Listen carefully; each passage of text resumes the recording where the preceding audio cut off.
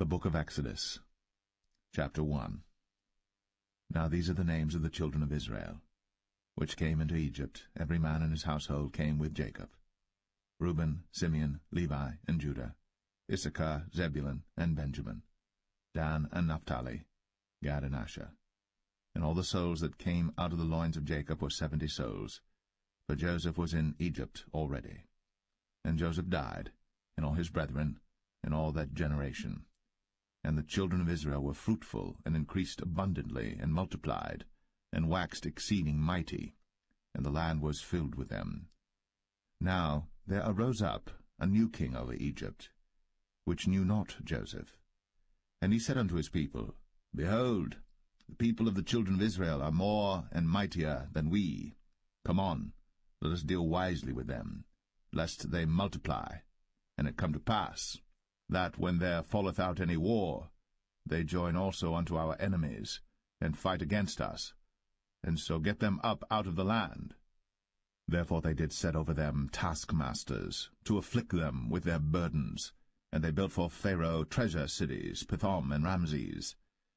But the more they afflicted them, the more they multiplied and grew, and they were grieved because of the children of Israel. And the Egyptians made the children of Israel to serve with rigor, and they made their lives bitter with hard bondage in mortar and in brick and in all manner of service in the field.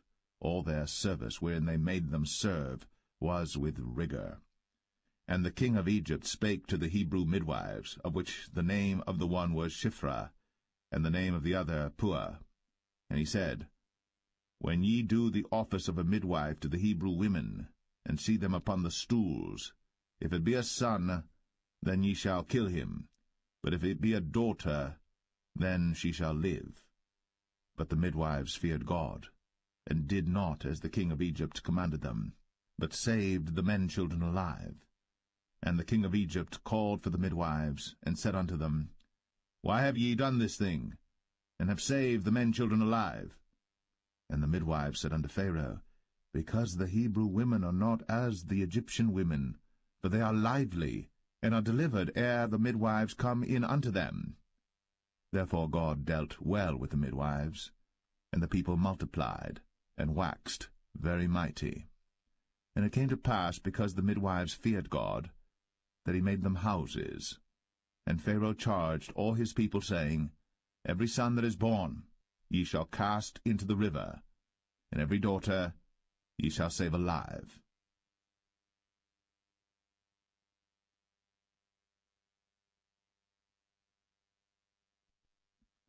Exodus 2. And there went a man of the house of Levi, and took to wife a daughter of Levi. And the woman conceived, and bare a son. And when she saw him that he was a goodly child, she hid him 3 months. And when she could not longer hide him, she took for him an ark of bulrushes, and daubed it with slime, and with pitch, and put the child therein, and she laid it in the flags by the river's brink. And his sister stood afar off, to wit what would be done to him. And the daughter of Pharaoh came down to wash herself at the river, and her maidens walked along by the river's side. And when she saw the ark among the flags, she sent her maid to fetch it. And when she had opened it, she saw the child, and behold, the babe wept. And she had compassion on him, and said, This is one of the Hebrews' children. Then said his sister to Pharaoh's daughter, Shall I go and call to thee a nurse of the Hebrew women, that she may nurse the child for thee? And Pharaoh's daughter said to her, Go. And the maid went, and called the child's mother. And Pharaoh's daughter said unto her, Take this child away, and nurse it for me, and I will give thee thy wages. And the woman took the child, and nursed it. And the child grew, and she brought him unto Pharaoh's daughter, and he became her son. And she called his name Moses, and she said, Because I drew him out of the water. And it came to pass in those days, when Moses was grown, that he went out unto his brethren, and looked on their burdens. And he spied an Egyptian smiting an Hebrew, one of his brethren. And he looked this way and that way. And when he saw that there was no man, he slew the Egyptian, and hid him in the sand. And when he went out the second day, behold, 2 men of the Hebrews strove together, And he said to him that did the wrong, Wherefore smitest thou thy fellow? And he said, Who made thee a prince and a judge over us? Intendest thou to kill me, as thou killedst the Egyptian? And Moses feared, and said, Surely this thing is known. Now when Pharaoh heard this thing, he sought to slay Moses. But Moses fled from the face of Pharaoh, and dwelt in the land of Midian, and he sat down by a well. Now the priest of Midian had 7 daughters, and they came and drew water, and filled the troughs to water their father's flock. And the shepherds came and drove them away. But Moses stood up and helped them, and watered their flock.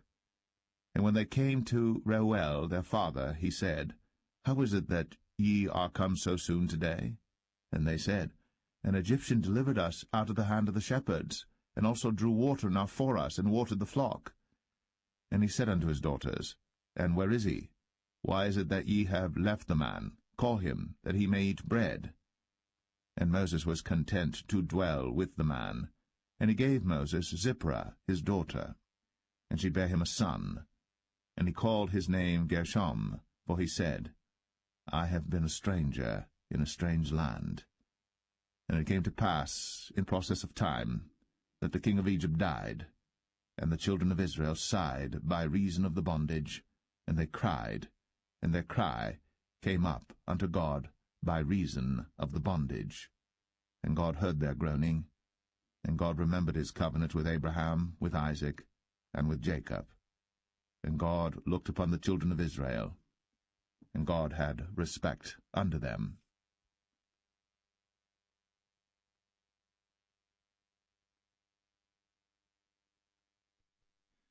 Exodus 3. Now Moses kept the flock of Jethro, his father-in-law, the priest of Midian. And he led the flock to the backside of the desert, and came to the mountain of God, even to Horeb. And the angel of the Lord appeared unto him in a flame of fire out of the midst of a bush. And he looked, and behold, the bush burned with fire, and the bush was not consumed. And Moses said, I will now turn aside and see this great sight, why the bush is not burnt. And when the Lord saw that he turned aside to see, God called unto him out of the midst of the bush, and said, Moses, Moses. And he said, Here am I. And he said, Draw not nigh hither. Put off thy shoes from off thy feet, for the place whereon thou standest is holy ground. Moreover, he said, I am the God of thy father, the God of Abraham, the God of Isaac, and the God of Jacob. And Moses hid his face, for he was afraid to look upon God. And the Lord said, I have surely seen the affliction of my people which are in Egypt, and have heard their cry by reason of their taskmasters. For I know their sorrows, and I am come down to deliver them out of the hand of the Egyptians, and to bring them up out of that land unto a good land, and a large, unto a land flowing with milk and honey, unto the place of the Canaanites, and the Hittites, and the Amorites, and the Perizzites, and the Hivites, and the Jebusites. Now therefore, behold, the cry of the children of Israel is come unto me, and I have also seen the oppression wherewith the Egyptians oppress them. Come now therefore, and I will send thee unto Pharaoh, that thou mayest bring forth my people, the children of Israel, out of Egypt. And Moses said unto God, Who am I, that I should go unto Pharaoh, and that I should bring forth the children of Israel out of Egypt? And he said, Certainly I will be with thee, and this shall be a token unto thee, that I have sent thee. When thou hast brought forth the people out of Egypt, ye shall serve God upon this mountain. And Moses said unto God, Behold, when I come unto the children of Israel, and shall say unto them, The God of your fathers has sent me unto you, and they shall say to me, What is his name? What shall I say unto them? And God said unto Moses, I am that I am. And he said, Thus shalt thou say unto the children of Israel, I am hath sent me unto you. And God said moreover unto Moses, Thus shalt thou say unto the children of Israel, The Lord God of your fathers, the God of Abraham, the God of Isaac, and the God of Jacob, hath sent me unto you. This is my name for ever, and this is my memorial unto all generations. Go and gather the elders of Israel together, and say unto them, The Lord God of your fathers, the God of Abraham, of Isaac, and of Jacob, appeared unto me, saying, I have surely visited you, and seen that which is done to you in Egypt. And I have said, I will bring you up out of the affliction of Egypt, unto the land of the Canaanites, and the Hittites, and the Amorites, and the Perizzites, and the Hivites, and the Jebusites, unto a land flowing with milk and honey. And they shall hearken to thy voice, and thou shalt come, thou and the elders of Israel, unto the king of Egypt, and ye shall say unto him, The Lord God of the Hebrews hath met with us. And now let us go, we beseech thee, 3 days' journey into the wilderness, that we may sacrifice to the Lord our God. And I am sure that the king of Egypt will not let you go, no, not by a mighty hand. And I will stretch out my hand, and smite Egypt with all my wonders which I will do in the midst thereof, and after that he will let you go. And I will give this people favor in the sight of the Egyptians, and it shall come to pass that, when ye go, ye shall not go empty.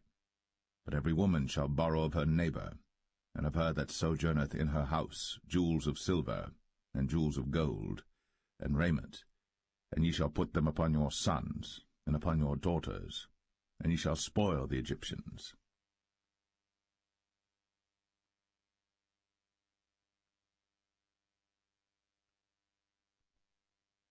Exodus 4. And Moses answered and said, But behold, they will not believe me, nor hearken unto my voice, but they will say, The Lord hath not appeared unto thee. And the Lord said unto him, What is that in thine hand? And he said, A rod. And he said, Cast it on the ground. And he cast it on the ground, and it became a serpent. And Moses fled from before it. And the Lord said unto Moses, Put forth thine hand, and take it by the tail. And he put forth his hand, and caught it. And it became a rod in his hand, that they may believe that the Lord God of their fathers, the God of Abraham, the God of Isaac, and the God of Jacob, hath appeared unto thee. And the Lord said furthermore unto him, Put now thine hand into thy bosom. And he put his hand into his bosom, and when he took it out, behold, his hand was leprous as snow. And he said, Put thine hand into thy bosom again. And he put his hand into his bosom again, and plucked it out of his bosom, and behold, it was turned again as his other flesh.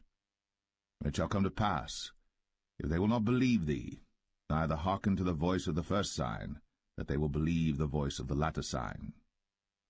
And it shall come to pass, if they will not believe also these 2 signs, neither hearken unto thy voice, that thou shalt take of the water of the river, and pour it upon the dry land, and the water which thou takest out of the river shall become blood upon the dry land. And Moses said unto the Lord, O my Lord, I am not eloquent, neither heretofore nor since thou hast spoken unto thy servant, but I am slow of speech and of a slow tongue. And the Lord said unto him, Who hath made man's mouth? Or who maketh the dumb, or deaf, or the seeing, or the blind? Have not I the Lord? Now therefore go, and I will be with thy mouth, and teach thee what thou shalt say. And he said, O my Lord, send, I pray thee, by the hand of him whom thou wilt send. And the anger of the Lord was kindled against Moses, and he said, Is not Aaron the Levite thy brother? I know that he can speak well, and also, behold, he cometh forth to meet thee. And when he seeth thee, he will be glad in his heart. And thou shalt speak unto him, and put words in his mouth. And I will be with thy mouth, and with his mouth, and will teach you what ye shall do. And he shall be thy spokesman unto the people, and he shall be, even he, shall be to thee instead of a mouth, and thou shalt be to him instead of God. And thou shalt take this rod in thine hand, wherewith thou shalt do signs. And Moses went, and returned to Jethro his father-in-law, and said unto him, Let me go, I pray thee, and return unto my brethren which are in Egypt, and see whether they be yet alive. And Jethro said to Moses, Go in peace. And the Lord said unto Moses in Midian, Go, return into Egypt, for all the men are dead which sought thy life. And Moses took his wife and his sons, and set them upon an ass, And he returned to the land of Egypt. And Moses took the rod of God in his hand. And the Lord said unto Moses, When thou goest to return into Egypt, see that thou do all those wonders before Pharaoh, which I have put in thine hand. But I will harden his heart, that he shall not let the people go. And thou shalt say unto Pharaoh, Thus saith the Lord, Israel is my son, even my firstborn. And I say unto thee, Let my son go, that he may serve me. And if thou refuse to let him go, behold, I will slay thy son, even thy firstborn. And it came to pass by the way in the inn, that the Lord met him, and sought to kill him. Then Zipporah took a sharp stone, and cut off the foreskin of her son, and cast it at his feet, and said, Surely a bloody husband art thou to me. So he let him go. Then she said, A bloody husband thou art, because of the circumcision. And the Lord said to Aaron, Go into the wilderness to meet Moses. And he went, and met him in the mount of God, and kissed him. And Moses told Aaron all the words of the Lord who had sent him, and all the signs which he had commanded him. And Moses and Aaron went and gathered together all the elders of the children of Israel. And Aaron spake all the words which the Lord had spoken unto Moses, and did the signs in the sight of the people. And the people believed. And when they heard that the Lord had visited the children of Israel, and that he had looked upon their affliction, then they bowed their heads and worshipped.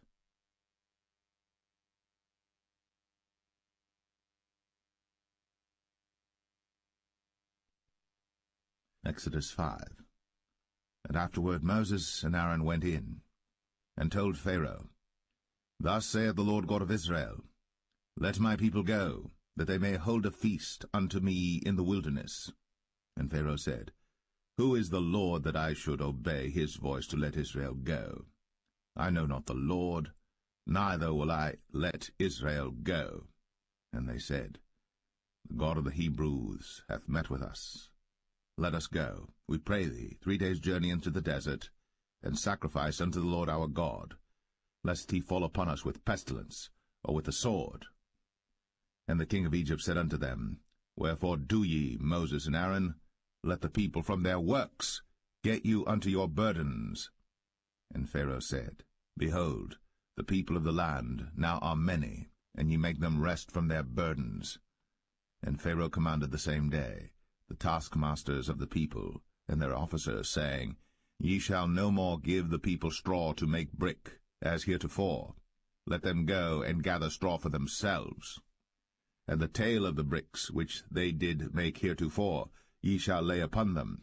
Ye shall not diminish aught thereof.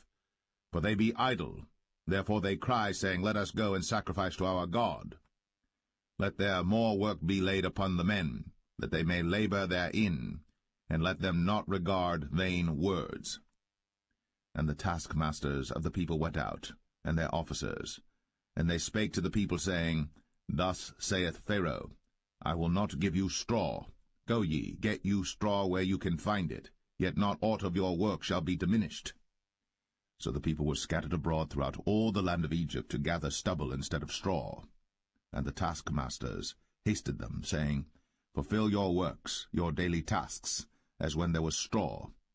And the officers of the children of Israel, which Pharaoh's taskmasters had set over them, were beaten, and demanded, Wherefore have ye not fulfilled your task in making brick both yesterday and today, as heretofore?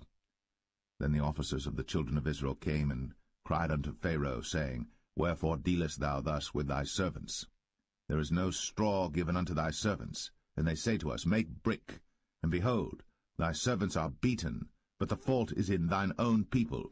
But he said, Ye are idle, ye are idle. Therefore ye say, Let us go and do sacrifice to the Lord. Go therefore now and work, for there shall no straw be given you. Yet shall ye deliver the tale of bricks. And the officers of the children of Israel did see that they were in evil case, after it was said, Ye shall not minish aught from your bricks of your daily task. And they met Moses and Aaron, who stood in the way, as they came forth from Pharaoh. And they said unto them, The Lord look upon you and judge, because ye have made our savour to be abhorred in the eyes of Pharaoh, and in the eyes of his servants, to put a sword in their hand to slay us. And Moses returned unto the Lord, and said, Lord, wherefore hast thou so evil entreated this people? Why is it that thou hast sent me? For since I came to Pharaoh to speak in thy name, he hath done evil to this people, neither hast thou delivered thy people at all.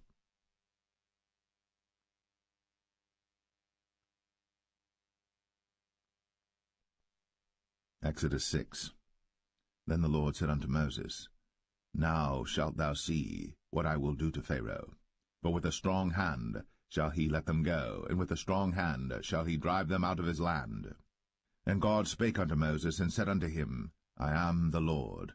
And I appeared unto Abraham, unto Isaac, and unto Jacob, by the name of God Almighty, but by my name Jehovah was I not known to them. And I have also established my covenant with them, to give them the land of Canaan, the land of their pilgrimage, wherein they were strangers. And I have also heard the groaning of the children of Israel, whom the Egyptians keep in bondage, and I have remembered my covenant. Wherefore say unto the children of Israel, I am the Lord, and I will bring you out from under the burdens of the Egyptians, and I will rid you out of their bondage, and I will redeem you with a stretched out arm and with great judgments. And I will take you to me for a people, and I will be to you a God, and ye shall know that I am the Lord your God, which bringeth you out from under the burdens of the Egyptians. And I will bring you in unto the land, concerning the which I did swear to give it to Abraham, to Isaac, and to Jacob, and I will give it you for an heritage. I am the Lord. And Moses spake so unto the children of Israel, but they hearkened not unto Moses for anguish of spirit, and for cruel bondage.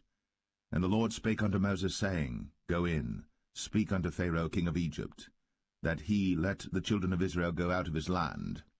And Moses spake before the Lord, saying, Behold, the children of Israel have not hearkened unto me. How then shall Pharaoh hear me, who am of uncircumcised lips?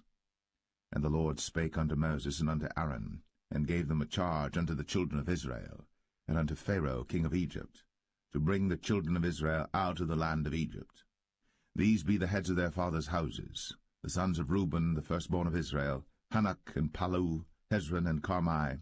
These be the families of Reuben.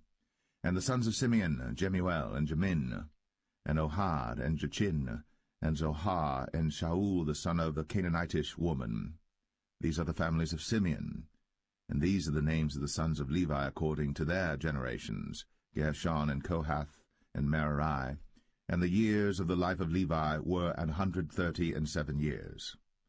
The sons of Gershon, Libni and Shimei, according to their families. And the sons of Kohath, Amram and Izhar, and Hebron and Uzziel. And the years of the life of Kohath were 133 years. And the sons of Merari, Mahalai and Mushai. These are the families of Levi according to their generations. And Amram took him Jochebed, his father's sister, to wife, and she bare him, Aaron and Moses. And the years of the life of Amram were 137 years. And the sons of Izhar, Korah and Nepheg and Zichri. And the sons of Uzziel, Mishael and Elzaphan and Zithri. And Aaron took him Elisheba, daughter of Aminadab, sister of Nahshon, to wife, and she bare him Nadab and Abihu, Eleazar and Ithamar. And the sons of Korah, Asir and Elkanah and Abiasaph. These are the families of the Korhites. And Eleazar, Aaron's son, took him one of the daughters of Putiel to wife, and she bare him Phinehas. These are the heads of the fathers of the Levites according to their families. These are that Aaron and Moses, to whom the Lord said, Bring out the children of Israel from the land of Egypt, according to their armies. These are they which spake to Pharaoh king of Egypt, to bring out the children of Israel from Egypt. These are that Moses and Aaron. And it came to pass on the day when the Lord spake unto Moses in the land of Egypt, that the Lord spake unto Moses, saying, I am the Lord. Speak thou unto Pharaoh king of Egypt all that I say unto thee. And Moses said before the Lord, Behold, I am of uncircumcised lips, and how shall Pharaoh hearken unto me?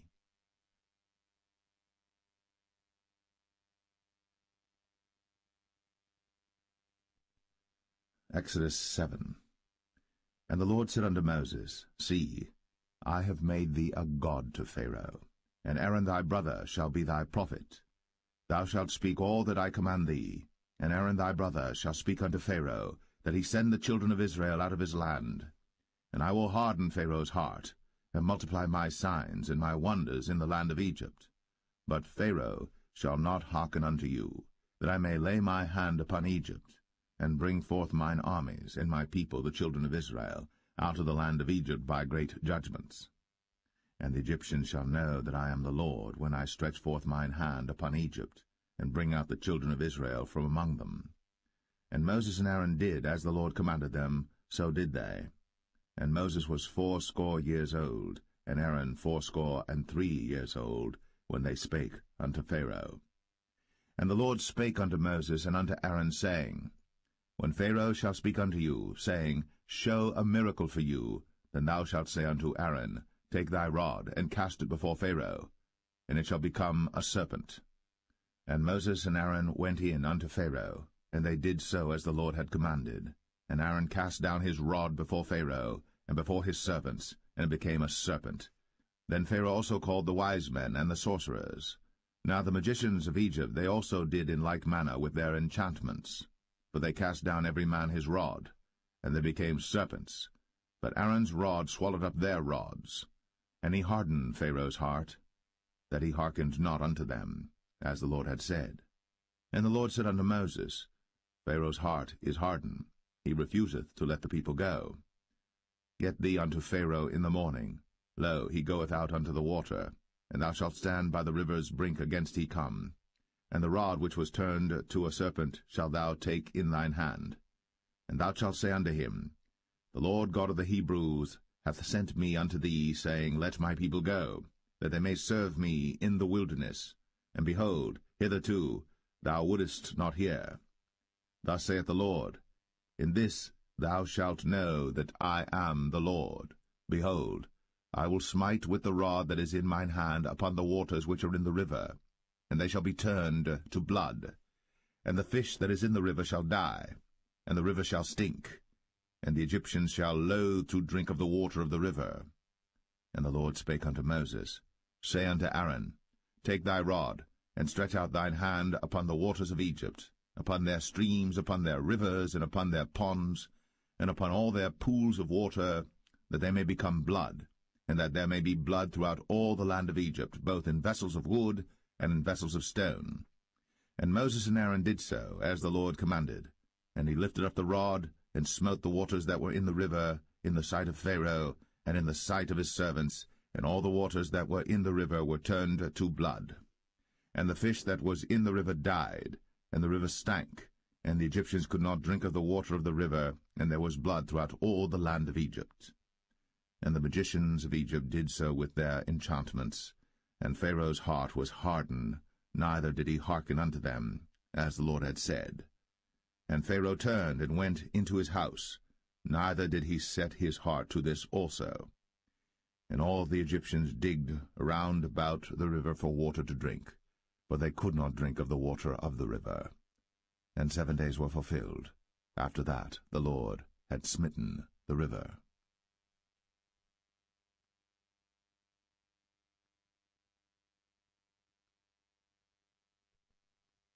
Exodus 8. And the Lord spake unto Moses, Go unto Pharaoh, and say unto him, Thus saith the Lord, Let my people go, that they may serve me. And if thou refuse to let them go, behold, I will smite all thy borders with frogs, and the river shall bring forth frogs abundantly, which shall go up and come into thine house, and into thy bedchamber, and upon thy bed, and into the house of thy servants, and upon thy people, and into thine ovens, and into thy kneading troughs. And the frogs shall come up both on thee, and upon thy people, and upon all thy servants. And the Lord spake unto Moses, Say unto Aaron, Stretch forth thine hand with thy rod over the streams, over the rivers, and over the ponds, and cause frogs to come up upon the land of Egypt. And Aaron stretched out his hand over the waters of Egypt, and the frogs came up, and covered the land of Egypt. And the magicians did so with their enchantments, and brought up frogs upon the land of Egypt. Then Pharaoh called for Moses and Aaron, and said, Entreat the Lord, that he may take away the frogs from me, and from my people, and I will let the people go, that they may do sacrifice unto the Lord. And Moses said unto Pharaoh, Glory over me. When shall I entreat for thee, and for thy servants, and for thy people, to destroy the frogs from thee, and thy houses, that they may remain in the river only? And he said, Tomorrow. And he said, Be it according to thy word, that thou mayest know that there is none like unto the Lord our God. And the frogs shall depart from thee, and from thy houses, and from thy servants, and from thy people, they shall remain in the river only. And Moses and Aaron went out from Pharaoh, and Moses cried unto the Lord because of the frogs, which he had brought against Pharaoh. And the Lord did according to the word of Moses, and the frogs died out of the houses, out of the villages, and out of the fields. And they gathered them together upon heaps, and the land stank. But when Pharaoh saw that there was respite, he hardened his heart, and hearkened not unto them, as the Lord had said. And the Lord said unto Moses, Say unto Aaron, Stretch out thy rod, and smite the dust of the land, that it may become lice throughout all the land of Egypt. And they did so. For Aaron stretched out his hand with his rod, and smote the dust of the earth, and it became lice in man and in beast. All the dust of the land became lice throughout all the land of Egypt. And the magicians did so with their enchantments to bring forth lice, but they could not, so there were lice upon man and upon beast. Then the magicians said unto Pharaoh, This is the finger of God. And Pharaoh's heart was hardened, and he hearkened not unto them, as the Lord had said. And the Lord said unto Moses, Rise up early in the morning, and stand before Pharaoh. Lo, he cometh forth to the water. And say unto him, Thus saith the Lord, Let my people go, that they may serve me. Else, if thou wilt not let my people go, behold, I will send swarms of flies upon thee, and upon thy servants, and upon thy people, and into thy houses, and the houses of the Egyptians shall be full of swarms of flies, and also the ground whereon they are. And I will sever in that day the land of Goshen, in which my people dwell, that no swarms of flies shall be there, to the end thou mayest know that I am the Lord in the midst of the earth. And I will put a division between my people and thy people. Tomorrow shall this sign be. And the Lord did so. And there came a grievous swarm of flies into the house of Pharaoh, and into his servants' houses, and into all the land of Egypt. The land was corrupted by reason of the swarm of flies. And Pharaoh called for Moses and for Aaron, and said, Go ye, sacrifice to your God in the land. And Moses said, It is not meet so to do, for we shall sacrifice the abomination of the Egyptians to the Lord our God. Lo, shall we sacrifice the abomination of the Egyptians before their eyes? And will they not stone us? We will go 3 days' journey into the wilderness, and sacrifice to the Lord our God, as he shall command us. And Pharaoh said, I will let you go, that ye may sacrifice to the Lord your God in the wilderness. Only ye shall not go very far away. Entreat for me. And Moses said, Behold, I go out from thee, and I will entreat the Lord that the swarms of flies may depart from Pharaoh, from his servants, and from his people tomorrow. But let not Pharaoh deal deceitfully any more, not letting the people go to sacrifice to the Lord. And Moses went out from Pharaoh, and entreated the Lord. And the Lord did according to the word of Moses, and he removed the swarms of flies from Pharaoh, from his servants, and from his people. There remained not one. And Pharaoh hardened his heart at this time also, neither would he let the people go.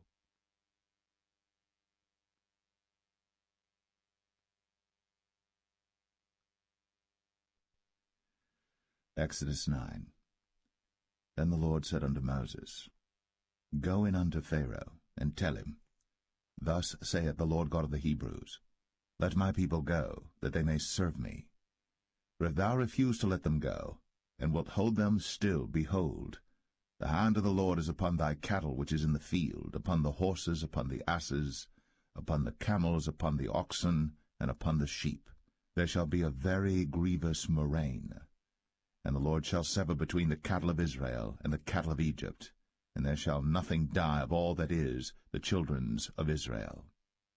And the Lord appointed a set time, saying, Tomorrow the Lord shall do this thing in the land. And the Lord did that thing on the morrow, and all the cattle of Egypt died, but of the cattle of the children of Israel died not one. And Pharaoh sent, and behold, there was not one of the cattle of the Israelites dead, and the heart of Pharaoh was hardened, and he did not let the people go. And the Lord said unto Moses and unto Aaron, Take to you handfuls of ashes of the furnace, and let Moses sprinkle it toward the heaven in the sight of Pharaoh, and it shall become small dust in all the land of Egypt, and shall be a boil breaking forth with blains upon man and upon beast throughout all the land of Egypt. Then they took ashes of the furnace, and stood before Pharaoh. And Moses sprinkled it up toward heaven, and it became a boil, breaking forth with blains upon man and upon beast. And the magicians could not stand before Moses because of the boils, for the boil was upon the magicians and upon all the Egyptians. And the Lord hardened the heart of Pharaoh, and he hearkened not unto them, as the Lord had spoken unto Moses. And the Lord said unto Moses, Rise up early in the morning, and stand before Pharaoh, and say unto him, Thus saith the Lord God of the Hebrews, Let my people go, that they may serve me. For I will at this time send all my plagues upon thine heart, and upon thy servants, and upon thy people, that thou mayest know that there is none like me in all the earth. For now I will stretch out my hand, that I may smite thee and thy people with pestilence, and thou shalt be cut off from the earth. And in very deed for this cause have I raised thee up, for to show in thee my power, and that my name may be declared throughout all the earth. As yet exaltest thou thyself against my people, that thou wilt not let them go. Behold, tomorrow about this time I will cause it to rain a very grievous hail, such as hath not been in Egypt since the foundation thereof even until now. Send therefore now, and gather thy cattle, and all that thou hast in the field. For upon every man and beast which shall be found in the field, and shall not be brought home, the hail shall come down upon them, and they shall die. He that feared the word of the Lord among the servants of Pharaoh made his servants and his cattle flee into the houses. And he that regarded not the word of the Lord left his servants and his cattle in the field. And the Lord said unto Moses, Stretch forth thine hand toward heaven, that there may be hail in all the land of Egypt, upon man, and upon beast, and upon every herb of the field, throughout the land of Egypt. And Moses stretched forth his rod toward heaven, and the Lord sent thunder and hail, and the fire ran along upon the ground, and the Lord rained hail upon the land of Egypt. So there was hail and fire mingled with the hail, very grievous, such as there was none like it in all the land of Egypt since it became a nation. And the hail smote throughout all the land of Egypt all that was in the field, both man and beast. And the hail smote every herb of the field, and brake every tree of the field. Only in the land of Goshen, where the children of Israel were, was there no hail. And Pharaoh sent and called for Moses and Aaron, and said unto them, I have sinned at this time.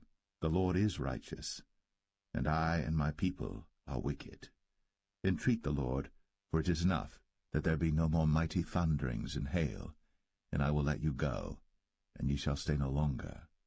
And Moses said unto him, As soon as I am gone out of the city, I will spread abroad my hands unto the Lord, and the thunder shall cease, neither shall there be any more hail, that thou mayest know how that the earth is the Lord's. But as for thee and thy servants, I know that ye will not yet fear the Lord God. And the flax and the barley were smitten, for the barley was in the ear, and the flax was bold. But the wheat and the rye were not smitten, for they were not grown up. And Moses went out of the city from Pharaoh, and spread abroad his hands unto the Lord, and the thunders and hail ceased, and the rain was not poured upon the earth. And when Pharaoh saw that the rain and the hail and the thunders were ceased, he sinned yet more, and hardened his heart, he and his servants. And the heart of Pharaoh was hardened, neither would he let the children of Israel go, as the Lord had spoken by Moses.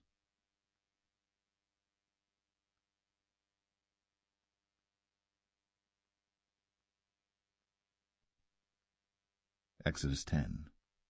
And the Lord said unto Moses, Go in unto Pharaoh, for I have hardened his heart, and the heart of his servants, that I might show these my signs before him, and that thou mayest tell in the ears of thy son, and of thy son's son, what things I have wrought in Egypt, and my signs which I have done among them, that ye may know how that I am the Lord.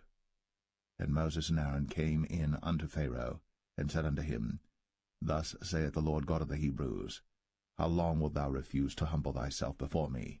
Let my people go, that they may serve me. Else, if thou refuse to let my people go, behold, tomorrow will I bring the locusts into thy coast. And they shall cover the face of the earth, that one cannot be able to see the earth. And they shall eat the residue of that which is escaped, which remaineth unto you from the hail, and shall eat every tree which groweth for you out of the field. And they shall fill thy houses, and the houses of all thy servants, and the houses of all the Egyptians, which neither thy fathers nor thy fathers' fathers have seen, since the day that they were upon the earth unto this day. And he turned himself, and went out from Pharaoh. And Pharaoh's servants said unto him, How long shall this man be a snare unto us? Let the men go, that they may serve the Lord their God. Knowest thou not yet that Egypt is destroyed? And Moses and Aaron were brought again unto Pharaoh, and he said unto them, Go, serve the Lord your God. But who are they that shall go? And Moses said, We will go with our young and with our old, with our sons and with our daughters, with our flocks and with our herds will we go, for we must hold a feast unto the Lord. And he said unto them, Let the Lord be so with you, as I will let you go, and your little ones. Look to it, for evil is before you. Not so. Go now, ye that are men, and serve the Lord, for that ye did desire. And they were driven out from Pharaoh's presence. And the Lord said unto Moses, Stretch out thine hand over the land of Egypt for the locusts, that they may come up upon the land of Egypt, and eat every herb of the land, even all that the hail hath left. And Moses stretched forth his rod over the land of Egypt. And the Lord brought an east wind upon the land all that day, and all that night. And when it was morning, the east wind brought the locusts. And the locusts went up over all the land of Egypt, and rested in all the coasts of Egypt. Very grievous were they. Before them there were no such locusts as they, neither after them shall be such. For they covered the face of the whole earth, so that the land was darkened.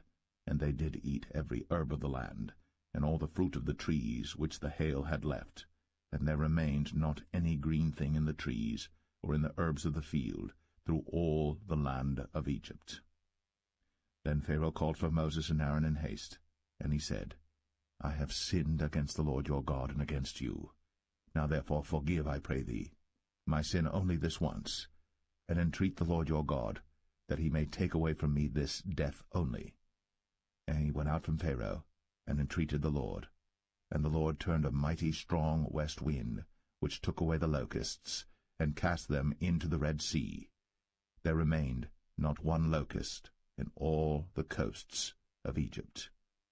But the Lord hardened Pharaoh's heart, so that he would not let the children of Israel go. And the Lord said unto Moses, Stretch out thine hand toward heaven, that there may be darkness over the land of Egypt, even darkness which may be felt. And Moses stretched forth his hand toward heaven, and there was a thick darkness in all the land of Egypt 3 days. They saw not one another, neither rose any from his place for 3 days. But all the children of Israel had light in their dwellings. And Pharaoh called unto Moses, and said, Go ye, serve the Lord. Only let your flocks and your herds be stayed. Let your little ones also go with you. And Moses said, Thou must give us also sacrifices and burnt offerings, that we may sacrifice unto the Lord our God. Our cattle also shall go with us. There shall not an hoof be left behind, for thereof must we take to serve the Lord our God, and we know not with what we must serve the Lord until we come thither.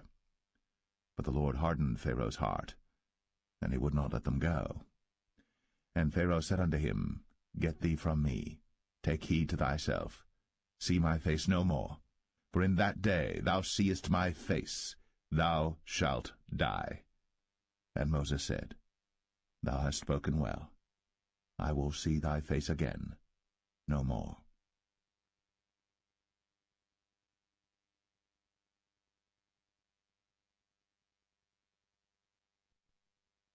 Exodus 11. And the Lord said unto Moses, Yet will I bring one plague more upon Pharaoh and upon Egypt. Afterwards he will let you go hence. When he shall let you go, he shall surely thrust you out hence altogether. Speak now in the ears of the people, and let every man borrow of his neighbor, and every woman of her neighbor, jewels of silver and jewels of gold. And the Lord gave the people favor in the sight of the Egyptians. Moreover, the man Moses was very great in the land of Egypt, in the sight of Pharaoh's servants, and in the sight of the people. And Moses said, Thus saith the Lord, About midnight will I go out into the midst of Egypt, and all the firstborn in the land of Egypt shall die, from the firstborn of Pharaoh that sitteth upon his throne, even unto the firstborn of the maidservant that is behind the mill, and all the firstborn of beasts. And there shall be a great cry throughout all the land of Egypt, such as there was none like it, nor shall be like it any more. But against any of the children of Israel shall not a dog move his tongue, against man or beast, that ye may know how that the Lord doth put a difference between the Egyptians and Israel. And all these thy servants shall come down unto me, and bow down themselves unto me, saying, Get thee out, and all the people that follow thee, and after that I will go out. And he went out from Pharaoh in a great anger. And the Lord said unto Moses, Pharaoh shall not hearken unto you, that my wonders may be multiplied in the land of Egypt. And Moses and Aaron did all these wonders before Pharaoh. And the Lord hardened Pharaoh's heart, so that he would not let the children of Israel go out of his land.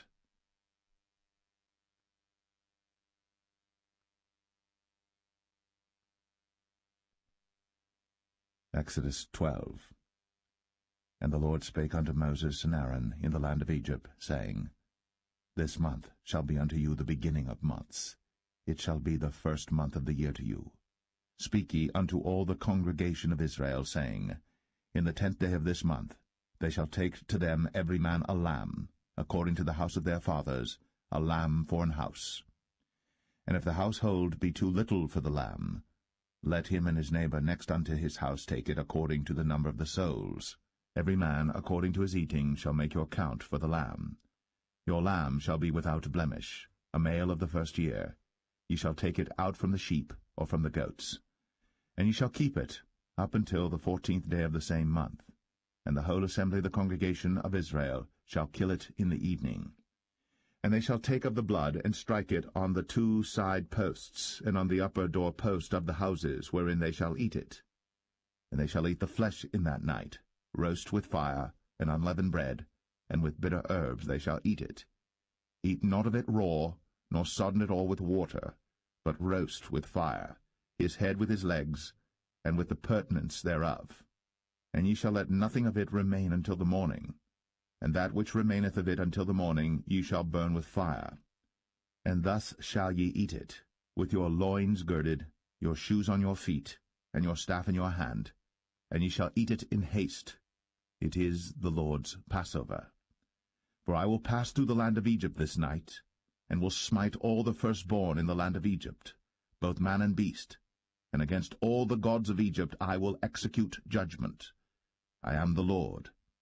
And the blood shall be to you for a token upon the houses where ye are. And when I see the blood, I will pass over you, and the plague shall not be upon you to destroy you, when I smite the land of Egypt. And this day shall be unto you for a memorial, and ye shall keep it a feast to the Lord throughout your generations. Ye shall keep it a feast by an ordinance for ever. 7 days shall ye eat unleavened bread. Even the first day ye shall put away leaven out of your houses. For whosoever eateth leavened bread from the first day until the 7th day, that soul shall be cut off from Israel. And in the first day there shall be an holy convocation, and in the 7th day there shall be an holy convocation to you. No manner of work shall be done in them, save that which every man must eat, that only may be done of you. And ye shall observe the feast of unleavened bread. For in this selfsame day have I brought your armies out of the land of Egypt. Therefore shall ye observe this day in your generations by an ordinance for ever. In the 1st month, on the 14th day of the month at even, Ye shall eat unleavened bread, until the 21st day of the month at even. 7 days shall there be no leaven found in your houses. For whosoever eateth that which is leavened, even that soul shall be cut off from the congregation of Israel, whether he be a stranger or born in the land. Ye shall eat nothing leavened. In all your habitations shall ye eat unleavened bread. Then Moses called for all the elders of Israel, and said unto them, Draw out, and take you a lamb according to your families, and kill the Passover. And ye shall take a bunch of hyssop, and dip it in the blood that is in the basin, and strike the lintel and the 2 side posts with the blood that is in the basin, and none of you shall go out at the door of his house until the morning. For the Lord will pass through to smite the Egyptians. And when he seeth the blood upon the lintel, and on the 2 side posts, the Lord will pass over the door, and will not suffer the destroyer to come in unto your houses to smite you. And ye shall observe this thing for an ordinance to thee, and to thy sons, for ever. And it shall come to pass, when ye be come to the land which the Lord will give you, according as he hath promised, that ye shall keep this service. And it shall come to pass, when your children shall say unto you, What mean ye by this service? That ye shall say, It is the sacrifice of the Lord's Passover, who passed over the houses of the children of Israel in Egypt, when he smote the Egyptians, and delivered our houses. And the people bowed the head, and worshipped. And the children of Israel went away, and did, as the Lord had commanded Moses and Aaron, so did they.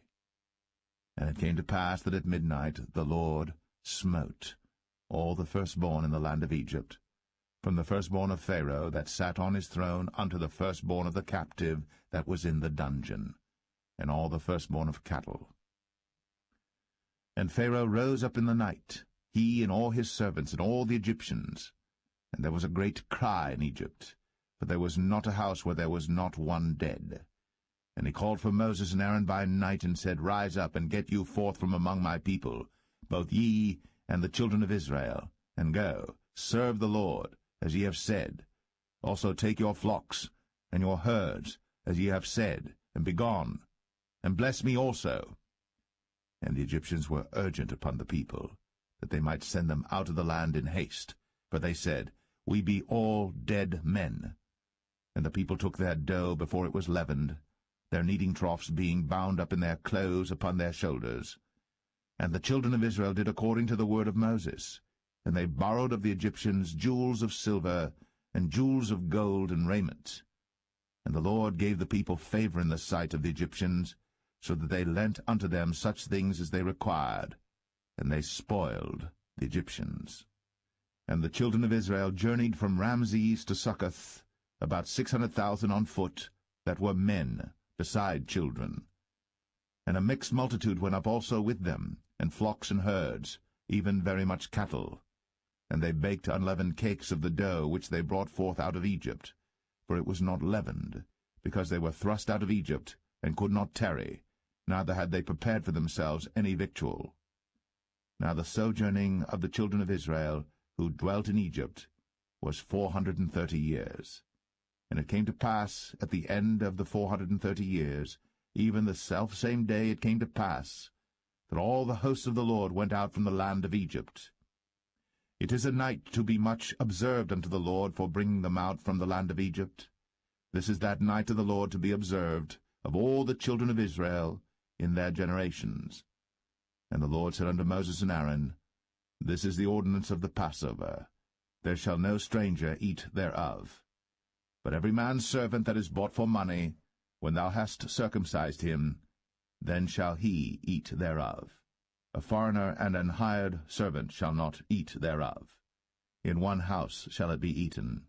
Thou shalt not carry forth aught of the flesh abroad out of the house, neither shall ye break a bone thereof. All the congregation of Israel shall keep it.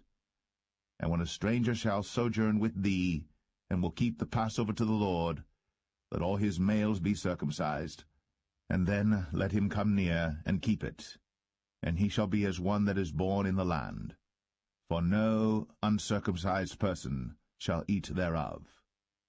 One law shall be to him that is homeborn, and unto the stranger that sojourneth among you. Thus did all the children of Israel. As the Lord commanded Moses and Aaron, so did they. And it came to pass the selfsame day, that the Lord did bring the children of Israel out of the land of Egypt by their armies.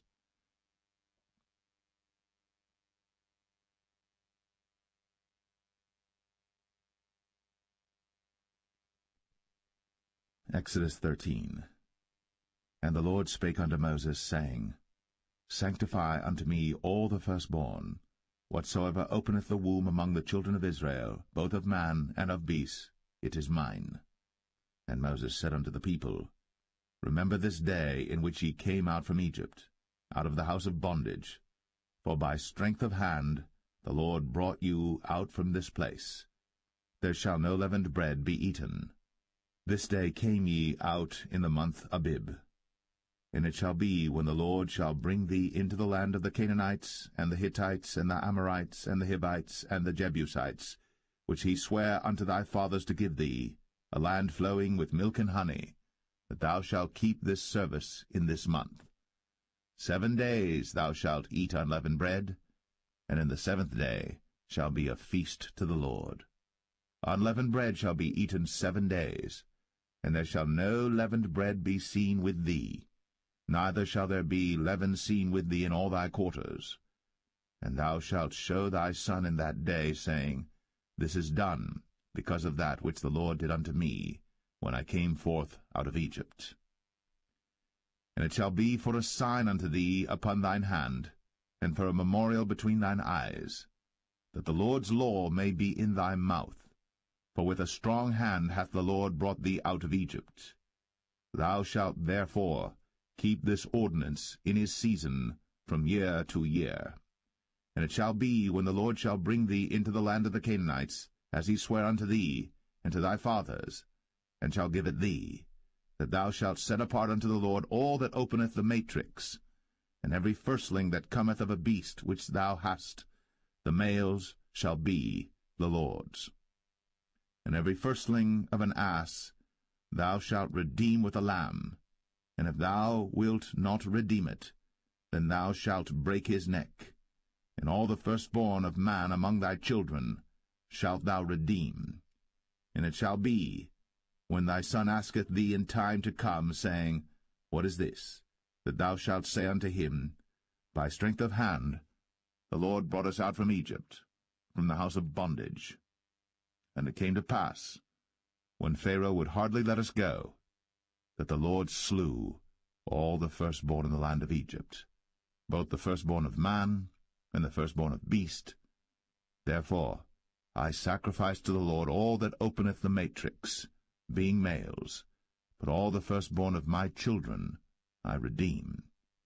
And it shall be for a token upon thine hand, and for frontlets between thine eyes, for by strength of hand the Lord brought us forth out of Egypt. And it came to pass, when Pharaoh had let the people go, that God led them not through the way of the land of the Philistines, although that was near, for God said, Lest peradventure the people repent when they see war, and they return to Egypt. But God led the people about through the way of the wilderness of the Red Sea, and the children of Israel went up harnessed out of the land of Egypt. And Moses took the bones of Joseph with him, for he had straitly sworn the children of Israel, saying, God will surely visit you, and ye shall carry up my bones away hence with you. And they took their journey from Succoth, and encamped in Etham, in the edge of the wilderness. And the Lord went before them by day in a pillar of a cloud, to lead them the way, and by night in a pillar of fire, to give them light, to go by day and night. He took not away the pillar of the cloud by day, nor the pillar of fire by night, from before the people.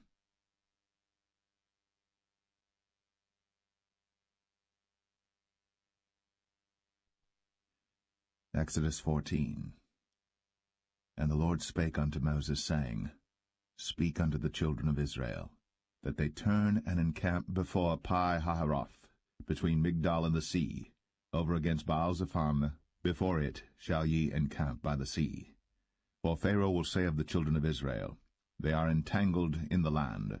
The wilderness hath shut them in. And I will harden Pharaoh's heart, that he shall follow after them. And I will be honored upon Pharaoh, and upon all his host, that the Egyptians may know that I am the Lord.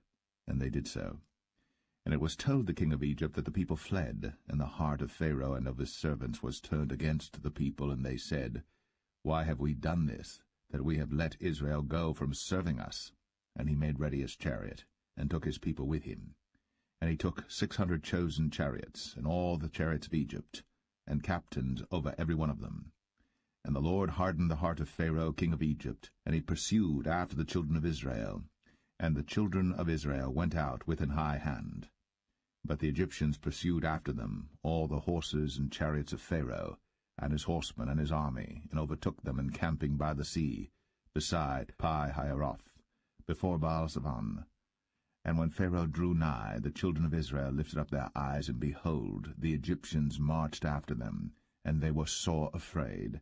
And the children of Israel cried out unto the Lord, and they said unto Moses, Because there were no graves in Egypt, hast thou taken us away to die in the wilderness? Wherefore hast thou dealt thus with us, to carry us forth out of Egypt? Is not this the word that we did tell thee in Egypt, saying, Let us alone, that we may serve the Egyptians? For it had been better for us to serve the Egyptians, than that we should die in the wilderness. And Moses said unto the people, Fear ye not, stand still, and see the salvation of the Lord, which he will show to you today. For the Egyptians whom ye have seen today, ye shall see them again no more for ever. The Lord shall fight for you, and ye shall hold your peace. And the Lord said unto Moses, Wherefore criest thou unto me? Speak unto the children of Israel, that they go forward. But lift thou up thy rod, and stretch out thine hand over the sea, and divide it. And the children of Israel shall go on dry ground through the midst of the sea. And I, behold, I will harden the hearts of the Egyptians, and they shall follow them. And I will get me honor upon Pharaoh, and upon all his host, upon his chariots, and upon his horsemen. And the Egyptians shall know that I am the Lord, when I have gotten me honor upon Pharaoh, upon his chariots, and upon his horsemen. And the angel of God, which went before the camp of Israel, removed, and went behind them. And the pillar of the cloud went from before their face, and stood behind them. And it came between the camp of the Egyptians and the camp of Israel. And it was a cloud and darkness to them, but it gave light by night to these, so that the one came not near the other all the night. And Moses stretched out his hand over the sea, and the Lord caused the sea to go back by a strong east wind all that night, and made the sea dry land, and the waters were divided. And the children of Israel went into the midst of the sea upon the dry ground, and the waters were a wall unto them on their right hand and on their left. And the Egyptians pursued, and went in after them to the midst of the sea, even all Pharaoh's horses, his chariots, and his horsemen. And it came to pass that in the morning watch the Lord looked unto the host of the Egyptians through the pillar of fire and of the cloud, and troubled the host of the Egyptians, and took off their chariot wheels, that they drave them heavily, so that the Egyptians said, Let us flee from the face of Israel, for the Lord fighteth for them against the Egyptians. And the Lord said unto Moses, Stretch out thine hand over the sea, that the waters may come again upon the Egyptians, upon their chariots, and upon their horsemen. And Moses stretched forth his hand over the sea, and the sea returned to his strength when the morning appeared, and the Egyptians fled against it. And the Lord overthrew the Egyptians in the midst of the sea. And the waters returned and covered the chariots, and the horsemen, and all the host of Pharaoh that came into the sea after them. There remained not so much as one of them. But the children of Israel walked upon dry land in the midst of the sea, and the waters were a wall unto them on their right hand and on their left. Thus the Lord saved Israel that day out of the hand of the Egyptians, and Israel saw the Egyptians dead upon the seashore. And Israel saw that great work which the Lord did upon the Egyptians, and the people feared the Lord, and believed the Lord and his servant Moses.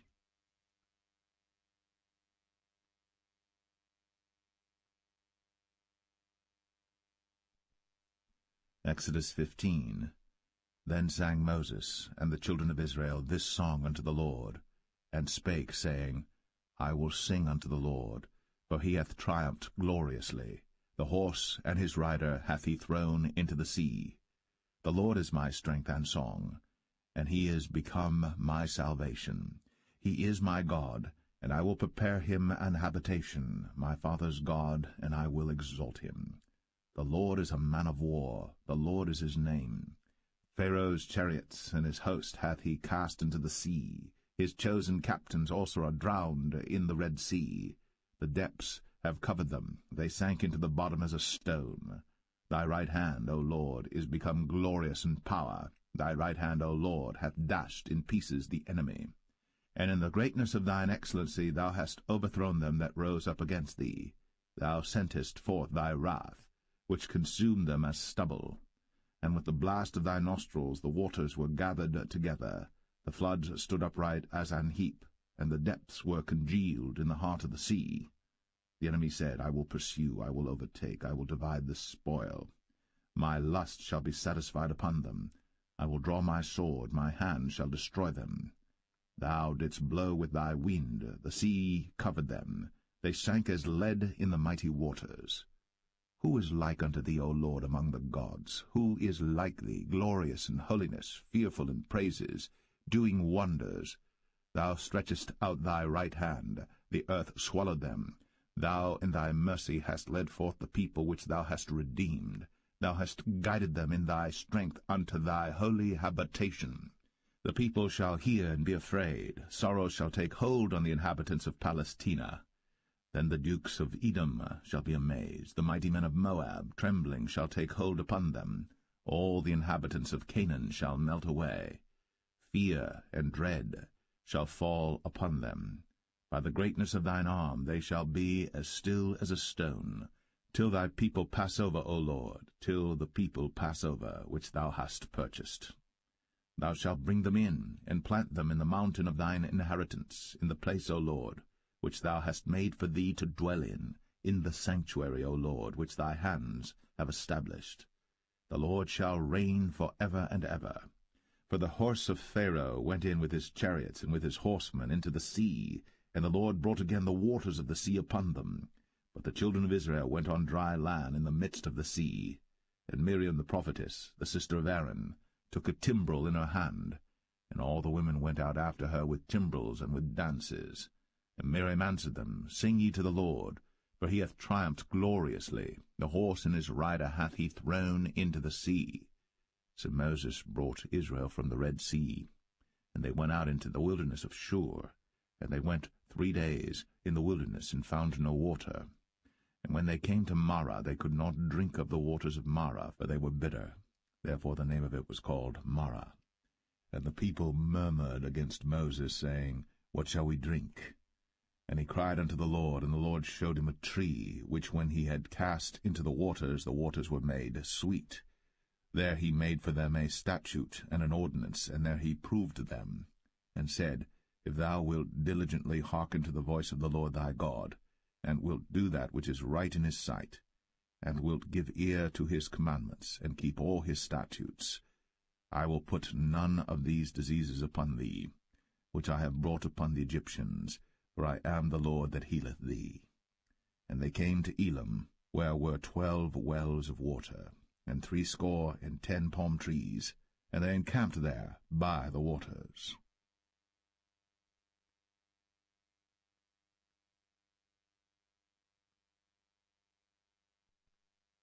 Exodus 16.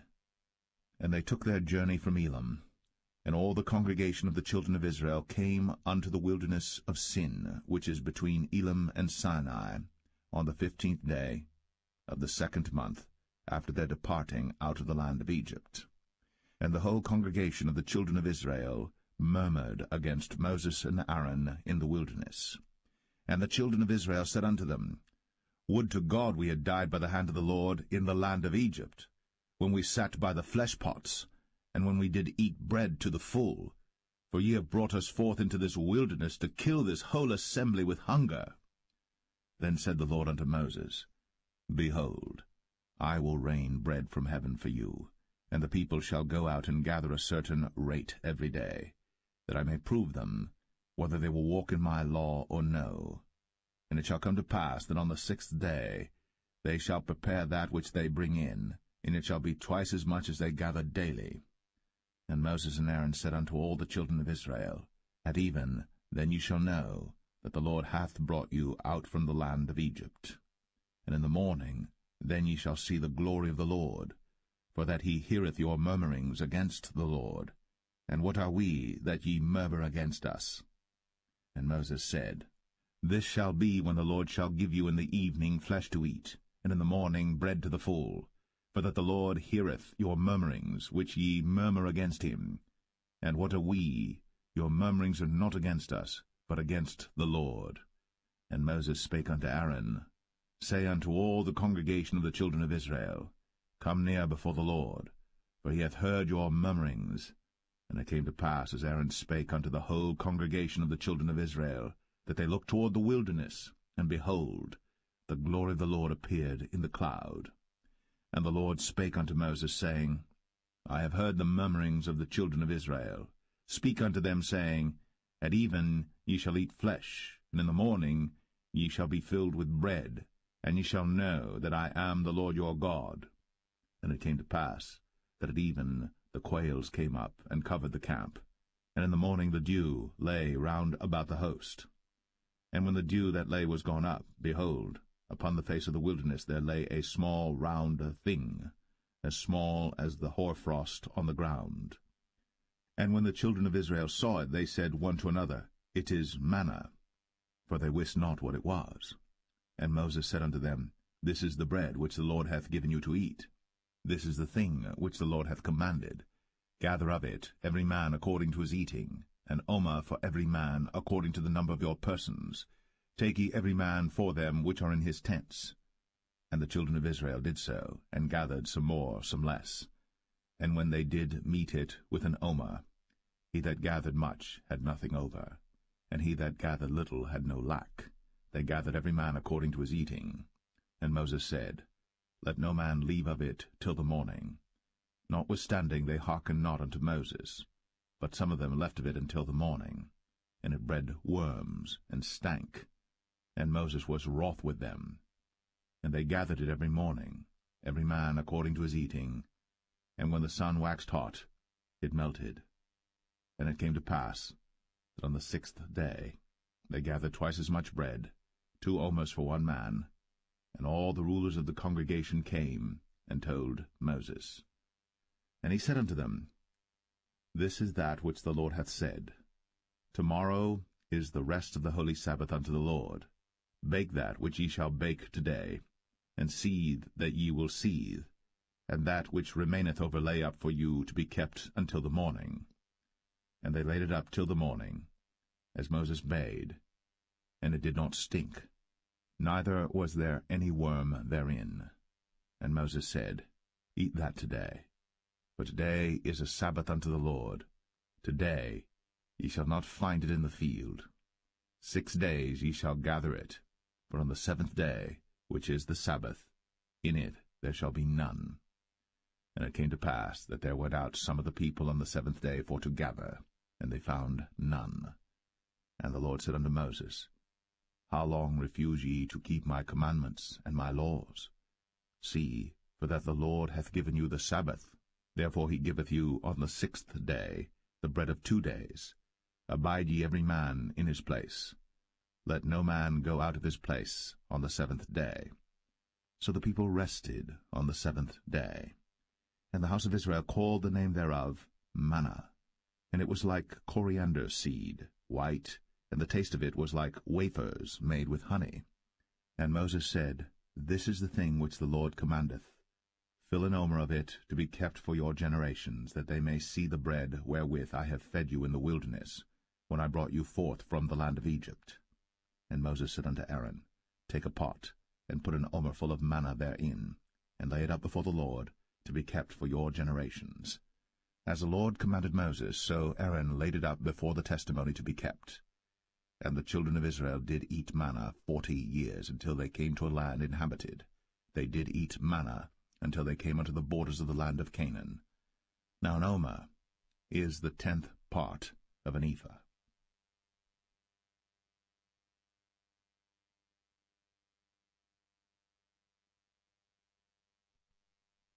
Exodus 17.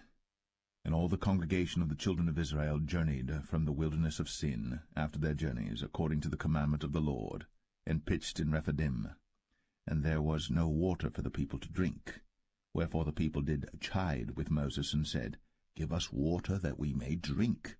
And Moses said unto them, Why chide ye with me? Wherefore do ye tempt the Lord? And the people thirsted there for water. And the people murmured against Moses, and said, Wherefore is this that thou hast brought us up out of Egypt, to kill us, and our children, and our cattle with thirst? And Moses cried unto the Lord, saying, What shall I do unto this people? They be almost ready to stone me. And the Lord said unto Moses, Go on before the people, and take with thee of the elders of Israel, and thy rod wherewith thou smotest the river, take in thine hand, and go. Behold, I will stand before thee there upon the rock in Horeb, and thou shalt smite the rock. And there shall come water out of it, that the people may drink. And Moses did so in the sight of the elders of Israel. And he called the name of the place Massah, and Meribah, because of the chiding of the children of Israel, and because they tempted the Lord, saying, Is the Lord among us or not? Then came Amalek and fought with Israel in Rephidim. And Moses said unto Joshua, Choose us out men, and go out, fight with Amalek. Tomorrow I will stand on the top of the hill with the rod of God in mine hand. So Joshua did as Moses had said to him, and fought with Amalek. And Moses, Aaron, and Hur went up to the top of the hill. And it came to pass, when Moses held up his hand, that Israel prevailed. And when he let down his hand, Amalek prevailed. But Moses' hands were heavy, and they took a stone and put it under him, and he sat thereon. And Aaron and Hur stayed up his hands, the one on the one side, and the other on the other side. And his hands were steady until the going down of the sun. And Joshua discomfited Amalek and his people with the edge of the sword. And the Lord said unto Moses, Write this for a memorial in a book, and rehearse it in the ears of Joshua. For I will utterly put out the remembrance of Amalek from under heaven. And Moses built an altar, and called the name of it Jehovah Nissi. For he said, Because the Lord has sworn that the Lord will have war with Amalek from generation to generation.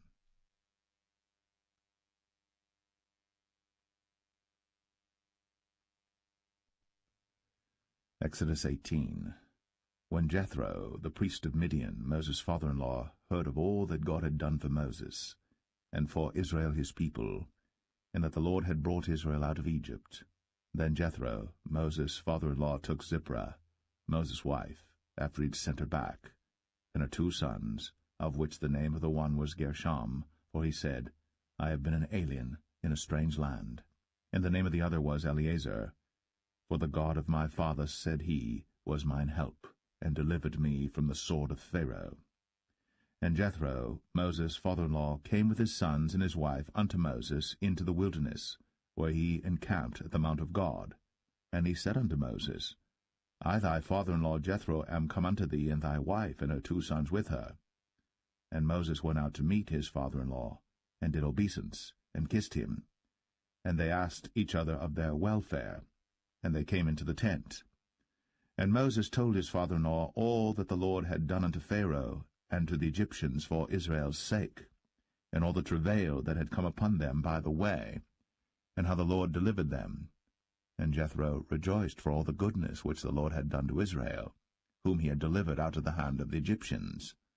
And Jethro said, Blessed be the Lord, who hath delivered you out of the hand of the Egyptians, and out of the hand of Pharaoh, who hath delivered the people from under the hand of the Egyptians. Now I know that the Lord is greater than all gods, for in the thing wherein they dealt proudly he was above them. And Jethro, Moses' father-in-law, took a burnt offering and sacrifices for God. And Aaron came, and all the elders of Israel, to eat bread with Moses' father-in-law before God.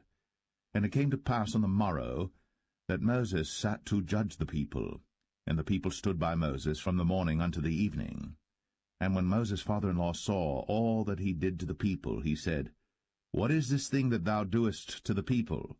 Why sittest thou thyself alone, and all the people stand by thee from morning unto even? And Moses said unto his father-in-law, Because the people come unto me to inquire of God. When they have a matter they come unto me, and I judge between one and another, and I do make them know the statutes of God and his laws. And Moses' father-in-law said unto him, The thing that thou doest is not good. Thou wilt surely wear away, both thou and this people that is with thee. For this thing is too heavy for thee. Thou art not able to perform it thyself alone. Hearken now unto my voice. I will give thee counsel, and God shall be with thee. Be thou for the people too Godward, that thou mayest bring the causes unto God. And thou shalt teach them ordinances and laws, and shalt show them the way wherein they must walk, and the work that they must do.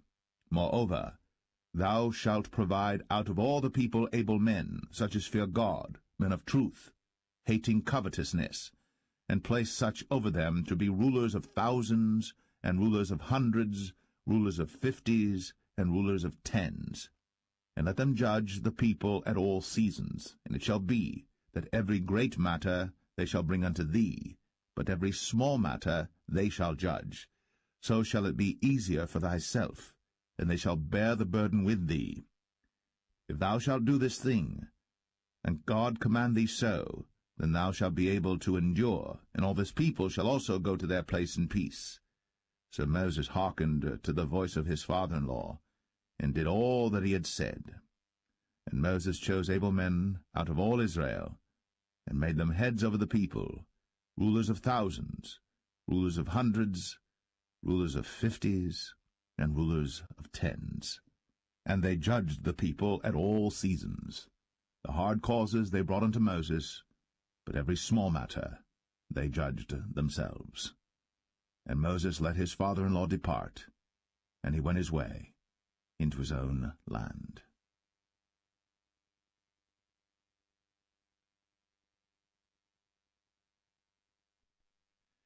Exodus 19.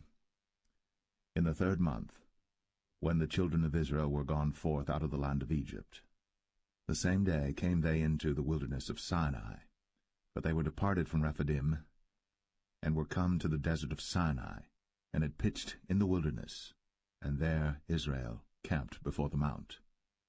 And Moses went up unto God, and the Lord called unto him out of the mountain, saying, Thus shalt thou say to the house of Jacob, and tell the children of Israel, Ye have seen what I did unto the Egyptians, and how I bare you on eagle's wings, and brought you unto myself. Now therefore, if ye will obey my voice indeed, and keep my covenant, then ye shall be a peculiar treasure unto me above all people. For all the earth is mine, and ye shall be unto me a kingdom of priests, and an holy nation. These are the words which thou shalt speak unto the children of Israel. And Moses came and called for the elders of the people, and laid before their faces all these words which the Lord commanded him. And all the people answered together, and said, All that the Lord hath spoken we will do. And Moses returned the words of the people unto the Lord. And the Lord said unto Moses, Lo, I come unto thee in a thick cloud, that the people may hear when I speak with thee, and believe thee for ever. And Moses told the words of the people unto the Lord. And the Lord said unto Moses, Go unto the people, and sanctify them today and tomorrow, and let them wash their clothes, and be ready against the 3rd day. For the 3rd day the Lord will come down in the sight of all the people upon Mount Sinai. And thou shalt set bounds unto the people round about, saying, Take heed to yourselves, that ye go not up into the mount, or touch the border of it. Whosoever toucheth the mount shall be surely put to death. There shall not an hand touch it, but he shall surely be stoned, or shot through, whether it be beast or man. It shall not live. When the trumpet soundeth long, they shall come up to the mount. And Moses went down from the mount unto the people, and sanctified the people, and they washed their clothes. And he said unto the people, Be ready against the 3rd day. Come not at your wives. And it came to pass on the 3rd day in the morning, that there were thunders and lightnings, and a thick cloud upon the mount, and the voice of the trumpet exceeding loud, so that all the people that was in the camp trembled. And Moses brought forth the people out of the camp to meet with God. And they stood at the nether part of the mount. And Mount Sinai was altogether on a smoke, because the Lord descended upon it in fire, and the smoke thereof ascended as the smoke of a furnace, and the whole mount quaked greatly. And when the voice of the trumpet sounded long, and waxed louder and louder, Moses spake, and God answered him by a voice. And the Lord came down upon Mount Sinai, on the top of the mount, and the Lord called Moses up to the top of the mount, and Moses went up. And the Lord said unto Moses, Go down, charge the people, lest they break through unto the Lord to gaze, and many of them perish. And let the priests also which come near to the Lord sanctify themselves, lest the Lord break forth upon them. And Moses said unto the Lord, The people cannot come up to Mount Sinai, for thou chargest us, saying, Set bounds about the mount, and sanctify it. And the Lord said unto him, Away, get thee down, and thou shalt come up, thou and Aaron with thee. But let not the priests and the people break through to come up unto the Lord, lest he break forth upon them. So Moses went down unto the people, and spake unto them.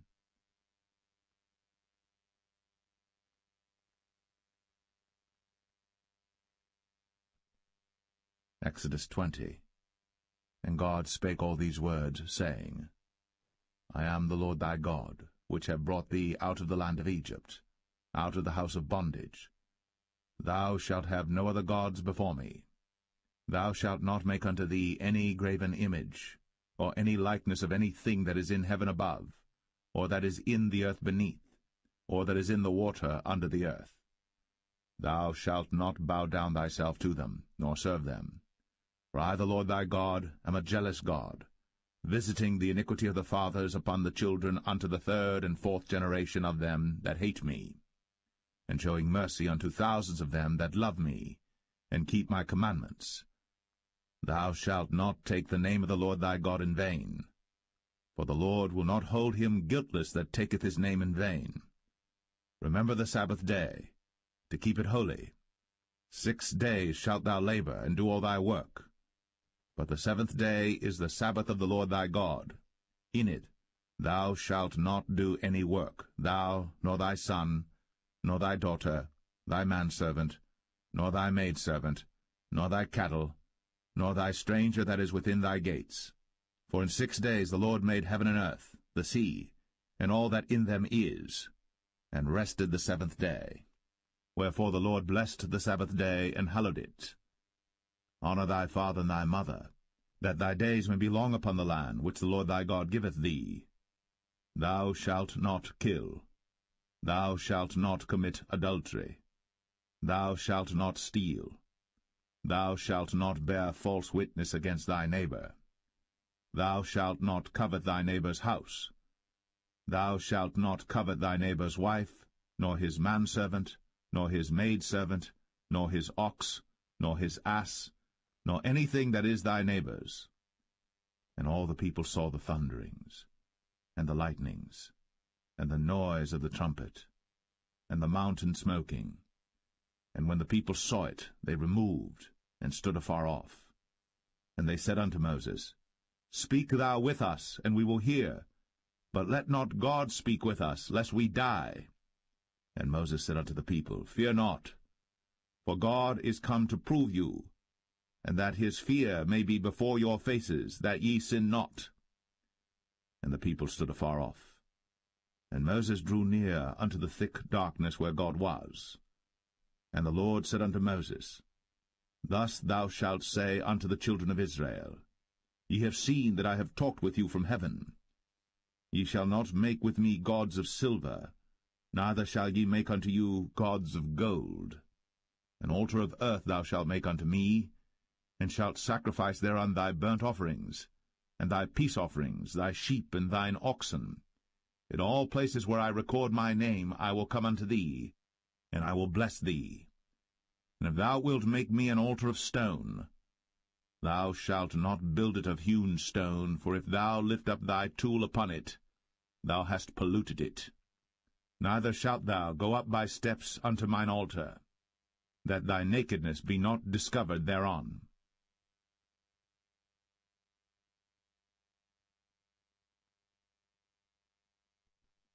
Exodus 21.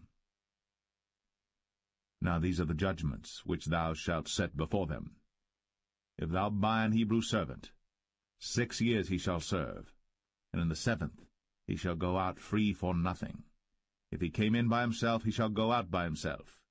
If he were married, then his wife shall go out with him. If his master have given him a wife, and she have borne him sons or daughters, the wife and her children shall be her master's, and he shall go out by himself. And if the servant shall plainly say, I love my master, my wife, and my children, I will not go out free, then his master shall bring him unto the judges. He shall also bring him to the door, or unto the doorpost, and his master shall bore his ear through with an awl, and he shall serve him forever.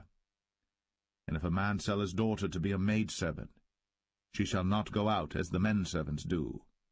If she please not her master, who hath betrothed her to himself, then shall he let her be redeemed. To sell her unto a strange nation, he shall have no power, seeing he hath dealt deceitfully with her. And if he have betrothed her unto his son, he shall deal with her after the manner of daughters. If he take him another wife, her food, her raiment, and her duty of marriage, shall he not diminish? And if he do not these 3 unto her, then shall she go out free without money. He that smiteth a man so that he die shall be surely put to death. And if a man lie not in wait, but God deliver him into his hand, then I will appoint thee a place whither he shall flee. But if a man come presumptuously upon his neighbor, to slay him with guile, thou shalt take him from mine altar, that he may die. And he that smiteth his father or his mother shall be surely put to death. And he that stealeth a man, and selleth him, or if he be found in his hand, he shall surely be put to death. And he that curseth his father or his mother shall surely be put to death. And if men strive together, and one smite another with a stone, or with his fist, and he die not, but keepeth his bed, if he rise again and walk abroad upon his staff, then shall he that smote him be quit, only he shall pay for the loss of his time, and shall cause him to be thoroughly healed. And if a man smite his servant or his maid with a rod, and he die under his hand, he shall be surely punished.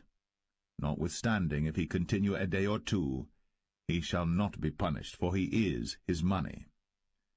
If men strive and hurt a woman with child, so that her fruit depart from her, and yet no mischief follow, he shall be surely punished, according as the woman's husband will lay upon him, and he shall pay as the judges determine. And if any mischief follow, then thou shalt give life for life, eye for eye, tooth for tooth, hand for hand, foot for foot, burning for burning, wound for wound, stripe for stripe.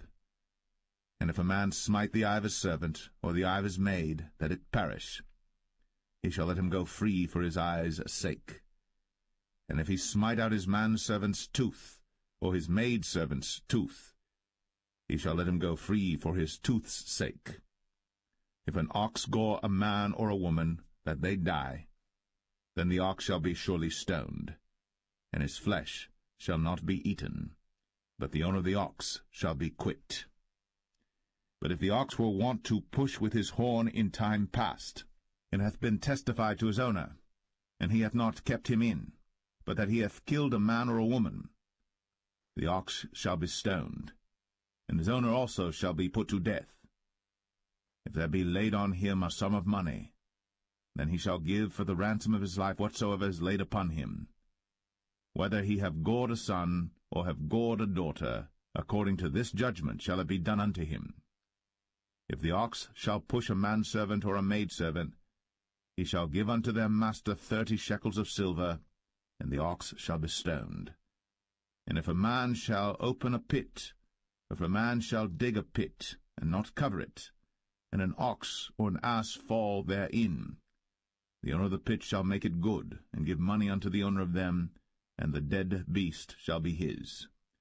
And if one man's ox hurt another's, that he die, then they shall sell the live ox, and divide the money of it, and the dead ox also they shall divide. For if it be known that the ox hath used to push in time past, and his owner hath not kept him in, he shall surely pay ox for ox, and the dead shall be his own.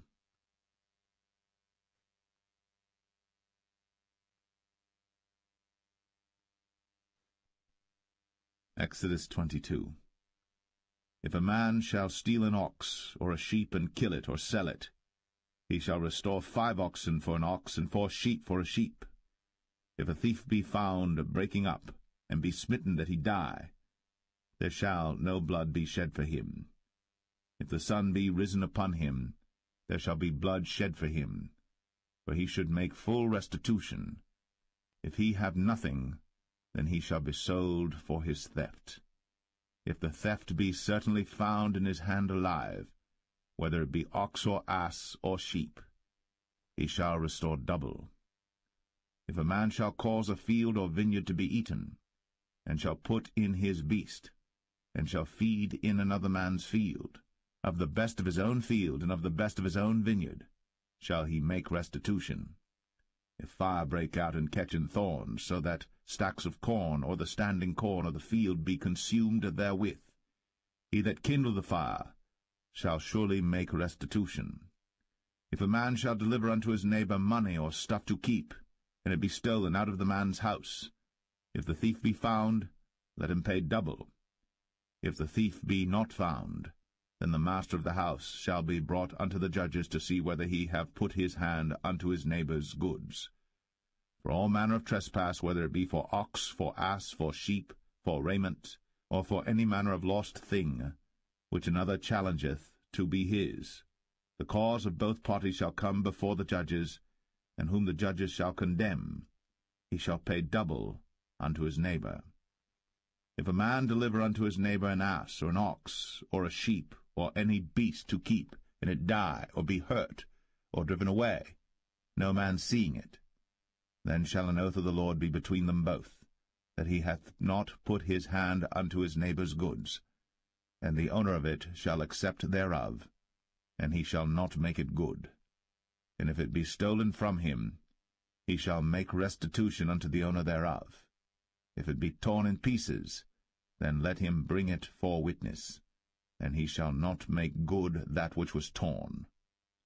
And if a man borrow aught of his neighbor, and it be hurt or die, the owner thereof being not with it, he shall surely make it good. But if the owner thereof be with it, he shall not make it good. If it be an hired thing, it came for his hire. And if a man entice a maid that is not betrothed, and lie with her, he shall surely endow her to be his wife. If her father utterly refuse to give her unto him, he shall pay money according to the dowry of virgins. Thou shalt not suffer a witch to live. Whosoever lieth with a beast shall surely be put to death. He that sacrificeth unto any god, save unto the Lord only, he shall be utterly destroyed. Thou shalt neither vex a stranger nor oppress him, for ye were strangers in the land of Egypt. Ye shall not afflict any widow or fatherless child. If thou afflict them in any wise, and they cry at all unto me, I will surely hear their cry, and my wrath shall wax hot, and I will kill you with the sword, and your wives shall be widows, and your children fatherless. If thou lend money to any of my people that is poor by thee, thou shalt not be to him as an usurer, neither shalt thou lay upon him usury. If thou at all take thy neighbour's raiment to pledge, thou shalt deliver it unto him by that the sun goeth down. For that is his covering only, it is his raiment for his skin. Wherein shall he sleep? And it shall come to pass, when he crieth unto me, that I will hear, for I am gracious.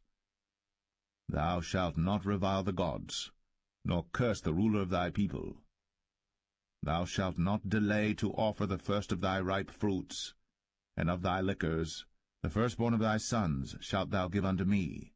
Likewise shalt thou do with thine oxen, and with thy sheep. 7 days it shall be with his dam. On the 8th day thou shalt give it me. And ye shall be holy men unto me.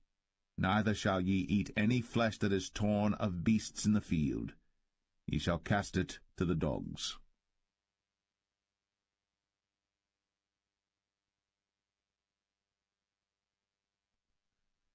Exodus 23.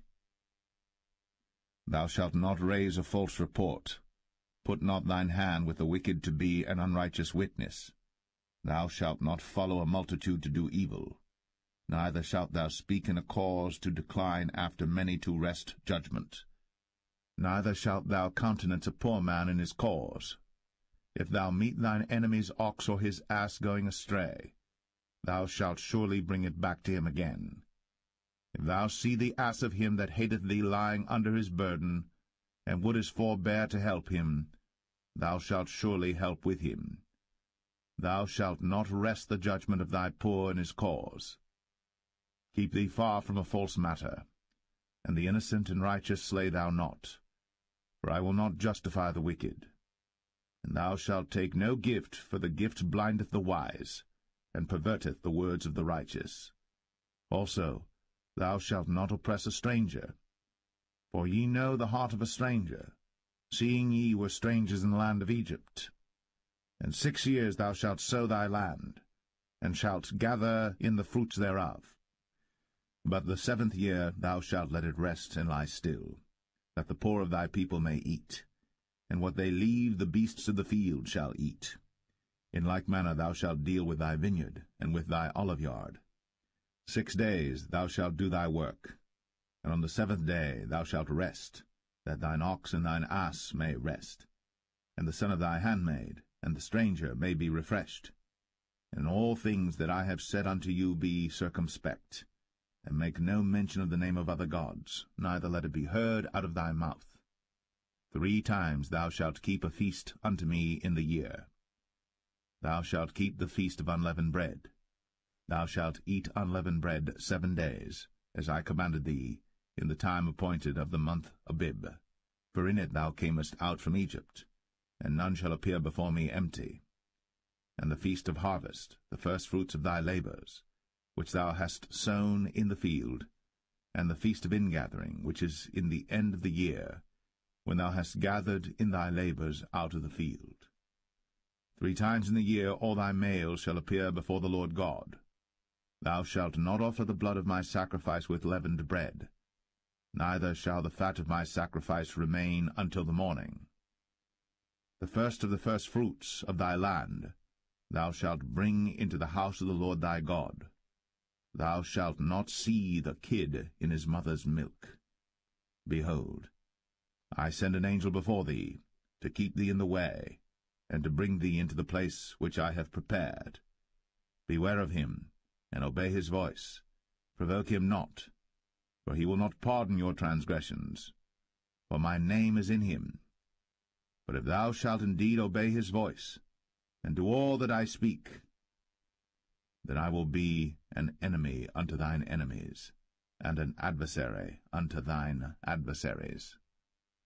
For mine angel shall go before thee, and bring thee in unto the Amorites, and the Hittites, and the Perizzites, and the Canaanites, the Hivites, and the Jebusites, and I will cut them off. Thou shalt not bow down to their gods, nor serve them, nor do after their works, but thou shalt utterly overthrow them, and quite break down their images. And ye shall serve the Lord your God, and he shall bless thy bread and thy water, and I will take sickness away from the midst of thee. There shall nothing cast their young, nor be barren in thy land. The number of thy days I will fulfill. I will send my fear before thee, and will destroy all the people to whom thou shalt come, and I will make all thine enemies turn their backs unto thee. And I will send hornets before thee, which shall drive out the Hivite, the Canaanite, and the Hittite from before thee.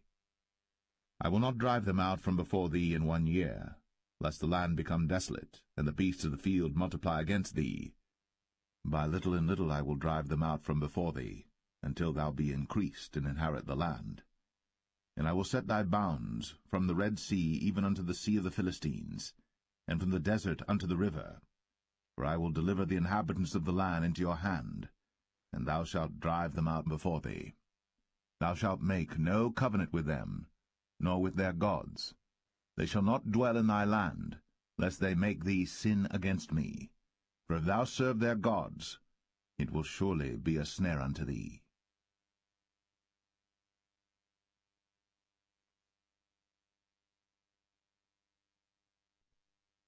Exodus 24. And he said unto Moses, Come up unto the Lord, thou, and Aaron, Nadab, and Abihu, and 70 of the elders of Israel, and worship ye afar off. And Moses alone shall come near the Lord, but they shall not come nigh, neither shall the people go up with him. And Moses came, and told the people all the words of the Lord, and all the judgments, and all the people answered with one voice, and said, All the words which the Lord hath said will we do. And Moses wrote all the words of the Lord, and rose up early in the morning, and builded an altar under the hill, and 12 pillars according to the 12 tribes of Israel. And he sent young men of the children of Israel, which offered burnt offerings, and sacrificed peace offerings of oxen unto the Lord. And Moses took half of the blood, and put it in basins, and half of the blood he sprinkled on the altar. And he took the book of the covenant, and read in the audience of the people, and they said, All that the Lord hath said will we do, and be obedient. And Moses took the blood, and sprinkled it on the people, and said, Behold, the blood of the covenant which the Lord hath made with you concerning all these words. Then went up Moses, and Aaron, Nadab, and Abihu, and 70 of the elders of Israel. And they saw the God of Israel. And there was under his feet, as it were, a paved work of a sapphire stone, and as it were the body of heaven in his clearness. And upon the nobles of the children of Israel he laid not his hand. Also they saw God, and did eat and drink. And the Lord said unto Moses, Come up to me into the mount, and be there. And I will give thee tables of stone, and a law and commandments which I have written, that thou mayest teach them. And Moses rose up, and his minister Joshua. And Moses went up into the mount of God. And he said unto the elders, Tarry ye here for us, until we come again unto you. And behold, Aaron and Hur are with you. If any man have any matters to do, let him come unto them. And Moses went up into the mount, and a cloud covered the mount. And the glory of the Lord abode upon Mount Sinai, and the cloud covered it 6 days. And the 7th day he called unto Moses out of the midst of the cloud. And the sight of the glory of the Lord was like devouring fire on the top of the mount in the eyes of the children of Israel. And Moses went into the midst of the cloud, and gat him up into the mount. And Moses was in the mount 40 days and 40 nights.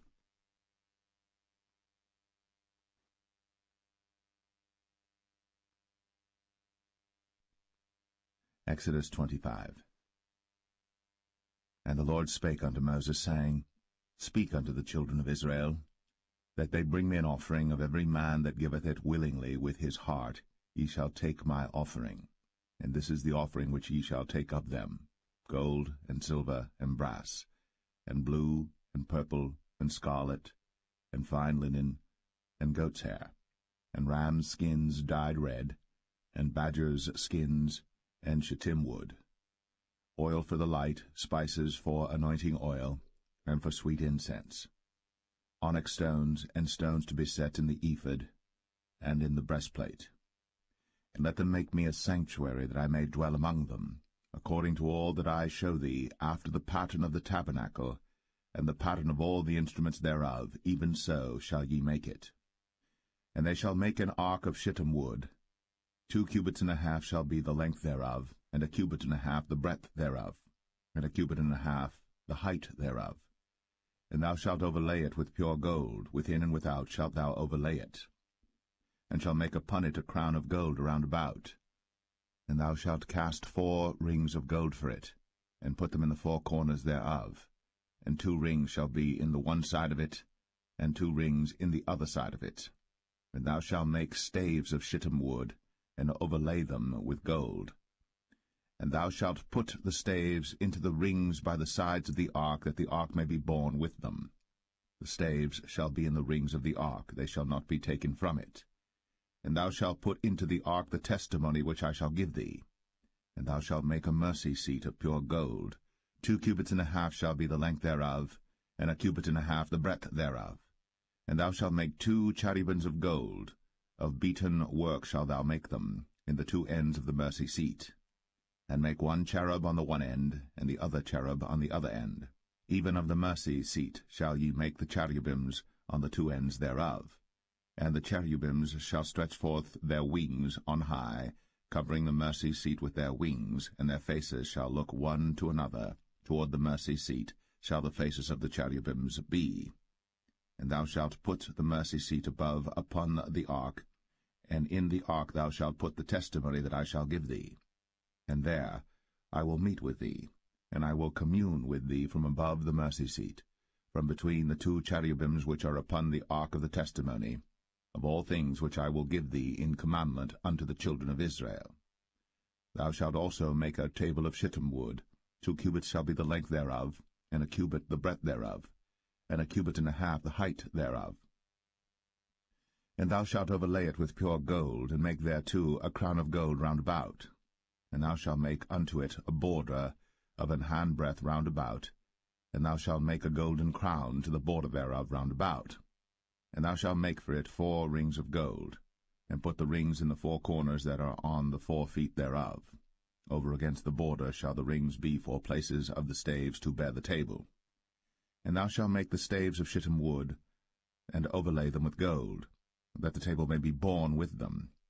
And thou shalt make the dishes thereof, and spoons thereof, and covers thereof, and bowls thereof, to cover withal. Of pure gold shalt thou make them. And thou shalt set upon the table showbread before me always. And thou shalt make a candlestick of pure gold. Of beaten work shall the candlestick be made. His shaft, and his branches, his bowls, his knobs and his flowers shall be of the same. And 6 branches shall come out of the sides of it, 3 branches of the candlestick out of the one side, and 3 branches of the candlestick out of the other side. 3 bowls made like unto almonds, with a knob and a flower in one branch, and 3 bowls made like almonds in the other branch, with a knob and a flower. So in the 6 branches that come out of the candlestick. And in the candlestick shall be 4 bowls made like unto almonds, with their knobs and their flowers. And there shall be a knob under 2 branches of the same, and a knob under 2 branches of the same, and a knob under 2 branches of the same, according to the 6 branches that proceed out of the candlestick. Their knobs and their branches shall be of the same. All it shall be one beaten work of pure gold. And thou shalt make the 7 lamps thereof, and they shall light the lamps thereof, that they may give light over against it. And the tongs thereof, and the snuff dishes thereof, shall be of pure gold. Of a talent of pure gold shall he make it with all these vessels. And look that thou make them after their pattern, which was shown thee in the mount.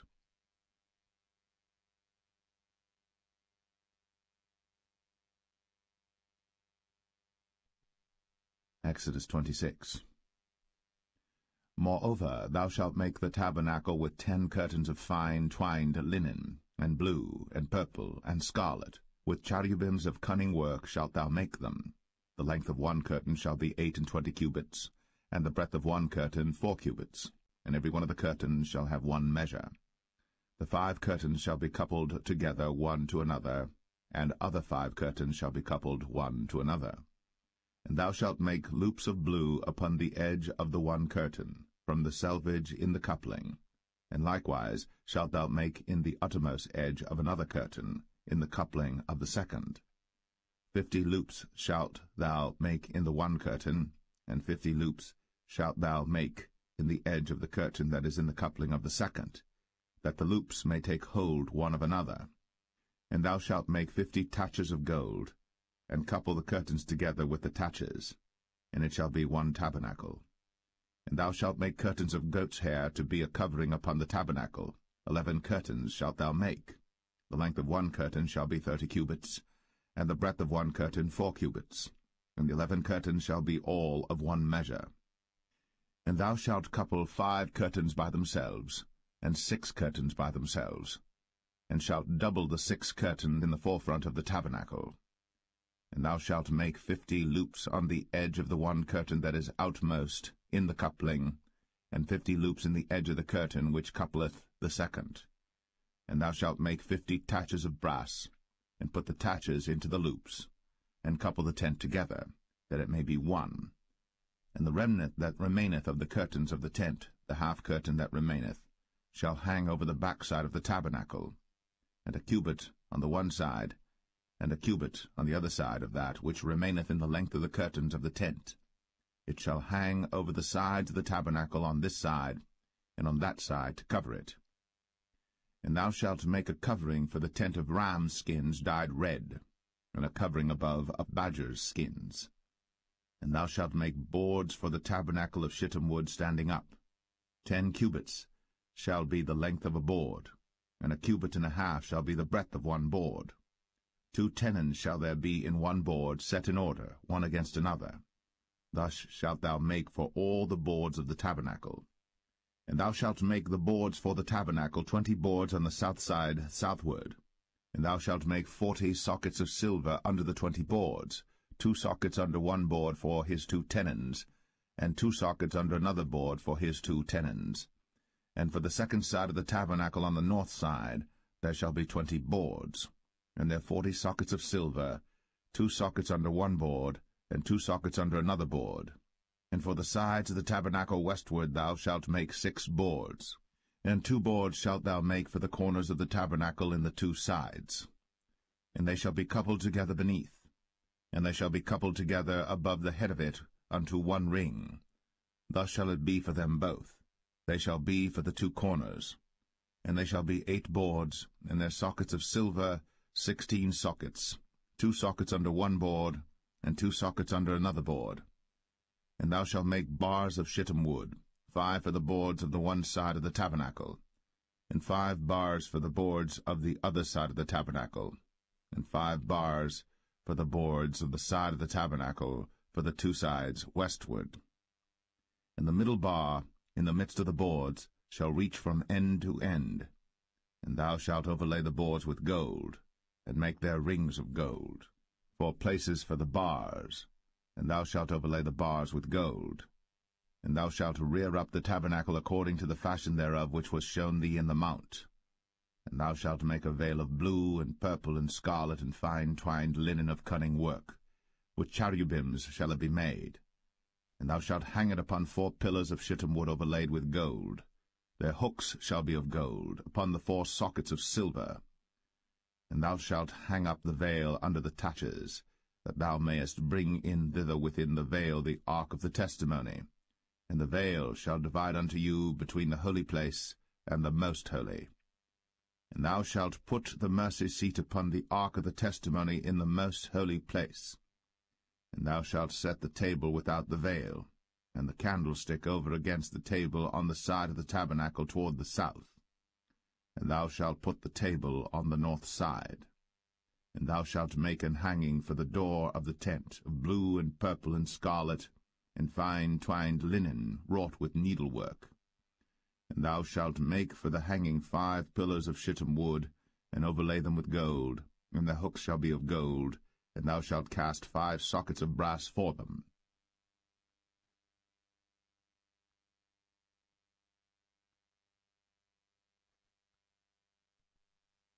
Exodus 27. And thou shalt make an altar of shittim wood, 5 cubits long and 5 cubits broad. The altar shall be 4 square, and the height thereof shall be 3 cubits. And thou shalt make the horns of it upon the 4 corners thereof. His horns shall be of the same, and thou shalt overlay it with brass. And thou shalt make his pans to receive his ashes, and his shovels, and his basins, and his flesh hooks, and his fire pans. All the vessels thereof thou shalt make of brass. And thou shalt make for it a grate of network of brass, and upon the net shalt thou make 4 brazen rings in the 4 corners thereof. And thou shalt put it under the compass of the altar beneath, that the net may be even to the midst of the altar. And thou shalt make staves for the altar, staves of shittim wood, and overlay them with brass. And the staves shall be put into the rings, and the staves shall be upon the 2 sides of the altar to bear it. Hollow with boards shalt thou make it, as it was shown thee in the mount, so shall they make it. And thou shalt make the court of the tabernacle for the south side. Southward there shall be hangings for the court of fine twined linen, of 100 cubits long for one side. And the 20 pillars thereof, and their 20 sockets shall be of brass. The hooks of the pillars, and their fillets, shall be of silver. And likewise for the north side in length there shall be hangings of 100 cubits long, and his 20 pillars, and their 20 sockets of brass, the hooks of the pillars, and their fillets of silver. And for the breadth of the court on the west side shall be hangings of 50 cubits, their pillars 10, and their sockets 10. And the breadth of the court on the east side eastward shall be 50 cubits. The hangings of one side of the gate shall be 15 cubits, their pillars 3, and their sockets 3. And on the other side shall be hangings 15 cubits, their pillars 3, and their sockets 3. And for the gate of the court shall be an hanging of 20 cubits of blue, and purple, and scarlet, and fine twined linen, wrought with needlework, and their pillars shall be 4, and their sockets 4. All the pillars round about the court shall be filleted with silver. Their hooks shall be of silver, and their sockets of brass. The length of the court shall be 100 cubits, and the breadth 50 everywhere, and the height 5 cubits of fine twined linen, and their sockets of brass. All the vessels of the tabernacle, and all the service thereof, and all the pins thereof, and all the pins of the court shall be of brass. And thou shalt command the children of Israel that they bring thee pure oil, olive beaten for the light, to cause the lamp to burn always. In the tabernacle of the congregation without the veil, which is before the testimony, Aaron and his sons shall order it from evening to morning before the Lord. It shall be a statute for ever, unto their generations, on the behalf of the children of Israel.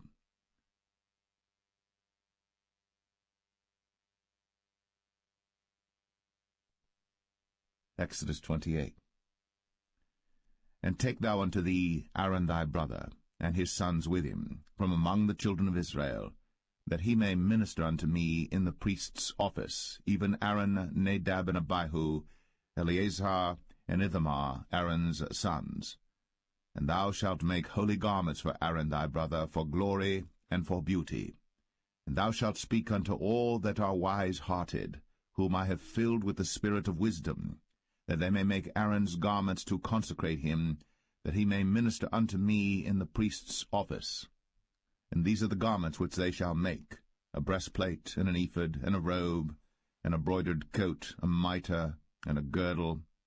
And they shall make holy garments for Aaron thy brother, and his sons, that he may minister unto me in the priest's office.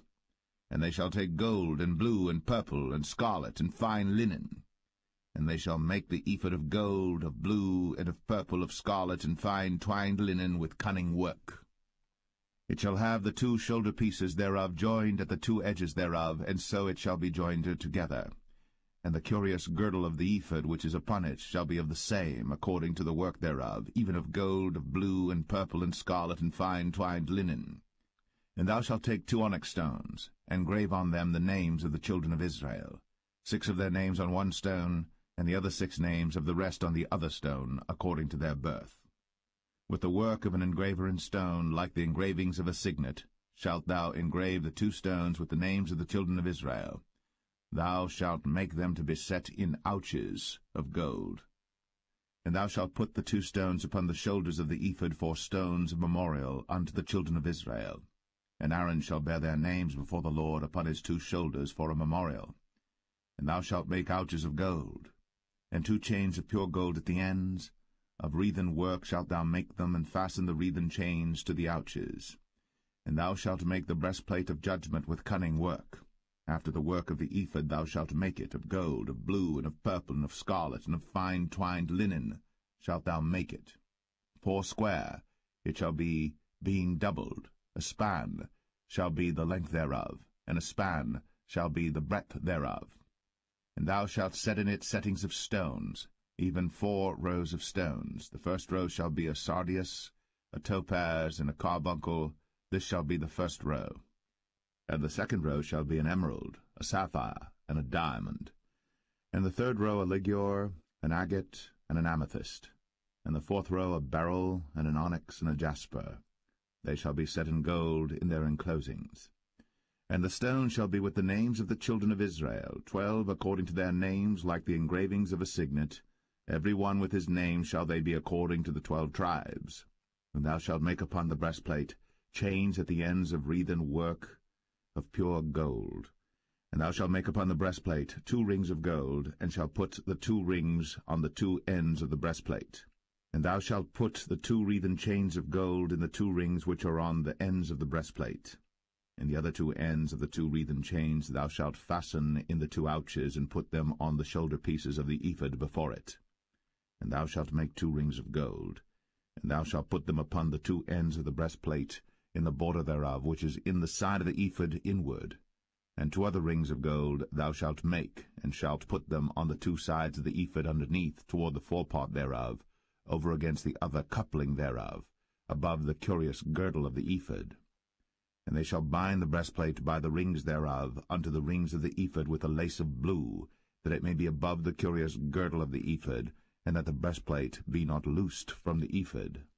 And Aaron shall bear the names of the children of Israel in the breastplate of judgment upon his heart, when he goeth in unto the holy place for a memorial before the Lord continually.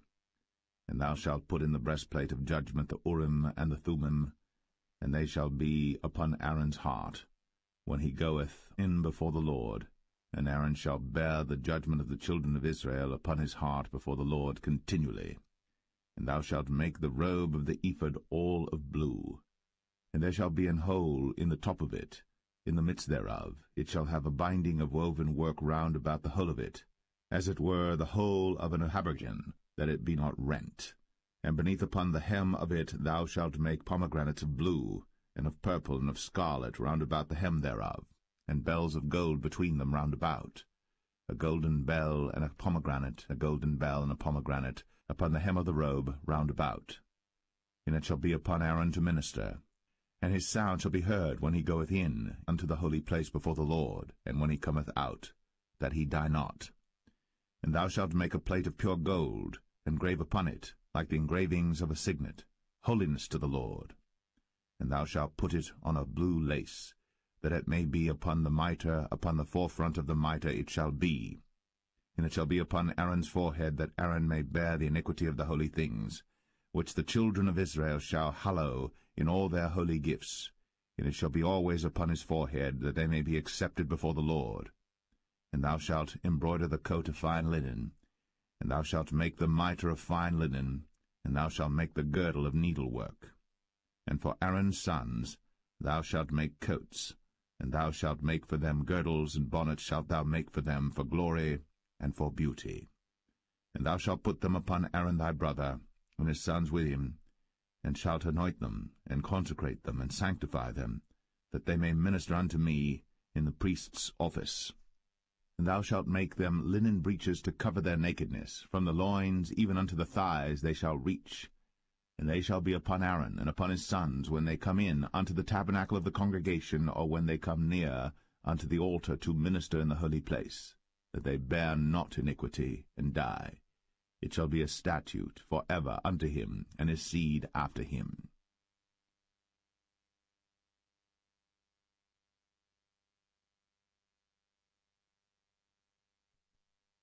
Exodus 29. And this is the thing that thou shalt do unto them to hallow them, to minister unto me in the priest's office.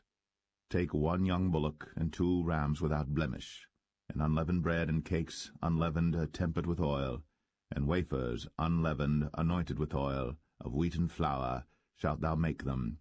And thou shalt put them into 1 basket, and bring them in the basket, with the bullock and the 2 rams. And Aaron and his sons thou shalt bring unto the door of the tabernacle of the congregation, and shalt wash them with water. And thou shalt take the garments, and put upon Aaron the coat, and the robe of the ephod, and the breastplate, and gird him with the curious girdle of the ephod. And thou shalt put the mitre upon his head, and put the holy crown upon the mitre. Then shalt thou take the anointing oil, and pour it upon his head, and anoint him. And thou shalt bring his sons, and put coats upon them. And thou shalt gird them with girdles, Aaron and his sons, and put the bonnets on them, and the priest's office shall be theirs for a perpetual statute. And thou shalt consecrate Aaron and his sons. And thou shalt cause a bullock to be brought before the tabernacle of the congregation, and Aaron and his sons shall put their hands upon the head of the bullock. And thou shalt kill the bullock before the Lord, by the door of the tabernacle of the congregation. And thou shalt take of the blood of the bullock, and put it upon the horns of the altar with thy finger, and pour all the blood beside the bottom of the altar. And thou shalt take all the fat that covereth the inwards, and the caul that is above the liver, and the 2 kidneys, and the fat that is upon them, and burn them upon the altar. But the flesh of the bullock, and his skin, and his dung, shalt thou burn with fire without the camp. It is a sin offering. Thou shalt also take 1 ram, and Aaron and his sons shall put their hands upon the head of the ram. And thou shalt slay the ram, and thou shalt take his blood, and sprinkle it round about upon the altar. And thou shalt cut the ram in pieces, and wash the inwards of him and his legs, and put them unto his pieces and unto his head. And thou shalt burn the whole ram upon the altar. It is a burnt offering unto the Lord. It is a sweet savour, an offering made by fire unto the Lord. And thou shalt take the other ram, and Aaron and his sons shall put their hands upon the head of the ram. Then shalt thou kill the ram, and take of his blood, and put it upon the tip of the right ear of Aaron, and upon the tip of the right ear of his sons, and upon the thumb of their right hand, and upon the great toe of their right foot, and sprinkle the blood upon the altar round about. And thou shalt take of the blood that is upon the altar, and of the anointing oil, and sprinkle it upon Aaron, and upon his garments, and upon his sons, and upon the garments of his sons with him. And he shall be hallowed, and his garments, and his sons' garments with him. Also thou shalt take of the ram the fat and the rump, and the fat that covereth the inwards, and the caul above the liver, and the 2 kidneys, and the fat that is upon them, and the right shoulder, for it is a ram of consecration. And 1 loaf of bread, and 1 cake of oiled bread, and 1 wafer out of the basket of the unleavened bread that is before the Lord. And thou shalt put all in the hands of Aaron, and in the hands of his sons, and shalt wave them for a wave offering before the Lord. And thou shalt receive them of their hands, and burn them upon the altar for a burnt offering, for a sweet savour before the Lord. It is an offering made by fire unto the Lord. And thou shalt take the breast of the ram of Aaron's consecration, and wave it for a wave offering before the Lord, and it shall be thy part. And thou shalt sanctify the breast of the wave offering, and the shoulder of the heave offering, which is waved, and which is heaved up, of the ram of the consecration, even of that which is for Aaron, and of that which is for his sons. And it shall be Aaron's and his sons by a statute for ever from the children of Israel. For it is an heave offering, and it shall be an heave offering from the children of Israel of the sacrifice of their peace offerings, even their heave offering unto the Lord. And the holy garments of Aaron shall be his sons after him, to be anointed therein, and to be consecrated in them. And that son that is priest in his stead shall put them on 7 days, when he cometh into the tabernacle of the congregation to minister in the holy place. And thou shalt take the ram of the consecration, and seethe his flesh in the holy place. And Aaron and his sons shall eat the flesh of the ram, and the bread that is in the basket by the door of the tabernacle of the congregation.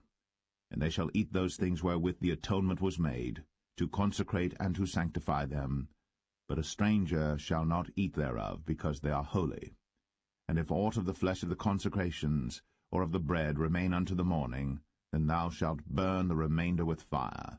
It shall not be eaten, because it is holy. And thus shalt thou do unto Aaron and to his sons, according to all things which I have commanded thee. 7 days shalt thou consecrate them. And thou shalt offer every day a bullock for a sin offering, for atonement. And thou shalt cleanse the altar, when thou hast made an atonement for it. And thou shalt anoint it, to sanctify it. 7 days thou shalt make an atonement for the altar, and sanctify it. And it shall be an altar most holy. Whatsoever toucheth the altar shall be holy. Now this is that which thou shalt offer upon the altar: 2 lambs of the first year, day by day, continually. The 1 lamb thou shalt offer in the morning, and the other lamb thou shalt offer at even. And with the 1 lamb a 10th deal of flour mingled with the 4th part of an hin of beaten oil, and the 4th part of an hin of wine for a drink offering. And the other lamb thou shalt offer at even, and shalt do thereto according to the meat offering of the morning, and according to the drink offering thereof, for a sweet savour, an offering made by fire unto the Lord. This shall be a continual burnt offering throughout your generations at the door of the tabernacle of the congregation before the Lord, where I will meet you, to speak there unto thee. And there I will meet with the children of Israel, and the tabernacle shall be sanctified by my glory. And I will sanctify the tabernacle of the congregation and the altar. I will sanctify also both Aaron and his sons to minister to me in the priest's office. And I will dwell among the children of Israel, and will be their God. And they shall know that I am the Lord their God, that brought them forth out of the land of Egypt, that I may dwell among them. I am the Lord their God.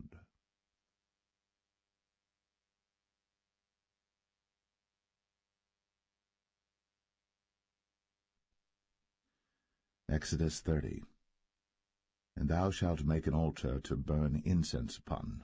Of shittim wood shalt thou make it. A cubit shall be the length thereof, and a cubit the breadth thereof. 4 square shall it be. And 2 cubits shall be the height thereof. The horns thereof shall be of the same. And thou shalt overlay it with pure gold, the top thereof and the sides thereof round about, and the horns thereof. And thou shalt make unto it a crown of gold round about. And 2 golden rings shalt thou make to it under the crown of it. By the 2 corners thereof upon the 2 sides of it shalt thou make it. And they shall be for places for the staves to bear it withal. And thou shalt make the staves of shittim wood, and overlay them with gold. And thou shalt put it before the veil that is by the ark of the testimony, before the mercy seat that is over the testimony, where I will meet with thee. And Aaron shall burn thereon sweet incense every morning. When he dresseth the lamps, he shall burn incense upon it. And when Aaron lighteth the lamps at even, he shall burn incense upon it, a perpetual incense before the Lord throughout your generations. Ye shall offer no strange incense thereon, nor burnt sacrifice, nor meat offering, neither shall ye pour drink offering thereon. And Aaron shall make an atonement upon the horns of it once in a year with the blood of the sin offering of atonements. Once in the year shall he make atonement upon it throughout your generations. It is most holy unto the Lord. And the Lord spake unto Moses, saying, When thou takest the sum of the children of Israel after their number, then shall they give every man a ransom for his soul unto the Lord, when thou numberest them, that there be no plague among them, when thou numberest them. This they shall give every one that passeth among them that are numbered, half a shekel after the shekel of the sanctuary. A shekel is 20 gerahs, and half shekel shall be the offering of the Lord. Every one that passeth among them that are numbered, from 20 years old and above, shall give an offering unto the Lord. The rich shall not give more, and the poor shall not give less than half a shekel, when they give an offering unto the Lord, to make an atonement for your souls. And thou shalt take the atonement money of the children of Israel, and shalt appoint it for the service of the tabernacle of the congregation, that it may be a memorial unto the children of Israel before the Lord, to make an atonement for your souls. And the Lord spake unto Moses, saying, Thou shalt also make a laver of brass, and his foot also of brass, to wash withal. And thou shalt put it between the tabernacle of the congregation and the altar, and thou shalt put water therein. For Aaron and his sons shall wash their hands and their feet thereat. When they go into the tabernacle of the congregation, they shall wash with water, that they die not, or when they come near to the altar to minister, to burn offering made by fire unto the Lord. So they shall wash their hands and their feet, that they die not. And it shall be a statute forever to them, even to him and to his seed throughout their generations. Moreover the Lord spake unto Moses, saying, Take thou also unto thee principal spices, of pure myrrh 500 shekels, and of sweet cinnamon half so much, even 250 shekels, and of sweet calamus 250 shekels, and of cassia 500 shekels after the shekel of the sanctuary, and of oil olive and hin. And thou shalt make it an oil of holy ointment, an ointment compound after the art of the apothecary. It shall be an holy anointing oil. And thou shalt anoint the tabernacle of the congregation therewith, and the ark of the testimony, and the table and all his vessels, and the candlestick and his vessels, and the altar of incense, and the altar of burnt offering with all his vessels, and the laver and his foot. And thou shalt sanctify them, that they may be most holy. Whatsoever toucheth them shall be holy. And thou shalt anoint Aaron and his sons, and consecrate them, that they may minister unto me in the priest's office. And thou shalt speak unto the children of Israel, saying, This shall be an holy anointing oil unto me throughout your generations. Upon man's flesh shall it not be poured, neither shall ye make any other like it, after the composition of it. It is holy, and it shall be holy unto you. Whosoever compoundeth any like it, or whosoever putteth any of it upon a stranger, shall even be cut off from his people. And the Lord said unto Moses, Take unto thee sweet spices, stacte, and onycha, and galbanum, these sweet spices with pure frankincense, of each shall there be a like weight. And thou shalt make it a perfume, a confection after the art of the apothecary, tempered together, pure and holy.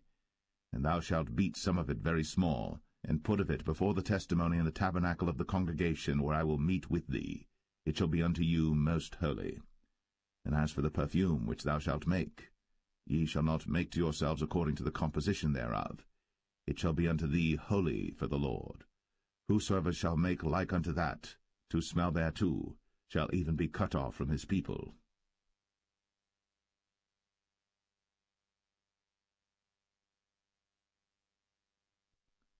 Exodus 31.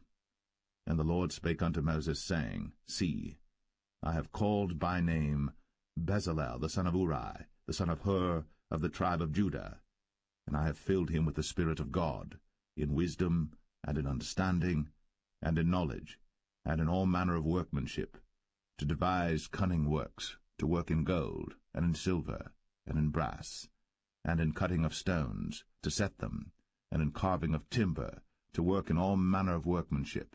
And I, behold, I have given with him Aholiab, the son of Ahisamach, of the tribe of Dan. And in the hearts of all that are wise-hearted I have put wisdom, that they may make all that I have commanded thee: the tabernacle of the congregation, and the ark of the testimony, and the mercy seat that is thereupon, and all the furniture of the tabernacle, and the table, and his furniture, and the pure candlestick with all his furniture, and the altar of incense, and the altar of burnt offering with all his furniture, and the laver and his foot, and the cloths of service, and the holy garments for Aaron the priest, and the garments of his sons to minister in the priest's office, and the anointing oil, and sweet incense for the holy place, according to all that I have commanded thee shall they do. And the Lord spake unto Moses, saying, Speak thou also unto the children of Israel, saying, Verily, my Sabbaths ye shall keep, for it is a sign between me and you throughout your generations, that ye may know that I am the Lord that doth sanctify you. Ye shall keep the Sabbath therefore, for it is holy unto you. Every one that defileth it shall surely be put to death. For whosoever doeth any work therein, that soul shall be cut off from among his people. 6 days may work be done, but in the 7th is the Sabbath of rest, holy to the Lord. Whosoever doeth any work in the Sabbath day, he shall surely be put to death. Wherefore the children of Israel shall keep the Sabbath, to observe the Sabbath throughout their generations, for a perpetual covenant. It is a sign between me and the children of Israel forever. For in 6 days the Lord made heaven and earth, and on the 7th day he rested and was refreshed. And he gave unto Moses, when he had made an end of communing with him upon Mount Sinai, 2 tables of testimony, tables of stone, written with the finger of God.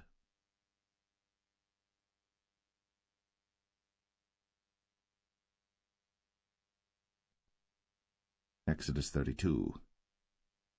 And when the people saw that Moses delayed to come down out of the mount, the people gathered themselves together unto Aaron, and said unto him, Up, make us gods, which shall go before us.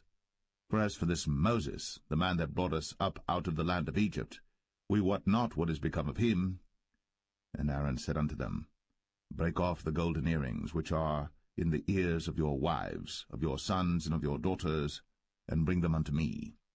And all the people brake off the golden earrings which were in their ears, and brought them unto Aaron.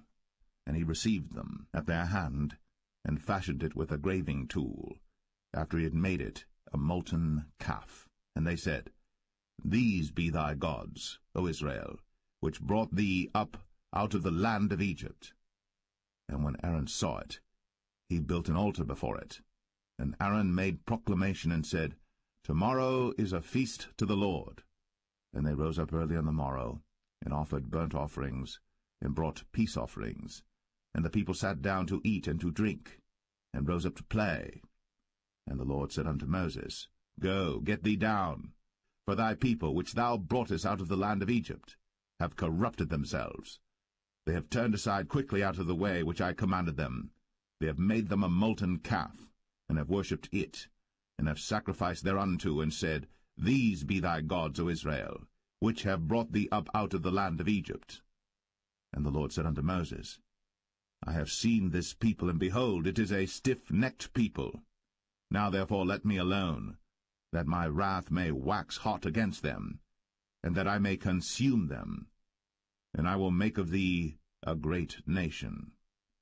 And Moses besought the Lord his God, and said, Lord, why doth thy wrath wax hot against thy people, which thou hast brought forth out of the land of Egypt with great power, and with a mighty hand? Wherefore should the Egyptians speak and say, For mischief did he bring them out, to slay them in the mountains, and to consume them from the face of the earth? Turn from thy fierce wrath, and repent of this evil against thy people.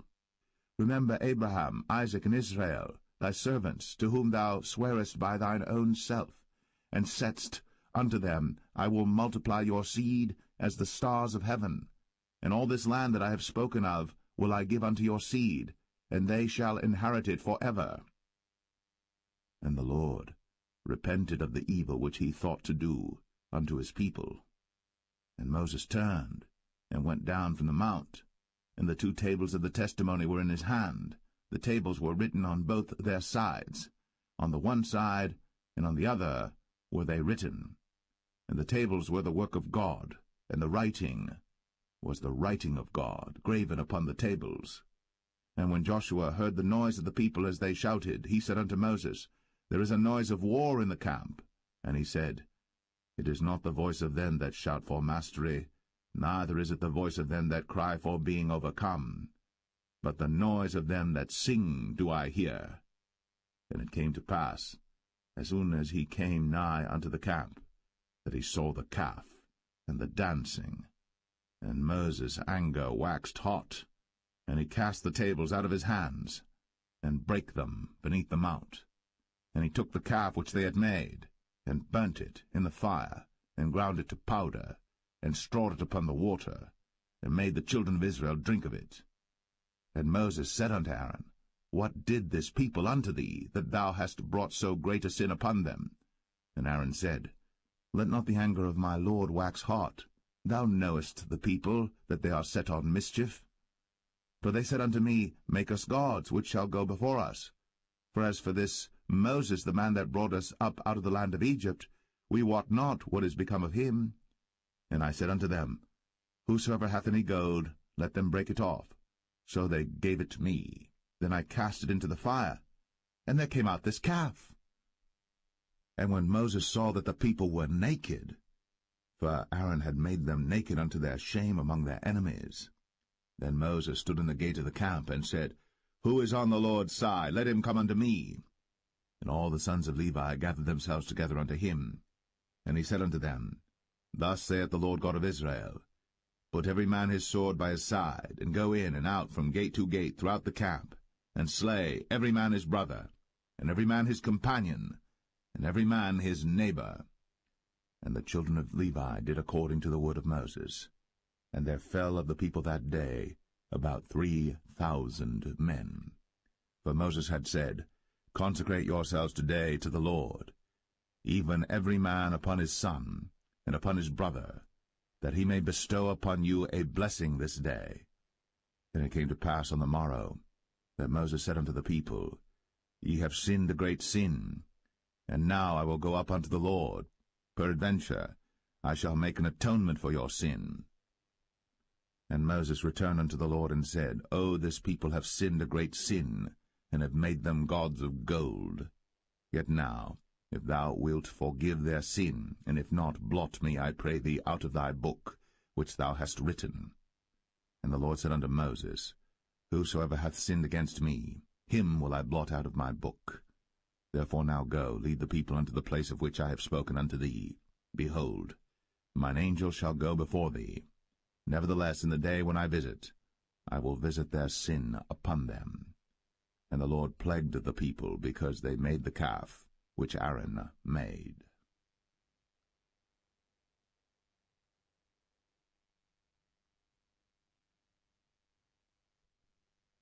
Exodus 33. And the Lord said unto Moses, Depart, and go up hence, thou, and the people which thou hast brought up out of the land of Egypt, unto the land which I sware unto Abraham, to Isaac, and to Jacob, saying, Unto thy seed will I give it. And I will send an angel before thee, and I will drive out the Canaanite, the Amorite, and the Hittite, and the Perizzite, the Hivite, and the Jebusite, unto a land flowing with milk and honey. For I will not go up in the midst of thee, for thou art a stiff-necked people, lest I consume thee in the way. And when the people heard these evil tidings, they mourned, and no man did put on him his ornaments. For the Lord had said unto Moses, Say unto the children of Israel, Ye are a stiff-necked people. I will come up into the midst of thee in a moment, and consume thee. Therefore now put off thy ornaments from thee, that I may know what to do unto thee. And the children of Israel stripped themselves of their ornaments by the mount Horeb.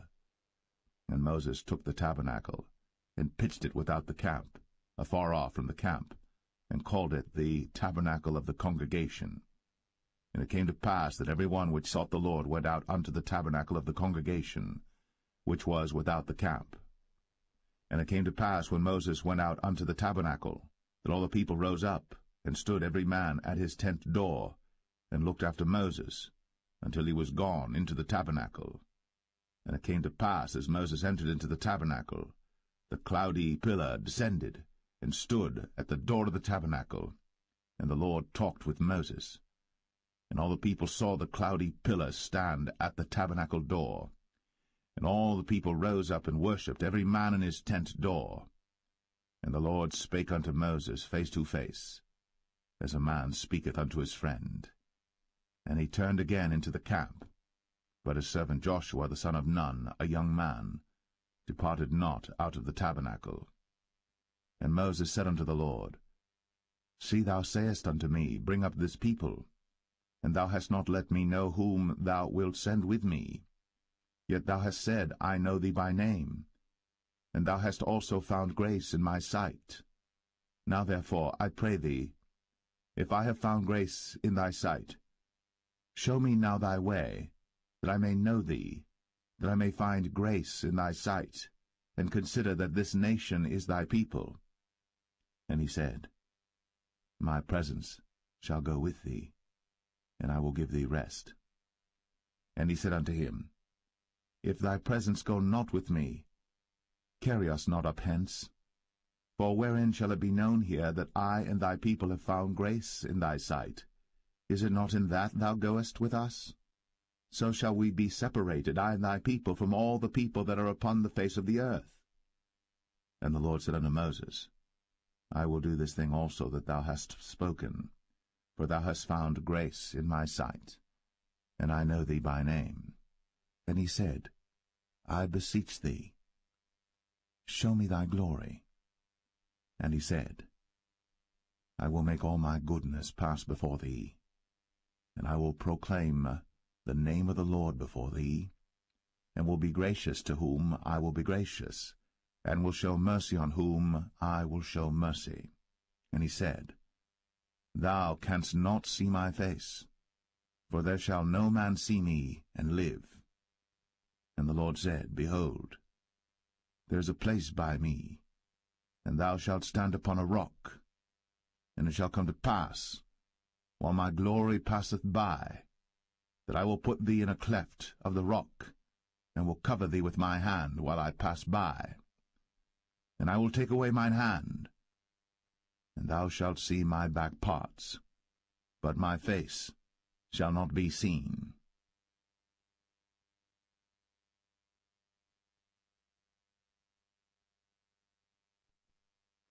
Exodus 34.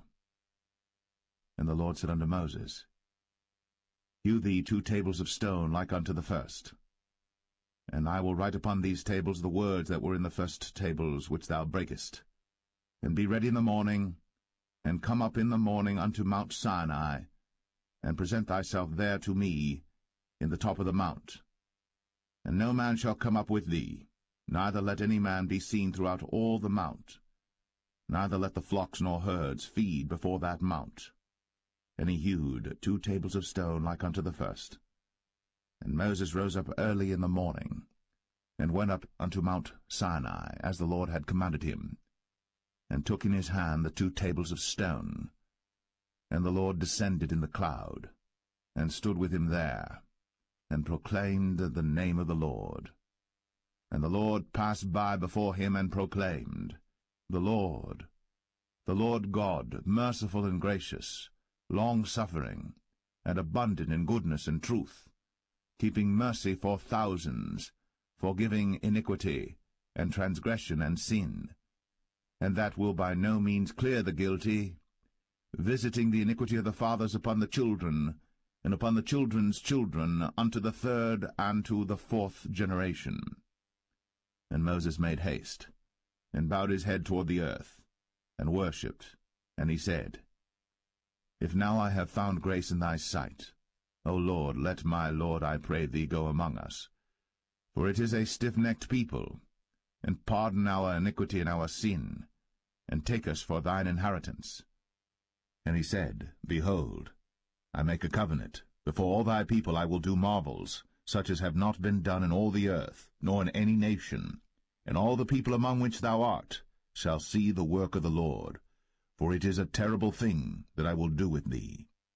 Observe thou that which I command thee this day. Behold, I drive out before thee the Amorite, and the Canaanite, and the Hittite, and the Perizzite, and the Hivite, and the Jebusite.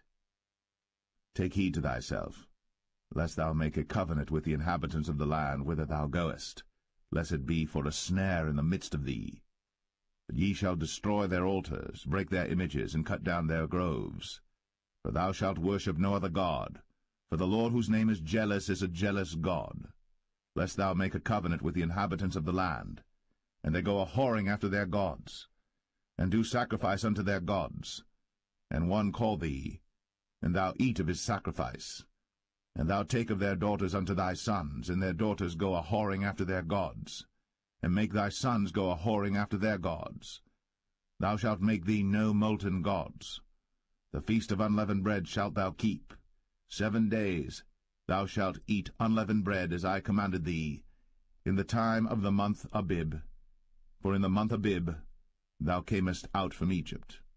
All that openeth the matrix is mine, and every firstling among thy cattle, whether ox or sheep that is male. But the firstling of an ass thou shalt redeem with a lamb, and if thou redeem him not, then shalt thou break his neck. All the firstborn of thy sons thou shalt redeem, and none shall appear before me empty. 6 days thou shalt work, but on the 7th day thou shalt rest. In earing time and in harvest thou shalt rest. And thou shalt observe the feast of weeks, of the firstfruits of wheat harvest, and the feast of ingathering at the year's end. Thrice in the year shall all your men-children appear before the Lord God, the God of Israel. For I will cast out the nations before thee, and enlarge thy borders. Neither shall any man desire thy land, when thou shalt go up to appear before the Lord thy God thrice in the year.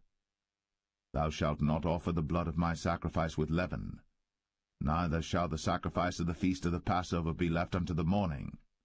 The first of the firstfruits of thy land thou shalt bring unto the house of the Lord thy God. Thou shalt not see the kid in his mother's milk. And the Lord said unto Moses, Write thou these words, for after the tenor of these words I have made a covenant with thee and with Israel. And he was there with the Lord 40 days and 40 nights. He did neither eat bread nor drink water. And he wrote upon the tables the words of the covenant, the 10 commandments. And it came to pass, when Moses came down from Mount Sinai, with the 2 tables of testimony in Moses' hand, when he came down from the mount, that Moses wist not that the skin of his face shone, while he talked with them. And when Aaron and all the children of Israel saw Moses, behold, the skin of his face shone, and they were afraid to come nigh him. And Moses called unto them, and Aaron and all the rulers of the congregation returned unto him. And Moses talked with them, and afterward all the children of Israel came nigh, and he gave them in commandment all that the Lord had spoken with him in Mount Sinai. And till Moses had done speaking with them, he put a veil on his face. But when Moses went in before the Lord to speak with him, he took the veil off until he came out. And he came out, and spake unto the children of Israel that which he was commanded. And the children of Israel saw the face of Moses, that the skin of Moses' face shone. And Moses put the veil upon his face again, until he went in to speak with him.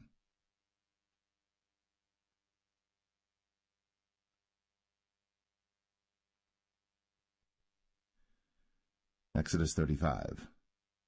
And Moses gathered all the congregation of the children of Israel together, and said unto them, These are the words which the Lord hath commanded, that ye should do them.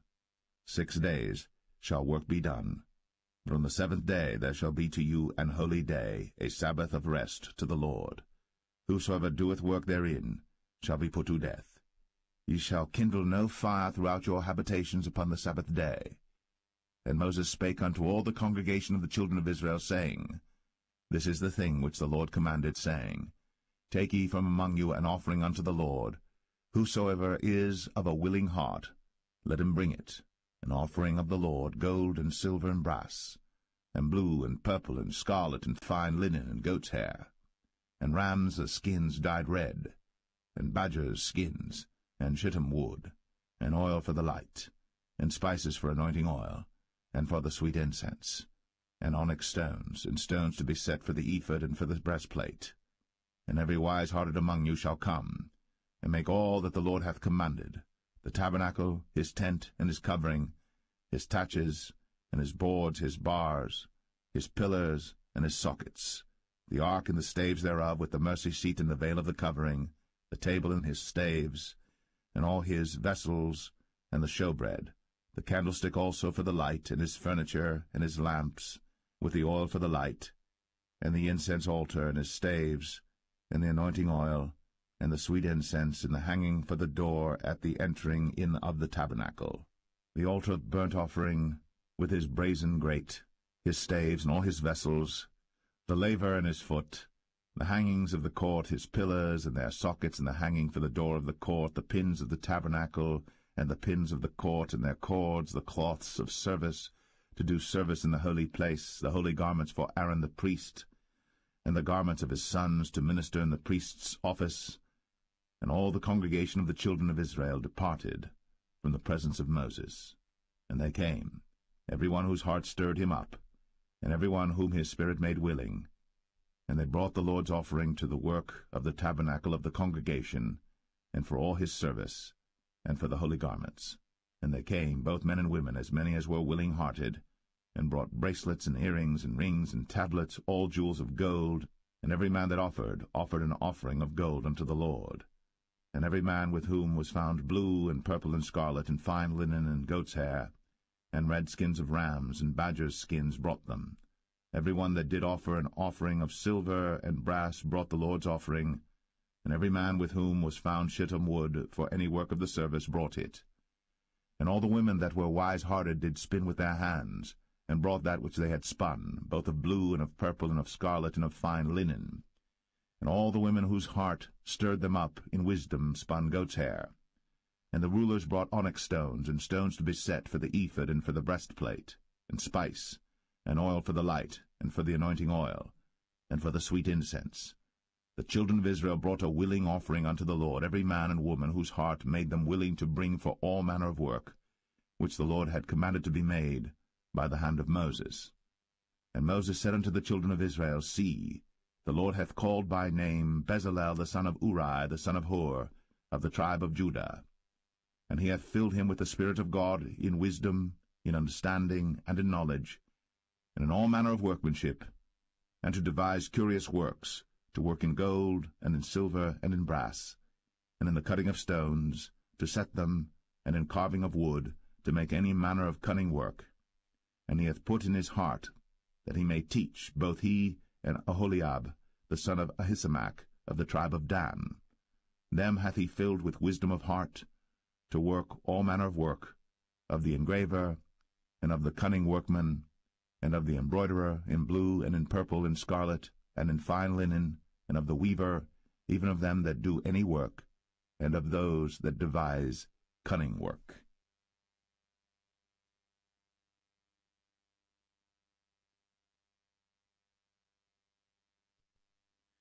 Exodus 36. Then wrought Bezalel and Aholiab, and every wise-hearted man, in whom the Lord put wisdom and understanding to know how to work all manner of work for the service of the sanctuary, according to all that the Lord had commanded. And Moses called Bezalel and Aholiab, and every wise-hearted man, in whose heart the Lord had put wisdom, even every one whose heart stirred him up to come unto the work to do it. And they received of Moses all the offering, which the children of Israel had brought for the work of the service of the sanctuary, to make it withal. And they brought yet unto him free offerings every morning. And all the wise men that wrought all the work of the sanctuary came every man from his work which they made. And they spake unto Moses, saying, The people bring much more than enough for the service of the work, which the Lord commanded to make.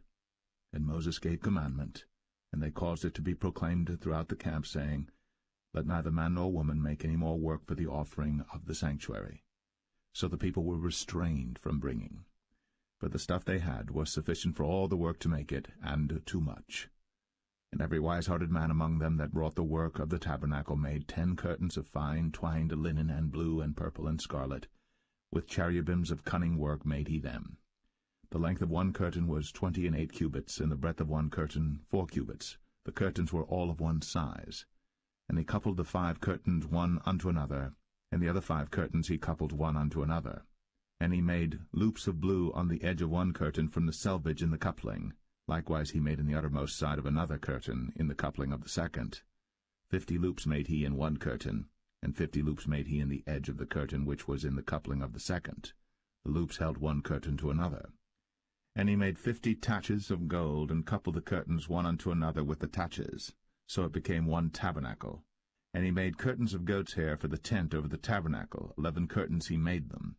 The length of one curtain was 30 cubits, and 4 cubits was the breadth of one curtain. The 11 curtains were of one size. And he coupled 5 curtains by themselves, and 6 curtains by themselves. And he made 50 loops upon the uttermost edge of the curtain in the coupling, and 50 loops made he upon the edge of the curtain which coupleth the second. And he made 50 taches of brass to couple the tent together, that it might be one. And he made a covering for the tent of ram skins dyed red, and a covering of badger skins above that. And he made boards for the tabernacle of shittim wood standing up. The length of a board was 10 cubits, and the breadth of a board 1 cubit and a half. One board had 2 tenons, equally distant one from another. Thus did he make for all the boards of the tabernacle. And he made boards for the tabernacle, 20 boards for the south side southward. And 40 sockets of silver he made under the 20 boards, 2 sockets under one board for his 2 tenons, and 2 sockets under another board for his 2 tenons.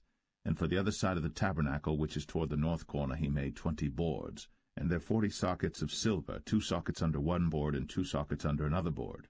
And for the sides of the tabernacle westward he made 6 boards, and 2 boards made he for the corners of the tabernacle in the 2 sides, and they were coupled beneath and coupled together at the head thereof to one ring. Thus he did to both of them in both the corners. And there were 8 boards, and their sockets were 16 sockets of silver, under every board 2 sockets. And he made bars of shittim wood, 5 for the boards of the one side of the tabernacle, and 5 bars for the boards of the other side of the tabernacle, and 5 bars for the boards of the tabernacle for the sides westward. And he made the middle bar to shoot through the boards from the one end to the other. And he overlaid the boards with gold, and made their rings of gold to be places for the bars, and overlaid the bars with gold. And he made a veil of blue and purple and scarlet, and fine twined linen, with cherubims made he it of cunning work. And he made thereunto 4 pillars of shittim wood, and overlaid them with gold. Their hooks were of gold, And he cast for them 4 sockets of silver.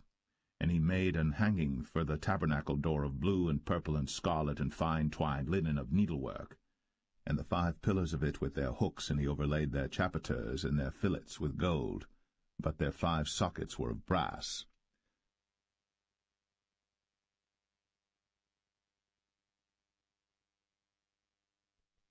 Exodus 37. And Bezalel made the ark of shittim wood. 2 cubits and a half was the length of it, and 1 cubit and a half the breadth of it, and 1 cubit and a half the height of it. And he overlaid it with pure gold within and without, and made a crown of gold to it round about.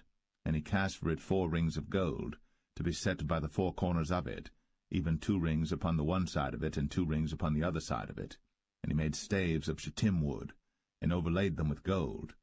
And he put the staves into the rings by the sides of the ark to bear the ark. And he made the mercy seat of pure gold. 2 cubits and a half was the length thereof, and 1 cubit and a half the breadth thereof. And he made 2 cherubims of gold, beaten out of one piece made he them, on the 2 ends of the mercy seat, 1 cherub on the end on this side, and another cherub on the other end on that side. Out of the mercy seat made he the cherubims on the 2 ends thereof. And the cherubims spread out their wings on high, and covered with their wings over the mercy seat, with their faces one to another. Even to the mercy seatward were the faces of the cherubims. And he made the table of shittim wood. 2 cubits was the length thereof, and 1 cubit the breadth thereof, and 1 cubit and a half the height thereof. And he overlaid it with pure gold, and made thereunto a crown of gold round about. Also he made thereunto a border of an handbreadth round about, and made a crown of gold for the border thereof round about. And he cast for it 4 rings of gold, and put the rings upon the 4 corners that were in the 4 feet thereof. Over against the border were the rings, the places for the staves to bear the table. And he made the staves of shittim wood, and overlaid them with gold to bear the table. And he made the vessels which were upon the table, his dishes, and his spoons, and his bowls, and his covers, to cover withal of pure gold. And he made the candlestick of pure gold. Of beaten work made he the candlestick. His shaft and his branch, his bowls, his knobs, and his flowers were of the same. And 6 branches going out of the sides thereof, 3 branches of the candlestick out of the one side thereof, and 3 branches of the candlestick out of the other side thereof. 3 bowls made after the fashion of almonds in one branch, a knob and a flower, and 3 bowls made like almonds in another branch, a knob and a flower. So throughout the 6 branches, going out of the candlestick. And in the candlestick were 4 bowls made like almonds, his knobs and his flowers, and a knob under 2 branches of the same, and a knob under 2 branches of the same, and a knob under 2 branches of the same, according to the 6 branches going out of it. Their knobs and their branches were of the same. All of it was one beaten work of pure gold. And he made his 7 lamps and his snuffers and his snuff dishes of pure gold. Of a talent of pure gold made he it, and all the vessels thereof. And he made the incense altar of shittim wood. The length of it was 1 cubit, the breadth of it 1 cubit. It was 4 square, and 2 cubits was the height of it. The horns thereof were of the same. And he overlaid it with pure gold, both the top of it and the sides thereof round about, and the horns of it. Also he made unto it a crown of gold round about. And he made 2 rings of gold for it under the crown thereof, by the 2 corners of it upon the 2 sides thereof, to be places for the staves to bear it withal. And he made the staves of shittim wood, and overlaid them with gold. And he made the holy anointing oil, and the pure incense of sweet spices, according to the work of the apothecary.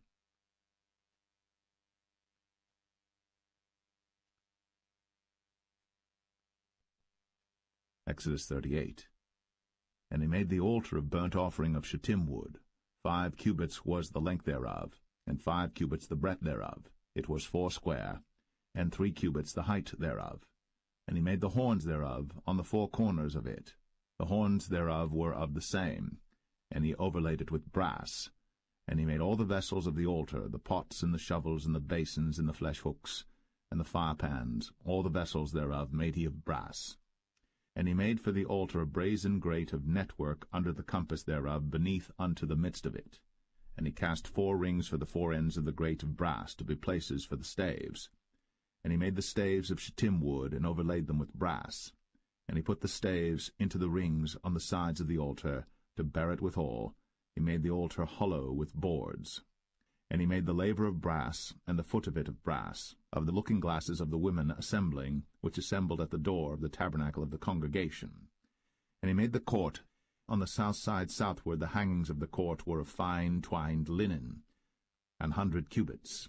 Their pillars were 20, and their brazen sockets 20. The hooks of the pillars and their fillets were of silver.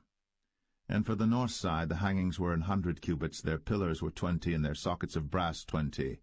The hooks of the pillars and their fillets of silver. And for the west side were hangings of 50 cubits, their pillars 10, and their sockets 10, the hooks of the pillars and their fillets of silver. And for the east side eastward 50 cubits. The hangings of the one side of the gate were 15 cubits, their pillars 3, and their sockets 3.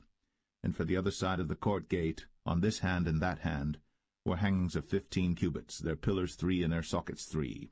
All the hangings of the court round about were of fine twined linen, and the sockets for the pillars were of brass, the hooks of the pillars and their fillets of silver, and the overlaying of their chapiters of silver, and all the pillars of the court were filleted with silver. And the hanging for the gate of the court was needlework, of blue and purple and scarlet and fine twined linen, and 20 cubits was the length, and the height and the breadth was 5 cubits, answerable to the hangings of the court. And their pillars were 4, and their sockets of brass 4, their hooks of silver, and the overlaying of their chapiters and their fillets of silver. And all the pins of the tabernacle and of the court round about were of brass. This is the sum of the tabernacle, even of the tabernacle of testimony, as it was counted, according to the commandment of Moses, for the service of the Levites, by the hand of Ithamar, son to Aaron the priest. And Bezalel, the son of Uri, the son of Hur, of the tribe of Judah, made all that the Lord commanded Moses. And with him was Aholiab, son of Ahisamach, of the tribe of Dan, an engraver, and a cunning workman, and an embroiderer in blue, and in purple, and in scarlet, and fine linen.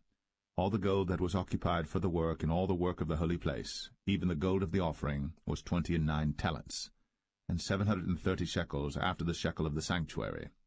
And the silver of them that were numbered of the congregation was 100 talents, and 1,760 shekels after the shekel of the sanctuary.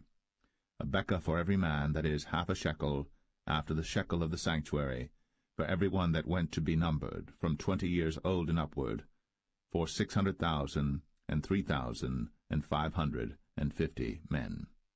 And of the 100 talents of silver were cast the sockets of the sanctuary, and the sockets of the veil, and 100 sockets of the 100 talents, a talent for a socket. And of the 1,775 shekels he made hooks for the pillars, and overlaid their chapiters, and filleted them. And the brass of the offering was 70 talents, and 2,400 shekels. And therewith he made the sockets to the door of the tabernacle of the congregation, and the brazen altar, and the brazen grate for it, and all the vessels of the altar, and the sockets of the court round about, and the sockets of the court gate, and all the pins of the tabernacle, and all the pins of the court round about.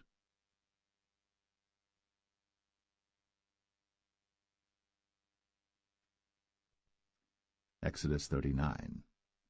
And of the blue, and purple, and scarlet they made cloths of service, to do service in the holy place, and made the holy garments for Aaron, as the Lord commanded Moses. And he made the ephod of gold, blue, and purple, and scarlet, and fine twined linen. And they did beat the gold into thin plates, and cut it into wires, to work it in the blue, and in the purple, and in the scarlet, and in the fine linen, with cunning work. They made shoulder pieces for it, to couple it together. By the 2 edges was it coupled together. And the curious girdle of his ephod that was upon it was of the same, according to the work thereof, of gold, blue, and purple, and scarlet, and fine twined linen, as the Lord commanded Moses. And they wrought onyx stones enclosed in ouches of gold, graven as signets are graven, with the names of the children of Israel. And he put them on the shoulders of the ephod, that they should be stones for a memorial to the children of Israel, as the Lord commanded Moses. And he made the breastplate of cunning work, like the work of the ephod, of gold, blue, and purple, and scarlet, and fine twined linen. It was 4 square. They made the breastplate double. A span was the length thereof, and a span the breadth thereof, being doubled. And they set in it 4 rows of stones. The first row was a sardius, a topaz, and a carbuncle. This was the first row. And the second row an emerald, a sapphire, and a diamond. And the third row a ligure, an agate, and an amethyst. and the fourth row a beryl, an onyx, and a jasper. They were enclosed in ouches of gold in their enclosings. And the stones were according to the names of the children of Israel, 12 according to their names, like the engravings of a signet, every one with his name, according to the 12 tribes. And they made upon the breastplate chains at the ends of wreathen work of pure gold. And they made 2 ouches of gold and 2 gold rings, and put the 2 rings in the 2 ends of the breastplate. And they put the 2 wreathen chains of gold in the 2 rings on the ends of the breastplate. And the 2 ends of the 2 wreathen chains they fastened in the 2 ouches, and put them on the shoulder pieces of the ephod before it. And they made 2 rings of gold, and put them on the 2 ends of the breastplate, upon the border of it, which was on the side of the ephod inward. And they made 2 other golden rings, and put them on the 2 sides of the ephod underneath, toward the forepart of it, over against the other coupling thereof, above the curious girdle of the ephod. And they did bind the breastplate by his rings unto the rings of the ephod with a lace of blue, that it might be above the curious girdle of the ephod, and that the breastplate might not be loosed from the ephod, as the Lord commanded Moses. And he made the robe of the ephod of woven work, all of blue. And there was an hole in the midst of the robe, as the hole of an habergeon, with a band round about the hole, that it should not rend. And they made upon the hems of the robe pomegranates of blue and purple and scarlet and twined linen. And they made bells of pure gold, and put the bells between the pomegranates upon the hem of the robe, round about between the pomegranates. A bell and a pomegranate, round about the hem of the robe to minister in, as the Lord commanded Moses. And they made coats of fine linen of woven work for Aaron and for his sons, and a mitre of fine linen, and goodly bonnets of fine linen, and linen breeches of fine twined linen, and a girdle of fine twined linen, and blue and purple and scarlet of needlework, as the Lord commanded Moses. And they made the plate of the holy crown of pure gold, and wrote upon it a writing like to the engravings of a signet, Holiness to the Lord. And they tied unto it a lace of blue, to fasten it on high upon the mitre, as the Lord commanded Moses. Thus was all the work of the tabernacle of the tent of the congregation finished. And the children of Israel did according to all that the Lord commanded Moses, so did they.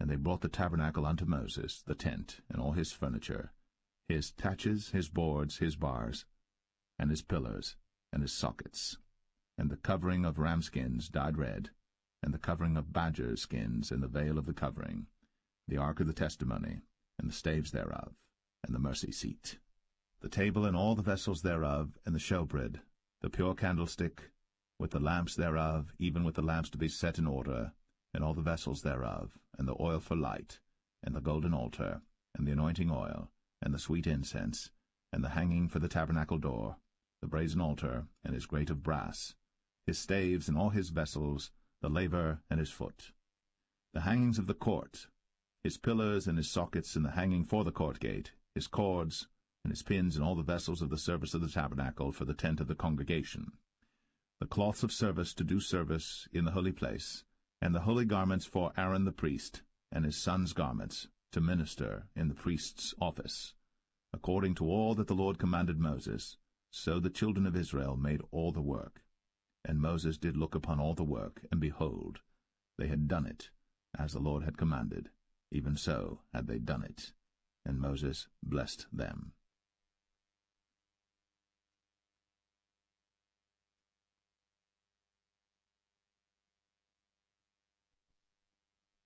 Exodus 40.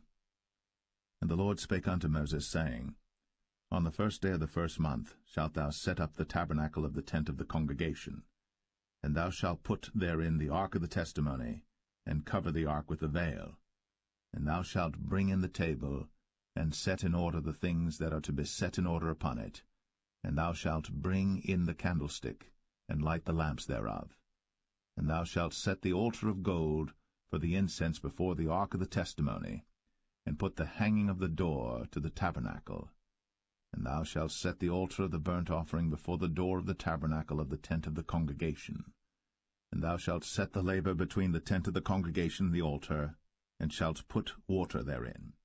And thou shalt set up the court round about, and hang up the hanging at the court gate. And thou shalt take the anointing oil, and anoint the tabernacle, and all that is therein, and shalt hallow it, and all the vessels thereof, and it shall be holy. And thou shalt anoint the altar of the burnt offering, and all his vessels, and sanctify the altar, and it shall be an altar most holy. And thou shalt anoint the laver and his foot, and sanctify it. And thou shalt bring Aaron and his sons unto the door of the tabernacle of the congregation, and wash them with water. And thou shalt put upon Aaron the holy garments, and anoint him, and sanctify him, that he may minister unto me in the priest's office. And thou shalt bring his sons, and clothe them with coats. And thou shalt anoint them, as thou didst anoint their father, that they may minister unto me in the priest's office, for their anointing shall surely be an everlasting priesthood throughout their generations. Thus did Moses. According to all that the Lord commanded him, so did he. And it came to pass in the 1st month, in the 2nd year, on the 1st day of the month, that the tabernacle was reared up.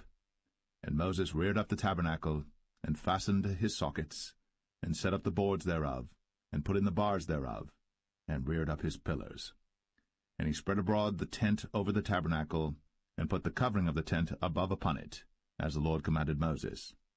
And he took and put the testimony into the ark, and set the staves on the ark, and put the mercy seat above upon the ark.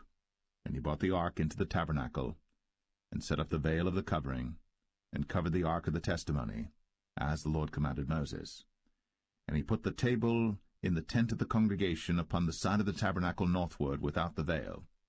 And he set the bread in order upon it before the Lord, as the Lord had commanded Moses. And he put the candlestick in the tent of the congregation over against the table on the side of the tabernacle southward. And he lighted the lamps before the Lord, as the Lord commanded Moses. And he put the golden altar in the tent of the congregation before the veil. And he burnt sweet incense thereon, as the Lord commanded Moses. And he set up the hanging at the door of the tabernacle. And he put the altar of burnt offering by the door of the tabernacle of the tent of the congregation, and offered upon it the burnt offering and the meat offering, as the Lord commanded Moses. And he set the laver between the tent of the congregation and the altar, and put water there to wash withal. And Moses and Aaron and his sons washed their hands, and their feet thereat, when they went into the tent of the congregation, and when they came near unto the altar, they washed, as the Lord commanded Moses. And he reared up the court round about the tabernacle and the altar, and set up the hanging of the court gate. So Moses finished the work. Then a cloud covered the tent of the congregation, and the glory of the Lord filled the tabernacle. And Moses was not able to enter into the tent of the congregation, because the cloud abode thereon, and the glory of the Lord filled the tabernacle. And when the cloud was taken up from over the tabernacle, the children of Israel went onward in all their journeys. But if the cloud were not taken up, then they journeyed not till the day that it was taken up. For the cloud of the Lord was upon the tabernacle by day, and fire was on it by night, in the sight of all the house of Israel, throughout all their journeys.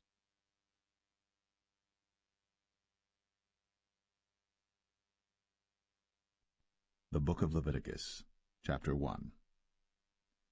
And the Lord called unto Moses, and spake unto him out of the tabernacle of the congregation, saying, Speak unto the children of Israel, and say unto them, If any man of you bring an offering unto the Lord, ye shall bring your offering of the cattle, even of the herd, and of the flock. If his offering be a burnt sacrifice of the herd, let him offer a male without blemish. He shall offer it of his own voluntary will at the door of the tabernacle of the congregation before the Lord. And he shall put his hand upon the head of the burnt offering, and it shall be accepted for him to make atonement for him. And he shall kill the bullock before the Lord, and the priests, Aaron's sons, shall bring the blood, and sprinkle the blood round about upon the altar that is by the door of the tabernacle of the congregation. And he shall flay the burnt offering, and cut it into his pieces. And the sons of Aaron the priests shall put fire upon the altar, and lay the wood in order upon the fire. And the priests, Aaron's sons, shall lay the parts, the head, and the fat, in order upon the wood that is on the fire which is upon the altar. But his inwards and his legs shall he wash in water, and the priests shall burn all on the altar, to be a burnt sacrifice, an offering made by fire, of a sweet savour unto the Lord. And if his offering be of the flocks, namely of the sheep or of the goats, for a burnt sacrifice, He shall bring it a male without blemish, and he shall kill it on the side of the altar northward before the Lord, and the priests, Aaron's sons, shall sprinkle his blood round about upon the altar.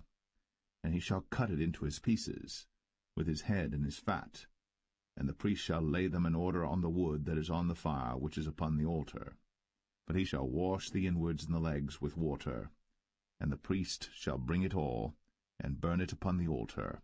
It is a burnt sacrifice, an offering made by fire, of a sweet savour unto the Lord. And if the burnt sacrifice for his offering to the Lord be of fowls, then he shall bring his offering of turtle doves or of young pigeons. And the priest shall bring it unto the altar, and wring off his head, and burn it on the altar, and the blood thereof shall be wrung out at the side of the altar. And he shall pluck away his crop with his feathers, and cast it beside the altar on the east part, by the place of the ashes. And he shall cleave it with the wings thereof, but shall not divide it asunder, and the priest shall burn it upon the altar, upon the wood that is upon the fire. It is a burnt sacrifice, an offering made by fire, of a sweet savour unto the Lord.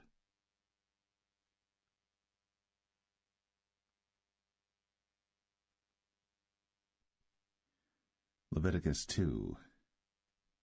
And when any will offer a meat offering unto the Lord, his offering shall be of fine flour, and he shall pour oil upon it, and put frankincense thereon, and he shall bring it to Aaron's sons the priests. And he shall take thereout his handful of the flour thereof, and of the oil thereof, with all the frankincense thereof. And the priests shall burn the memorial of it upon the altar, to be an offering made by fire, of a sweet savour unto the Lord. And the remnant of the meat offering shall be Aaron's and his sons. It is a thing most holy of the offerings of the Lord made by fire. And if thou bring an oblation of a meat offering baked in the oven, it shall be unleavened cakes of fine flour mingled with oil, or unleavened wafers anointed with oil. And if thy oblation be a meat offering baked in a pan, it shall be of fine flour, unleavened, mingled with oil. Thou shalt part it in pieces, and pour oil thereon. It is a meat offering. And if thy oblation be a meat offering baked in the frying pan, it shall be made of fine flour with oil. And thou shalt bring the meat offering that is made of these things unto the Lord, and when it is presented unto the priest, he shall bring it unto the altar. And the priest shall take from the meat offering a memorial thereof, and shall burn it upon the altar. It is an offering made by fire, of a sweet savour unto the Lord. And that which is left of the meat offering shall be Aaron's and his sons. It is a thing most holy of the offerings of the Lord made by fire. No meat offering which ye shall bring unto the Lord shall be made with leaven, for ye shall burn no leaven, nor any honey, in any offering of the Lord made by fire.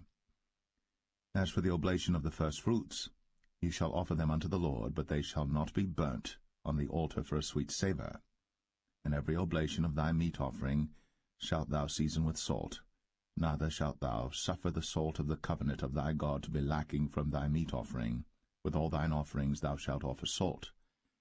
And if thou offer a meat offering of thy firstfruits unto the Lord, thou shalt offer for the meat offering of thy firstfruits green ears of corn dried by the fire, even corn beaten out of full ears. And thou shalt put oil upon it, and lay frankincense thereon. It is a meat offering. And the priest shall burn the memorial of it, part of the beaten corn thereof, and part of the oil thereof, with all the frankincense thereof. It is an offering made by fire unto the Lord.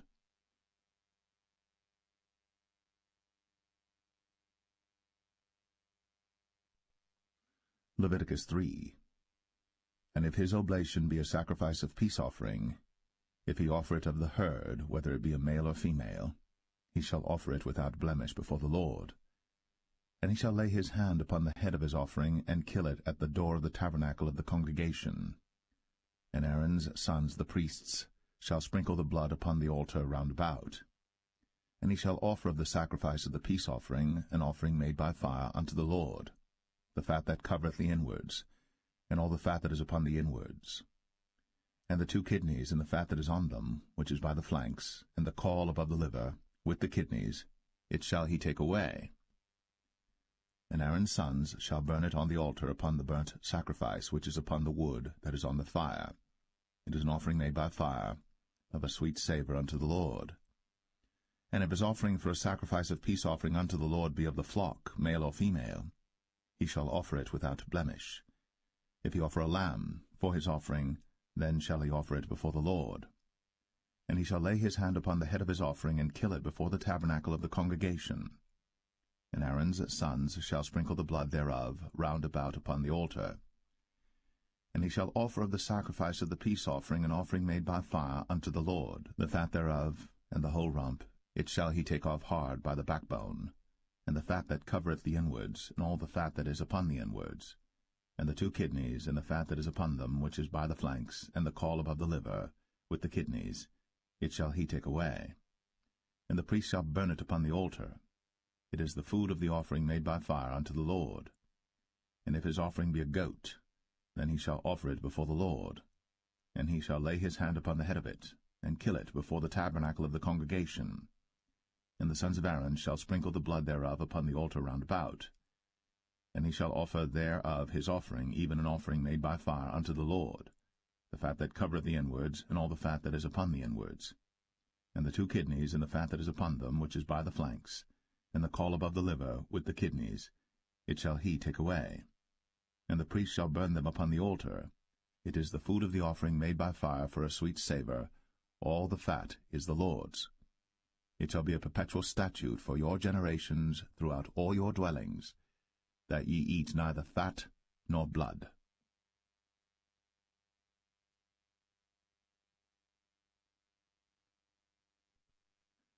Leviticus 4.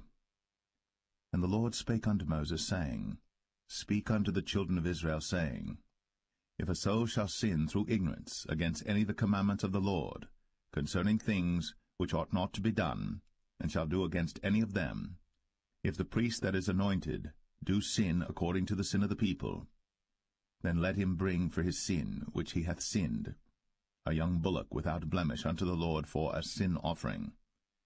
And he shall bring the bullock unto the door of the tabernacle of the congregation before the Lord, and shall lay his hand upon the bullock's head, and kill the bullock before the Lord. And the priest that is anointed shall take of the bullock's blood, and bring it to the tabernacle of the congregation. And the priest shall dip his finger in the blood, and sprinkle of the blood 7 times before the Lord, before the veil of the sanctuary. And the priest shall put some of the blood upon the horns of the altar of sweet incense before the Lord, which is in the tabernacle of the congregation, and shall pour all the blood of the bullock at the bottom of the altar of the burnt offering, which is at the door of the tabernacle of the congregation. And he shall take off from it all the fat of the bullock for the sin offering, the fat that covereth the inwards, and all the fat that is upon the inwards, and the 2 kidneys, and the fat that is upon them, which is by the flanks, and the caul above the liver, with the kidneys, it shall he take away, as it was taken off from the bullock of the sacrifice of peace offerings. And the priest shall burn them upon the altar of the burnt offering. And the skin of the bullock, and all his flesh, with his head, and with his legs, and his inwards, and his dung, even the whole bullock shall he carry forth without the camp unto a clean place, where the ashes are poured out, and burn him on the wood with fire. Where the ashes are poured out shall he be burnt. And if the whole congregation of Israel sin through ignorance, and the thing be hid from the eyes of the assembly, and they have done somewhat against any of the commandments of the Lord concerning things which should not be done, and are guilty, when the sin which they have sinned against it is known, then the congregation shall offer a young bullock for the sin, and bring him before the tabernacle of the congregation. And the elders of the congregation shall lay their hands upon the head of the bullock before the Lord, and the bullock shall be killed before the Lord. And the priest that is anointed shall bring of the bullock's blood to the tabernacle of the congregation. And the priest shall dip his finger in some of the blood, and sprinkle it 7 times before the Lord, even before the veil. And he shall put some of the blood upon the horns of the altar which is before the Lord, that is, in the tabernacle of the congregation, and shall pour out all the blood at the bottom of the altar of the burnt offering, which is at the door of the tabernacle of the congregation. And he shall take all his fat from him, and burn it upon the altar. And he shall do with the bullock as he did with the bullock for a sin offering. So shall he do with this. And the priest shall make an atonement for them, and it shall be forgiven them. And he shall carry forth the bullock without the camp, and burn him as he burned the first bullock. It is a sin offering for the congregation. When a ruler hath sinned, and done somewhat through ignorance against any of the commandments of the Lord his God, concerning things which should not be done, and is guilty, or if his sin, wherein he hath sinned, come to his knowledge, he shall bring his offering, a kid of the goats, a male without blemish. And he shall lay his hand upon the head of the goat, and kill it in the place where they killed the burnt offering before the Lord. It is a sin offering. And the priest shall take of the blood of the sin offering with his finger, and put it upon the horns of the altar of burnt offering, and shall pour out his blood at the bottom of the altar of burnt offering. And he shall burn all his fat upon the altar, as the fat of the sacrifice of peace offerings. And the priest shall make an atonement for him as concerning his sin, and it shall be forgiven him. And if any one of the common people sin through ignorance, while he doeth somewhat against any of the commandments of the Lord concerning things which ought not to be done, and be guilty, or if his sin, which he hath sinned, come to his knowledge, then he shall bring his offering, a kid of the goats, a female without blemish, for his sin, which he hath sinned. And he shall lay his hand upon the head of the sin offering, and slay the sin offering in the place of the burnt offering. And the priest shall take of the blood thereof with his finger, and put it upon the horns of the altar of burnt offering, and shall pour out all the blood thereof at the bottom of the altar. And he shall take away all the fat thereof, as the fat is taken away from off the sacrifice of peace offerings. And the priest shall burn it upon the altar for a sweet savour unto the Lord. And the priest shall make an atonement for him, and it shall be forgiven him. And if he bring a lamb for a sin offering, he shall bring it a female without blemish. And he shall lay his hand upon the head of the sin offering, and slay it for a sin offering in the place where they kill the burnt offering. And the priest shall take of the blood of the sin offering with his finger, and put it upon the horns of the altar of burnt offering, and shall pour out all the blood thereof at the bottom of the altar. And he shall take away all the fat thereof, as the fat of the lamb is taken away from the sacrifice of the peace offerings. And the priest shall burn them upon the altar, according to the offerings made by fire unto the Lord. And the priest shall make an atonement for his sin that he hath committed, and it shall be forgiven him.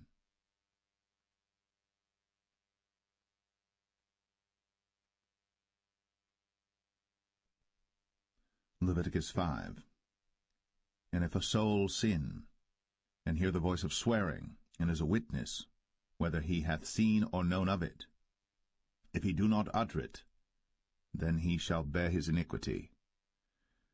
Or if a soul touch any unclean thing, whether it be a carcass of an unclean beast, or a carcass of unclean cattle, or the carcass of unclean creeping things, and if it be hidden from him, he also shall be unclean and guilty. Or if he touch the uncleanness of man, whatsoever uncleanness it be that a man shall be defiled withal, and it be hid from him, when he knoweth of it, then he shall be guilty. Or if a soul swear, pronouncing with his lips to do evil, or to do good, whatsoever it be that a man shall pronounce with an oath, and it be hid from him, when he knoweth of it, then he shall be guilty in one of these. And it shall be, when he shall be guilty in one of these things, that he shall confess that he hath sinned in that thing. And he shall bring his trespass offering unto the Lord for his sin which he hath sinned, a female from the flock, a lamb or a kid of the goats, for a sin offering, and the priest shall make an atonement for him concerning his sin. And if he be not able to bring a lamb, then he shall bring for his trespass which he hath committed 2 turtle doves, or 2 young pigeons unto the Lord, one for a sin offering, and the other for a burnt offering. And he shall bring them unto the priest, who shall offer that which is for the sin offering first, and wring off his head from his neck, but shall not divide it asunder. And he shall sprinkle of the blood of the sin offering upon the side of the altar, and the rest of the blood shall be wrung out at the bottom of the altar. It is a sin offering. And he shall offer the second for a burnt offering according to the manner, and the priest shall make an atonement for him for his sin which he hath sinned, and it shall be forgiven him. But if he be not able to bring 2 turtle doves or 2 young pigeons, then he that sinned shall bring for his offering the 10th part of an ephah of fine flour for a sin offering. He shall put no oil upon it, neither shall he put any frankincense thereon, for it is a sin offering. Then shall he bring it to the priest, and the priest shall take his handful of it, even a memorial thereof, and burn it on the altar, according to the offerings made by fire unto the Lord. It is a sin offering. And the priest shall make an atonement for him as touching his sin that he hath sinned in one of these, and it shall be forgiven him. And the remnant shall be the priest's, as a meat offering. And the Lord spake unto Moses, saying, If a soul commit a trespass, and sin through ignorance in the holy things of the Lord, then he shall bring for his trespass unto the Lord a ram without blemish out of the flocks, with thy estimation by shekels of silver, after the shekel of the sanctuary, for a trespass offering. And he shall make amends for the harm that he hath done in the holy thing, and shall add the 5th part thereto, and give it unto the priest. And the priest shall make an atonement for him with the ram of the trespass offering, and it shall be forgiven him. And if a soul sin, and commit any of these things which are forbidden to be done by the commandments of the Lord, though he wist it not, yet is he guilty, and shall bear his iniquity. And he shall bring a ram without blemish out of the flock, with thy estimation, for a trespass offering unto the priest. And the priest shall make an atonement for him concerning his ignorance, wherein he erred and wist it not, and it shall be forgiven him. It is a trespass offering. He hath certainly trespassed against the Lord.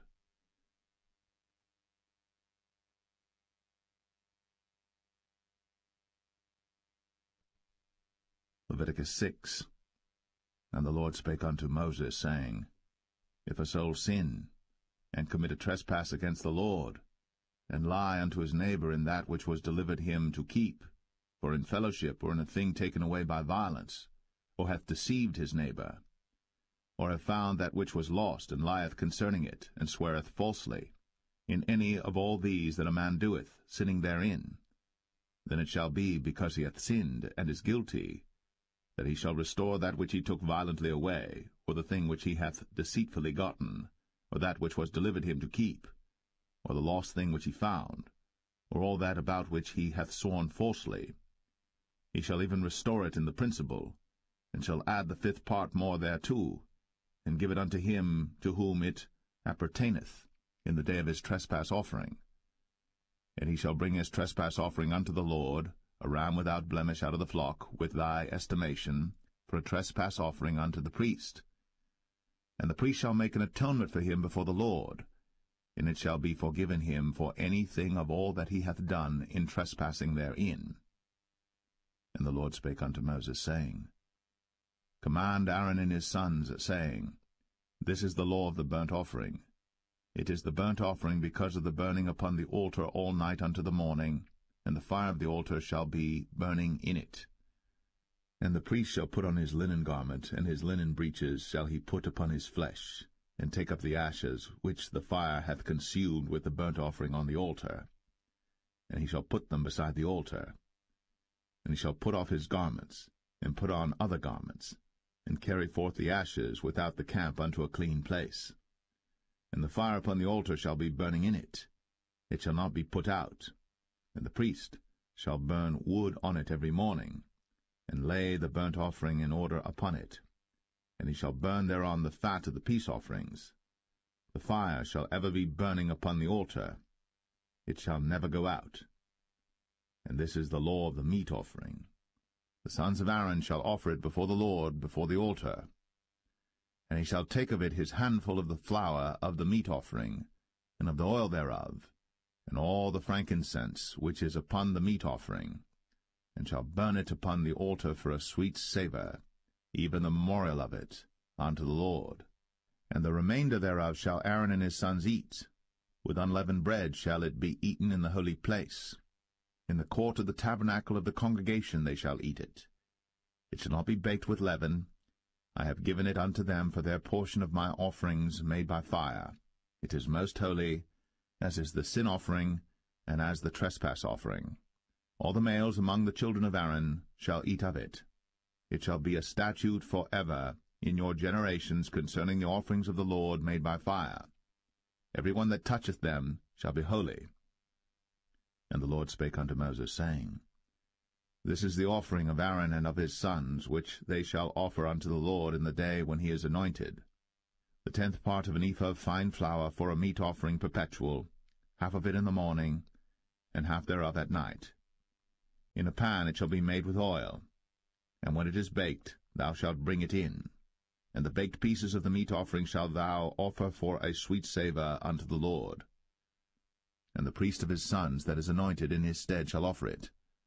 It is a statute for ever unto the Lord, it shall be wholly burnt. For every meat offering for the priest shall be wholly burnt, it shall not be eaten. And the Lord spake unto Moses, saying, Speak unto Aaron and to his sons, saying, This is the law of the sin offering. In the place where the burnt offering is killed shall the sin offering be killed before the Lord. It is most holy. The priest that offereth it for sin shall eat it. In the holy place shall it be eaten, in the court of the tabernacle of the congregation. Whatsoever shall touch the flesh thereof shall be holy. And when there is sprinkled of the blood thereof upon any garment, thou shalt wash that whereon it was sprinkled in the holy place. But the earthen vessel wherein it is sodden shall be broken, and if it be sodden in a brazen pot, it shall be both scoured and rinsed in water. All the males among the priests shall eat thereof. It is most holy. And no sin offering whereof any of the blood is brought into the tabernacle of the congregation to reconcile with all in the holy place shall be eaten. It shall be burnt in the fire.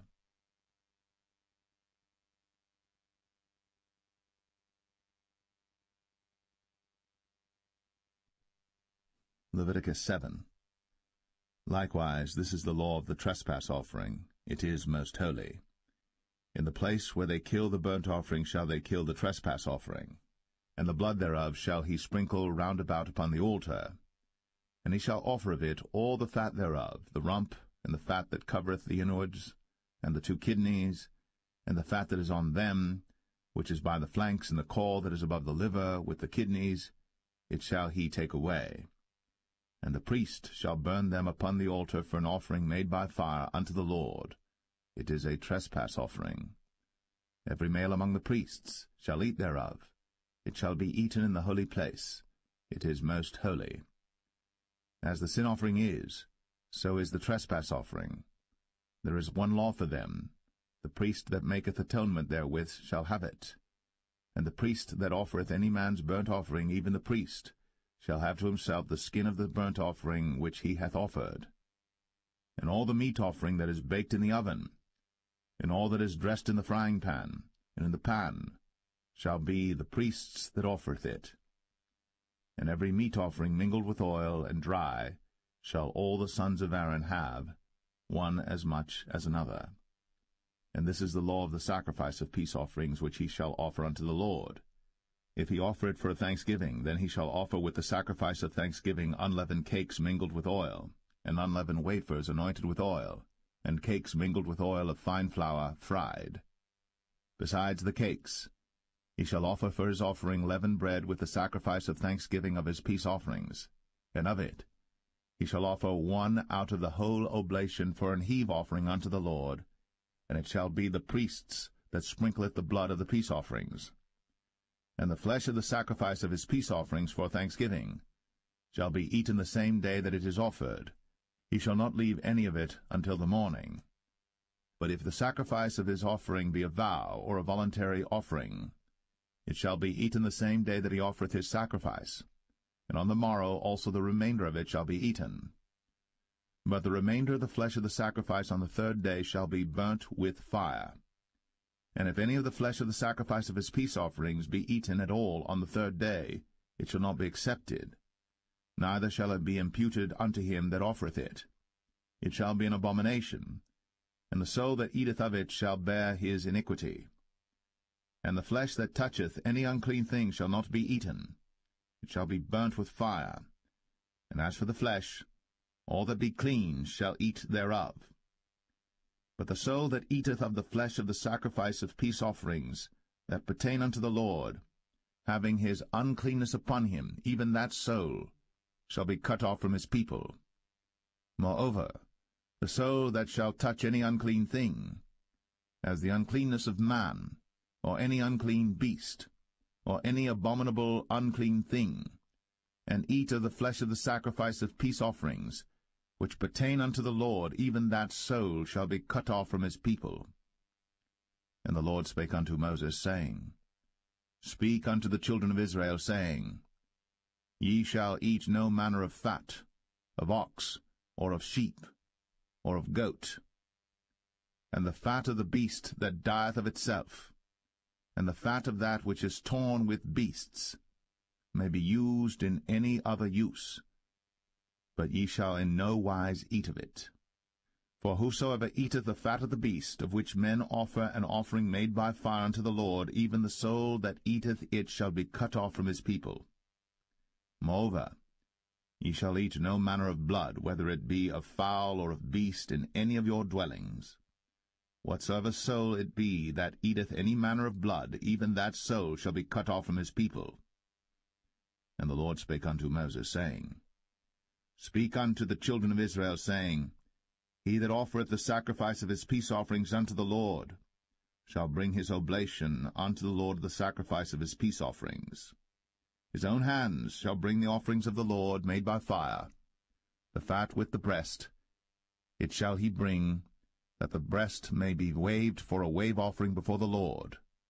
And the priest shall burn the fat upon the altar, but the breast shall be Aaron's and his sons'. And the right shoulder shall ye give unto the priest for an heave offering of the sacrifices of your peace offerings. He among the sons of Aaron, that offereth the blood of the peace offerings, and the fat, shall have the right shoulder for his part. For the wave breast, and the heave shoulder, have I taken of the children of Israel, from off the sacrifices of their peace offerings, and have given them unto Aaron the priest, and unto his sons by a statute for ever, from among the children of Israel. This is the portion of the anointing of Aaron, and of the anointing of his sons, out of the offerings of the Lord made by fire, in the day, when he presented them to minister unto the Lord in the priest's office, which the Lord commanded to be given them of the children of Israel, in the day that he anointed them, by a statute for ever throughout their generations. This is the law of the burnt offering, of the meat offering, and of the sin offering, and of the trespass offering, and of the consecrations, and of the sacrifice of the peace offerings, which the Lord commanded Moses in Mount Sinai, in the day that he commanded the children of Israel to offer their oblations unto the Lord, in the wilderness of Sinai.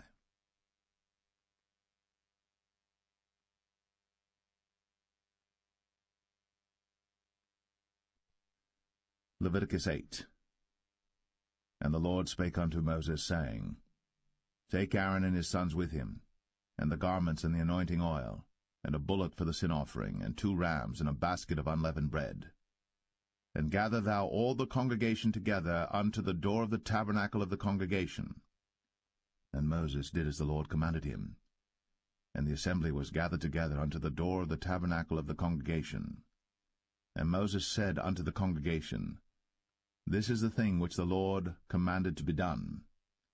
And Moses brought Aaron and his sons, and washed them with water.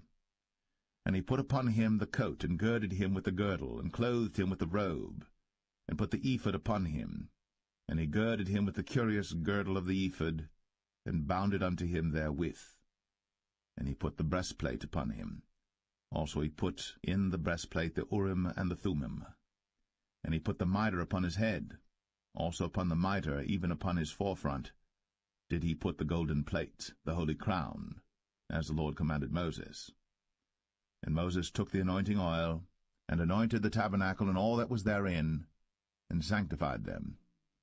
And he sprinkled thereof upon the altar 7 times, and anointed the altar and all his vessels, both the laver and his foot, to sanctify them. And he poured of the anointing oil upon Aaron's head, and anointed him to sanctify him. And Moses brought Aaron's sons, and put coats upon them, and girded them with girdles, and put bonnets upon them, as the Lord commanded Moses. And he brought the bullock for the sin offering, and Aaron and his sons laid their hands upon the head of the bullock for the sin offering, and he slew it. And Moses took the blood, and put it upon the horns of the altar round about with his finger, and purified the altar, and poured the blood at the bottom of the altar, and sanctified it, to make reconciliation upon it. And he took all the fat that was upon the inwards, and the caul above the liver, and the 2 kidneys, and their fat, and Moses burned it upon the altar. But the bullock and his hide, his flesh and his dung, he burnt with fire without the camp, as the Lord commanded Moses.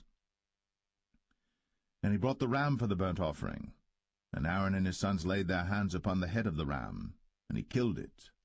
And Moses sprinkled the blood upon the altar round about, and he cut the ram into pieces. And Moses burnt the head, and the pieces, and the fat. And he washed the inwards and the legs in water. And Moses burnt the whole ram upon the altar. It was a burnt sacrifice for a sweet savour, and an offering made by fire unto the Lord, as the Lord commanded Moses. And he brought the other ram, the ram of consecration. And Aaron and his sons laid their hands upon the head of the ram, and he slew it. And Moses took of the blood of it, and put it upon the tip of Aaron's right ear, and upon the thumb of his right hand, and upon the great toe of his right foot. And he brought Aaron's sons, and Moses put of the blood upon the tip of their right ear, and upon the thumbs of their right hands, and upon the great toes of their right feet. And Moses sprinkled the blood upon the altar round about. And he took the fat, and the rump, and all the fat that was upon the inwards, and the caul above the liver, and the 2 kidneys in their fat, and the right shoulder, and out of the basket of unleavened bread that was before the Lord, he took 1 unleavened cake, and a cake of oiled bread, and 1 wafer, and put them on the fat, and upon the right shoulder.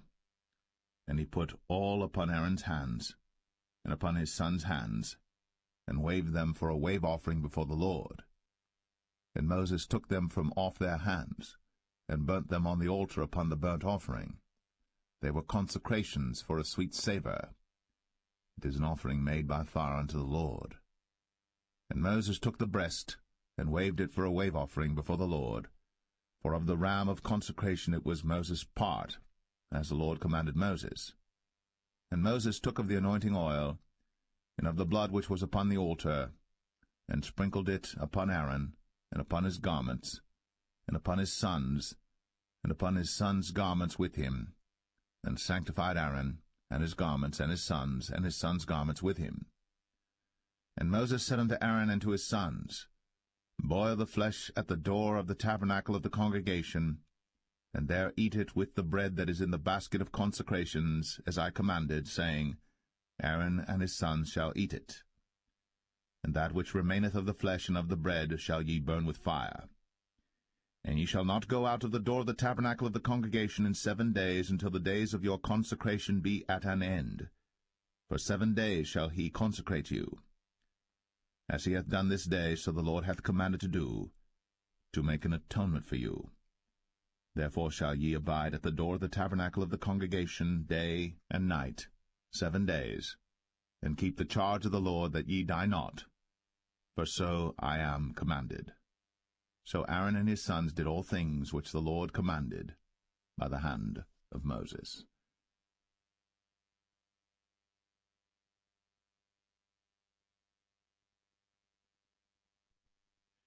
Leviticus 9. And it came to pass on the 8th day that Moses called Aaron and his sons and the elders of Israel. And he said unto Aaron, Take thee a young calf for a sin offering, and a ram for a burnt offering without blemish, and offer them before the Lord. And unto the children of Israel thou shalt speak, saying, Take ye a kid of the goats for a sin offering, and a calf and a lamb, both of the first year, without blemish, for a burnt offering.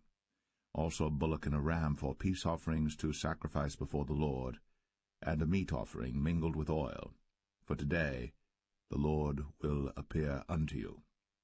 And they brought that which Moses commanded before the tabernacle of the congregation, and all the congregation drew near, and stood before the Lord. And Moses said, This is the thing which the Lord commanded that ye should do, and the glory of the Lord shall appear unto you. And Moses said unto Aaron, Go unto the altar, and offer thy sin offering, and thy burnt offering, and make an atonement for thyself, and for the people. And offer the offering of the people, and make an atonement for them, as the Lord commanded. Aaron therefore went unto the altar, and slew the calf of the sin offering, which was for himself. And the sons of Aaron brought the blood unto him, and he dipped his finger in the blood, and put it upon the horns of the altar, and poured out the blood at the bottom of the altar. But the fat and the kidneys and the caul above the liver of the sin offering he burnt upon the altar, as the Lord commanded Moses. And the flesh and the hide he burnt with fire without the camp. And he slew the burnt offering. And Aaron's sons presented unto him the blood, which he sprinkled round about upon the altar. And they presented the burnt offering unto him, with the pieces thereof, and the head, and he burnt them upon the altar. And he did wash the inwards and the legs, and burnt them upon the burnt offering on the altar. And he brought the people's offering, and took the goat which was the sin offering for the people, and slew it, and offered it for sin as the first.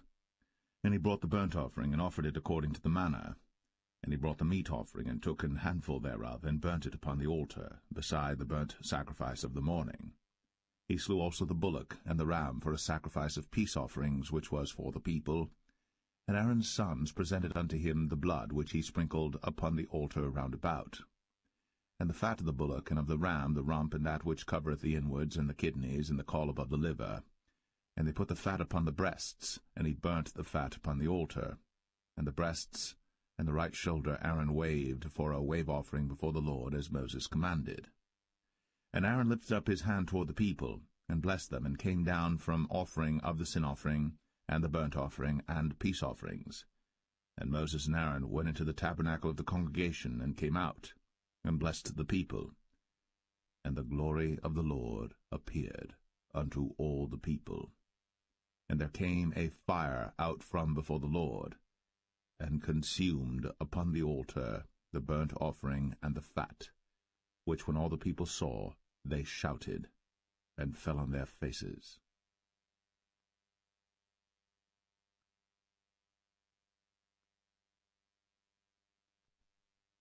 Leviticus 10. And Nadab and Abihu, the sons of Aaron, took either of them his censer, and put fire therein, and put incense thereon, and offered strange fire before the Lord, which he commanded them not. And there went out fire from the Lord, and devoured them, and they died before the Lord. Then Moses said unto Aaron, This is it that the Lord spake, saying, I will be sanctified in them that come nigh me, and before all the people I will be glorified. And Aaron held his peace. And Moses called Mishael and Elzaphan, the sons of Uzziel, the uncle of Aaron, and said unto them, Come near, carry your brethren from before the sanctuary out of the camp. So they went near, and carried them in their coats out of the camp, as Moses had said. And Moses said unto Aaron, and unto Eleazar, and unto Ithamar his sons, Uncover not your heads, neither rend your clothes, lest ye die, and lest wrath come upon all the people. But let your brethren, the whole house of Israel, bewail the burning which the Lord hath kindled. And ye shall not go out from the door of the tabernacle of the congregation, lest ye die. For the anointing oil of the Lord is upon you. And they did, according to the word of Moses. And the Lord spake unto Aaron, saying, Do not drink wine nor strong drink, thou nor thy sons with thee, when ye go into the tabernacle of the congregation, lest ye die. It shall be a statute for ever throughout your generations. And that ye may put difference between holy and unholy, and between unclean and clean, and that ye may teach the children of Israel all the statutes which the Lord hath spoken unto them by the hand of Moses. And Moses spake unto Aaron, and unto Eleazar, and unto Ithamar, his sons that were left, Take the meat offering that remaineth of the offerings of the Lord made by fire, and eat it without leaven beside the altar, for it is most holy. And ye shall eat it in the holy place, because it is thy due, and thy son's due, of the sacrifices of the Lord made by fire, for so I am commanded. And the wave breast and heave shoulder shall ye eat in a clean place, thou and thy sons, and thy daughters with thee. For they be thy due, and thy sons' due, which are given out of the sacrifices of peace offerings of the children of Israel. The heave shoulder and the wave breast shall they bring with the offerings made by fire of the fat, to wave it for a wave offering before the Lord, and it shall be thine, and thy sons with thee, by a statute for ever, as the Lord hath commanded. And Moses diligently sought the goat of the sin offering, and behold, it was burnt. And he was angry with Eleazar and Ithamar, the sons of Aaron, which were left alive, saying, Wherefore have ye not eaten the sin offering in the holy place, seeing it is most holy? And God hath given it you to bear the iniquity of the congregation, to make atonement for them before the Lord. Behold, the blood of it was not brought in within the holy place. Ye should indeed have eaten it in the holy place, as I commanded. And Aaron said unto Moses, Behold, this day have they offered their sin offering and their burnt offering before the Lord. And such things have befallen me. And if I had eaten the sin offering today, should it have been accepted in the sight of the Lord? And when Moses heard that, he was content.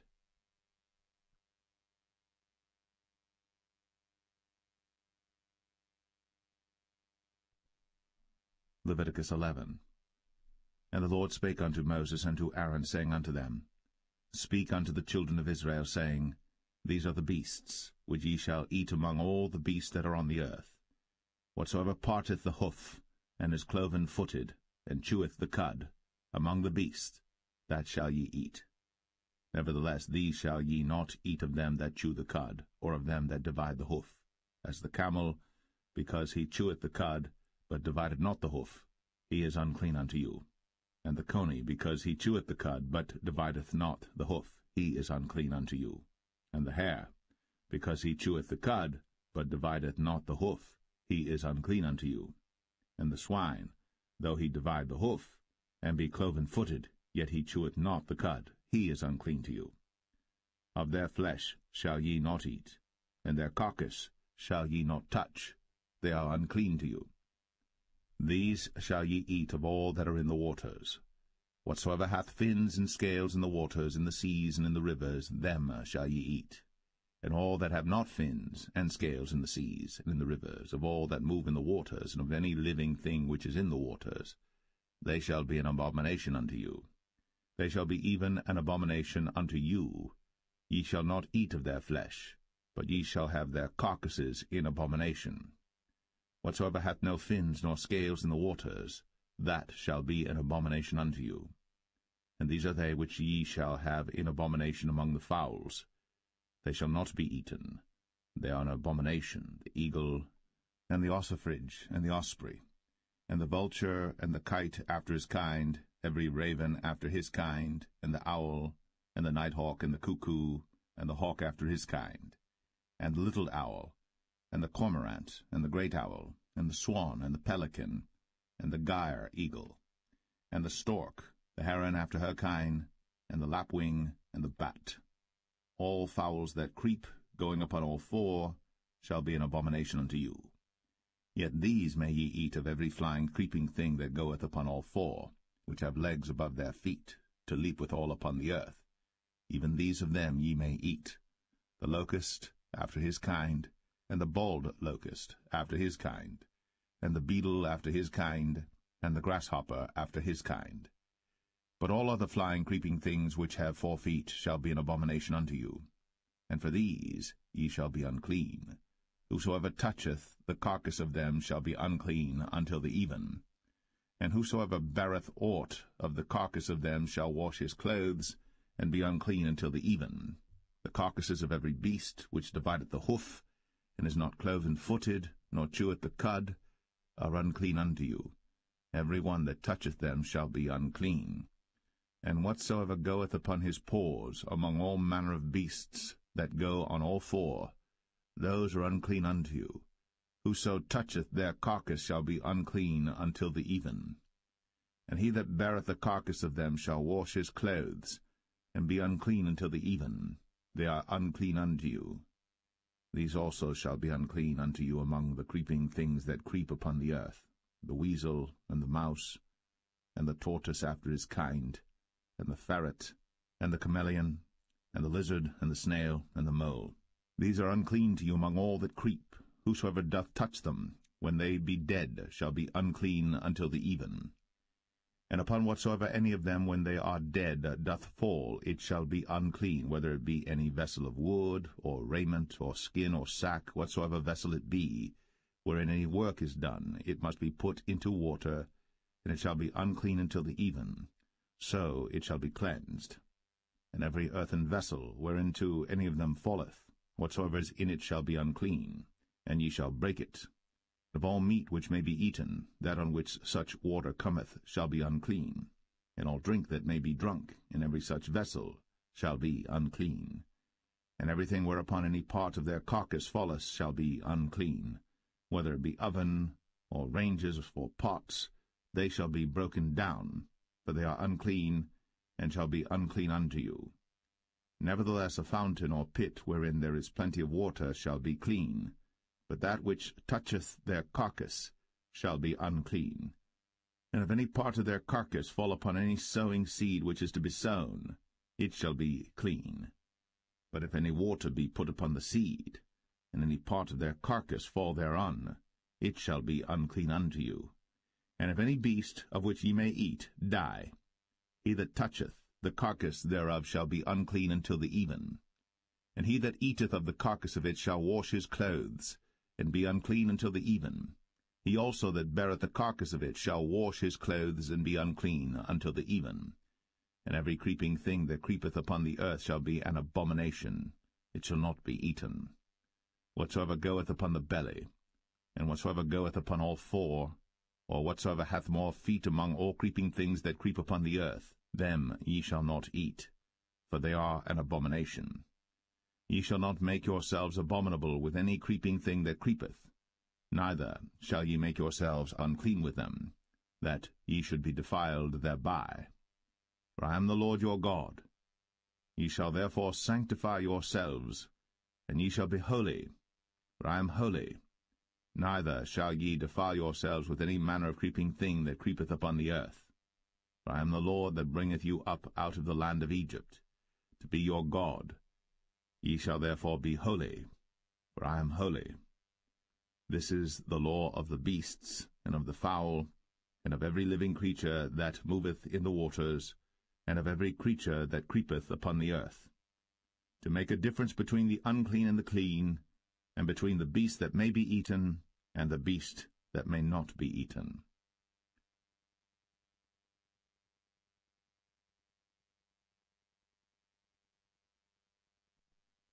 Leviticus 12. And the Lord spake unto Moses, saying, Speak unto the children of Israel, saying, If a woman have conceived seed, and born a man-child, then she shall be unclean 7 days, according to the days of the separation for her infirmity shall she be unclean. And in the 8th day the flesh of his foreskin shall be circumcised, and she shall then continue in the blood of her purifying 33 days. She shall touch no hallowed thing, nor come into the sanctuary until the days of her purifying be fulfilled. And if she bear a maid child, then she shall be unclean 2 weeks, as in her separation, and she shall continue in the blood of her purifying 66 days. And when the days of her purifying are fulfilled, for a son or for a daughter, she shall bring a lamb of the first year for a burnt offering, and a young pigeon, or a turtle dove, for a sin offering, unto the door of the tabernacle of the congregation, unto the priest, who shall offer it before the Lord, and make an atonement for her, and she shall be cleansed from the issue of her blood. This is the law for her that hath borne a male or a female. And if she be not able to bring a lamb, then she shall bring 2 turtles or 2 young pigeons, the one for the burnt offering and the other for a sin offering, and the priest shall make an atonement for her, and she shall be clean.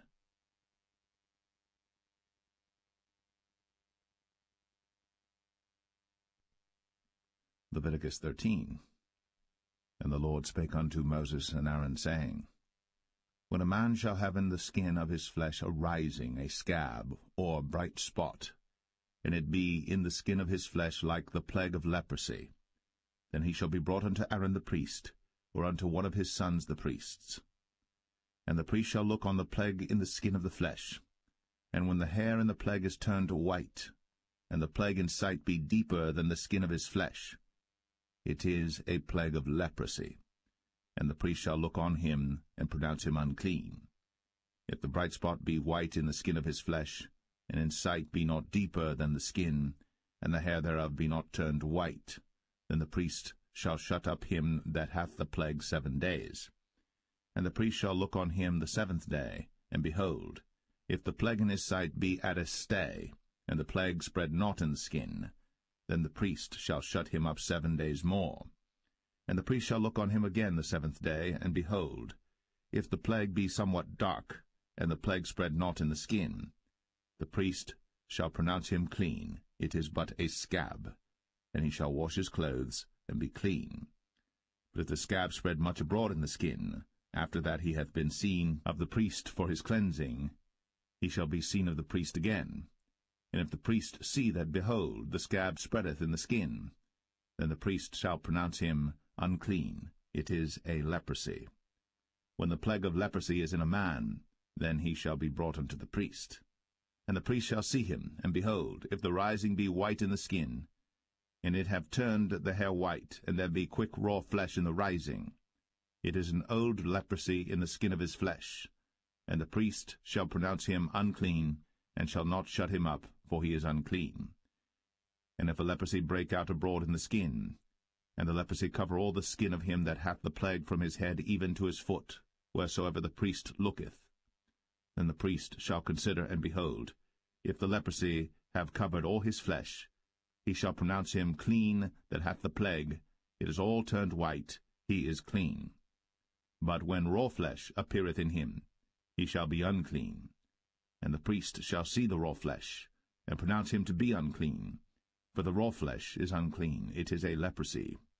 Or if the raw flesh turn again, and be changed unto white, he shall come unto the priest. And the priest shall see him, and behold, if the plague be turned into white, then the priest shall pronounce him clean that hath the plague.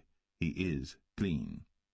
The flesh also, in which even in the skin thereof was a boil, and is healed, and in the place of the boil there be a white rising, or a bright spot, white and somewhat reddish, and it be shown to the priest.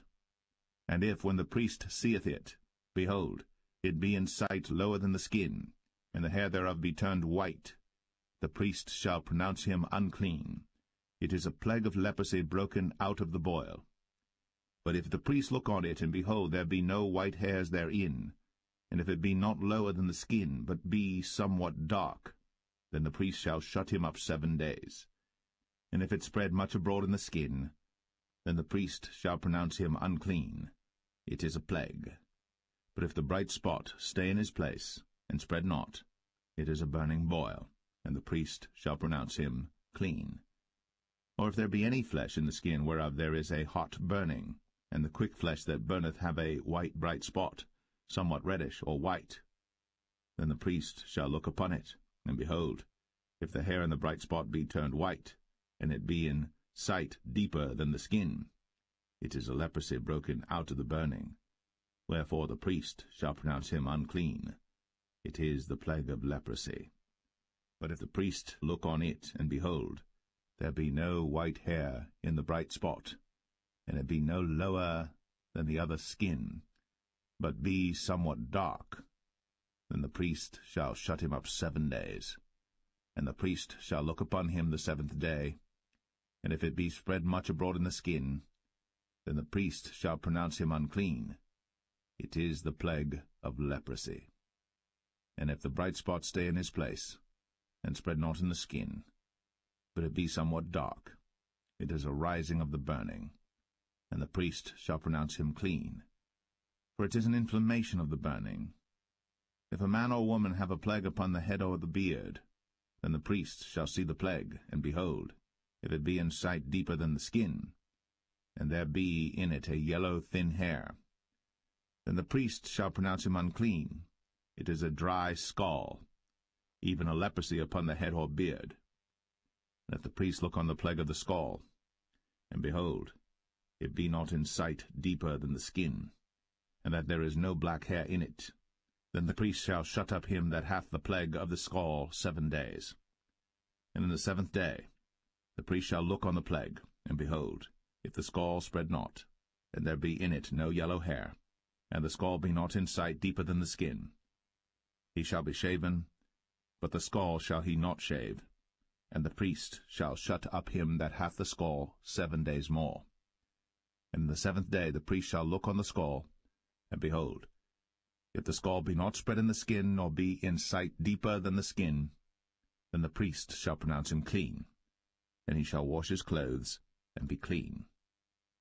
But if the scall spread much in the skin after his cleansing, then the priest shall look on him, and behold, if the scall be spread in the skin, the priest shall not seek for yellow hair, he is unclean. But if the scall be in his sight at a stay, and that there is black hair grown up therein, the scall is healed, he is clean, and the priest shall pronounce him clean.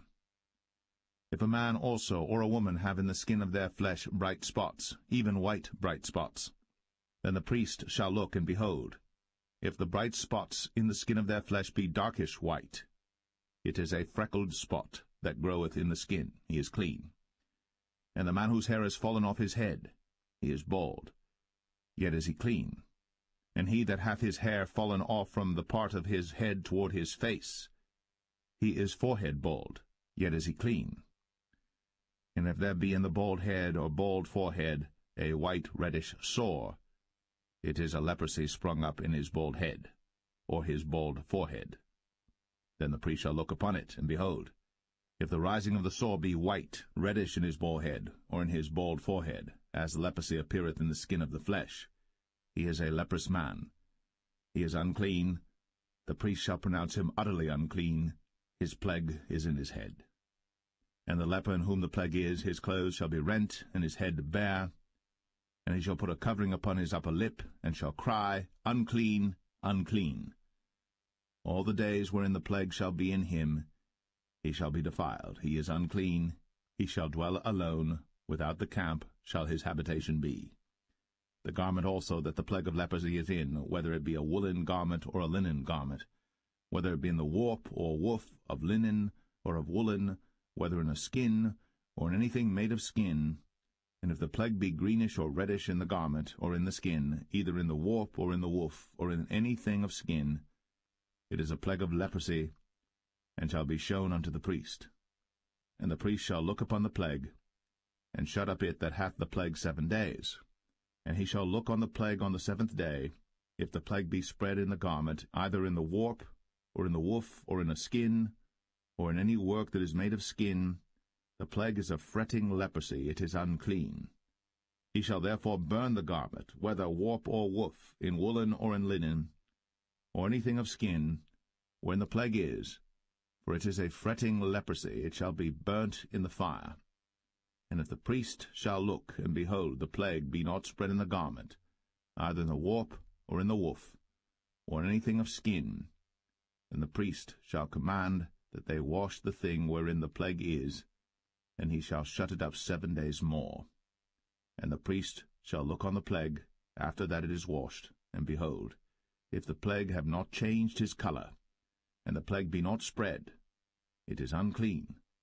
Thou shalt burn it in the fire. It is fret inward, whether it be bare within or without. And if the priest look, and behold, the plague be somewhat dark after the washing of it, then he shall rend it out of the garment, or out of the skin, or out of the warp, or out of the woof. And if it appear still in the garment, either in the warp or in the woof, or in anything of skin, it is a spreading plague. Thou shalt burn that wherein the plague is with fire. And the garment, either warp or woof, or whatsoever thing of skin it be, which thou shalt wash, if the plague be departed from them, then it shall be washed the 2nd time, and shall be clean. This is the law of the plague of leprosy in a garment of woolen or linen, either in the warp or woof, or anything of skins, to pronounce it clean, or to pronounce it unclean.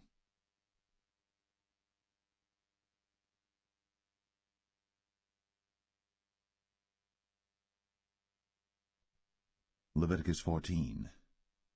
And the Lord spake unto Moses, saying, This shall be the law of the leper in the day of his cleansing. He shall be brought unto the priest. And the priest shall go forth out of the camp, and the priest shall look, and behold, if the plague of leprosy be healed in the leper, then shall the priest command to take for him that is to be cleansed 2 birds alive and clean, and cedar wood, and scarlet and hyssop. And the priest shall command that one of the birds be killed in an earthen vessel over running water. As for the living bird, he shall take it, and the cedar wood, and the scarlet, and the hyssop, and shall dip them and the living bird in the blood of the bird that was killed over the running water.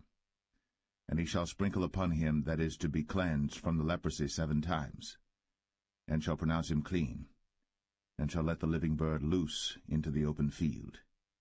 And he that is to be cleansed shall wash his clothes, and shave off all his hair, and wash himself in water, that he may be clean. And after that he shall come into the camp, and shall tarry abroad out of his tent 7 days. But it shall be on the 7th day that he shall shave all his hair off his head, and his beard, and his eyebrows. Even all his hair he shall shave off. And he shall wash his clothes. Also he shall wash his flesh in water, and he shall be clean. And on the 8th day he shall take 2 he-lambs without blemish, and 1 ewe-lamb of the 1st year without blemish, and 3/10 deals of fine flour for a meat offering, mingled with oil, and 1 log of oil. And the priest that maketh him clean shall present the man that is to be made clean, and those things before the Lord, at the door of the tabernacle of the congregation. And the priest shall take 1 he-lamb, and offer him for a trespass offering, and the log of oil, and wave them for a wave offering before the Lord. And he shall slay the lamb in the place where he shall kill the sin offering and the burnt offering in the holy place. For as the sin offering is the priest's, so is the trespass offering. It is most holy. And the priest shall take some of the blood of the trespass offering, and the priest shall put it upon the tip of the right ear of him that is to be cleansed, and upon the thumb of his right hand, and upon the great toe of his right foot. And the priest shall take some of the log of oil, and pour it into the palm of his own left hand. And the priest shall dip his right finger in the oil that is in his left hand, and shall sprinkle of the oil with his finger 7 times before the Lord.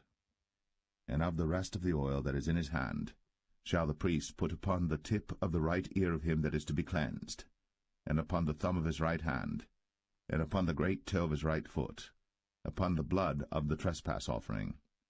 And the remnant of the oil that is in the priest's hand he shall pour upon the head of him that is to be cleansed, and the priest shall make an atonement for him before the Lord.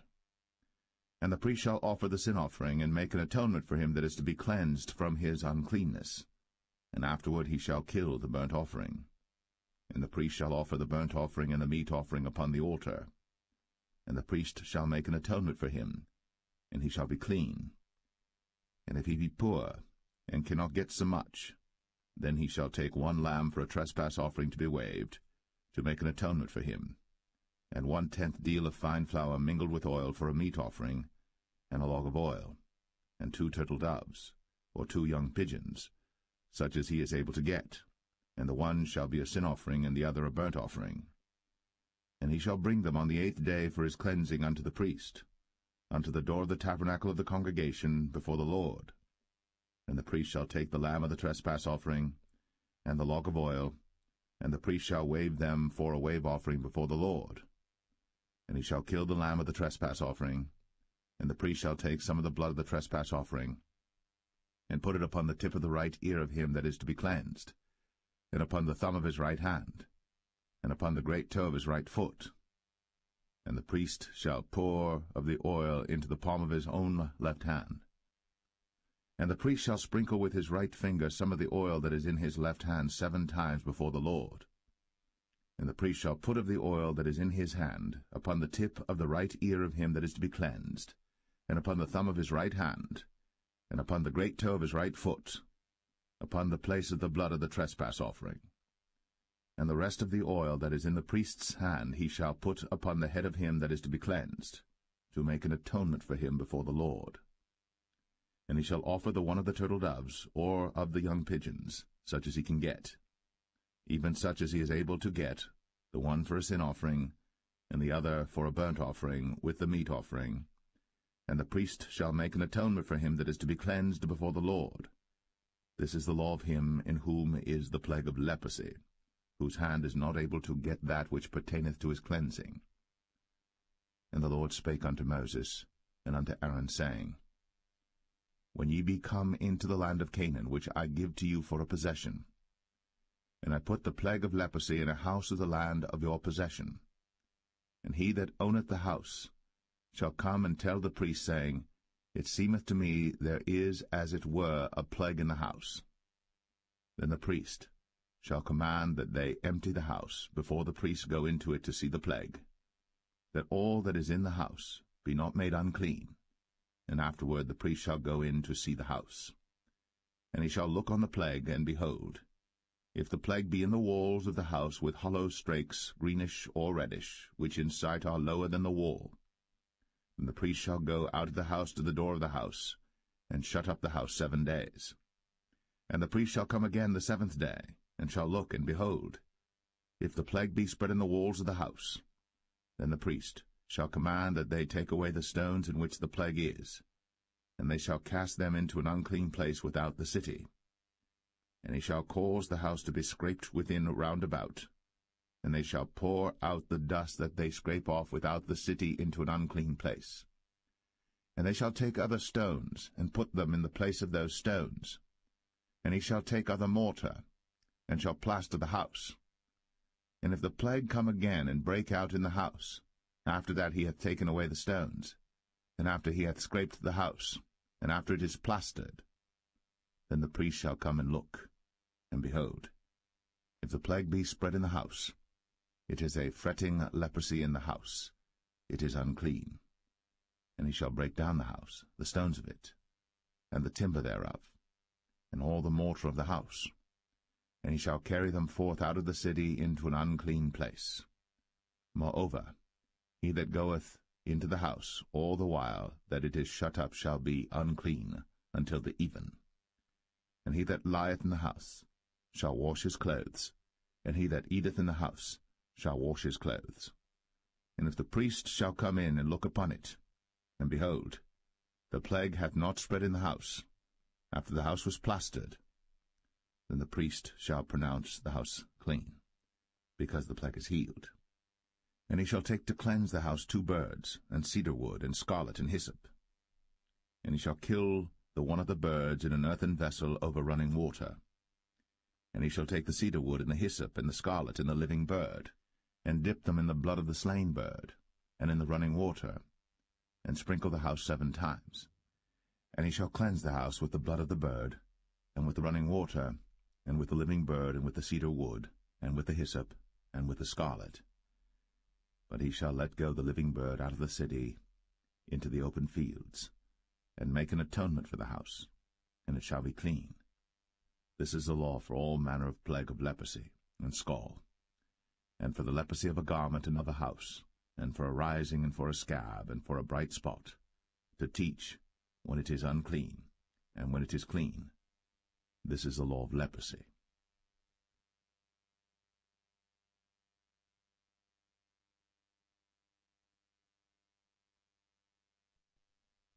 Leviticus 15.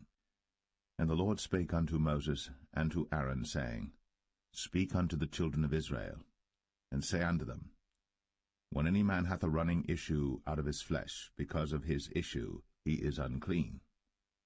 And this shall be his uncleanness in his issue, whether his flesh run with his issue, or his flesh be stopped from his issue, it is his uncleanness. Every bed whereon he lieth that hath the issue is unclean, and everything whereon he sitteth shall be unclean. And whosoever toucheth his bed shall wash his clothes, and bathe himself in water, and be unclean until the even. And he that sitteth on anything whereon he sat that hath the issue shall wash his clothes, and bathe himself in water, and be unclean until the even. And he that toucheth the flesh of him that hath the issue shall wash his clothes, and bathe himself in water, and be unclean until the even. And if he that hath the issue spit upon him that is clean, Then he shall wash his clothes, and bathe himself in water, and be unclean until the even. And what saddle soever he rideth upon that hath the issue shall be unclean. And whosoever toucheth anything that was under him shall be unclean until the even. And he that beareth any of those things shall wash his clothes, and bathe himself in water, and be unclean until the even. And whomsoever he toucheth that hath the issue, and hath not rinsed his hands in water, he shall wash his clothes, and bathe himself in water, and be unclean until the even. And the vessel of earth that he toucheth, which hath the issue, shall be broken, and every vessel of wood shall be rinsed in water. And when he that hath an issue is cleansed of his issue, then he shall number to himself 7 days for his cleansing, and wash his clothes, and bathe his flesh in running water, and shall be clean. And on the 8th day he shall take to him 2 turtle doves, or 2 young pigeons, and come before the Lord unto the door of the tabernacle of the congregation, and give them unto the priest. And the priest shall offer them, the one for a sin offering, and the other for a burnt offering. And the priest shall make an atonement for him before the Lord for his issue. And if any man's seed of copulation go out from him, then he shall wash all his flesh in water, and be unclean until the even. And every garment, and every skin, whereon is the seed of copulation, shall be washed with water, and be unclean until the even. The woman also with whom man shall lie with seed of copulation, they shall both bathe themselves in water, and be unclean until the even. And if a woman have an issue, and her issue in her flesh be blood, she shall be put apart 7 days, and whosoever toucheth her shall be unclean until the even. And everything that she lieth upon in her separation shall be unclean. Everything also that she sitteth upon shall be unclean. And whosoever toucheth her bed shall wash his clothes, and bathe himself in water, and be unclean until the even. And whosoever toucheth anything that she sat upon shall wash his clothes, and bathe himself in water, and be unclean until the even. And if it be on her bed, or on any thing whereon she sitteth, when he toucheth it, he shall be unclean until the even. And if any man lie with her at all, and her flowers be upon him, he shall be unclean 7 days, and all the bed whereon he lieth shall be unclean. And if a woman have an issue of her blood many days out of the time of her separation, or if it run beyond the time of her separation, all the days of the issue of her uncleanness shall be as the days of her separation. She shall be unclean. Every bed whereon she lieth all the days of her issue shall be unto her as the bed of her separation. And whatsoever she sitteth upon shall be unclean, as the uncleanness of her separation. And whosoever toucheth those things shall be unclean, and shall wash his clothes, and bathe himself in water, and be unclean until the even. But if she be cleansed of her issue, then she shall number to herself 7 days, and after that she shall be clean. And on the 8th day she shall take unto her 2 turtles, or 2 young pigeons, and bring them unto the priest, to the door of the tabernacle of the congregation. And the priest shall offer the one for a sin offering, and the other for a burnt offering. And the priest shall make an atonement for her before the Lord for the issue of her uncleanness. Thus shall ye separate the children of Israel from their uncleanness, that they die not in their uncleanness, when they defile my tabernacle that is among them. This is the law of him that hath an issue, and of him whose seed goeth from him, and is defiled therewith, and of her that is sick of her flowers, and of him that hath an issue, of the man, and of the woman, and of him that lieth with her that is unclean.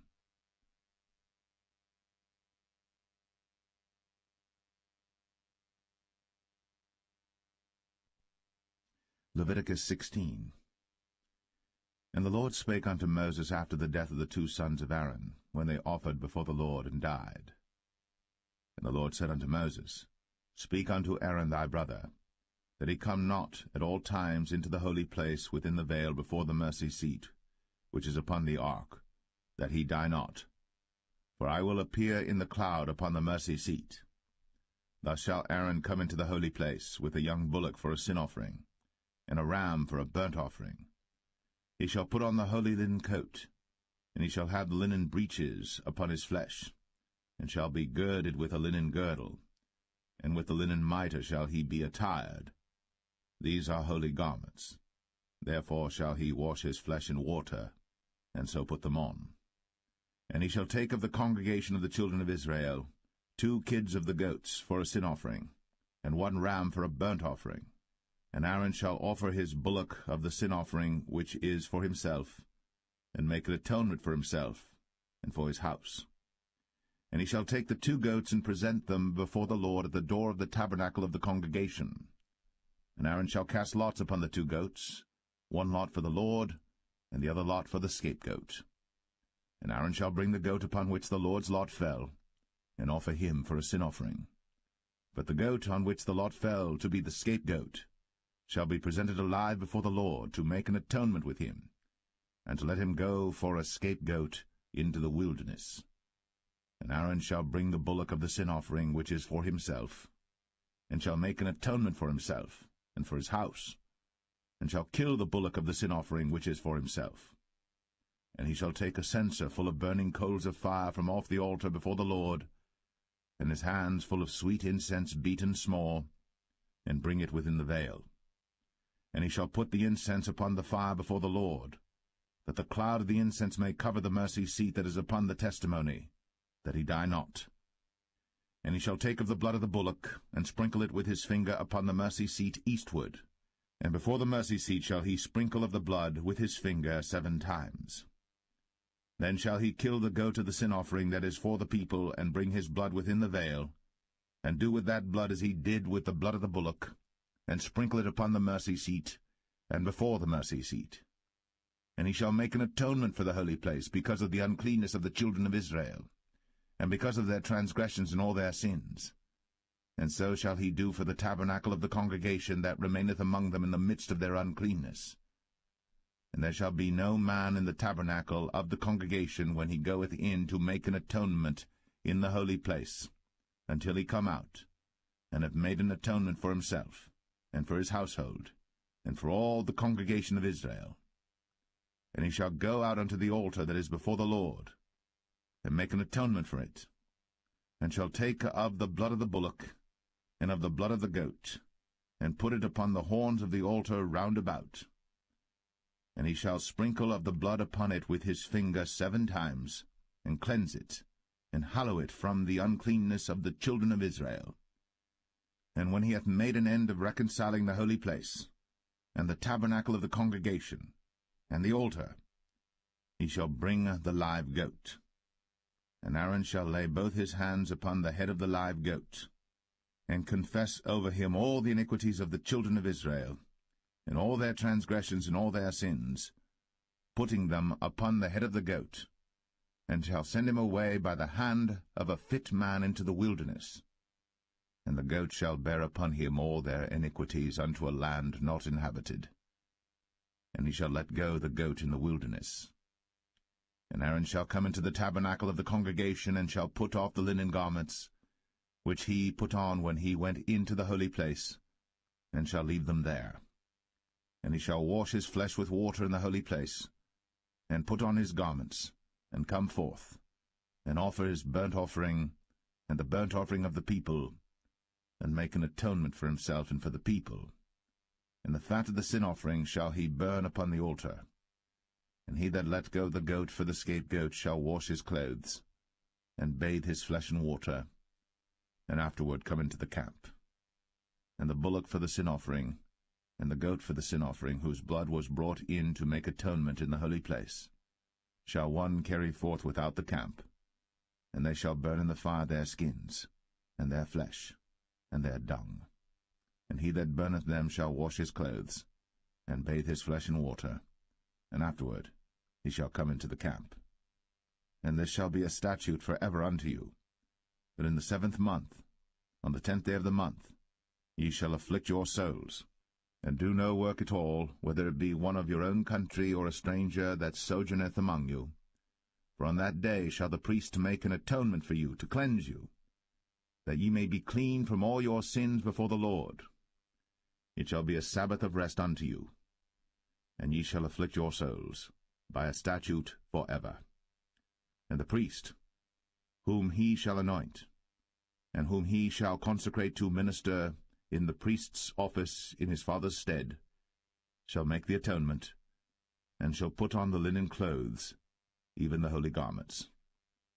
And he shall make an atonement for the holy sanctuary, and he shall make an atonement for the tabernacle of the congregation, and for the altar, and he shall make an atonement for the priests, and for all the people of the congregation.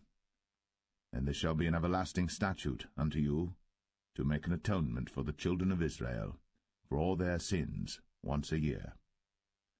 And he did, as the Lord commanded Moses.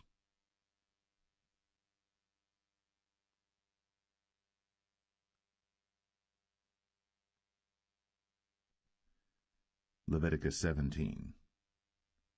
And the Lord spake unto Moses, saying, Speak unto Aaron, and unto his sons, and unto all the children of Israel, and say unto them, This is the thing which the Lord hath commanded, saying, What man soever there be of the house of Israel that killeth an ox, or lamb, or goat, in the camp, or that killeth it out of the camp, and bringeth it not unto the door of the tabernacle of the congregation to offer an offering unto the Lord before the tabernacle of the Lord, blood shall be imputed unto that man. He hath shed blood, and that man shall be cut off from among his people. To the end that the children of Israel may bring their sacrifices which they offer in the open field, even that they may bring them unto the Lord, unto the door of the tabernacle of the congregation, unto the priest, and offer them for peace offerings unto the Lord. And the priest shall sprinkle the blood upon the altar of the Lord at the door of the tabernacle of the congregation, and burn the fat for a sweet savour unto the Lord. And they shall no more offer their sacrifices unto devils, after whom they have gone a-whoring. This shall be a statute for ever unto them throughout their generations. And thou shalt say unto them, Whatsoever man there be of the house of Israel, or of the strangers which sojourn among you, that offereth a burnt offering or sacrifice, and bringeth it not unto the door of the tabernacle of the congregation, to offer it unto the Lord, even that man shall be cut off from among his people. And whatsoever man there be of the house of Israel, or of the strangers that sojourn among you, that eateth any manner of blood, I will even set my face against that soul that eateth blood, and will cut him off from among his people.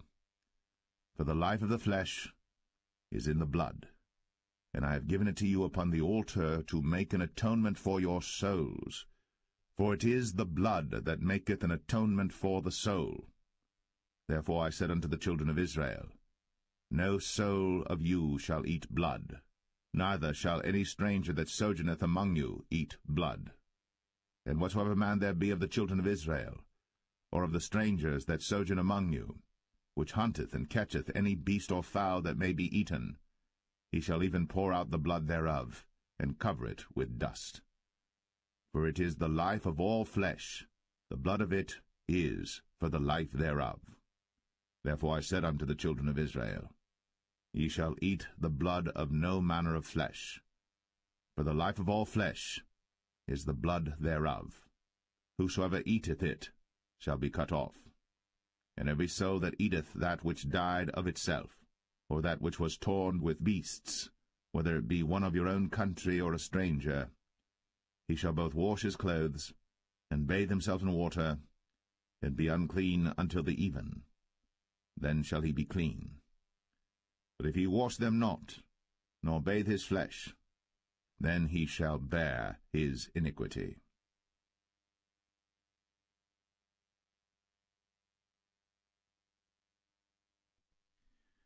Leviticus 18. And the Lord spake unto Moses, saying, Speak unto the children of Israel, and say unto them, I am the Lord your God. After the doings of the land of Egypt, wherein ye dwelt, shall ye not do.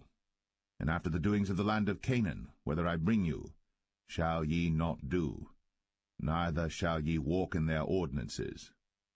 Ye shall do my judgments, and keep mine ordinances, to walk therein. I am the Lord your God. Ye shall therefore keep my statutes and my judgments, which if a man do, he shall live in them. I am the Lord. None of you shall approach to any that is near of kin to him, to uncover their nakedness. I am the Lord. The nakedness of thy father, or the nakedness of thy mother, shalt thou not uncover. She is thy mother, thou shalt not uncover her nakedness. The nakedness of thy father's wife shalt thou not uncover. It is thy father's nakedness. The nakedness of thy sister, the daughter of thy father, or daughter of thy mother, whether she be born at home or born abroad, even their nakedness thou shalt not uncover. The nakedness of thy son's daughter, or of thy daughter's daughter, even their nakedness thou shalt not uncover, for theirs is thine own nakedness. The nakedness of thy father's wife's daughter, begotten of thy father, she is thy sister. Thou shalt not uncover her nakedness. Thou shalt not uncover the nakedness of thy father's sister. She is thy father's near kinswoman. Thou shalt not uncover the nakedness of thy mother's sister, for she is thy mother's near kinswoman. Thou shalt not uncover the nakedness of thy father's brother. Thou shalt not approach to his wife. She is thine aunt. Thou shalt not uncover the nakedness of thy daughter-in-law. She is thy son's wife. Thou shalt not uncover her nakedness. Thou shalt not uncover the nakedness of thy brother's wife. It is thy brother's nakedness. Thou shalt not uncover the nakedness of a woman and her daughter, neither shalt thou take her son's daughter, or her daughter's daughter, to uncover her nakedness, for they are her near kinswoman. It is wickedness. Neither shalt thou take a wife to her sister, to vex her, to uncover her nakedness, beside the other in her lifetime. Also thou shalt not approach unto a woman to uncover her nakedness, as long as she is put apart for her uncleanness. Moreover, thou shalt not lie carnally with thy neighbor's wife, to defile thyself with her. And thou shalt not let any of thy seed pass through the fire to Moloch. Neither shalt thou profane the name of thy God. I am the Lord. Thou shalt not lie with mankind, as with womankind. It is abomination. Neither shalt thou lie with any beast, to defile thyself therewith. Neither shall any woman stand before a beast to lie down thereto. It is confusion. Defile not ye yourselves in any of these things. For in all these the nations are defiled which I cast out before you, and the land is defiled. Therefore I do visit the iniquity thereof upon it, and the land itself vomiteth out her inhabitants. Ye shall therefore keep my statutes and my judgments, and shall not commit any of these abominations, neither any of your own nation, nor any stranger that sojourneth among you. For all these abominations have the men of the land done, which were before you, and the land is defiled, that the land spew not you out also, when ye defile it, as it spewed out the nations that were before you. For whosoever shall commit any of these abominations, even the souls that commit them, shall be cut off from among their people. Therefore shall ye keep mine ordinance, that ye commit not any one of these abominable customs, which were committed before you, and that ye defile not yourselves therein. I am the Lord your God.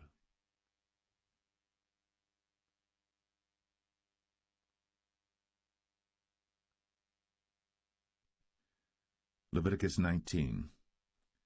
And the Lord spake unto Moses, saying, Speak unto all the congregation of the children of Israel, and say unto them, Ye shall be holy, for I, the Lord your God, am holy.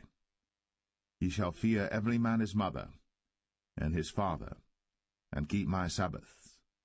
I am the Lord your God. Turn ye not unto idols, nor make to yourselves molten gods. I am the Lord your God. And if ye offer a sacrifice of peace offerings unto the Lord, ye shall offer it at your own will. It shall be eaten the same day ye offer it, and on the morrow, and if aught remain until the 3rd day, it shall be burnt in the fire. And if it be eaten at all on the 3rd day, it is abominable, it shall not be accepted. Therefore every one that eateth it shall bear his iniquity, because he hath profaned the hallowed thing of the Lord, and that so shall be cut off from among his people. And when ye reap the harvest of your land, thou shalt not wholly reap the corners of thy field, neither shalt thou gather the gleanings of thy harvest. And thou shalt not glean thy vineyard, neither shalt thou gather every grape of thy vineyard. Thou shalt leave them for the poor and stranger. I am the Lord your God. Ye shall not steal, neither deal falsely, neither lie one to another. And ye shall not swear by my name falsely, neither shalt thou profane the name of thy God. I am the Lord. Thou shalt not defraud thy neighbor, neither rob him. The wages of him that is hired shall not abide with thee all night until the morning. Thou shalt not curse the deaf, nor put a stumbling block before the blind, but shalt fear thy God. I am the Lord. Ye shall do no unrighteousness in judgment. Thou shalt not respect the person of the poor, nor honor the person of the mighty, but in righteousness shalt thou judge thy neighbor. Thou shalt not go up and down as a talebearer among thy people, neither shalt thou stand against the blood of thy neighbor. I am the Lord. Thou shalt not hate thy brother in thine heart. Thou shalt in any wise rebuke thy neighbor, and not suffer sin upon him. Thou shalt not avenge, nor bear any grudge against the children of thy people, but thou shalt love thy neighbor as thyself. I am the Lord. Ye shall keep my statutes. Thou shalt not let thy cattle gender with a diverse kind. Thou shalt not sow thy field with mingled seed, neither shall a garment mingled of linen and woolen come upon thee. And whosoever lieth carnally with a woman that is a bondmaid, betrothed to an husband, and not at all redeemed, nor freedom given her, she shall be scourged. They shall not be put to death, because she was not free. And he shall bring his trespass offering unto the Lord, unto the door of the tabernacle of the congregation, even a ram for a trespass offering. And the priest shall make an atonement for him with the ram of the trespass offering before the Lord for his sin which he hath done, and the sin which he hath done shall be forgiven him. And when ye shall come into the land, and shall have planted all manner of trees for food, then ye shall count the fruit thereof as uncircumcised. 3 years shall it be as uncircumcised unto you. It shall not be eaten of. But in the 4th year all the fruit thereof shall be holy, to praise the Lord withal. And in the 5th year shall ye eat of the fruit thereof, that it may yield unto you the increase thereof. I am the Lord your God. Ye shall not eat anything with the blood, neither shall ye use enchantment, nor observe times. Ye shall not round the corners of your heads, neither shalt thou mar the corners of thy beard. Ye shall not make any cuttings in your flesh for the dead, nor print any marks upon you. I am the Lord. Do not prostitute thy daughter to cause her to be a whore, lest the land fall to whoredom, and the land become full of wickedness. Ye shall keep my Sabbaths, and reverence my sanctuary. I am the Lord. Regard not them that have familiar spirits, neither seek after wizards, to be defiled by them. I am the Lord your God. Thou shalt rise up before the hoary head, and honor the face of the old man, and fear thy God. I am the Lord.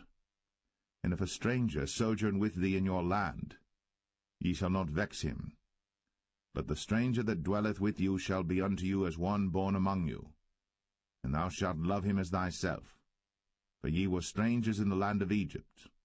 I am the Lord your God. Ye shall do no unrighteousness in judgment, and meet yard in weight or in measure.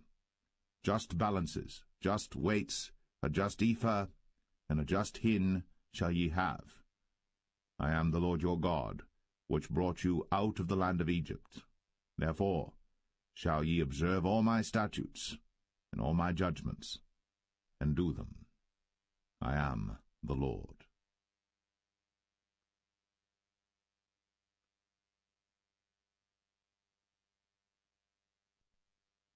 Leviticus 20. And the Lord spake unto Moses, saying, Again, thou shalt say to the children of Israel, Whosoever he be of the children of Israel, or of the strangers that sojourn in Israel, that giveth any of his seed unto Moloch, he shall surely be put to death. The people of the land shall stone him with stones. And I will set my face against that man, and will cut him off from among his people, because he hath given of his seed unto Moloch, to defile my sanctuary, and to profane my holy name. And if the people of the land do any ways hide their eyes from the man, when he giveth of his seed unto Moloch, and kill him not, then I will set my face against that man, and against his family, and will cut him off, and all that go a-whoring after him, to commit whoredom with Moloch from among their people. And the soul that turneth after such as have familiar spirits, and after wizards, to go a-whoring after them, I will even set my face against that soul, and will cut him off from among his people. Sanctify yourselves, therefore, and be ye holy, for I am the Lord your God. And ye shall keep my statutes, and do them. I am the Lord which sanctify you. For every one that curseth his father or his mother shall be surely put to death. He hath cursed his father or his mother, his blood shall be upon him. And the man that committeth adultery with another man's wife, even he that committeth adultery with his neighbour's wife, the adulterer and the adulteress, shall surely be put to death. And the man that lieth with his father's wife hath uncovered his father's nakedness. Both of them shall surely be put to death. Their blood shall be upon them. And if a man lie with his daughter-in-law, both of them shall surely be put to death. They have wrought confusion. Their blood shall be upon them. If a man also lie with mankind, as he lieth with a woman, both of them have committed an abomination. They shall surely be put to death. Their blood shall be upon them. And if a man take a wife and her mother, it is wickedness. They shall be burnt with fire, both he and they, that there be no wickedness among you. And if a man lie with a beast, he shall surely be put to death, and ye shall slay the beast. And if a woman approach unto any beast, and lie down thereto, thou shalt kill the woman and the beast. They shall surely be put to death. Their blood shall be upon them. And if a man shall take his sister, his father's daughter, or his mother's daughter, and see her nakedness, and she see his nakedness, it is a wicked thing, when they shall be cut off in the sight of their people. He hath uncovered his sister's nakedness, he shall bear his iniquity. And if a man shall lie with a woman having her sickness, and shall uncover her nakedness, he hath discovered her fountain, and she hath uncovered the fountain of her blood, and both of them shall be cut off from among their people. And thou shalt not uncover the nakedness of thy mother's sister, nor of thy father's sister, for he uncovereth his near kin. They shall bear their iniquity. And if a man shall lie with his uncle's wife, he hath uncovered his uncle's nakedness. They shall bear their sin. They shall die childless. And if a man shall take his brother's wife, it is an unclean thing. He hath uncovered his brother's nakedness. They shall be childless. Ye shall therefore keep all my statutes and all my judgments, and do them, that the land, whither I bring you to dwell therein, spew you not out. And ye shall not walk in the manners of the nation, which I cast out before you. For they committed all these things, and therefore I abhorred them. But I have said unto you, Ye shall inherit their land, and I will give it unto you to possess it, the land that floweth with milk and honey. I am the Lord your God, which have separated you from other people. Ye shall therefore put difference between clean beasts and unclean, and between unclean fowls and clean. And ye shall not make your souls abominable by beast, or by fowl, or by any manner of living thing that creepeth on the ground, which I have separated from you as unclean. And ye shall be holy unto me, for I the Lord am holy. and have severed you from other people, that ye should be mine. A man also, or woman that hath a familiar spirit, or that is a wizard, shall surely be put to death. They shall stone them with stones, their blood shall be upon them.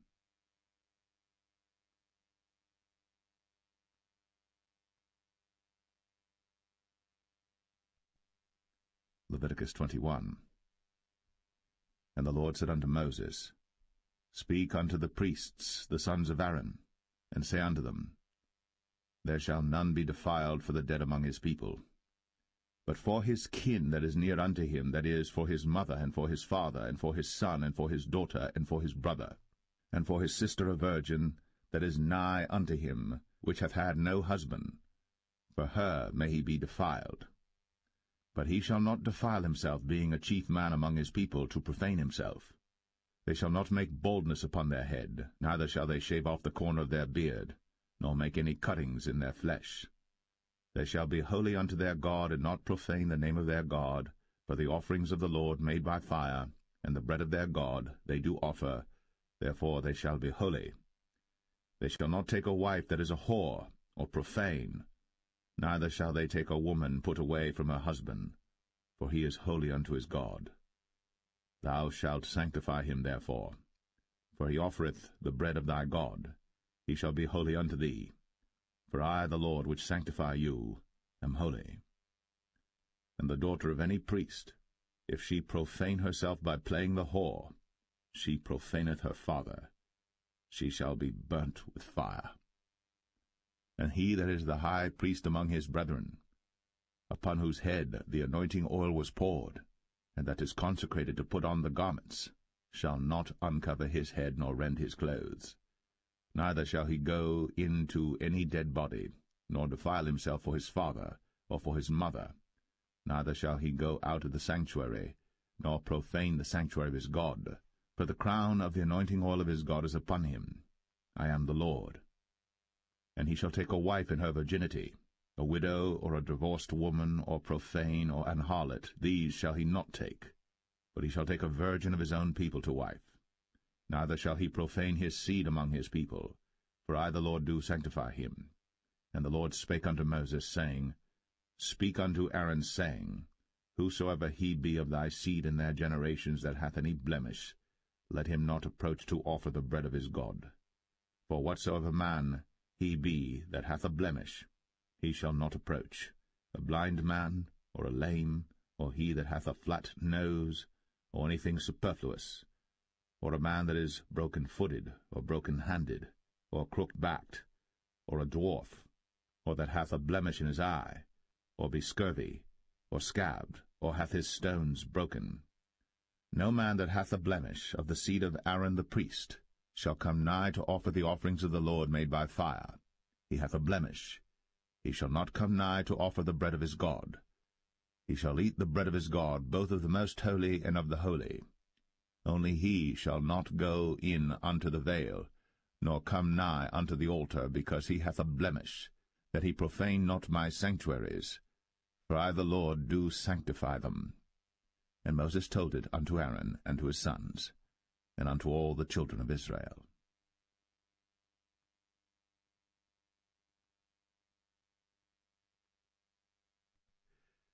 Leviticus 22.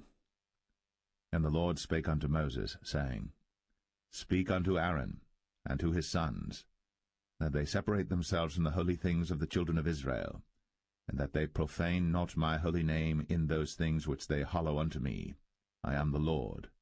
Say unto them, Whosoever he be of all your seed among your generations, that goeth unto the holy things, which the children of Israel hallow unto the Lord, having his uncleanness upon him, that soul shall be cut off from my presence. I am the Lord. What man soever of the seed of Aaron is a leper, or hath a running issue, he shall not eat of the holy things until he be clean. And whoso toucheth anything that is unclean by the dead, or a man whose seed goeth from him, or whosoever toucheth any creeping thing, whereby he may be made unclean, or a man of whom he may take uncleanness, whatsoever uncleanness he hath, the soul which hath touched any such shall be unclean until even, and shall not eat of the holy things unless he wash his flesh with water. And when the sun is down, he shall be clean, and shall afterward eat of the holy things, because it is his food. That which dieth of itself, or is torn with beasts, he shall not eat to defile himself therewith. I am the Lord. They shall therefore keep mine ordinance, lest they bear sin for it, and die therefore if they profane it. I the Lord do sanctify them. There shall no stranger eat of the holy thing. A sojourner of the priest, or an hired servant, shall not eat of the holy thing. But if the priest buy any soul with his money, he shall eat of it. And he that is born in his house, they shall eat of his meat. If the priest's daughter also be married unto a stranger, she may not eat of an offering of the holy things. But if the priest's daughter be a widow or divorced, and have no child, and is returned unto her father's house, as in her youth, she shall eat of her father's meat. But there shall no stranger eat thereof.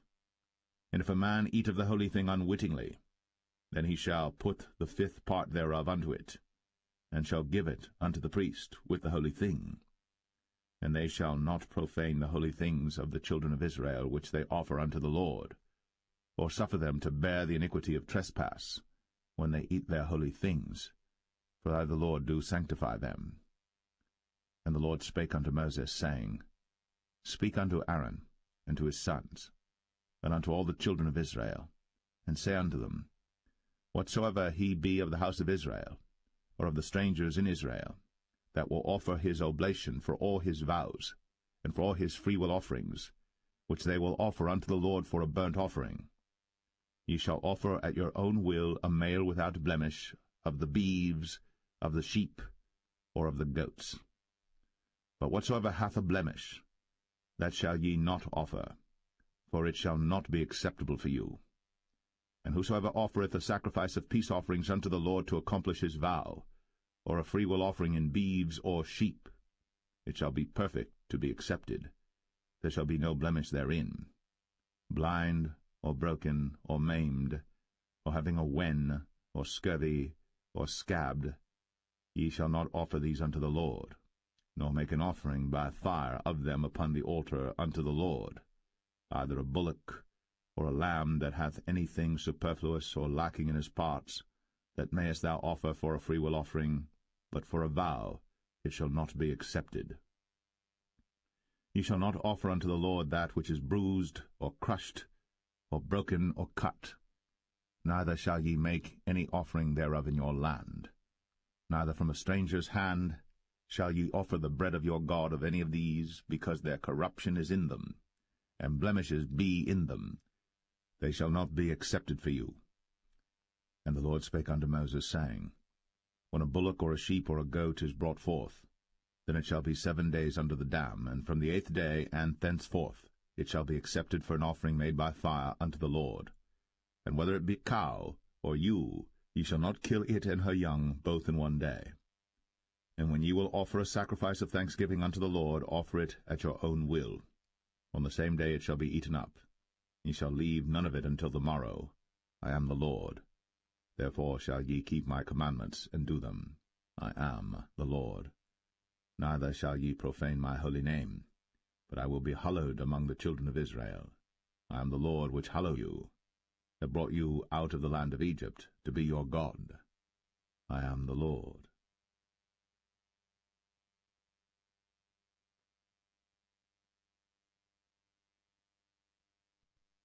Leviticus 23. And the Lord spake unto Moses, saying, Speak unto the children of Israel, and say unto them, Concerning the feasts of the Lord, which ye shall proclaim to be holy convocations, even these are my feasts. 6 days shall work be done, but the 7th day is the Sabbath of rest, and holy convocation. Ye shall do no work therein. It is the Sabbath of the Lord in all your dwellings. These are the feasts of the Lord, even holy convocations, which ye shall proclaim in their seasons. In the 14th day of the 1st month at even is the Lord's Passover, and on the 15th day of the same month is the feast of unleavened bread unto the Lord. 7 days ye must eat unleavened bread. In the 1st day ye shall have an holy convocation. Ye shall do no servile work therein, but ye shall offer an offering made by fire unto the Lord 7 days. In the 7th day is an holy convocation. Ye shall do no servile work therein. And the Lord spake unto Moses, saying, Speak unto the children of Israel, and say unto them, When ye be come into the land which I give unto you, and shall reap the harvest thereof, then ye shall bring a sheaf of the firstfruits of your harvest unto the priest. And he shall wave the sheaf before the Lord, to be accepted for you. On the morrow after the Sabbath the priest shall wave it. And ye shall offer that day, when ye wave the sheaf, an he-lamb without blemish of the first year for a burnt offering unto the Lord. And the meat offering thereof shall be 2/10 deals of fine flour mingled with oil, an offering made by fire unto the Lord for a sweet savour. And the drink offering thereof shall be of wine, the 4th part of an hin. And ye shall eat neither bread, nor parched corn, nor green ears, until the selfsame day that ye have brought an offering unto your God. It shall be a statute for ever throughout your generations in all your dwellings. And ye shall count unto you from the morrow after the Sabbath, from the day that ye brought the sheaf of the wave offering, 7 Sabbaths shall be complete. Even unto the morrow, after the 7th Sabbath, shall ye number 50 days. And ye shall offer a new meat offering unto the Lord. Ye shall bring out of your habitations 2 wave loaves of 2/10 deals. They shall be of fine flour. They shall be baked with leaven. They are the firstfruits unto the Lord. And ye shall offer with the bread 7 lambs without blemish of the first year, and 1 young bullock, and 2 rams. They shall be for a burnt offering unto the Lord, with their meat offering, and their drink offerings, even an offering made by fire of sweet savour unto the Lord. Then ye shall sacrifice 1 kid of the goats for a sin offering, and 2 lambs of the first year for a sacrifice of peace offerings. And the priest shall wave them with the bread of the firstfruits for a wave offering before the Lord. With the 2 lambs they shall be holy to the Lord for the priests. And ye shall proclaim on the selfsame day, that it may be an holy convocation unto you. Ye shall do no servile work therein. It shall be a statute for ever in all your dwellings throughout your generations. And when ye reap the harvest of your land, thou shalt not make clean riddance of the corners of thy field when thou reapest, neither shalt thou gather any gleanings of thy harvest. Thou shalt leave them unto the poor, and to the stranger. I am the Lord your God. And the Lord spake unto Moses, saying, Speak unto the children of Israel, saying, In the 7th month, in the 1st day of the month, shall ye have a Sabbath, a memorial of blowing of trumpets, and holy convocation. Ye shall do no servile work therein, but ye shall offer an offering made by fire unto the Lord. And the Lord spake unto Moses, saying, Also on the 10th day of this 7th month there shall be a day of atonement. It shall be an holy convocation unto you. And ye shall afflict your souls, and offer an offering made by fire unto the Lord. And ye shall do no work in that same day.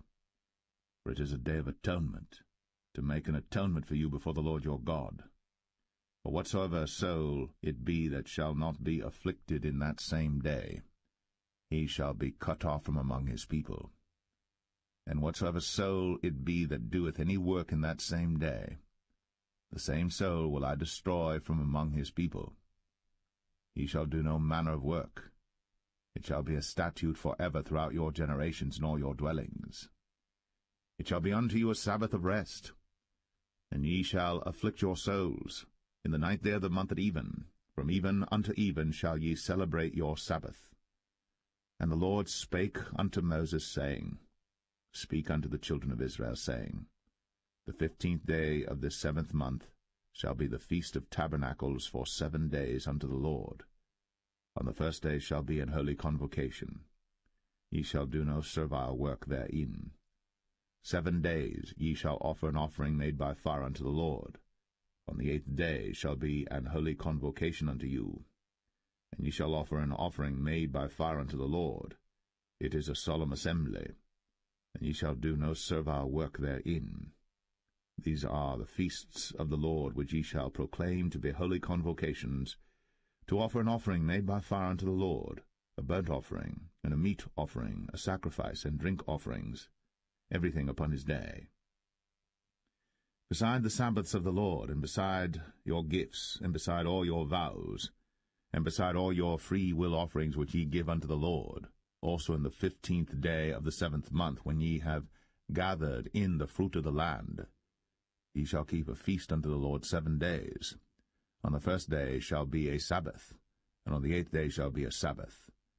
And ye shall take you on the 1st day the boughs of goodly trees, branches of palm trees, and the boughs of thick trees, and willows of the brook. And ye shall rejoice before the Lord your God 7 days. And ye shall keep it a feast unto the Lord 7 days in the year. It shall be a statute for ever in your generations. Ye shall celebrate it in the 7th month. Ye shall dwell in booths 7 days. All that are Israelites born shall dwell in booths. That your generations may know that I made the children of Israel to dwell in booths, when I brought them out of the land of Egypt. I am the Lord your God. And Moses declared unto the children of Israel the feasts of the Lord.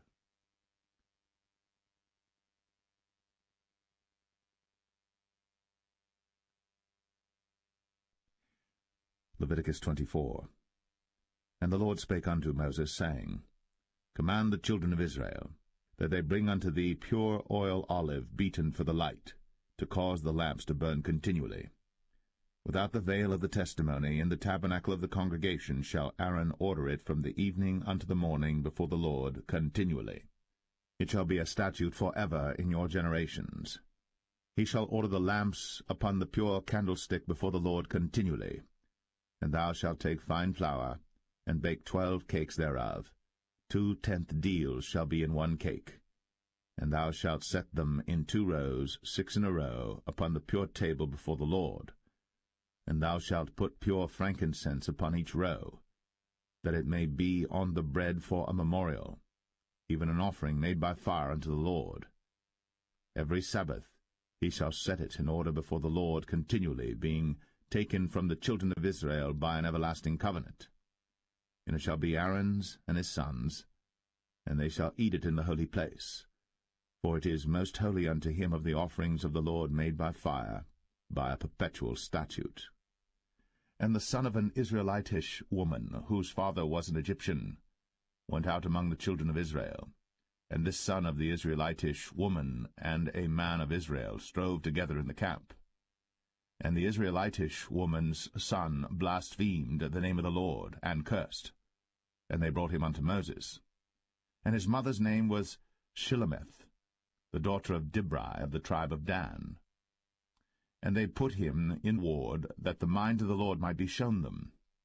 And the Lord spake unto Moses, saying, Bring forth him that hath cursed without the camp, and let all that heard him lay their hands upon his head, and let all the congregation stone him.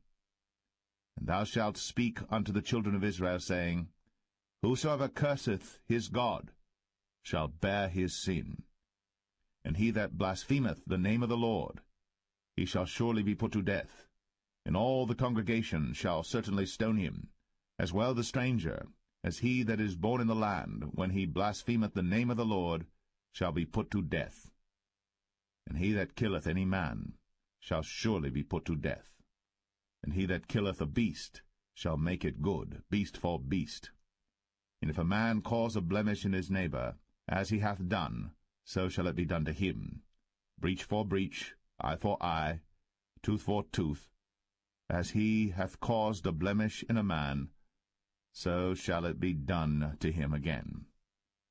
And he that killeth a beast, he shall restore it. And he that killeth a man, he shall be put to death. Ye shall have one manner of law, as well for the stranger as for one of your own country, for I am the Lord your God. And Moses spake to the children of Israel, that they should bring forth him that had cursed out of the camp, and stone him with stones. And the children of Israel did as the Lord commanded Moses.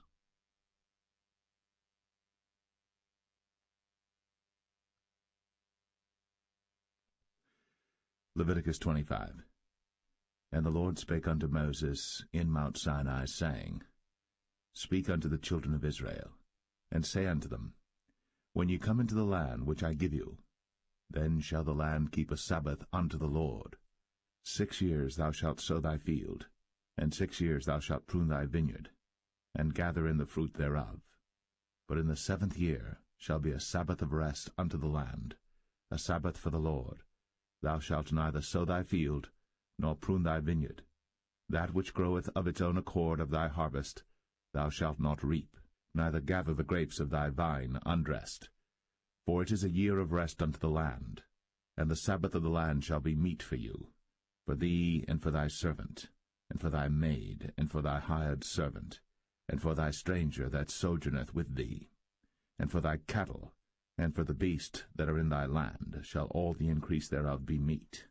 And thou shalt number 7 Sabbaths of years unto thee, 7 times 7 years, and the space of the 7 Sabbaths of years shall be unto thee 49 years. Then shalt thou cause the trumpet of the Jubilee to sound on the 10th day of the 7th month. In the day of atonement shall ye make the trumpet sound throughout all your land. And ye shall hallow the 50th year, and proclaim liberty throughout all the land unto all the inhabitants thereof. It shall be a jubilee unto you, and ye shall return every man unto his possession, and ye shall return every man unto his family. A jubilee shall that 50th year be unto you. Ye shall not sow, neither reap that which groweth of itself in it, nor gather the grapes in it of thy vine undressed. For it is the jubilee. It shall be holy unto you. Ye shall eat the increase thereof out of the field. In the year of this jubilee ye shall return every man unto his possession. And if thou sell aught unto thy neighbor, or buyest aught of thy neighbor's hand, ye shall not oppress one another. According to the number of years after the jubilee thou shalt buy of thy neighbor, and according unto the number of years of the fruits he shall sell unto thee. According to the multitude of years thou shalt increase the price thereof, and according to the fewness of years thou shalt diminish the price of it.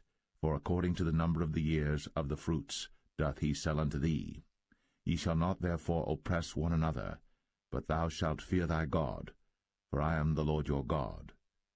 Wherefore ye shall do my statutes, and keep my judgments, and do them.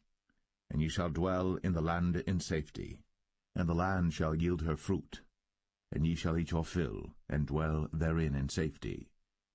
And if ye shall say, What shall we eat the 7th year? Behold, we shall not sow, nor gather in our increase. Then I will command my blessing upon you in the 6th year, and it shall bring forth fruit for 3 years. And ye shall sow the 8th year, and eat yet of old fruit until the 9th year. Until her fruits come in, ye shall eat of the old store. The land shall not be sold forever, for the land is mine. For ye are strangers and sojourners with me.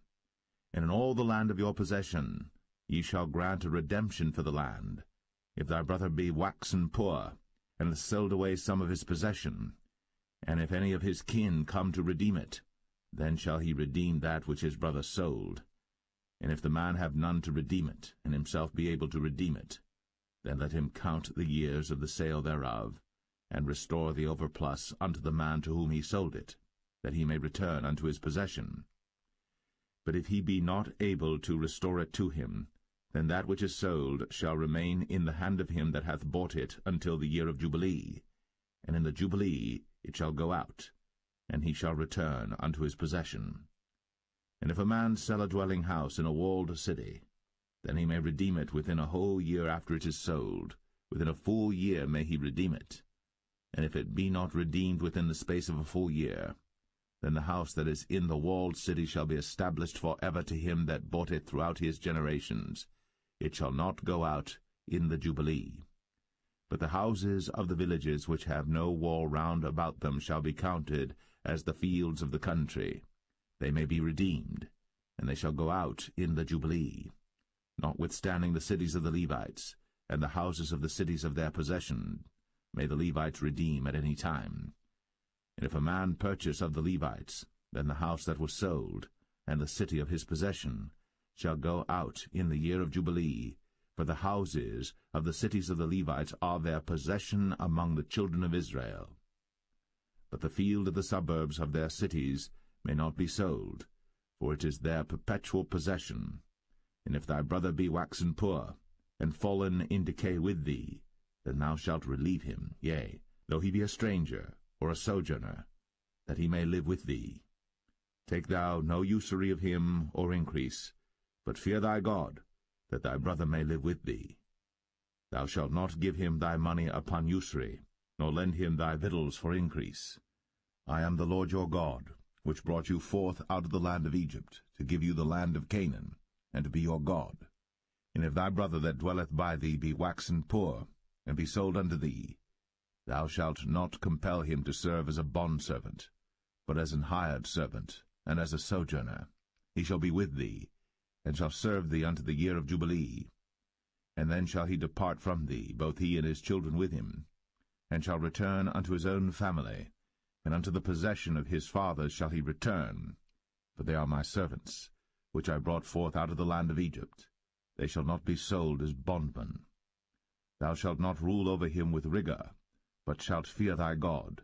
Both thy bondmen and thy bondmaids, which thou shalt have, shall be of the heathen that are round about you. Of them shall ye buy bondmen and bondmaids. Moreover, of the children of the strangers that do sojourn among you, of them shall ye buy, and of their families that are with you, which they begat in your land, and they shall be your possession. And ye shall take them as an inheritance for your children after you, to inherit them for a possession. They shall be your bondmen for ever. But over your brethren, the children of Israel, ye shall not rule one over another with rigour. And if a sojourner or stranger wax rich by thee, and thy brother that dwelleth by him wax poor, and sell himself unto the stranger or sojourner by thee, or to the stock of the stranger's family, after that he is sold, he may be redeemed again. One of his brethren may redeem him. Either his uncle or his uncle's son may redeem him, or any that is nigh of kin unto him of his family may redeem him, or if he be able, he may redeem himself. And he shall reckon with him that bought him from the year that he was sold to him unto the year of Jubilee. And the price of his sale shall be according unto the number of years. According to the time of an hired servant shall it be with him. If there be yet many years behind, according unto them, he shall give again the price of his redemption out of the money that he was bought for. And if there remain but few years unto the year of Jubilee, then he shall count with him, and according unto his years shall he give him again the price of his redemption. And as a yearly hired servant shall he be with him, and the other shall not rule with rigour over him in thy sight. And if he be not redeemed in these years, then he shall go out in the year of Jubilee, both he and his children with him. For unto me the children of Israel are servants. They are my servants whom I brought forth out of the land of Egypt. I am the Lord your God.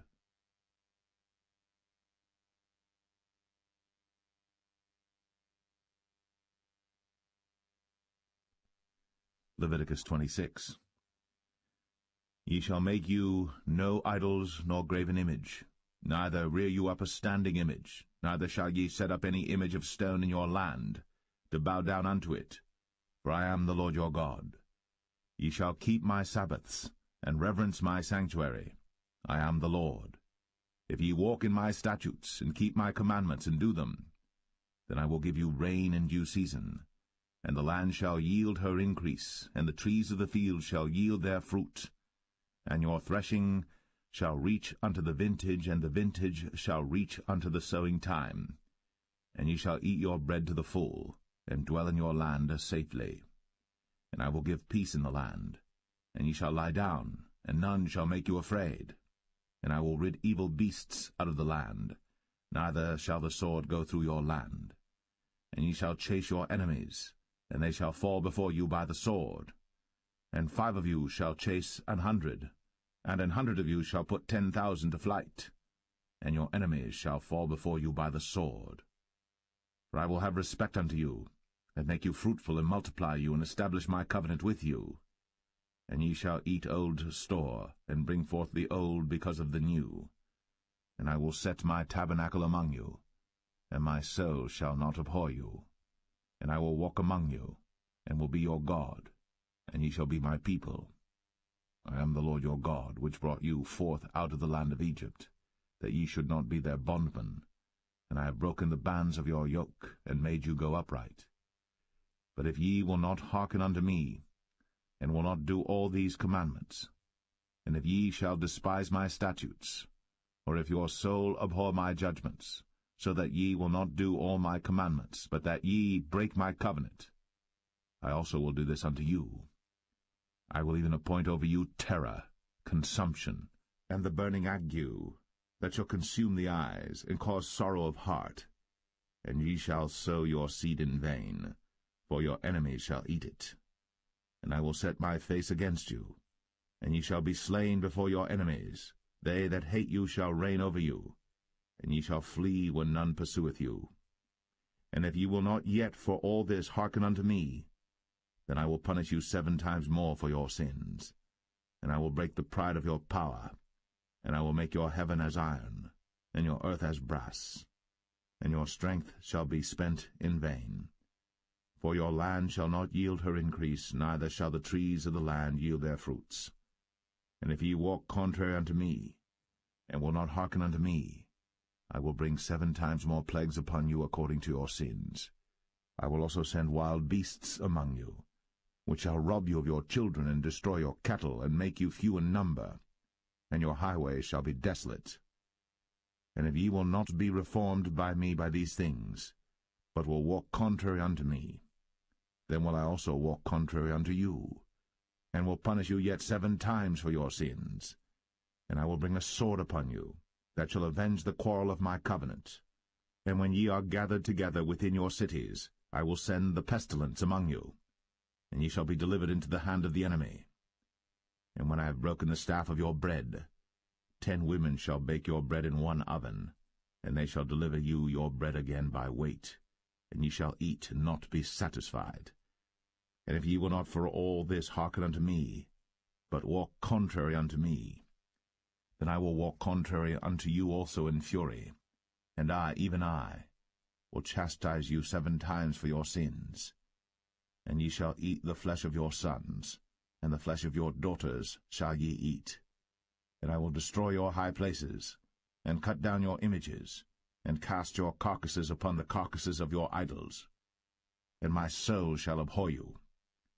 And I will make your cities waste, and bring your sanctuaries unto desolation, and I will not smell the savour of your sweet odours.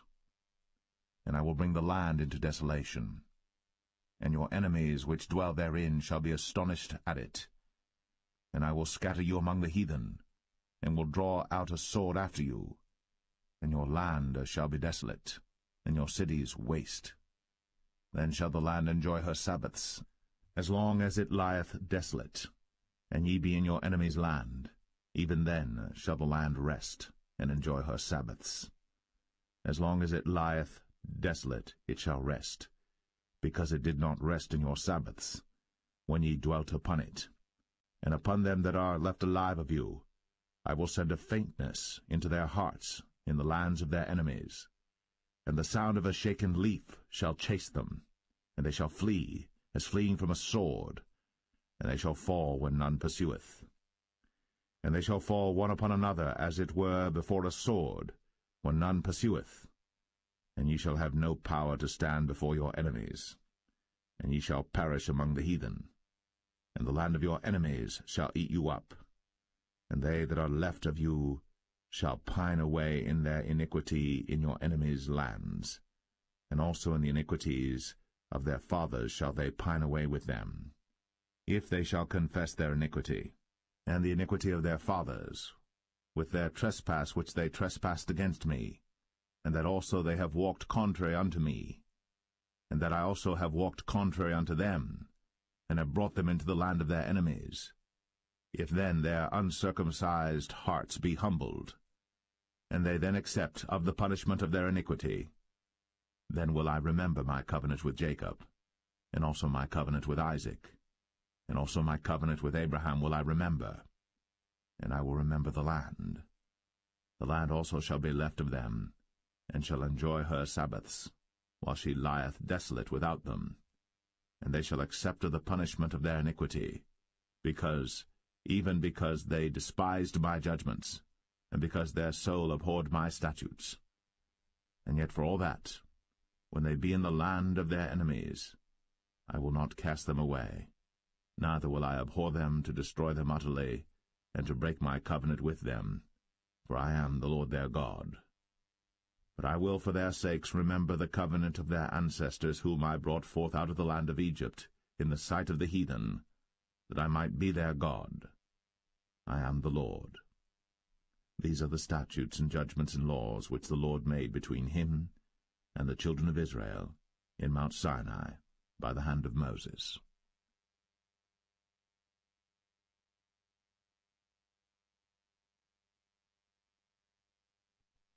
Leviticus 27. And the Lord spake unto Moses, saying, Speak unto the children of Israel, and say unto them, When a man shall make a singular vow, the person shall be for the Lord by thy estimation. And thy estimation shall be of the male from 20 years old even unto 60 years old. Even thy estimation shall be 50 shekels of silver after the shekel of the sanctuary. And if it be a female, then thy estimation shall be 30 shekels. And if it be from 5 years old even unto 20 years old, then thy estimation shall be of the male 20 shekels, and for the female 10 shekels. And if it be from a month old even unto 5 years old, then thy estimation shall be of the male 5 shekels of silver, and for the female thy estimation shall be 3 shekels of silver. And if it be from 60 years old and above, if it be a male, then thy estimation shall be 15 shekels, and for the female 10 shekels. But if he be poorer than thy estimation, then he shall present himself before the priest, and the priest shall value him, according to his ability that vowed shall the priest value him. And if it be a beast, whereof men bring an offering unto the Lord, all that any man giveth of such unto the Lord shall be holy. He shall not alter it, nor change it, a good for a bad, or a bad for a good. And if he shall at all change beast for beast, then it and the exchange thereof shall be holy.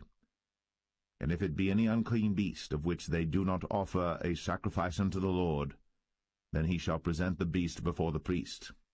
And the priest shall value it, whether it be good or bad, as thou valuest it, who art the priest, so shall it be. But if he will at all redeem it, then he shall add 1/5 part thereof unto thy estimation. And when a man shall sanctify his house to be holy unto the Lord, then the priest shall estimate it, whether it be good or bad, as the priest shall estimate it, so shall it stand. And if he that sanctified it will redeem his house, then he shall add 1/5 part of the money of thy estimation unto it, and it shall be his. And if a man shall sanctify unto the Lord some part of a field of his possession, then thy estimation shall be according to the seed thereof, and homer of barley seed shall be valued at 50 shekels of silver. If he sanctify his field from the year of Jubilee according to thy estimation, it shall stand. But if he sanctify his field after the Jubilee, then the priest shall reckon unto him the money according to the years that remain, even unto the year of the Jubilee, and it shall be abated from thy estimation. And if he that sanctified the field will in any wise redeem it, then he shall add 1/5 part of the money of thy estimation unto it, and it shall be assured to him. And if he will not redeem the field, or if he have sold the field to another man, it shall not be redeemed any more. But the field, when it goeth out in the Jubilee, shall be holy unto the Lord, as a field devoted. The possession thereof shall be the priest's. And if a man sanctify unto the Lord a field which he hath bought, which is not of the fields of his possession, then the priest shall reckon unto him the worth of thy estimation, even unto the year of the Jubilee, and he shall give thine estimation in that day as a holy thing unto the Lord. In the year of the Jubilee the field shall return unto him of whom it was bought, even to him to whom the possession of the land did belong. And all thy estimation shall be according to the shekel of the sanctuary. 20 gerahs shall be the shekel. Only the firstling of the beasts, which should be the Lord's firstling, no man shall sanctify it, whether it be ox or sheep, it is the Lord's. And if it be of an unclean beast, then he shall redeem it according to thine estimation, and shall add 1/5 part of it thereto. Or if it be not redeemed, then it shall be sold according to thy estimation. Notwithstanding no devoted thing, that a man shall devote unto the Lord of all that he hath, both of man and beast, and of the field of his possession, shall be sold or redeemed, Every devoted thing is most holy unto the Lord. None devoted, which shall be devoted of men, shall be redeemed, but shall surely be put to death. And all the tithe of the land, whether of the seed of the land or of the fruit of the tree, is the Lord's. It is holy unto the Lord. And if a man will at all redeem aught of his tithes, he shall add thereto the fifth part thereof. And concerning the tithe of the herd or of the flock, even of whatsoever passeth under the rod, the tenth shall be holy unto the Lord. He shall not search whether it be good or bad, neither shall he change it. And if he change it at all, then both it and the change thereof shall be holy. It shall not be redeemed.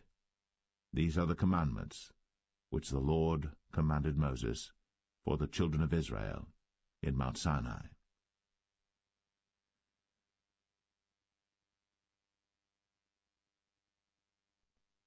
The Book of Numbers, chapter 1. And the Lord spake unto Moses in the wilderness of Sinai, in the tabernacle of the congregation, on the first day of the 2nd month, in the 2nd year after they were come out of the land of Egypt, saying, Take ye the sum of all the congregation of the children of Israel, after their families, by the house of their fathers, with the number of their names, every male by their polls. From 20 years old and upward, all that are able to go forth to war in Israel, thou and Aaron shall number them by their armies. And with you there shall be a man of every tribe, every one head of the house of his fathers. And these are the names of the men that shall stand with you. Of the tribe of Reuben, Elizur the son of Shadur; of Simeon, Shelumiel the son of Zurishaddai; of Judah, Nahshon the son of Amminadab; of Issachar, Nethanel the son of Zuar; of Zebulun, Eliab the son of Helon; of the children of Joseph; of Ephraim, Elishama the son of Ammihud; of Manasseh, Gamaliel the son of Pedazur; of Benjamin, Abidan the son of Gideoni; of Dan, Ahiezer the son of Ammishaddai; of Asher, Pagiel the son of Ochran; of Gad, Eliasaph the son of Duel; of Naphtali, Ahira the son of Enan. These were the renowned of the congregation, princes of the tribes of their fathers, heads of thousands in Israel. And Moses and Aaron took these men, which are expressed by their names, and they assembled all the congregation together on the first day of the 2nd month. And they declared their pedigrees after their families, by the house of their fathers, according to the number of the names, from 20 years old and upward, by their polls. As the Lord commanded Moses, so he numbered them in the wilderness of Sinai. And the children of Reuben, Israel's eldest son, by their generations, after their families, by the house of their fathers, according to the number of the names, by their polls, every male from 20 years old and upward, all that were able to go forth to war. Those that were numbered of them, even of the tribe of Reuben, were 46,500. Of the children of Simeon by their generations, after their families, by the house of their fathers, those that were numbered of them, according to the number of the names, by their polls, every male from 20 years old and upward, all that were able to go forth to war. Those that were numbered of them, even of the tribe of Simeon, were 59,300. Of the children of Gad, by their generations, after their families, by the house of their fathers, according to the number of the names, from 20 years old and upward, all that were able to go forth to war. Those that were numbered of them, even of the tribe of Gad, were 45,650. Of the children of Judah, by their generations, after their families, by the house of their fathers, according to the number of the names, from 20 years old and upward, all that were able to go forth to war. Those that were numbered of them, even of the tribe of Judah, were 314,600. Of the children of Issachar, by their generations, after their families, by the house of their fathers, according to the number of the names, from 20 years old and upward, all that were able to go forth to war. Those that were numbered of them, even of the tribe of Issachar, were 54,400. Of the children of Zebulun, by their generations, after their families, by the house of their fathers, according to the number of the names, from 20 years old and upward, all that were able to go forth to war, those that were numbered of them, even of the tribe of Zebulun, were 57,400. Of the children of Joseph, namely of the children of Ephraim, by their generations, after their families, by the house of their fathers, according to the number of the names, from 20 years old and upward, all that were able to go forth to war. Those that were numbered of them, even of the tribe of Ephraim, were 40,500. Of the children of Manasseh, by their generations, after their families, by the house of their fathers, according to the number of the names, from 20 years old and upward, all that were able to go forth to war. Those that were numbered of them, even of the tribe of Manasseh, were 32,200. Of the children of Benjamin, by their generations, after their families, by the house of their fathers, according to the number of the names, from 20 years old and upward, all that were able to go forth to war, those that were numbered of them, even of the tribe of Benjamin, were 35,400. Of the children of Dan, by their generations after their families, by the house of their fathers, according to the number of the names, from 20 years old and upward, all that were able to go forth to war, those that were numbered of them, even of the tribe of Dan, were 62,700. Of the children of Asher, by their generations after their families, by the house of their fathers, according to the number of the names, from 20 years old and upward, all that were able to go forth to war, those that were numbered of them, even of the tribe of Asher, were 41,500. Of the children of Naphtali, throughout their generations, after their families, by the house of their fathers, according to the number of the names, from 20 years old and upward, all that were able to go forth to war, those that were numbered of them, even of the tribe of Naphtali, were 53,400. These are those that were numbered, which Moses and Aaron numbered. And the princes of Israel, being 12 men, each one was for the house of his fathers. So were all those that were numbered of the children of Israel, by the house of their fathers, from 20 years old and upward, all that were able to go forth to war in Israel.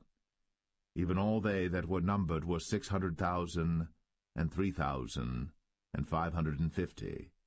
But the Levites after the tribe of their fathers were not numbered among them.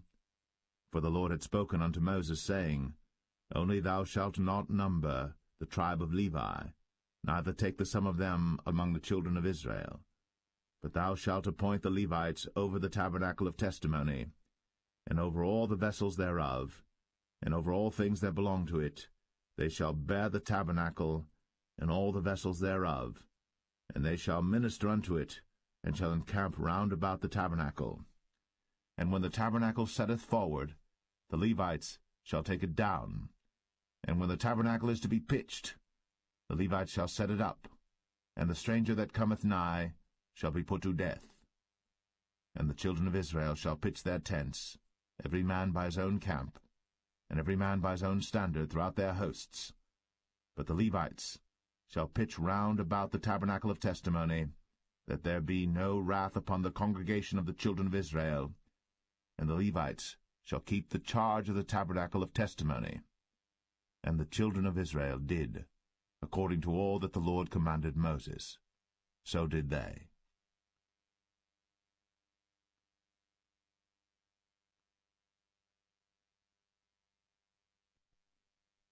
Numbers 2. And the Lord spake unto Moses and unto Aaron, saying, Every man of the children of Israel shall pitch by his own standard, with the ensign of their father's house. Far off about the tabernacle of the congregation shall they pitch. And on the east side toward the rising of the sun shall they of the standard of the camp of Judah pitch throughout their armies. And Nahshon the son of Amminadab shall be captain of the children of Judah. And his host, and those that were numbered of them, were 314,600. And those that do pitch next unto him shall be the tribe of Issachar. And Nethaniel the son of Zuar shall be captain of the children of Issachar. And his host, and those that were numbered thereof, were 54,400. Then the tribe of Zebulun, and Eliab the son of Helon, shall be captain of the children of Zebulun. And his host, and those that were numbered thereof, were 57,400.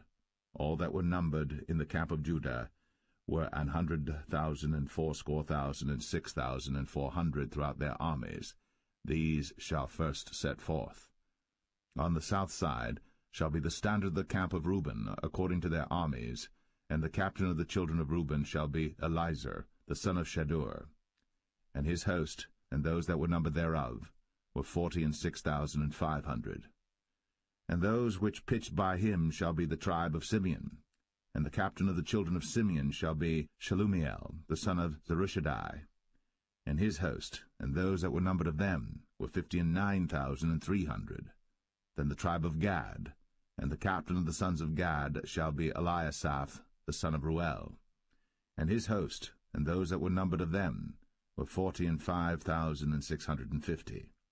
All that were numbered in the camp of Reuben were 100,050 and 1,450 throughout their armies, and they shall set forth in the second rank. Then the tabernacle of the congregation shall set forward with the camp of the Levites in the midst of the camp, as they encamp, so shall they set forward, every man in his place by their standards. On the west side shall be the standard of the camp of Ephraim, according to their armies, and the captain of the sons of Ephraim shall be Elishama, the son of Ammihud. And his host, and those that were numbered of them, were 40,500. And by him shall be the tribe of Manasseh, and the captain of the children of Manasseh shall be Gamaliel, the son of Pedazur. And his host, and those that were numbered of them, were 32,200. Then the tribe of Benjamin, and the captain of the sons of Benjamin shall be Abidan, the son of Gideoni. And his host, and those that were numbered of them, were 35,400. All that were numbered of the camp of Ephraim were 100,000 and 8,000 and 100 throughout their armies, and they shall go forward in the third rank. The standard of the camp of Dan shall be on the north side by their armies, and the captain of the children of Dan shall be Ahiezer, the son of Ammishaddai. And his host, and those that were numbered of them, were 62,700. And those that encamp by him shall be the tribe of Asher, and the captain of the children of Asher shall be Pagiel, the son of Ochran, and his host, and those that were numbered of them were 41,500. Then the tribe of Naphtali, and the captain of the children of Naphtali shall be Ahira, the son of Enan, and his host, and those that were numbered of them were 53,400. All they that were numbered in the camp of Dan were 100,050 and 7,600. They shall go hindmost with their standards. These are those which were numbered of the children of Israel, by the house of their fathers. All those that were numbered of the camps throughout their hosts were 600,000 and 3,550. But the Levites were not numbered among the children of Israel, as the Lord commanded Moses. And the children of Israel did according to all that the Lord commanded Moses. So they pitched by their standards, and so they set forward, every one after their families, according to the house of their fathers.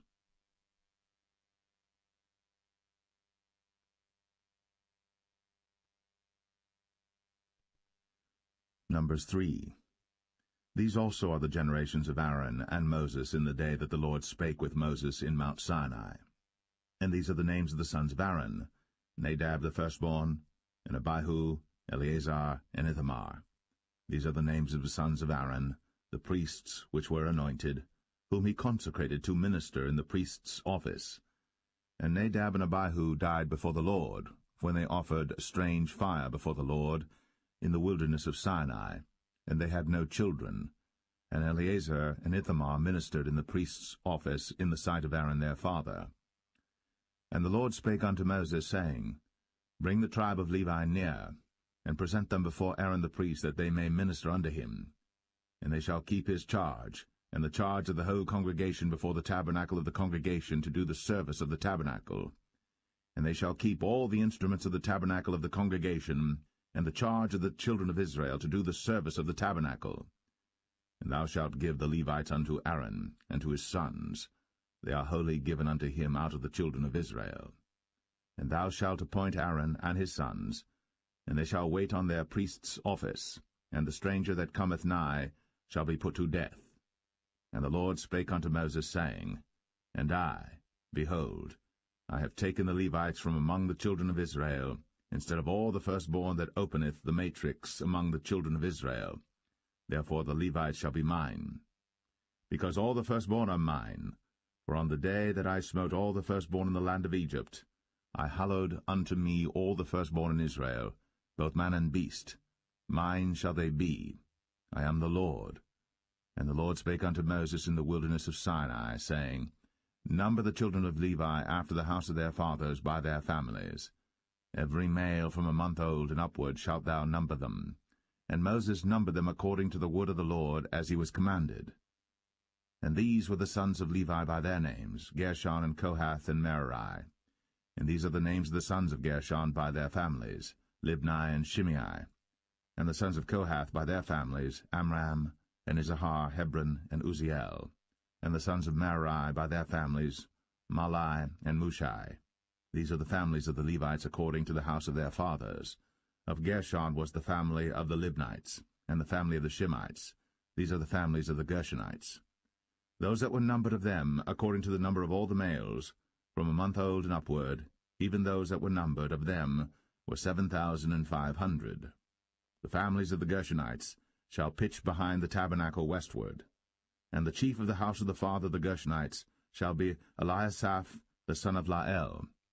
And the charge of the sons of Gershon in the tabernacle of the congregation shall be the tabernacle, and the tent, the covering thereof, and the hanging for the door of the tabernacle of the congregation, and the hangings of the court, and the curtain for the door of the court which is by the tabernacle, and by the altar round about, and the cords of it for all the service thereof. And of Kohath was the family of the Amramites, and the family of the Isharites, and the family of the Hebronites, and the family of the Uzzielites.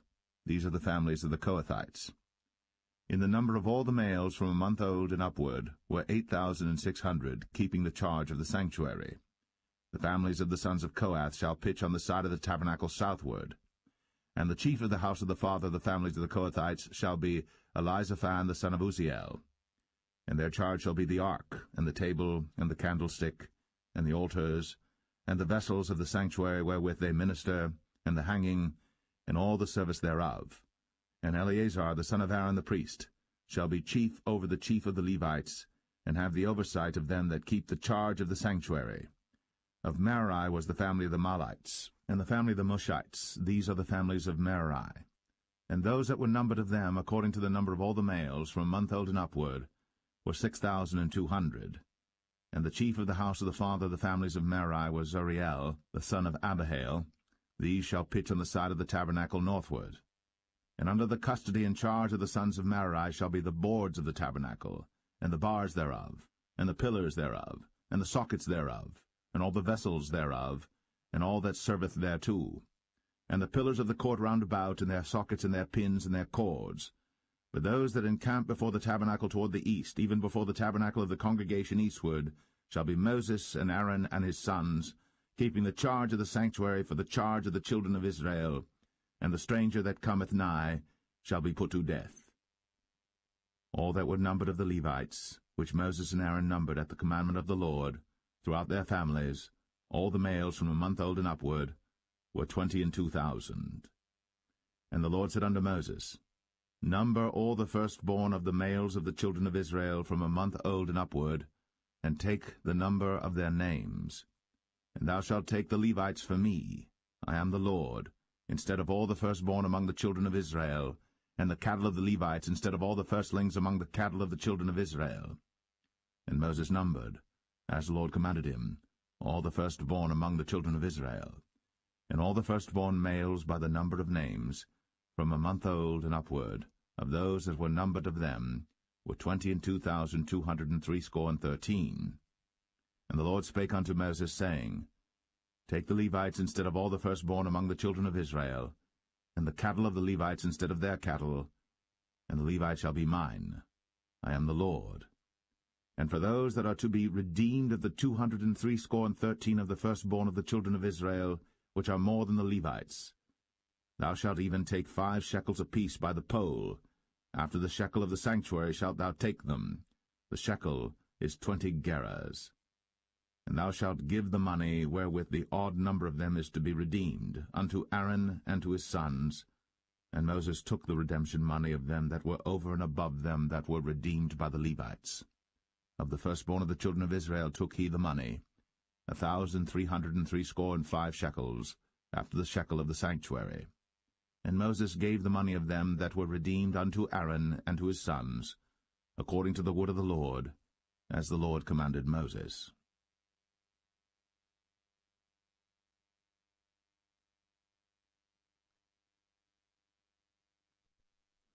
Numbers 4.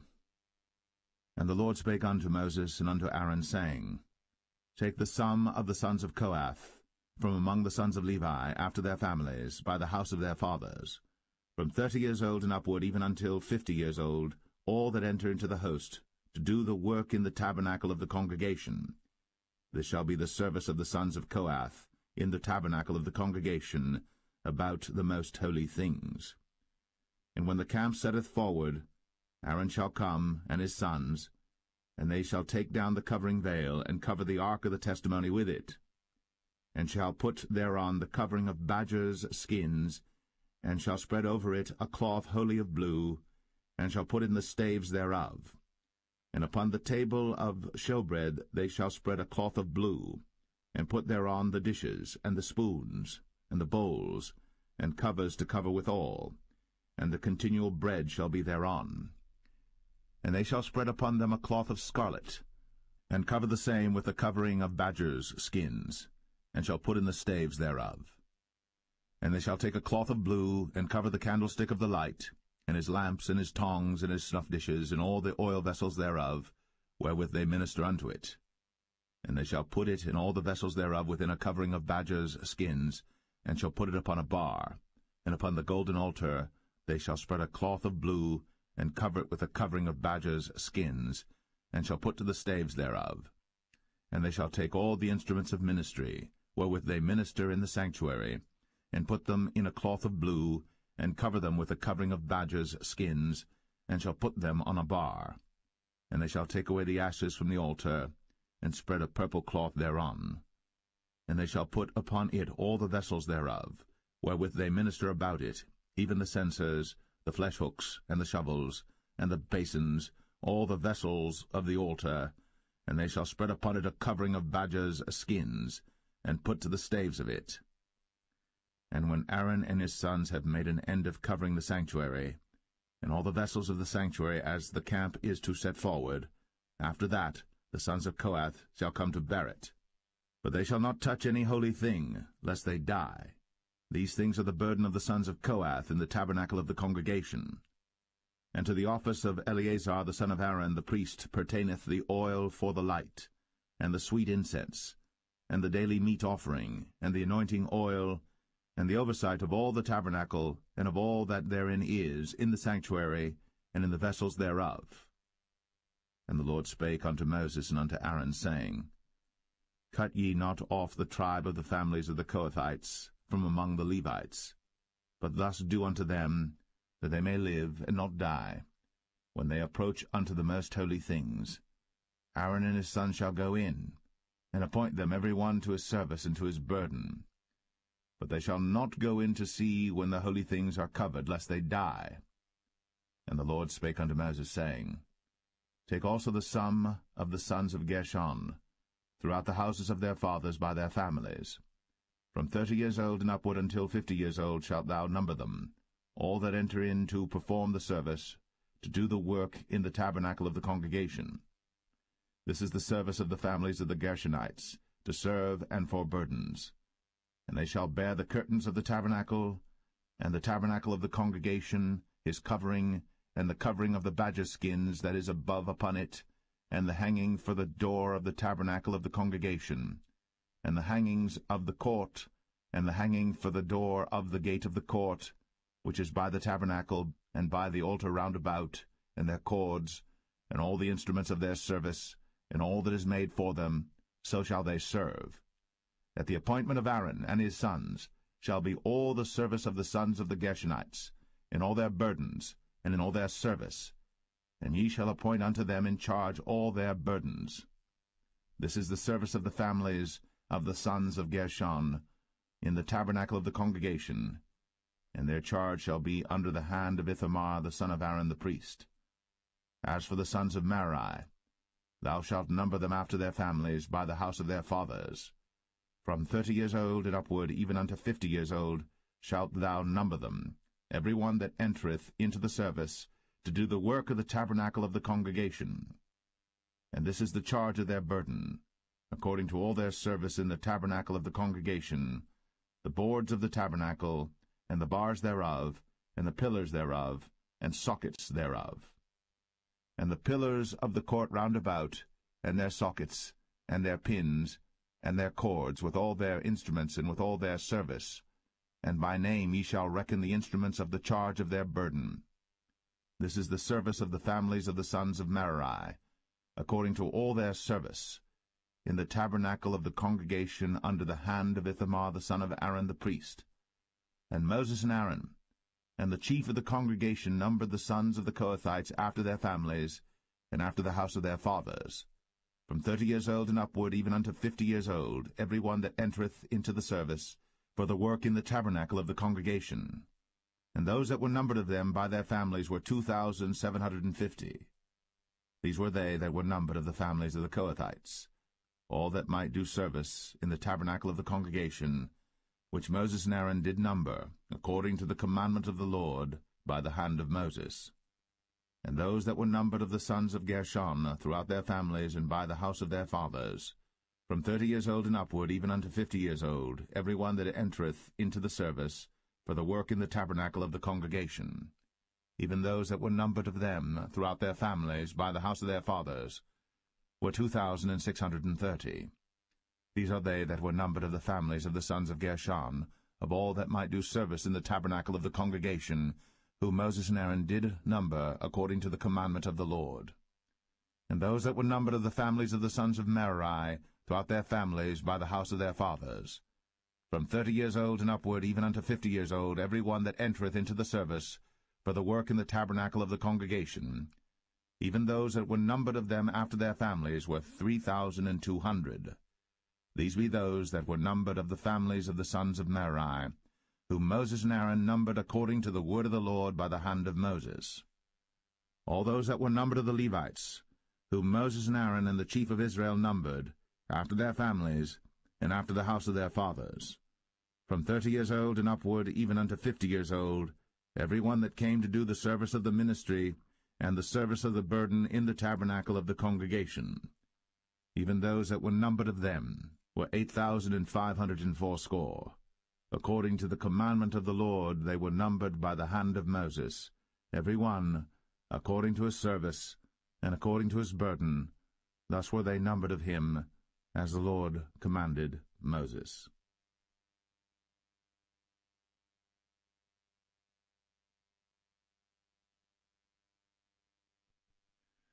Numbers 5. And the Lord spake unto Moses, saying, Command the children of Israel, that they put out of the camp every leper, and every one that hath an issue, and whosoever is defiled by the dead. Both male and female shall ye put out, without the camp shall ye put them, that they defile not their camps, in the midst whereof I dwell. And the children of Israel did so, and put them out without the camp, as the Lord spake unto Moses, so did the children of Israel.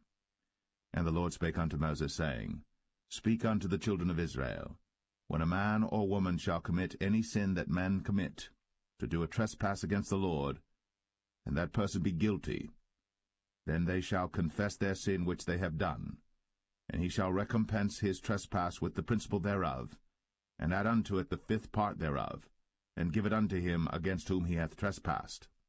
But if the man have no kinsman to recompense the trespass unto, let the trespass be recompensed unto the Lord, even to the priest, beside the ram of the atonement, whereby an atonement shall be made for him. And every offering of all the holy things of the children of Israel, which they bring unto the priest, shall be his. And every man's hallowed things shall be his. Whatsoever any man giveth the priest, it shall be his. And the Lord spake unto Moses, saying, Speak unto the children of Israel, and say unto them, If any man's wife go aside, and commit a trespass against him, and a man lie with her carnally, and it be hid from the eyes of her husband, and be kept close, and she be defiled, and there be no witness against her, neither she be taken with the manner, and the spirit of jealousy come upon him, and he be jealous of his wife, and she be defiled, or if the spirit of jealousy come upon him, and he be jealous of his wife, and she be not defiled, then shall the man bring his wife unto the priest, and he shall bring her offering for her, the 10th part of an ephah of barley meal. He shall pour no oil upon it, nor put frankincense thereon, for it is an offering of jealousy, an offering of memorial, bringing iniquity to remembrance. And the priest shall bring her near, and set her before the Lord.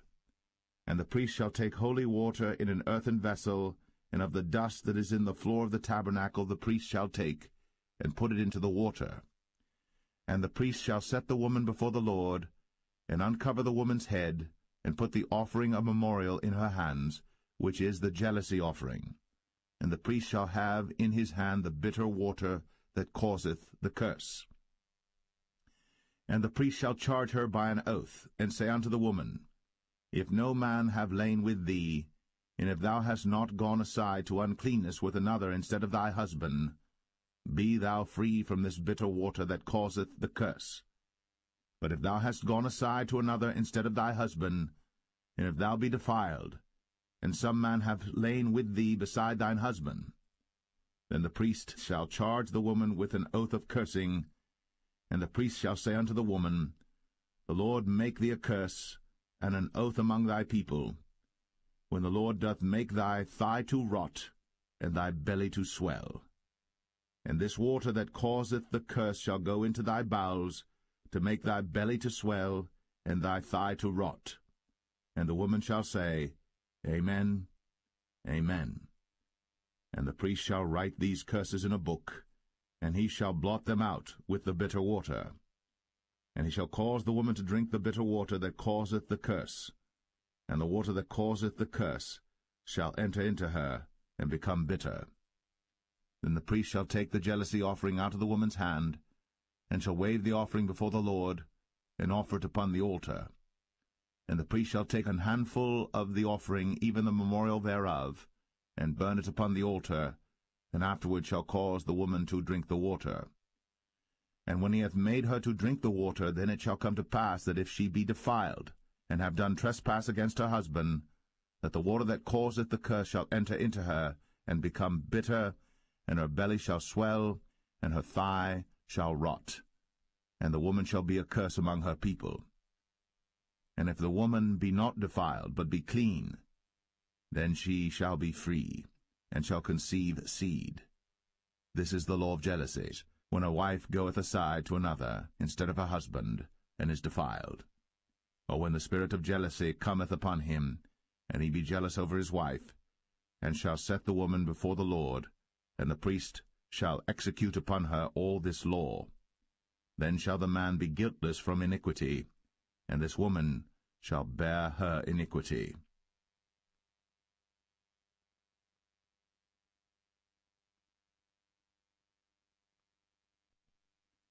Number 6. And the Lord spake unto Moses, saying, Speak unto the children of Israel, and say unto them, When either man or woman shall separate themselves to vow a vow of a Nazarite, to separate themselves unto the Lord, he shall separate himself from wine and strong drink, and shall drink no vinegar of wine, or vinegar of strong drink. Neither shall he drink any liquor of grapes, nor eat moist grapes or dried. All the days of his separation shall he eat nothing that is made of the vine tree, from the kernels even to the husk. All the days of the vow of his separation there shall no razor come upon his head, until the days be fulfilled, in the which he separateth himself unto the Lord. He shall be holy, and shall let the locks of the hair of his head grow. All the days that he separateth himself unto the Lord, he shall come at no dead body. He shall not make himself unclean for his father, or for his mother, for his brother, or for his sister, when they die, because the consecration of his God is upon his head. All the days of his separation he is holy unto the Lord. And if any man die very suddenly by him, and he hath defiled the head of his consecration, then he shall shave his head in the day of his cleansing. On the 7th day shall he shave it. And on the 8th day he shall bring 2 turtles, or 2 young pigeons, to the priest, to the door of the tabernacle of the congregation, and the priest shall offer the one for a sin offering, and the other for a burnt offering, and make an atonement for him, for that he sinned by the dead, and shall hallow his head that same day. And he shall consecrate unto the Lord the days of his separation, and shall bring a lamb of the first year for a trespass offering, but the days that were before shall be lost, because his separation was defiled. And this is the law of the Nazarite.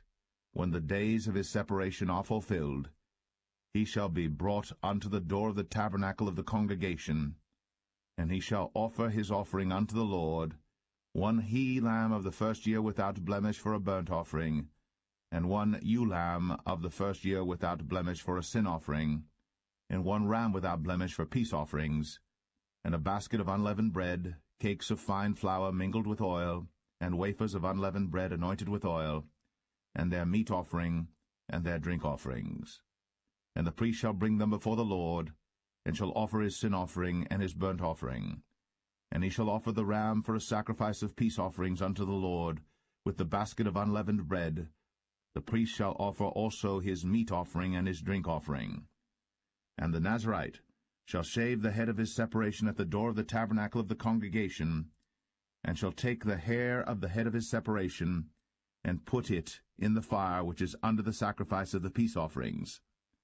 And the priest shall take the sodden shoulder of the ram, and 1 unleavened cake out of the basket, and 1 unleavened wafer, and shall put them upon the hands of the Nazarite, after the hair of his separation is shaven.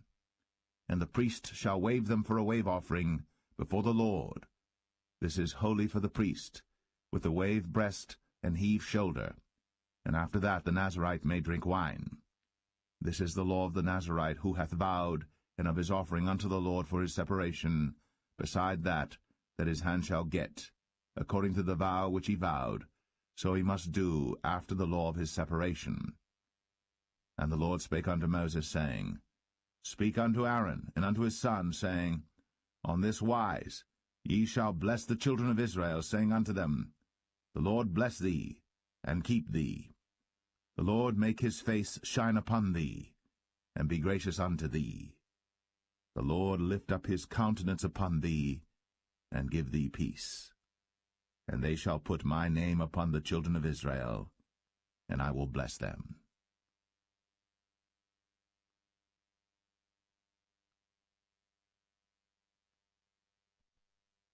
Number 7.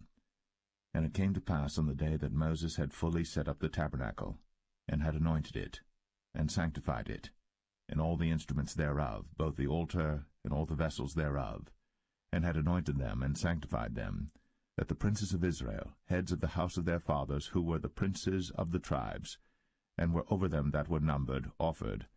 And they brought their offering before the Lord, 6 covered wagons, and 12 oxen, a wagon for 2 of the princes, and for each one an ox. And they brought them before the tabernacle. And the Lord spake unto Moses, saying, Take it of them, that they may be to do the service of the tabernacle of the congregation, and thou shalt give them unto the Levites, to every man according to his service. And Moses took the wagons and the oxen, and gave them unto the Levites. 2 wagons and 4 oxen he gave unto the sons of Gershon, according to their service. And 4 wagons and 8 oxen he gave unto the sons of Merari, according unto their service, under the hand of Ithamar the son of Aaron the priest. But unto the sons of Kohath he gave none, because the service of the sanctuary belonging unto them was that they should bear upon their shoulders. And the princes offered for dedicating of the altar in the day that it was anointed, even the princes offered their offering before the altar.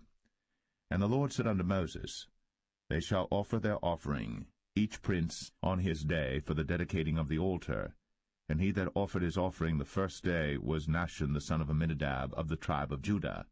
And his offering was 1 silver charger, the weight thereof was 130 shekels, 1 silver bowl of 70 shekels after the shekel of the sanctuary. Both of them were full of fine flour, mingled with oil, for a meat offering. 1 spoon of 10 shekels of gold, full of incense. 1 young bullock, 1 ram, 1 lamb of the first year, for a burnt offering. 1 kid of the goats for a sin offering, and for a sacrifice of peace offerings, 2 oxen, 5 rams, 5 he-goats, 5 lambs of the first year. This was the offering of Nahshon the son of Amminadab. On the second day Nathaniel the son of Zuar, prince of Issachar, did offer. He offered for his offering 1 silver charger, the weight whereof was 130 shekels, 1 silver bowl of 70 shekels after the shekel of the sanctuary, both of them full of fine flour mingled with oil for a meat offering, 1 spoon of gold of 10 shekels full of incense, 1 young bullock, 1 ram, 1 lamb of the first year for a burnt offering, 1 kid of the goats for a sin offering, and for a sacrifice of peace offerings 2 oxen, 5 rams, 5 he-goats, 5 lambs of the first year. This was the offering of Nathaniel the son of Zuar. On the third day Eliab the son of Helon, prince of the children of Zebulun, did offer. His offering was 1 silver charger, the weight whereof was 130 shekels, 1 silver bowl of 70 shekels after the shekel of the sanctuary, both of them full of fine flour mingled with oil for a meat offering, 1 golden spoon of 10 shekels full of incense, 1 young bullock, 1 ram, 1 lamb of the first year for a burnt offering, 1 kid of the goats for a sin offering, and for a sacrifice of peace offerings 2 oxen, 5 rams, 5 he-goats, 5 lambs of the first year. This was the offering of Eliab the son of Helon. On the fourth day Eleazar the son of Shadur, prince of the children of Reuben, did offer. His offering was 1 silver charger of the weight of 130 shekels, 1 silver bowl of 70 shekels after the shekel of the sanctuary, both of them full of fine flour mingled with oil for a meat offering, 1 golden spoon of 10 shekels full of incense, 1 young bullock, 1 ram, 1 lamb of the first year for a burnt offering, 1 kid of the goats for a sin offering, and for a sacrifice of peace offerings 2 oxen, 5 rams, 5 he-goats, 5 lambs of the first year. This was the offering of Elizur the son of Shadur. On the fifth day Shelumiel the son of Zerushadai, prince of the children of Simeon, did offer. His offering was 1 silver charger, the weight whereof was 130 shekels, 1 silver bowl of 70 shekels after the shekel of the sanctuary, both of them full of fine flour mingled with oil for a meat offering, 1 golden spoon of 10 shekels full of incense, 1 young bullock, 1 ram, 1 lamb of the first year for a burnt offering, 1 kid of the goats for a sin offering, and for a sacrifice of peace offerings 2 oxen, 5 rams, 5 he-goats, 5 lambs of the first year. This was the offering of Shelumiel the son of Zerushadai. On the sixth day Eliasaph the son of Deuel, prince of the children of Gad, offered. His offering was 1 silver charger of the weight of 130 shekels, a silver bowl of 70 shekels after the shekel of the sanctuary, both of them full of fine flour mingled with oil for a meat offering, 1 golden spoon of 10 shekels full of incense, 1 young bullock, 1 ram, 1 lamb of the first year for a burnt offering, 1 kid of the goats for a sin offering, and for a sacrifice of peace offerings 2 oxen, 5 rams, 5 he-goats, 5 lambs of the first year. This was the offering of Eliasaph the son of Deuel. On the seventh day Elishama the son of Ammihud, prince of the children of Ephraim, offered.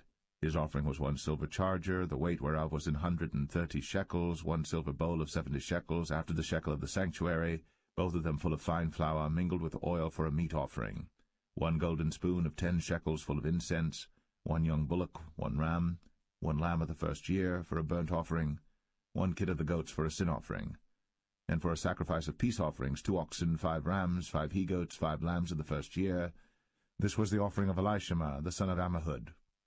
On the eighth day offered Gamaliel the son of Pedahzur, prince of the children of Manasseh. His offering was 1 silver charger of the weight of 130 shekels, 1 silver bowl of 70 shekels after the shekel of the sanctuary, both of them full of fine flour, mingled with oil for a meat offering, 1 golden spoon of 10 shekels full of incense, 1 young bullock, 1 ram, 1 lamb of the first year for a burnt offering, 1 kid of the goats for a sin offering, and for a sacrifice of peace offerings 2 oxen, 5 rams, 5 he-goats, 5 lambs of the first year. This was the offering of Gamaliel the son of Pedahzur. On the ninth day Abidan the son of Gideoni, prince of the children of Benjamin, offered. His offering was 1 silver charger, the weight whereof was 130 shekels, 1 silver bowl of 70 shekels after the shekel of the sanctuary, both of them full of fine flour mingled with oil for a meat offering, 1 golden spoon of 10 shekels full of incense, 1 young bullock, 1 ram, 1 lamb of the first year for a burnt offering, 1 kid of the goats for a sin offering, and for a sacrifice of peace offerings 2 oxen, 5 rams, 5 he-goats, 5 lambs of the first year. This was the offering of Abidan the son of Gideoni. On the 10th day Ahiezer the son of Ammishaddai, prince of the children of Dan, offered. His offering was 1 silver charger, the weight whereof was 130 shekels, 1 silver bowl of 70 shekels, after the shekel of the sanctuary, both of them full of fine flour mingled with oil for a meat offering. 1 golden spoon of 10 shekels full of incense, 1 young bullock, 1 ram, 1 lamb of the first year, for a burnt offering, 1 kid of the goats for a sin offering, and for a sacrifice of peace offerings 2 oxen, 5 rams, 5 he-goats, 5 lambs of the first year. This was the offering of Ahiezer the son of Ammishaddai. On the 11th day Pagiel the son of Ochran, prince of the children of Asher, offered.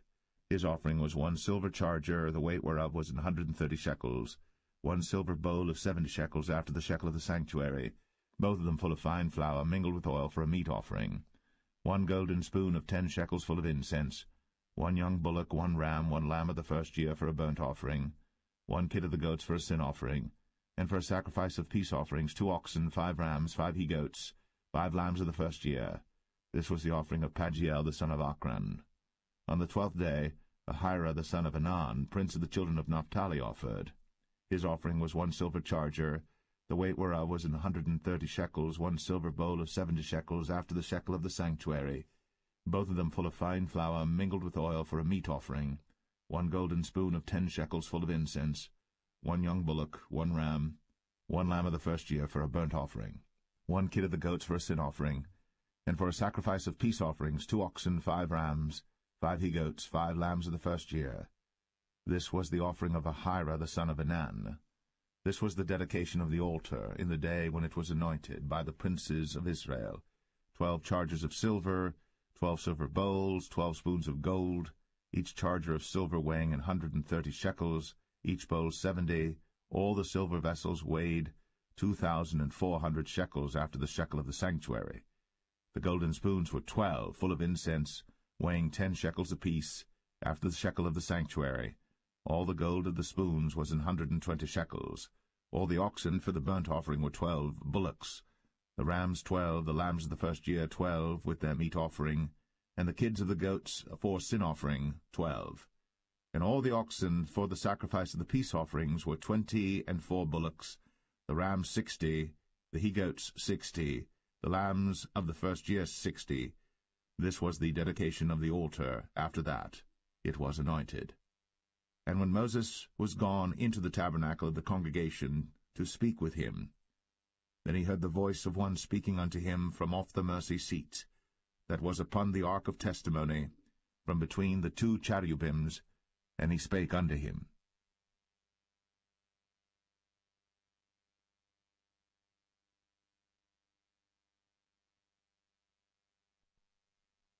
Numbers 8. And the Lord spake unto Moses, saying, Speak unto Aaron, and say unto him, When thou lightest the lamps, the 7 lamps shall give light over against the candlestick. And Aaron did so. He lighted the lamps thereof over against the candlestick, as the Lord commanded Moses. And this work of the candlestick was of beaten gold, unto the shaft thereof, unto the flowers thereof was beaten work, according unto the pattern which the Lord had shown Moses. So he made the candlestick. And the Lord spake unto Moses, saying, Take the Levites from among the children of Israel, and cleanse them. And thus shalt thou do unto them to cleanse them. Sprinkle water of purifying upon them, and let them shave all their flesh, and let them wash their clothes, and so make themselves clean. Then let them take a young bullock with his meat offering, even fine flour mingled with oil, and another young bullock shalt thou take for a sin offering. And thou shalt bring the Levites before the tabernacle of the congregation, and thou shalt gather the whole assembly of the children of Israel together. And thou shalt bring the Levites before the Lord, and the children of Israel shall put their hands upon the Levites. And Aaron shall offer the Levites before the Lord for an offering of the children of Israel, that they may execute the service of the Lord. And the Levites shall lay their hands upon the heads of the bullocks. And thou shalt offer the one for a sin offering, and the other for a burnt offering unto the Lord, to make an atonement for the Levites. And thou shalt set the Levites before Aaron, and before his sons, and offer them for an offering unto the Lord. Thus shalt thou separate the Levites from among the children of Israel, and the Levites shall be mine. And after that shall the Levites go in to do the service of the tabernacle of the congregation. And thou shalt cleanse them, and offer them for an offering. For they are wholly given unto me from among the children of Israel, instead of such as open every womb, even instead of the firstborn of all the children of Israel, have I taken them unto me. For all the firstborn of the children of Israel are mine, both man and beast. On the day that I smote every firstborn in the land of Egypt, I sanctified them for myself. And I have taken the Levites for all the firstborn of the children of Israel. And I have given the Levites as a gift to Aaron and to his sons from among the children of Israel, to do the service of the children of Israel in the tabernacle of the congregation, and to make an atonement for the children of Israel, that there be no plague among the children of Israel, when the children of Israel come nigh unto the sanctuary. And Moses and Aaron and all the congregation of the children of Israel did to the Levites according unto all that the Lord commanded Moses concerning the Levites. So did the children of Israel unto them. And the Levites were purified, and they washed their clothes, and Aaron offered them as an offering before the Lord. And Aaron made an atonement for them to cleanse them. And after that went the Levites in to do their service in the tabernacle of the congregation before Aaron and before his sons, as the Lord had commanded Moses concerning the Levites, so did they unto them. And the Lord spake unto Moses, saying, This is it that belongeth unto the Levites. From 20 and 5 years old and upward they shall go in to wait upon the service of the tabernacle of the congregation. And from the age of 50 years they shall cease waiting upon the service thereof, and shall serve no more, but shall minister with their brethren in the tabernacle of the congregation, to keep the charge, and shall do no service. Thus shalt thou do unto the Levites touching their charge.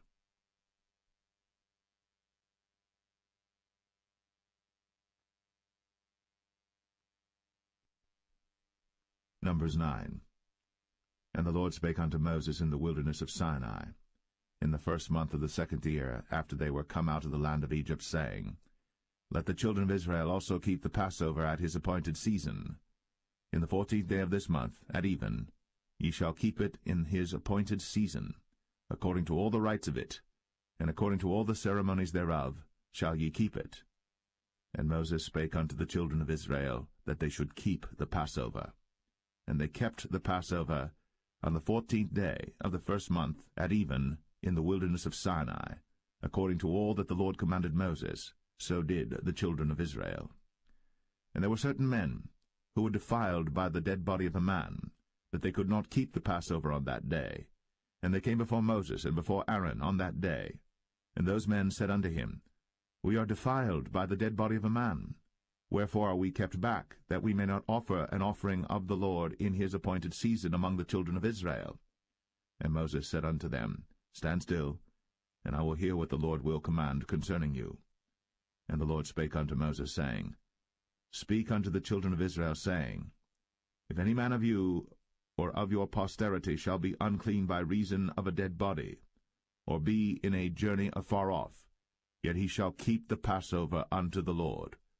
The 14th day of the 2nd month at even they shall keep it, and eat it with unleavened bread and bitter herbs.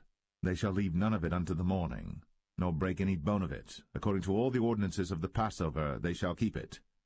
But the man that is clean, and is not in a journey, and forbeareth to keep the Passover, even the same soul shall be cut off from among his people, because he brought not the offering of the Lord in his appointed season. That man shall bear his sin.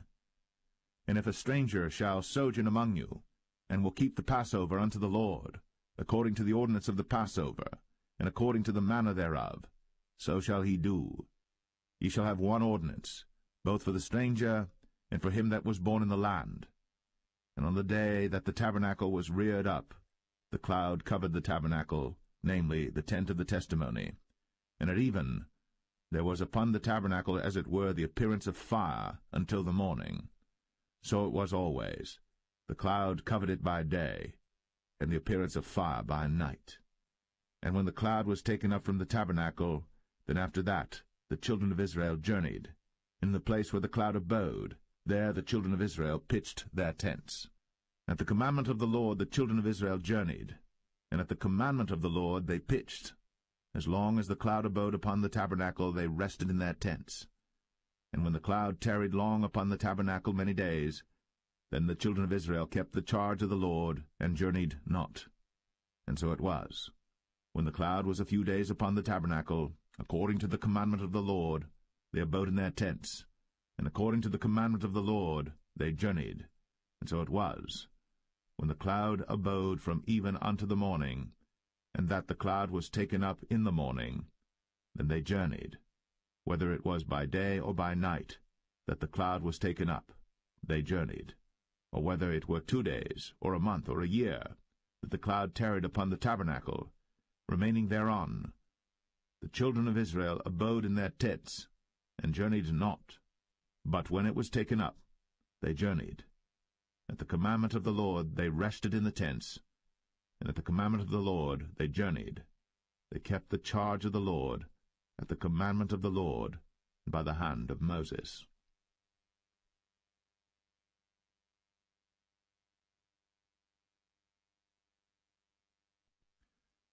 Numbers 10. And the Lord spake unto Moses, saying, Make thee 2 trumpets of silver, of a whole piece shalt thou make them, that thou mayest use them for the calling of the assembly, and for the journeying of the camps. And when they shall blow with them, all the assembly shall assemble themselves to thee at the door of the tabernacle of the congregation. And if they blow but with 1 trumpet, then the princes, which are heads of the thousands of Israel, shall gather themselves unto thee.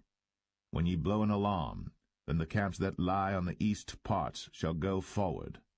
When ye blow an alarm the 2nd time, then the camps that lie on the south side shall take their journey. They shall blow an alarm for their journeys. But when the congregation is to be gathered together, ye shall blow, but ye shall not sound an alarm. And the sons of Aaron the priests shall blow with the trumpets, and they shall be to you for an ordinance forever throughout your generations.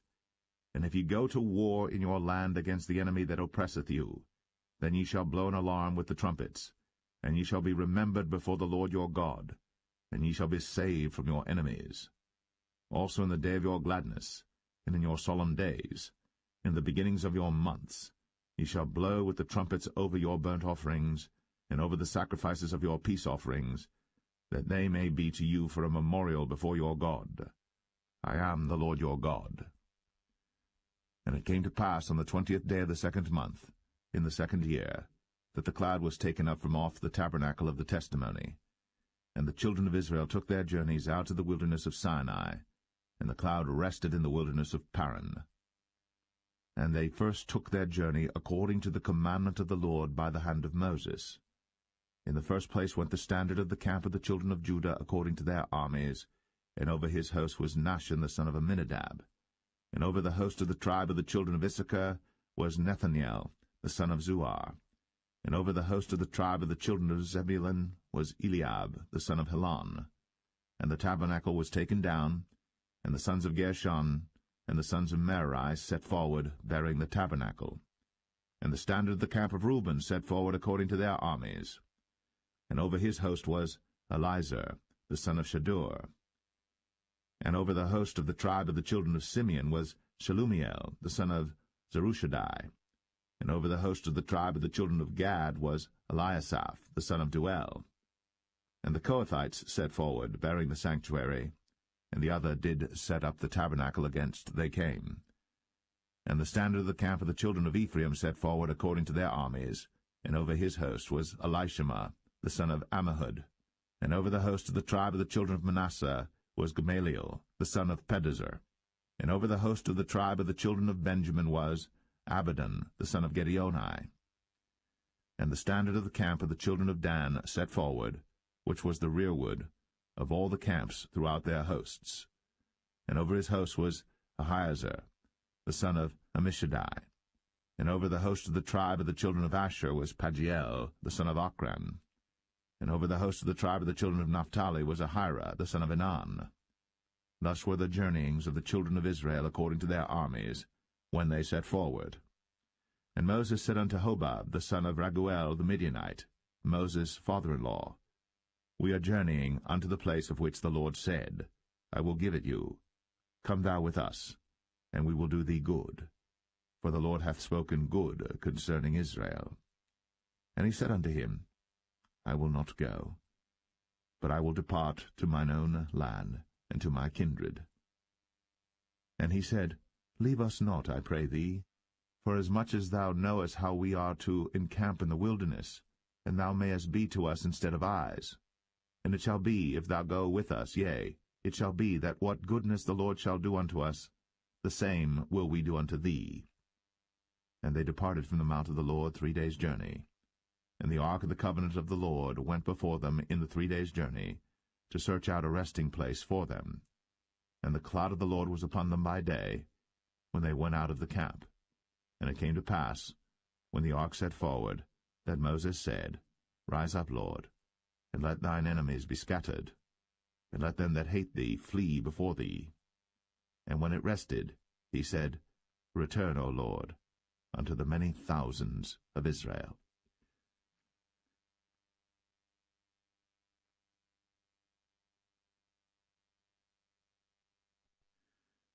Numbers 11. And when the people complained, it displeased the Lord. And the Lord heard it, and his anger was kindled, and the fire of the Lord burnt among them, and consumed them that were in the uttermost parts of the camp. And the people cried unto Moses. And when Moses prayed unto the Lord, the fire was quenched. And he called the name of the place Taberah, because the fire of the Lord burnt among them. And the mixed multitude that was among them fell a-lusting. And the children of Israel also wept again, and said, Who shall give us flesh to eat? We remember the fish which we did eat in Egypt freely, the cucumbers, and the melons, and the leeks, and the onions, and the garlic. But now our soul is dried away. There is nothing at all beside this manna before our eyes. And the manna was as coriander seed, and the color thereof as the color of bdellium. And the people went about, and gathered it, and ground it in mills, or beat it in a mortar, and baked it in pans, and made cakes of it. And the taste of it was as the taste of fresh oil. And when the dew fell upon the camp in the night, the manna fell upon it. Then Moses heard the people weep throughout their families, every man in the door of his tent. And the anger of the Lord was kindled greatly.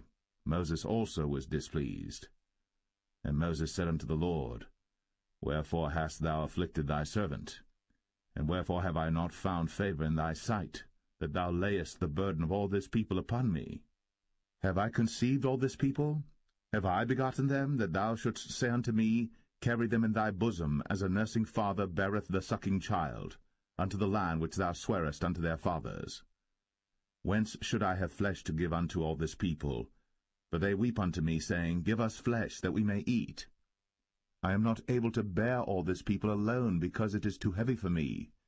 And if thou deal thus with me, kill me, I pray thee, out of hand, if I have found favor in thy sight, and let me not see my wretchedness.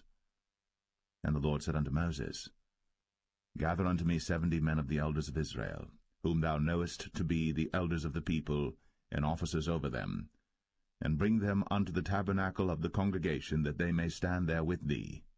And I will come down and talk with thee there. And I will take of the Spirit which is upon thee, and will put it upon them, and they shall bear the burden of the people with thee, that thou bear it not thyself alone. And say thou unto the people, Sanctify yourselves against tomorrow, and ye shall eat flesh. For ye have wept in the ears of the Lord, saying, Who shall give us flesh to eat? For it was well with us in Egypt. Therefore the Lord will give you flesh, and ye shall eat. Ye shall not eat 1 day, nor 2 days, nor 5 days, neither 10 days, nor 20 days, but even a whole month, until it come out at your nostrils, and it be loathsome unto you, because that ye have despised the Lord which is among you, and have wept before him, saying, Why came we forth out of Egypt? And Moses said, The people among whom I am are 600,000 footmen, and thou hast said, I will give them flesh, that they may eat a whole month. Shall the flocks and the herds be slain for them to suffice them? Or shall all the fish of the sea be gathered together for them to suffice them? And the Lord said unto Moses, Is the Lord's hand waxed short? Thou shalt see now whether my word shall come to pass unto thee or not. And Moses went out, and told the people the words of the Lord, and gathered the 70 men of the elders of the people, and set them round about the tabernacle. And the Lord came down in a cloud, and spake unto him, and took of the Spirit that was upon him, and gave it unto the 70 elders. And it came to pass that, when the Spirit rested upon them, they prophesied, and did not cease. But there remained 2 of the men in the camp. The name of the one was Eldad, and the name of the other Medad. And the Spirit rested upon them, and they were of them that were written, but went not out unto the tabernacle, and they prophesied in the camp. And there ran a young man, and told Moses, and said, Eldad and Medad do prophesy in the camp. And Joshua the son of Nun, the servant of Moses, one of his young men, answered and said, My lord Moses, forbid them. And Moses said unto him, Enviest thou for my sake? Would God that all the Lord's people were prophets, and that the Lord would put his Spirit upon them. And Moses gat him into the camp, he and the elders of Israel. And there went forth a wind from the Lord, and brought quails from the sea, and let them fall by the camp, as it were a day's journey on this side, and as it were a day's journey on the other side, round about the camp, and as it were 2 cubits high upon the face of the earth. And the people stood up all that day, and all that night, and all the next day. And they gathered the quails, he that gathered least gathered 10 homers, and they spread them all abroad for themselves round about the camp. And while the flesh was yet between their teeth, ere it was chewed, the wrath of the Lord was kindled against the people, and the Lord smote the people with a very great plague. And he called the name of that place Kibroth Hattaavah, because there they buried the people that lusted. And the people journeyed from Kibroth Hattaavah unto Hazeroth, and abode at Hazeroth.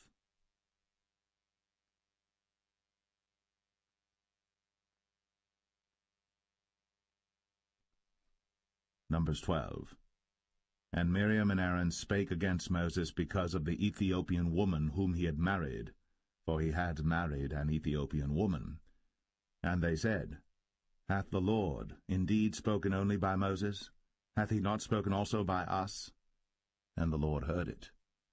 Now the man Moses was very meek, above all the men which were upon the face of the earth.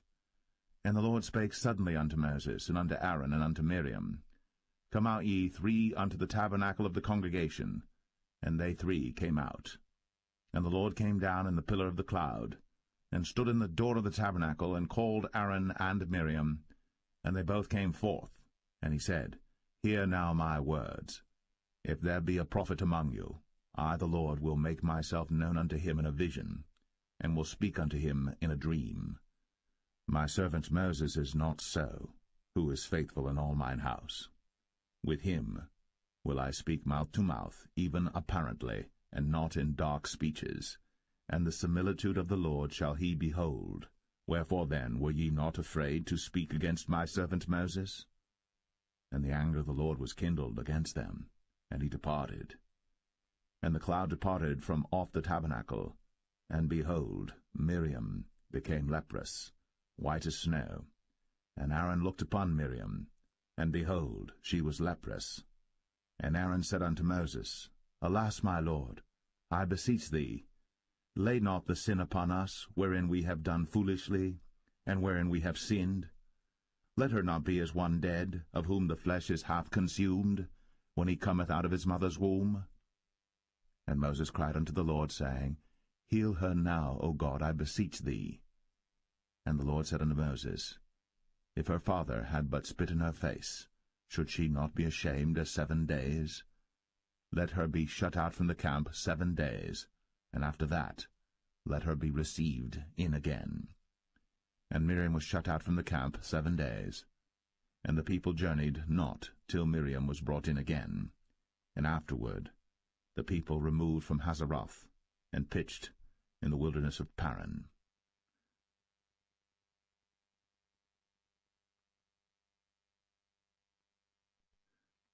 Numbers 13. And the Lord spake unto Moses, saying, Send thou men, that they may search the land of Canaan, which I give unto the children of Israel. Of every tribe of their fathers shall ye send a man, every one a ruler among them. And Moses, by the commandment of the Lord, sent them from the wilderness of Paran. All those men were heads of the children of Israel. And these were their names: of the tribe of Reuben, Shammua the son of Zakur; of the tribe of Simeon, Shaphat the son of Ori; of the tribe of Judah, Caleb the son of Jephunneh; of the tribe of Issachar, Igal the son of Joseph; of the tribe of Ephraim, Hoshea the son of Nun; of the tribe of Benjamin, Paltai the son of Raphu; of the tribe of Zebulun, Gadiel the son of Sodai; of the tribe of Joseph, namely of the tribe of Manasseh, Gadai the son of Susai; of the tribe of Dan, Amiel the son of Gemalli; of the tribe of Asher, Sethur the son of Michael; of the tribe of Naphtali, Nabai the son of Vophsi; of the tribe of Gad, Geuel the son of Machi. These are the names of the men which Moses sent to spy out the land. And Moses called Hoshea the son of Nun, Jehoshua. And Moses sent them to spy out the land of Canaan, and said unto them, Get you up this way southward, and go up into the mountain, and see the land what it is, and the people that dwelleth therein, whether they be strong or weak, few or many, and what the land is that they dwell in, whether it be good or bad, and what cities they be that they dwell in, whether in tents or in strongholds, and what the land is, whether it be fat or lean, whether there be wood therein or not. And be ye of good courage, and bring of the fruit of the land. Now the time was the time of the first ripe grapes. So they went up and searched the land from the wilderness of Zin unto Rehob, as men come to Hamath. And they ascended by the south, and came unto Hebron, where Ahiman, Sheshai, and Talmai, the children of Anak, were. Now Hebron was built 7 years before Zoan in Egypt. And they came unto the brook of Eshcol, and cut down from thence a branch, with one cluster of grapes, and they bare it between two upon a staff. And they brought of the pomegranates and of the figs. The place was called the brook Eshcol, because of the cluster of grapes which the children of Israel cut down from thence. And they returned from searching of the land after 40 days. And they went, and came to Moses, and to Aaron, and to all the congregation of the children of Israel, unto the wilderness of Paran, to Kadesh, and brought back word unto them, and unto all the congregation, and showed them the fruit of the land. And they told him, and said, We came unto the land whither thou sentest us, and surely it floweth with milk and honey, and this is the fruit of it. Nevertheless the people be strong that dwell in the land, and the cities are walled and very great. And moreover we saw the children of Anak there. The Amalekites dwell in the land of the south, and the Hittites, and the Jebusites, and the Amorites dwell in the mountains, and the Canaanites dwell by the sea, and by the coast of Jordan. And Caleb stilled the people before Moses, and said, Let us go up at once, and possess it, for we are well able to overcome it. But the men that went up with him said, We be not able to go up against the people, for they are stronger than we. And they brought up an evil report of the land, which they had searched unto the children of Israel, saying, The land, through which we have gone to search it, is a land that eateth up the inhabitants thereof, and all the people that we saw in it are men of a great stature. And there we saw the giants, the sons of Anak, which come of the giants. And we were in our own sight as grasshoppers, and so we were in their sight.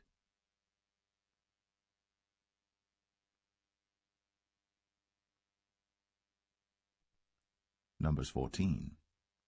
And all the congregation lifted up their voice, and cried, and the people wept that night.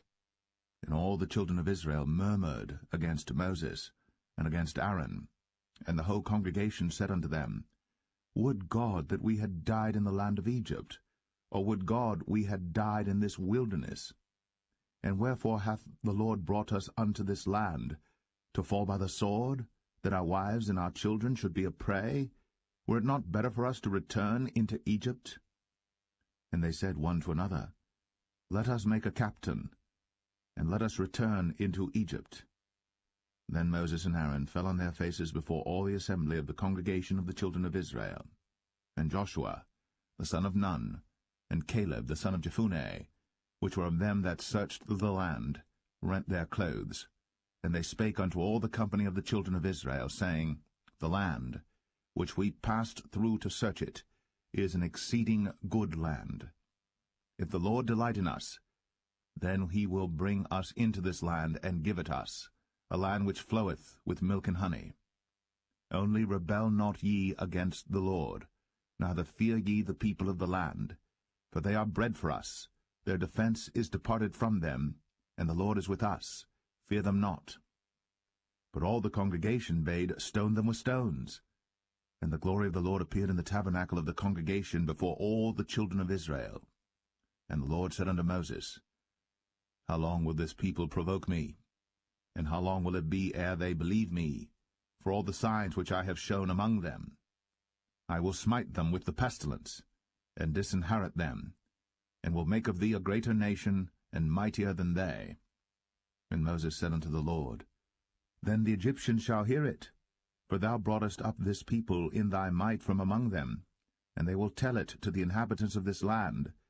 For they have heard that thou, Lord, art among this people, that thou, Lord, art seen face to face, and that thy cloud standeth over them, and that thou goest before them by daytime in a pillar of a cloud, and in a pillar of fire by night.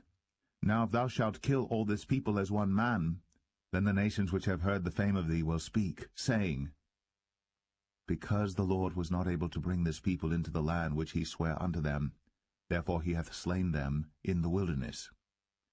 And now I beseech thee, let the power of my Lord be great, according as thou hast spoken, saying, The Lord is longsuffering, and of great mercy, forgiving iniquity and transgression, and by no means clearing the guilty, visiting the iniquity of the fathers upon the children unto the third and fourth generation. Pardon, I beseech thee, the iniquity of this people according unto the greatness of thy mercy, and as thou hast forgiven this people from Egypt even until now. And the Lord said, I have pardoned according to thy word. But as truly as I live, all the earth shall be filled with the glory of the Lord, because all those men which have seen my glory and my miracles, which I did in Egypt and in the wilderness, and have tempted me now these 10 times, and have not hearkened to my voice, surely they shall not see the land, which I sware unto their fathers, neither shall any of them that provoked me see it. But my servant Caleb, because he had another spirit with him, and hath followed me fully, him will I bring into the land whereinto he went, and his seed shall possess it. Now the Amalekites and the Canaanites dwelt in the valley. Tomorrow turn you, and get you into the wilderness by the way of the Red Sea. And the Lord spake unto Moses and unto Aaron, saying, How long shall I bear with this evil congregation, which murmur against me? I have heard the murmurings of the children of Israel, which they murmur against me. Say unto them, As truly as I live, saith the Lord, as ye have spoken in mine ears, so will I do to you. Your carcasses shall fall in this wilderness, and all that were numbered of you according to your whole number, from 20 years old and upward, which have murmured against me. Doubtless ye shall not come into the land, concerning which I swear to make you dwell therein, save Caleb the son of Jephunneh, and Joshua the son of Nun. But your little ones, which ye said should be a prey, them will I bring in, and they shall know the land which ye have despised. But as for you, your carcasses, they shall fall in this wilderness, and your children shall wander in the wilderness 40 years, and bear your whoredoms until your carcasses be wasted in the wilderness. After the number of the days in which ye searched the land, even 40 days, each day for a year, shall ye bear your iniquities, even 40 years, and ye shall know my breach of promise. I the Lord have said, I will surely do it unto all this evil congregation that are gathered together against me. In this wilderness they shall be consumed, and there they shall die. And the men which Moses sent to search the land, who returned, and made all the congregation to murmur against him by bringing up a slander upon the land, even those men that did bring up the evil report upon the land, died by the plague before the Lord. But Joshua the son of Nun, and Caleb the son of Jephunneh, which were of the men that went to search the land, lived still. And Moses told these sayings unto all the children of Israel. And the people mourned greatly. And they rose up early in the morning, and gat them up into the top of the mountain, saying, Lo, we be here, and will go up unto the place which the Lord hath promised, for we have sinned. And Moses said, Wherefore now do ye transgress the commandment of the Lord? But it shall not prosper. Go not up, for the Lord is not among you, that ye be not smitten before your enemies.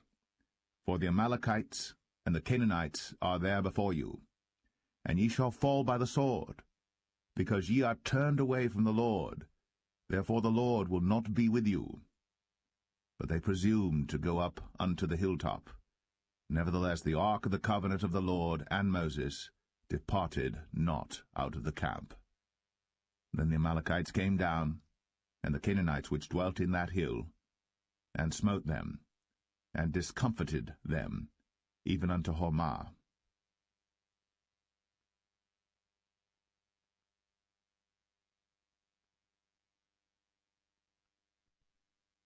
Numbers 15. And the Lord spake unto Moses, saying, Speak unto the children of Israel, and say unto them, When ye be come into the land of your habitations, which I give unto you, and will make an offering by fire unto the Lord, a burnt offering, or a sacrifice in performing a vow, or in a freewill offering, or in your solemn feasts, to make a sweet savour unto the Lord, of the herd or of the flock, then shall he that offereth his offering unto the Lord bring a meat offering of a 10th deal of flour mingled with the 4th part of an hin of oil, and the 4th part of an hin of wine for a drink offering shalt thou prepare with the burnt offering or sacrifice for 1 lamb. Or for a ram thou shalt prepare for a meat offering 2/10 deals of flour mingled with the 3rd part of an hin of oil. And for a drink offering thou shalt offer the 3rd part of an hin of wine for a sweet savour unto the Lord. And when thou preparest a bullock for a burnt offering, or for a sacrifice in performing a vow, or peace offerings unto the Lord, then shall he bring with a bullock a meat offering of 3/10 deals of flour mingled with half an hin of oil. And thou shalt bring for a drink offering half an hin of wine, for an offering made by fire, of a sweet savour unto the Lord. Thus shall it be done for 1 bullock, or for 1 ram, or for a lamb, or a kid, according to the number that ye shall prepare. So shall ye do to every one according to their number. All that are born of the country shall do these things after this manner, in offering an offering made by fire, of a sweet savour unto the Lord. And if a stranger sojourn with you, or whosoever be among you in your generations, and will offer an offering made by fire, of a sweet savour unto the Lord, as ye do, so he shall do. 1 ordinance shall be both for you of the congregation, and also for the stranger that sojourneth with you, an ordinance for ever in your generations, as ye are, so shall the stranger be before the Lord. 1 law and 1 manner shall be for you, and for the stranger that sojourneth with you. And the Lord spake unto Moses, saying, Speak unto the children of Israel, and say unto them, When ye come into the land whither I bring you, then it shall be that when ye eat of the bread of the land, ye shall offer up an heave offering unto the Lord. Ye shall offer up a cake of the first of your dough for an heave offering. As ye do the heave offering of the threshing floor, so shall ye heave it. Of the first of your dough ye shall give unto the Lord an heave offering in your generations. And if ye have erred, and not observed all these commandments which the Lord hath spoken unto Moses, even all that the Lord hath commanded you by the hand of Moses, from the day that the Lord commanded Moses, and henceforward among your generations, then it shall be, if aught be committed by ignorance without the knowledge of the congregation, that all the congregation shall offer 1 young bullock for a burnt offering, for a sweet savour unto the Lord, with his meat offering and his drink offering, according to the manner, and 1 kid of the goats for a sin offering. And the priest shall make an atonement for all the congregation of the children of Israel. and shall be forgiven them. For it is ignorance, and they shall bring their offering, a sacrifice made by fire unto the Lord, and their sin offering before the Lord, for their ignorance.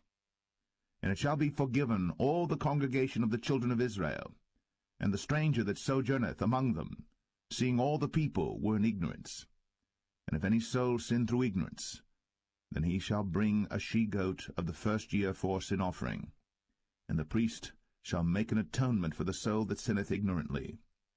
When he sinneth by ignorance before the Lord, to make an atonement for him, and it shall be forgiven him. Ye shall have one law for him that sinneth through ignorance, both for him that is born among the children of Israel, and for the stranger that sojourneth among them.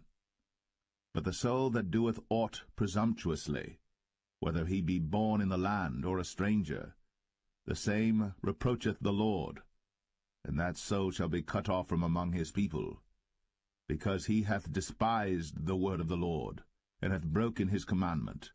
That soul shall utterly be cut off. His iniquity shall be upon him. And while the children of Israel were in the wilderness, they found a man that gathered sticks upon the Sabbath day. And they that found him gathering sticks brought him unto Moses and Aaron, and unto all the congregation. And they put him in ward, because it was not declared what should be done to him. And the Lord said unto Moses, The man shall be surely put to death. All the congregation shall stone him with stones without the camp. And all the congregation brought him without the camp, and stoned him with stones, and he died, as the Lord commanded Moses. And the Lord spake unto Moses, saying, Speak unto the children of Israel, and bid them that they make them fringes in the borders of their garments throughout their generations, and that they put upon the fringe of the borders a ribbon of blue.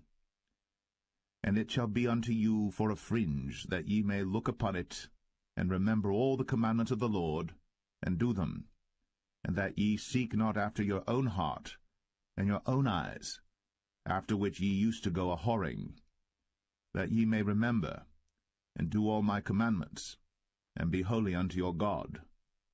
I am the Lord your God, which brought you out of the land of Egypt, to be your God. I am the Lord your God.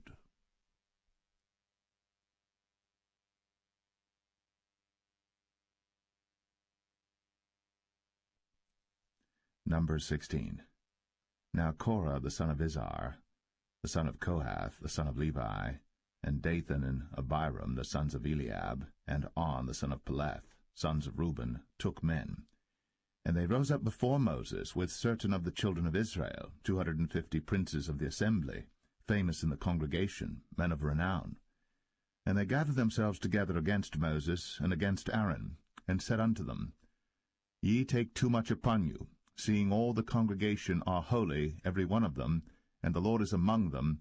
Wherefore then lift ye up yourselves above the congregation of the Lord. And when Moses heard it, he fell upon his face.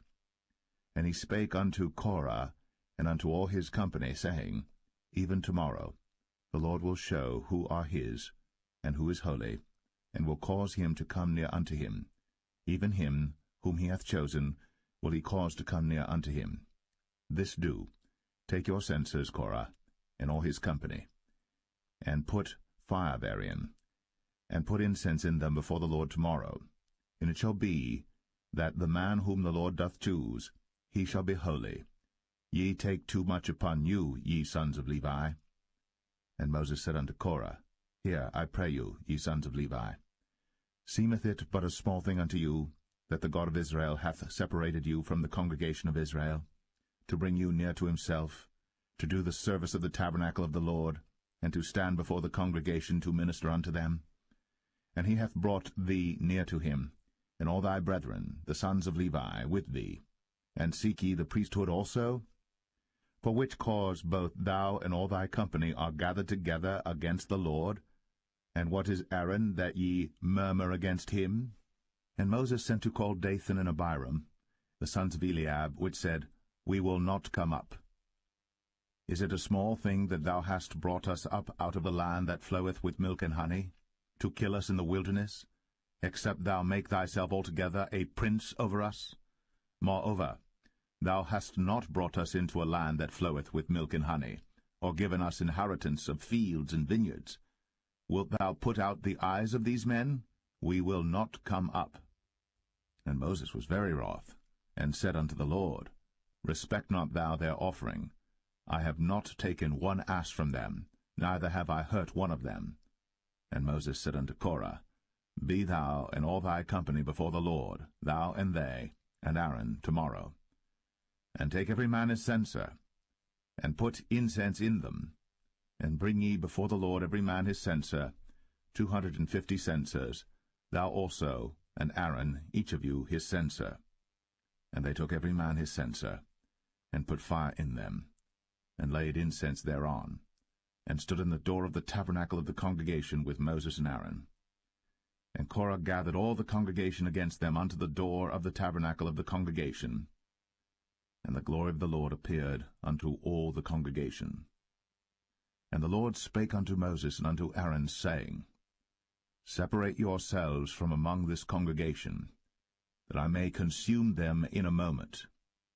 And they fell upon their faces, and said, O God, the God of the spirits of all flesh, shall one man sin, and wilt thou be wroth with all the congregation? And the Lord spake unto Moses, saying, Speak unto the congregation, saying, Get you up from about the tabernacle of Korah, Dathan, and Abiram. And Moses rose up, and went unto Dathan and Abiram, and the elders of Israel followed him. And he spake unto the congregation, saying, Depart, I pray you, from the tents of these wicked men, and touch nothing of theirs, lest ye be consumed in all their sins. So they gat up from the tabernacle of Korah, Dathan and Abiram, on every side. And Dathan and Abiram came out, and stood in the door of their tents, and their wives and their sons, and their little children. And Moses said, Hereby ye shall know that the Lord hath sent me to do all these works, for I have not done them of mine own mind. If these men die the common death of all men, or if they be visited after the visitation of all men, then the Lord hath not sent me. But if the Lord make a new thing, and the earth open her mouth, and swallow them up with all that appertain unto them, and they go down quick into the pit, then ye shall understand that these men have provoked the Lord. And it came to pass, as he had made an end of speaking all these words, that the ground clave asunder that was under them, and the earth opened her mouth, and swallowed them up, and their houses, and all the men that appertained unto Korah, and all their goods. They and all that appertained to them went down alive into the pit, and the earth closed upon them, and they perished from among the congregation. And all Israel that were round about them fled at the cry of them, for they said, Lest the earth swallow us up also. And there came out a fire from the Lord, and consumed the 250 men that offered incense. And the Lord spake unto Moses, saying, Speak unto Eleazar, the son of Aaron the priest, that he take up the censers out of the burning, and scatter thou the fire yonder, for they are hallowed. The censers of these sinners against their own souls, let them make them broad plates for a covering of the altar, for they offered them before the Lord. Therefore they are hallowed, and they shall be a sign unto the children of Israel. And Eleazar the priest took the brazen censers wherewith they that were burnt had offered, and they were made broad plates for a covering of the altar, to be a memorial unto the children of Israel, that no stranger which is not of the seed of Aaron come near to offer incense before the Lord, that he be not as Korah, and as his company, as the Lord said to him by the hand of Moses. But on the morrow all the congregation of the children of Israel murmured against Moses, and against Aaron, saying, Ye have killed the people of the Lord. And it came to pass, when the congregation was gathered against Moses and against Aaron, that they looked toward the tabernacle of the congregation, and behold, the cloud covered it, and the glory of the Lord appeared. And Moses and Aaron came before the tabernacle of the congregation. And the Lord spake unto Moses, saying, Get you up from among this congregation, that I may consume them as in a moment. And they fell upon their faces.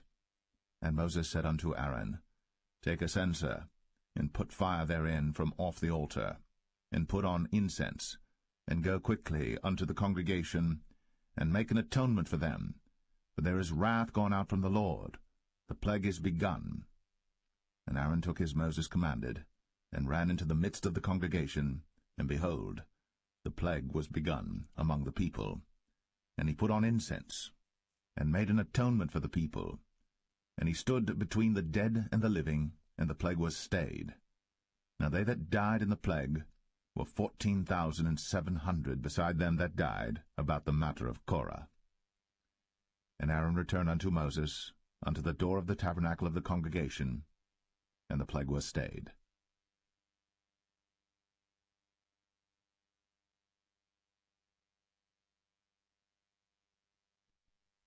Number 17. And the Lord spake unto Moses, saying, Speak unto the children of Israel, and take of every one of them a rod according to the house of their fathers, of all their princes according to the house of their fathers 12 rods. Write thou every man's name upon his rod. And thou shalt write Aaron's name upon the rod of Levi. For 1 rod shall be for the head of the house of their fathers. And thou shalt lay them up in the tabernacle of the congregation before the testimony, where I will meet with you. And it shall come to pass that the man's rod, whom I shall choose, shall blossom, and I will make to cease from me the murmurings of the children of Israel, whereby they murmur against you. And Moses spake unto the children of Israel, and every one of their princes gave him a rod apiece, for each prince 1 according to their fathers' houses, even 12 rods, and the rod of Aaron was among their rods. And Moses laid up the rods before the Lord in the tabernacle of witness. And it came to pass that on the morrow Moses went into the tabernacle of witness, and behold, the rod of Aaron for the house of Levi was budded, and brought forth buds, and bloomed blossoms, and yielded almonds. And Moses brought out all the rods from before the Lord unto all the children of Israel. And they looked, and took every man his rod. And the Lord said unto Moses, Bring Aaron's rod again before the testimony to be kept for a token against the rebels. And thou shalt quite take away their murmurings from me, that they die not. And Moses did so. As the Lord commanded him, so did he. And the children of Israel spake unto Moses, saying, Behold, we die, we perish, we all perish. Whosoever cometh anything near unto the tabernacle of the Lord shall die. Shall we be consumed with dying?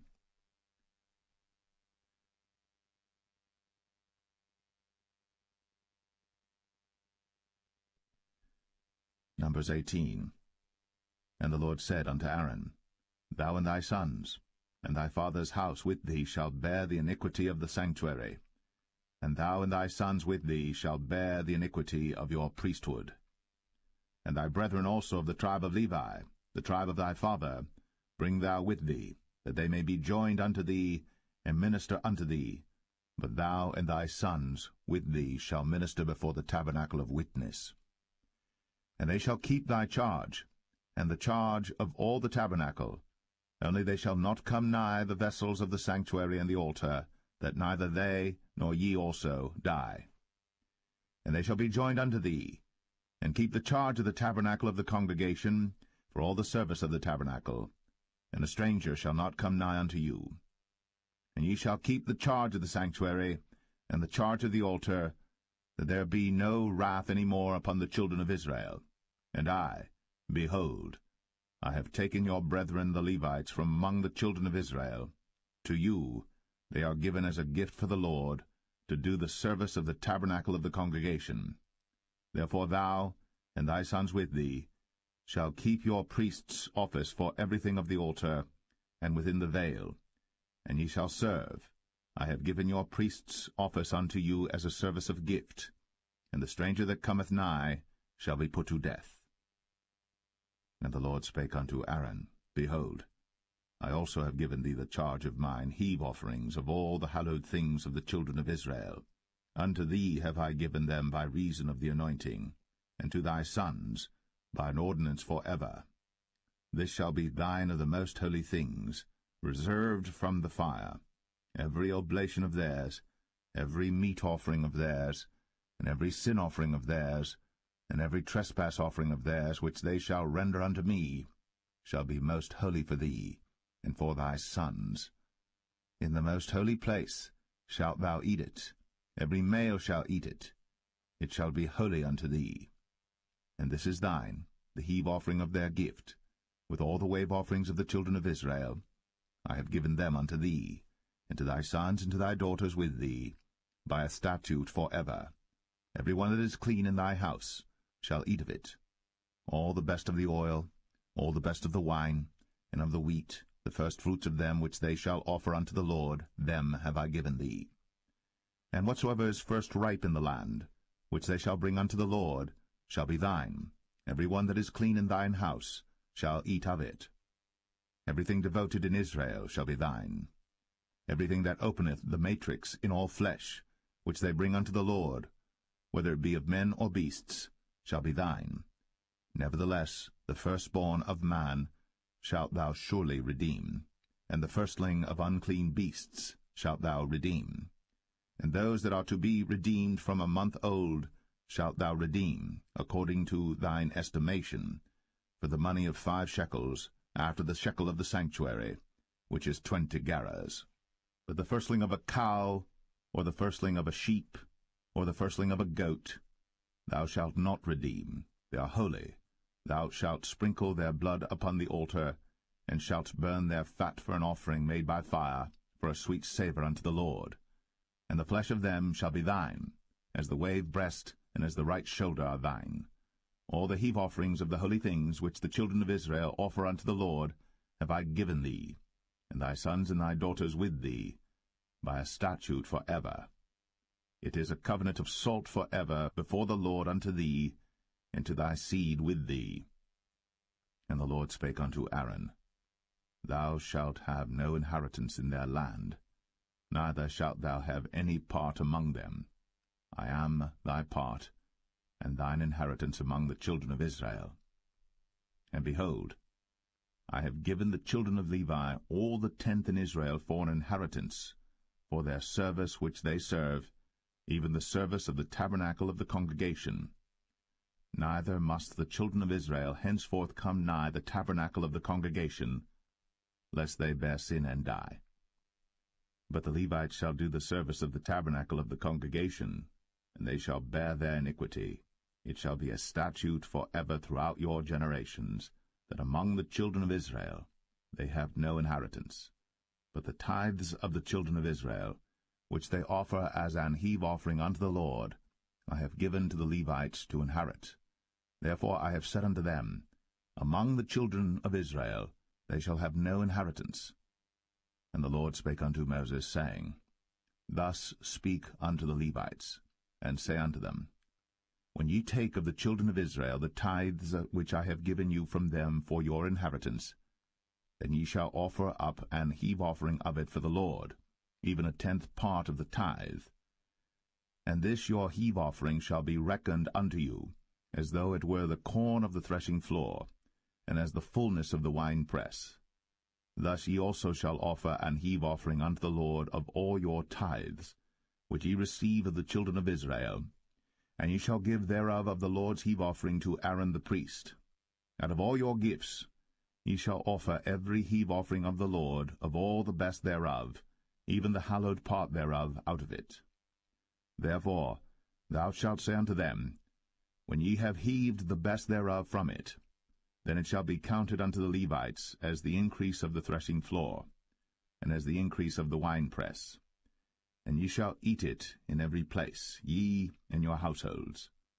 For it is your reward for your service in the tabernacle of the congregation, and ye shall bear no sin by reason of it, when ye have heaved from it the best of it, neither shall ye pollute the holy things of the children of Israel, lest ye die.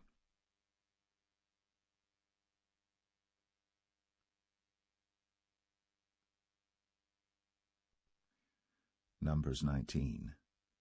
And the Lord spake unto Moses and unto Aaron, saying, This is the ordinance of the law which the Lord hath commanded, saying, Speak unto the children of Israel, that they bring thee a red heifer without spot, wherein is no blemish, and upon which never came yoke. And ye shall give her unto Eleazar the priest, that he may bring her forth without the camp, and one shall slay her before his face. And Eleazar the priest shall take of her blood with his finger, and sprinkle of her blood directly before the tabernacle of the congregation 7 times. And one shall burn the heifer in his sight, her skin and her flesh and her blood, with her dung shall he burn. And the priest shall take cedar wood and hyssop and scarlet, and cast it into the midst of the burning of the heifer. Then the priest shall wash his clothes, and he shall bathe his flesh in water, and afterward he shall come into the camp, and the priest shall be unclean until the even. And he that burneth her shall wash his clothes in water, and bathe his flesh in water, and shall be unclean until the even. And the man that is clean shall gather up the ashes of the heifer, and lay them up without the camp in a clean place. And it shall be kept for the congregation of the children of Israel for a water of separation. It is a purification for sin. And he that gathereth the ashes of the heifer shall wash his clothes, and be unclean until the even. And it shall be unto the children of Israel, and unto the stranger that sojourneth among them, for a statute for ever. He that toucheth the dead body of any man shall be unclean 7 days. He shall purify himself with it on the 3rd day. And on the 7th day he shall be clean. But if he purify not himself the 3rd day, then the 7th day he shall not be clean. Whosoever toucheth the dead body of any man that is dead, and purifieth not himself, defileth the tabernacle of the Lord, and that soul shall be cut off from Israel, because the water of separation was not sprinkled upon him. He shall be unclean, his uncleanness is yet upon him. This is the law when a man dieth in a tent. All that come into the tent, and all that is in the tent, shall be unclean 7 days. And every open vessel, which hath no covering bound upon it, is unclean. And whosoever toucheth one that is slain with a sword in the open fields, or a dead body, or a bone of a man, or a grave, shall be unclean 7 days. And for an unclean person, they shall take of the ashes of the burnt heifer, of purification for sin, and running water shall be put thereto in a vessel. And a clean person shall take hyssop, and dip it in the water, and sprinkle it upon the tent, and upon all the vessels, and upon the persons that were there, and upon him that touched a bone, or one slain, or one dead, or a grave. And the clean person shall sprinkle upon the unclean on the 3rd day, and on the 7th day. And on the 7th day he shall purify himself, and wash his clothes, and bathe himself in water, and shall be clean at even. But the man that shall be unclean, and shall not purify himself, that soul shall be cut off from among the congregation, because he hath defiled the sanctuary of the Lord. The water of separation hath not been sprinkled upon him. He is unclean. And it shall be a perpetual statute unto them, that he that sprinkleth the water of separation shall wash his clothes, and he that toucheth the water of separation shall be unclean until even. And whatsoever the unclean person toucheth shall be unclean, and the soul that toucheth it shall be unclean until even.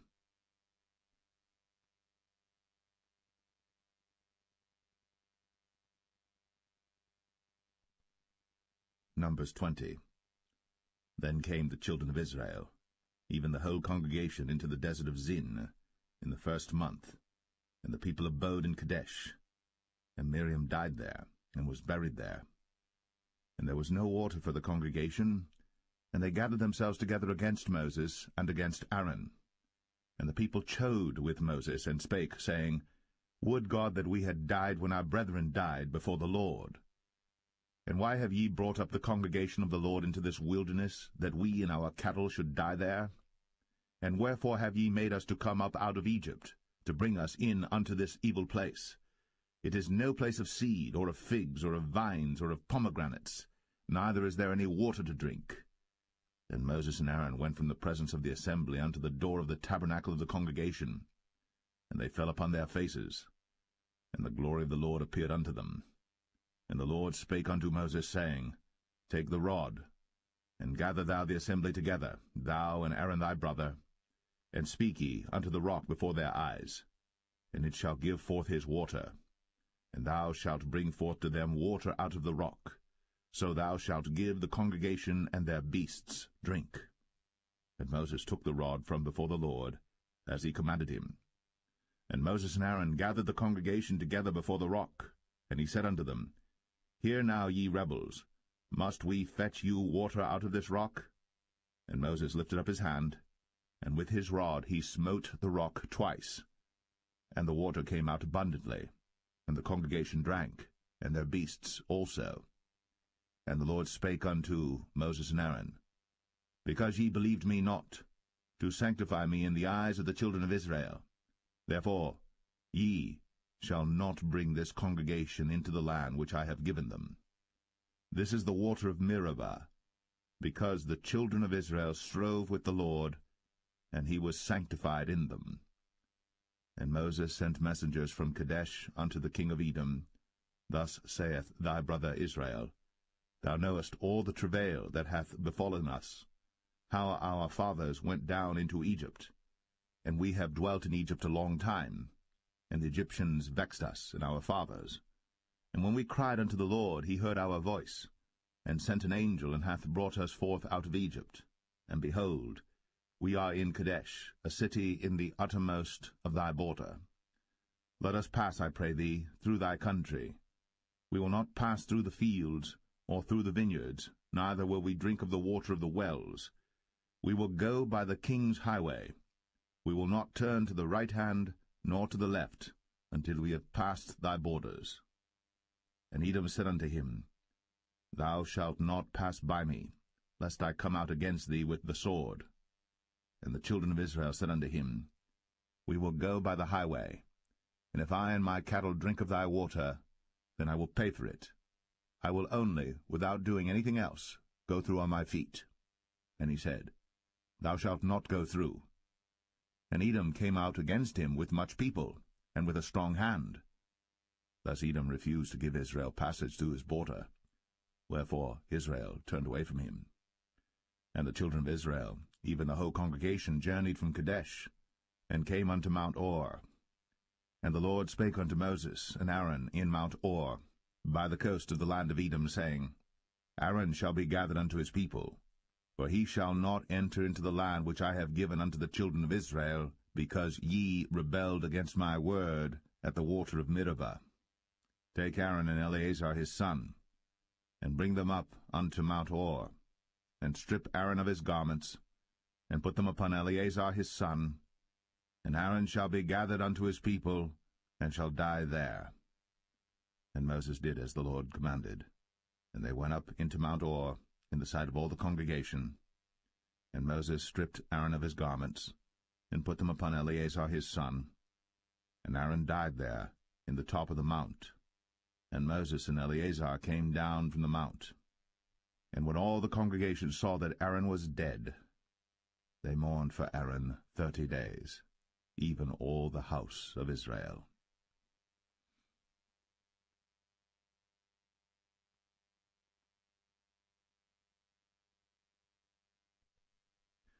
Numbers 21. And when King Arad, the Canaanite, which dwelt in the south, heard tell that Israel came by the way of the spies, then he fought against Israel, and took some of them prisoners. And Israel vowed a vow unto the Lord, and said, If thou wilt indeed deliver this people into my hand, then I will utterly destroy their cities. And the Lord hearkened to the voice of Israel, and delivered up the Canaanites, and they utterly destroyed them in their cities. And he called the name of the place Ormah. And they journeyed from Mount Or by the way of the Red Sea to compass the land of Edom. And the soul of the people was much discouraged because of the way. And the people spake against God, and against Moses. Wherefore have ye brought us up out of Egypt to die in the wilderness? For there is no bread, neither is there any water, and our soul loatheth this light bread. And the Lord sent fiery serpents among the people, and they bit the people, and much people of Israel died. Therefore the people came to Moses and said, We have sinned, for we have spoken against the Lord, and against thee. Pray unto the Lord that he take away the serpents from us. And Moses prayed for the people. And the Lord said unto Moses, Make thee a fiery serpent, and set it upon a pole.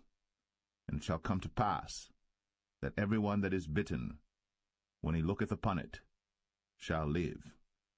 And Moses made a serpent of brass, and put it upon a pole. And it came to pass, that if a serpent had bitten any man, when he beheld the serpent of brass, he lived. And the children of Israel set forward, and pitched in Oboth. And they journeyed from Oboth, and pitched at Ije-Abarim, in the wilderness which is before Moab, toward the sunrising. From thence they removed, and pitched in the valley of Zered.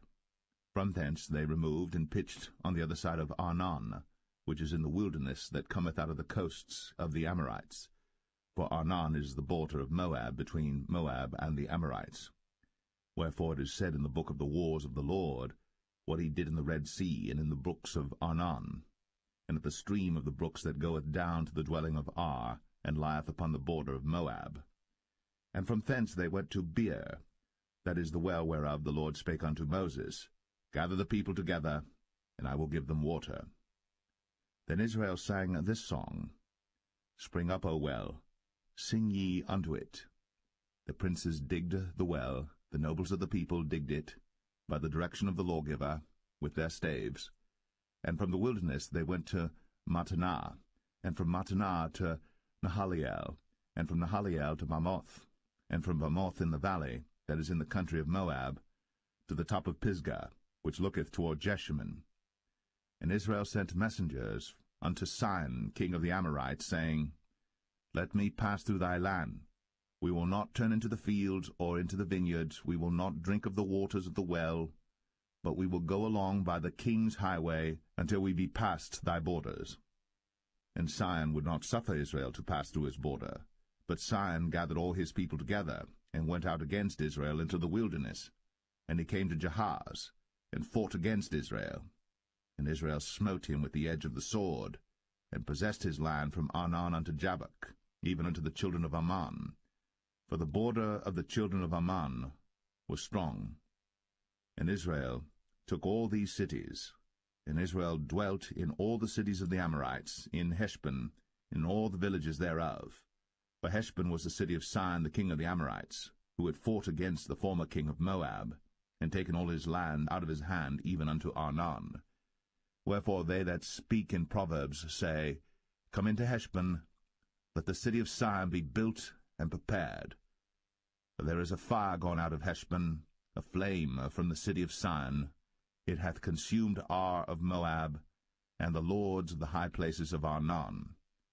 Woe to thee, Moab! Thou art undone, O people of Chemosh! He hath given his sons that escaped, and his daughters, into captivity unto Sihon, king of the Amorites. We have shot at them. Heshbon is perished even unto Dibon, and we have laid them waste even unto Nephah, which reacheth unto Medeba. Thus Israel dwelt in the land of the Amorites. And Moses sent to spy out Jazer, and they took the villages thereof, and drove out the Amorites that were there. And they turned, and went up by the way of Bashan, and Og the king of Bashan went out against them, he and all his people, to the battle at Edrei. And the Lord said unto Moses, Fear him not, for I have delivered him into thy hand, and all his people and his land. And thou shalt do to him as thou didst unto Sihon king of the Amorites, which dwelt at Heshbon. So they smote him, and his sons, and all his people, until there was none left him alive, and they possessed his land.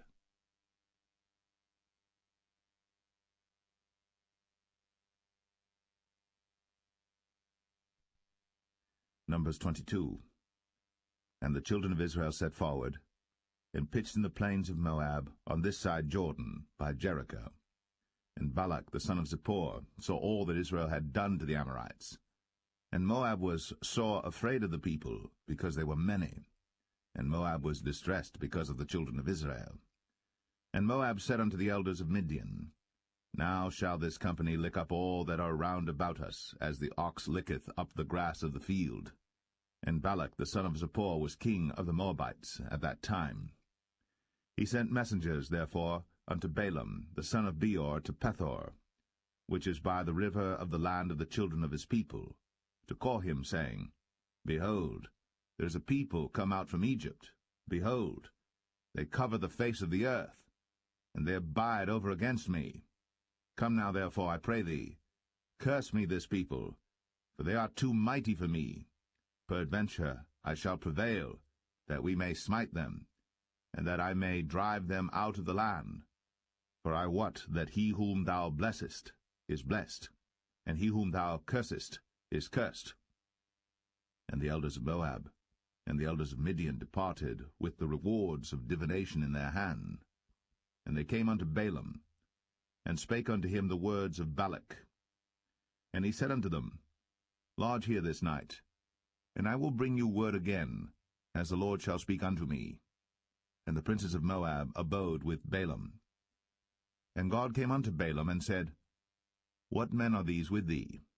And Balaam said unto God, Balak the son of Zippor, king of Moab, hath sent unto me, saying, Behold, there is a people come out of Egypt, which covereth the face of the earth. Come now, curse me them. Peradventure I shall be able to overcome them, and drive them out. And God said unto Balaam, Thou shalt not go with them. Thou shalt not curse the people, for they are blessed. And Balaam rose up in the morning, and said unto the princes of Balak, Get you into your land, for the Lord refuseth to give me leave to go with you. And the princes of Moab rose up, and they went unto Balak, and said, Balaam refuseth to come with us. And Balak sent yet again princes, more and more honorable than they. And they came to Balaam, and said to him, Thus saith Balak the son of Zippor, Let nothing, I pray thee, hinder thee from coming unto me. For I will promote thee unto very great honor, and I will do whatsoever thou sayest unto me. Come therefore, I pray thee, curse me this people. And Balaam answered and said unto the servants of Balak, If Balak would give me his house full of silver and gold, I cannot go beyond the word of the Lord my God, to do less or more. Now therefore I pray you, tarry ye also here this night, that I may know what the Lord will say unto me more. And God came unto Balaam at night, and said unto him, If the men come to call thee, rise up and go with them. But yet the word which I shall say unto thee, that shalt thou do. And Balaam rose up in the morning, and saddled his ass, and went with the princes of Moab. And God's anger was kindled because he went. And the angel of the Lord stood in the way for an adversary against him. Now he was riding upon his ass, and his 2 servants were with him. And the ass saw the angel of the Lord standing in the way, and his sword drawn in his hand. And the ass turned aside out of the way, and went into the field.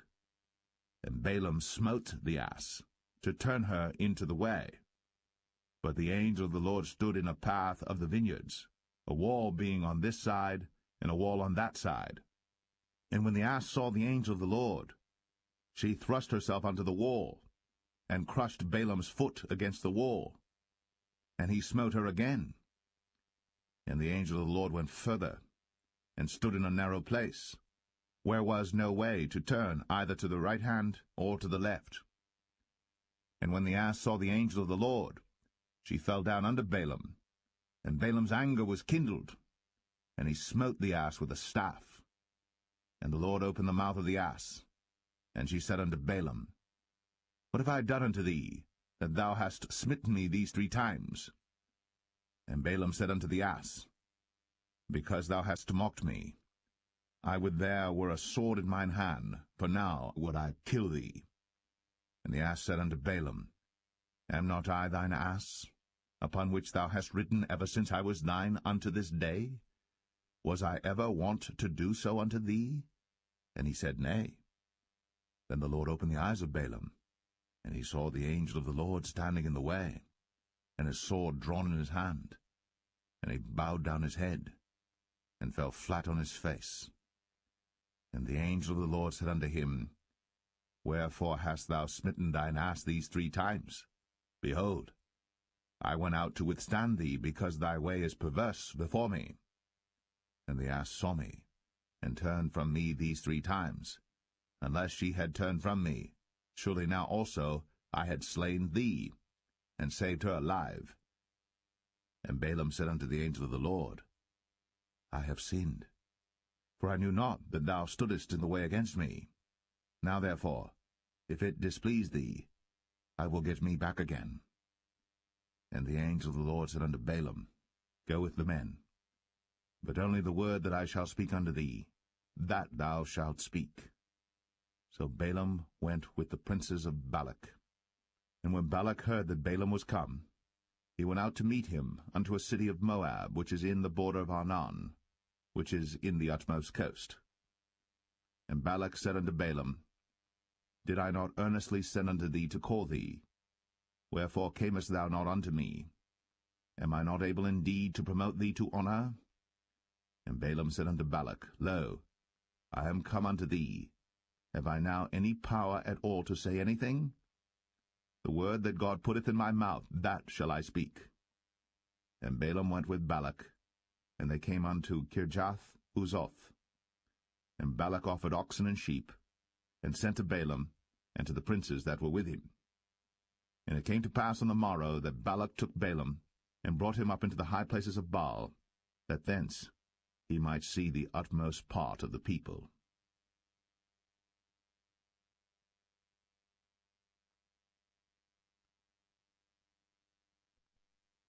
Numbers 23.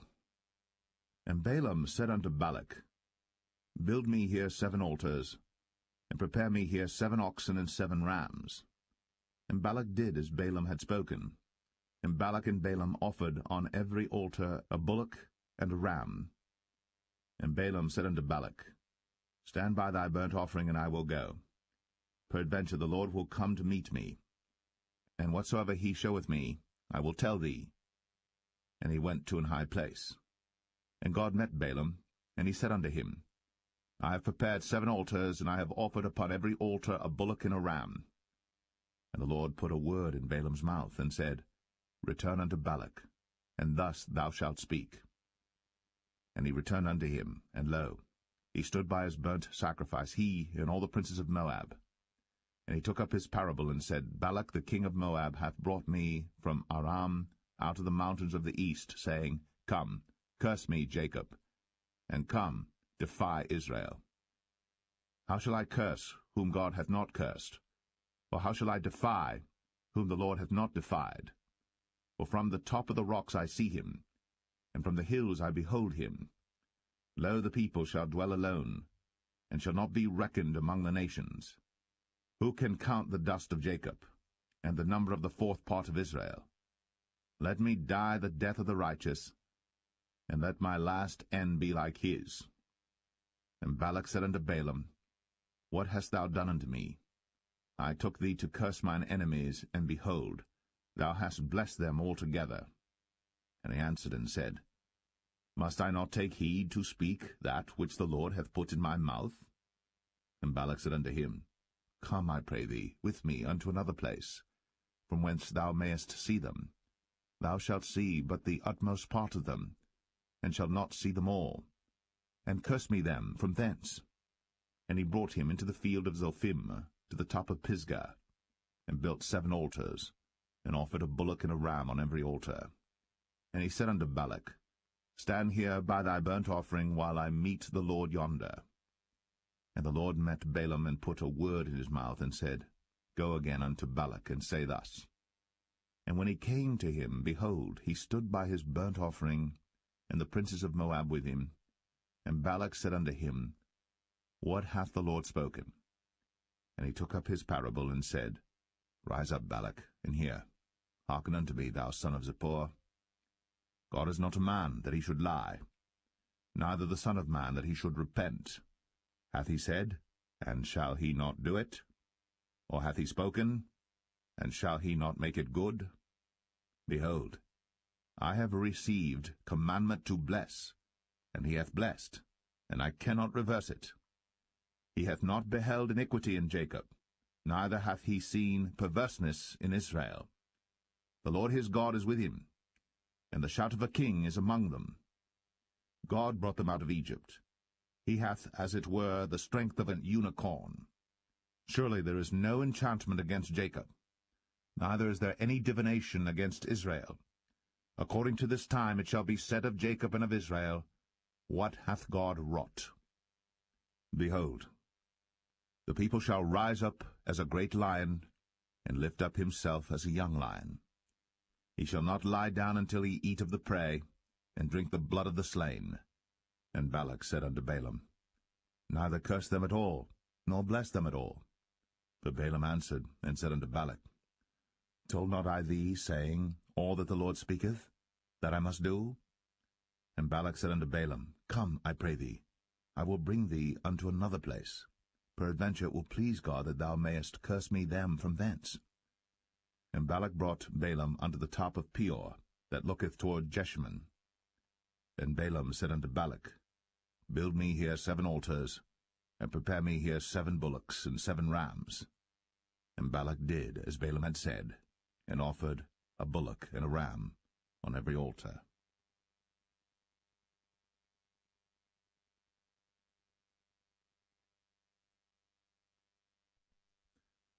Numbers 24.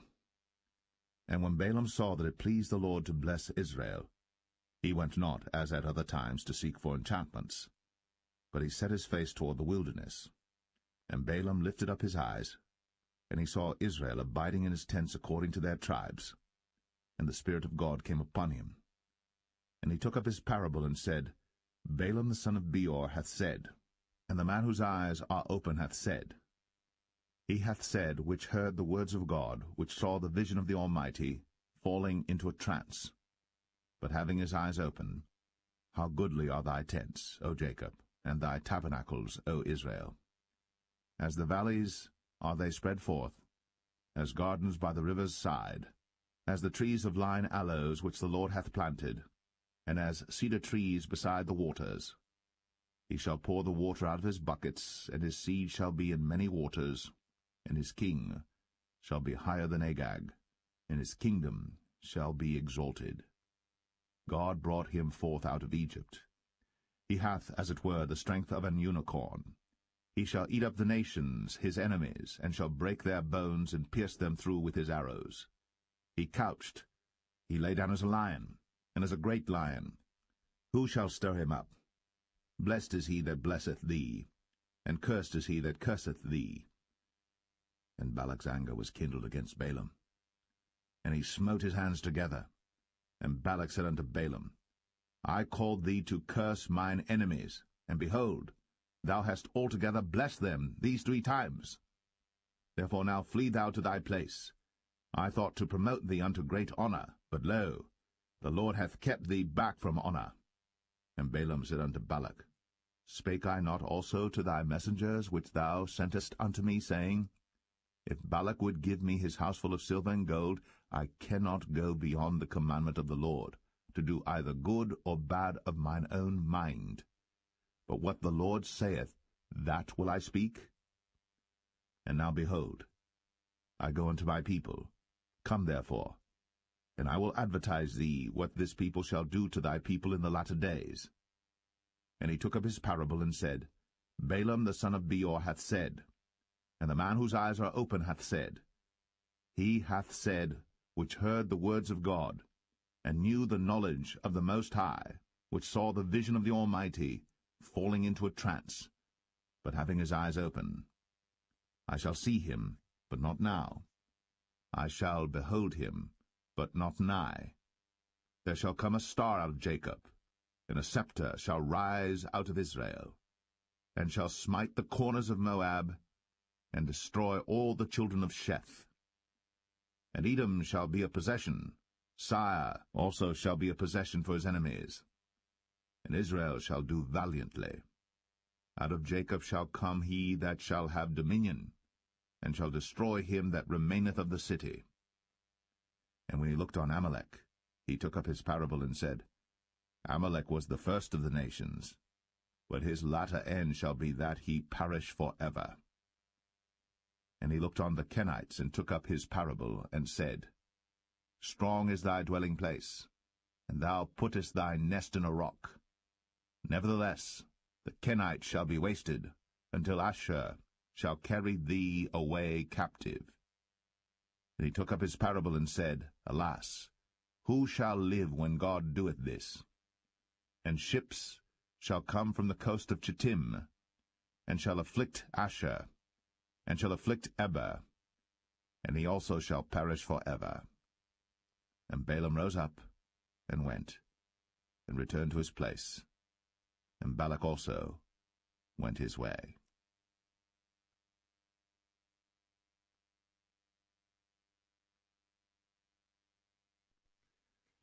Numbers 25.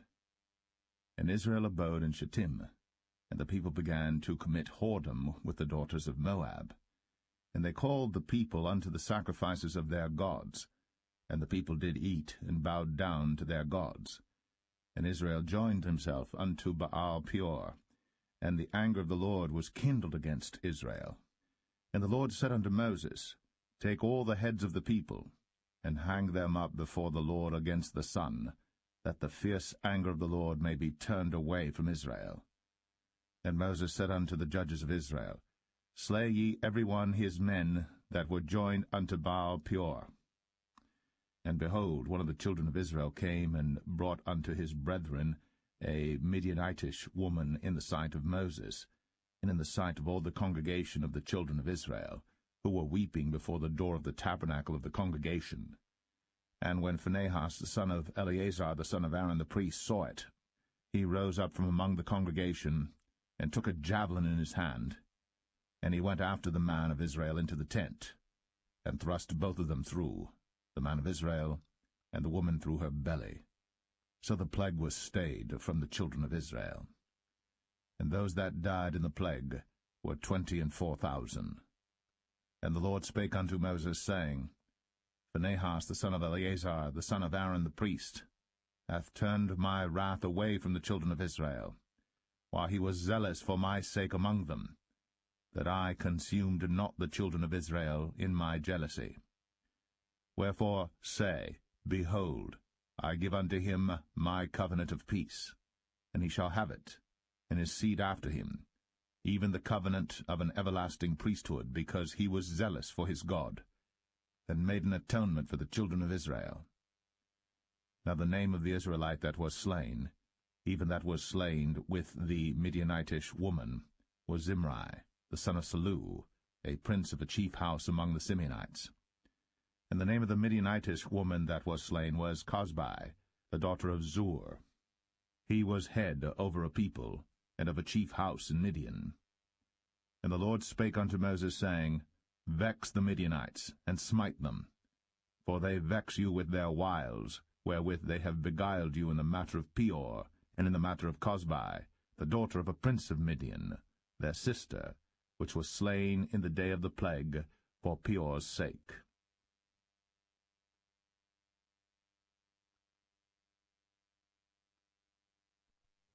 Numbers 26. And it came to pass after the plague, that the Lord spake unto Moses and unto Eleazar the son of Aaron the priest, saying, Take the sum of all the congregation of the children of Israel, from 20 years old and upward, throughout their father's house, all that are able to go to war in Israel. And Moses and Eleazar the priest spake with them in the plains of Moab by Jordan near Jericho, saying, Take the sum of the people from 20 years old and upward, as the Lord commanded Moses and the children of Israel, which went forth out of the land of Egypt. Reuben, the eldest son of Israel, the children of Reuben, Hanok, of whom cometh the family of the Hanokites, of Palu, the family of the Paluites, of Hezron, the family of the Hezronites, of Carmi, the family of the Carmites. These are the families of the Reubenites, and they that were numbered of them were 40,003,730. And the sons of Palu, Eliab, and the sons of Eliab, Nemuel, and Dathan, and Abiram. This is that Dathan and Abiram which were famous in the congregation, who strove against Moses and against Aaron in the company of Korah, when they strove against the Lord. And the earth opened her mouth, and swallowed them up together with Korah, when that company died, what time the fire devoured 250 men, and they became a sign. Notwithstanding, the children of Korah died not. The sons of Simeon after their families, of Nemuel, the family of the Nemuelites, of Jamin, the family of the Jaminites, of Jachin, the family of the Jachinites, of Zerah, the family of the Zarhites, of Shaul, the family of the Shaulites. These are the families of the Simeonites, 22,200.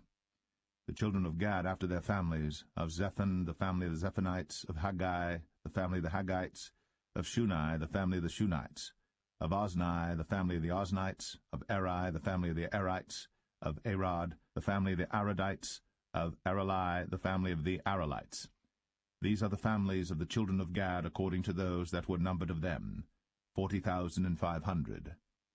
Sons of Judah were Er and Onan, and Er and Onan died in the land of Canaan. And the sons of Judah after their families were, of Shelah, the family of the Shelonites, of Pharez, the family of the Pharzites, of Zerah, the family of the Zarhites. And the sons of Pharez were, of Hezron, the family of the Hezronites, of Hamul, the family of the Hamulites. These are the families of Judah according to those that were numbered of them, 16,500. Of the sons of Issachar after their families, of Tola, the family of the Tolaites, of Puah, the family of the Punites, of Jashub, the family of the Jashubites, of Shimron, the family of the Shimronites. These are the families of Issachar according to those that were numbered of them, 64,300. Of the sons of Zebulun after their families, of Sered, the family of the Sardites, of Elon, the family of the Elonites, of Jaleel, the family of the Jaleelites. These are the families of the Zebulunites, according to those that were numbered of them, 60,500. The sons of Joseph after their families were Manasseh and Ephraim. Of the sons of Manasseh, of Machir, the family of the Machirites, and Machir begat Gilead. Of Gilead come the family of the Gileadites. These are the sons of Gilead. Of Jezer, the family of the Jezerites. Of Helek, the family of the Helekites. And of Azriel, the family of the Azrielites. And of Shechem, the family of the Shechemites. And of Shemida, the family of the Shemidites. And of Hepher, the family of the Hepherites. And Zelophehad, the son of Hepher, had no sons, but daughters. And the names of the daughters of Zelophehad were Mahlah and Noah, Hoglah, Milcah, and Tirzah. These are the families of Manasseh, and those that were numbered of them, 52,700. These are the sons of Ephraim after their families. Of Shuthelah, the family of the Shuthalites. Of Becher, the family of the Bachrites. Of Tahan, the family of the Tahanites. And these are the sons of Shuthelah. Of Iran, the family of the Iranites. These are the families of the sons of Ephraim according to those that were numbered of them, 32,500. These are the sons of Joseph after their families. The sons of Benjamin after their families, of Bela, the family of the Belites, of Ashbel, the family of the Ashbelites, of Ahiram, the family of the Ahiramites, of Shepham, the family of the Shuphamites, of Hupham, the family of the Huphamites. And the sons of Bela were Ard and Naaman, of Ard, the family of the Ardites, and of Naaman, the family of the Naamites. These are the sons of Benjamin after their families, and they that were numbered of them were 45,600. These are the sons of Dan after their families, of Shuham, the family of the Shuhamites. These are the families of Dan after their families.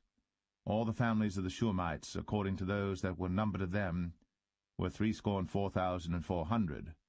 Of the children of Asher after their families, of Jimnah, the family of the Jimnites, of Jesui, the family of the Jesuites, of Beriah, the family of the Berites. Of the sons of Beriah, of Heber, the family of the Heberites, of Malkiel, the family of the Malkielites. And the name of the daughter of Asher was Sarah. These are the families of the sons of Asher, according to those that were numbered of them, who were 53,400. Of the sons of Naphtali after their families, of Jaziel, the family of the Jazielites, of Gunai, the family of the Gunites, of Jezer, the family of the Jezerites, of Shalem, the family of the Shalemites. These are the families of Naphtali according to their families, and they that were numbered of them were 45,400. These were the numbered of the children of Israel, 600,000 and 1,730. And the Lord spake unto Moses, saying, Unto these the land shall be divided for an inheritance according to the number of names. To many thou shalt give the more inheritance, and to few thou shalt give the less inheritance. To every one shall his inheritance be given according to those that were numbered of him. Notwithstanding the land shall be divided by lot. According to the names of the tribes of their fathers they shall inherit. According to the lot shall the possession thereof be divided between many and few. And these are they that were numbered of the Levites after their families. Of Gershon, the family of the Gershonites. Of Kohath, the family of the Kohathites. Of Merari, the family of the Merarites. These are the families of the Levites, the family of the Libnites, the family of the Hebronites, the family of the Mahlites, the family of the Mushites, the family of the Korathites. And Kohath begat Amram. And the name of Amram's wife was Jochebed, the daughter of Levi, whom her mother bare to Levi in Egypt. And she bare unto Amram Aaron and Moses, and Miriam their sister. And unto Aaron was born Nadab and Abihu, Eleazar and Ithamar. And Nadab and Abihu died when they offered strange fire before the Lord. And those that were numbered of them were 23,000, all males, from a month old and upward. But they were not numbered among the children of Israel, because there was no inheritance given them among the children of Israel. These are they that were numbered by Moses and Eleazar the priest, who numbered the children of Israel in the plains of Moab, by Jordan near Jericho. But among these there was not a man of them whom Moses and Aaron the priest numbered, when they numbered the children of Israel in the wilderness of Sinai. For the Lord had said of them, They shall surely die in the wilderness. And there was not left a man of them, save Caleb the son of Jephunneh, and Joshua the son of Nun.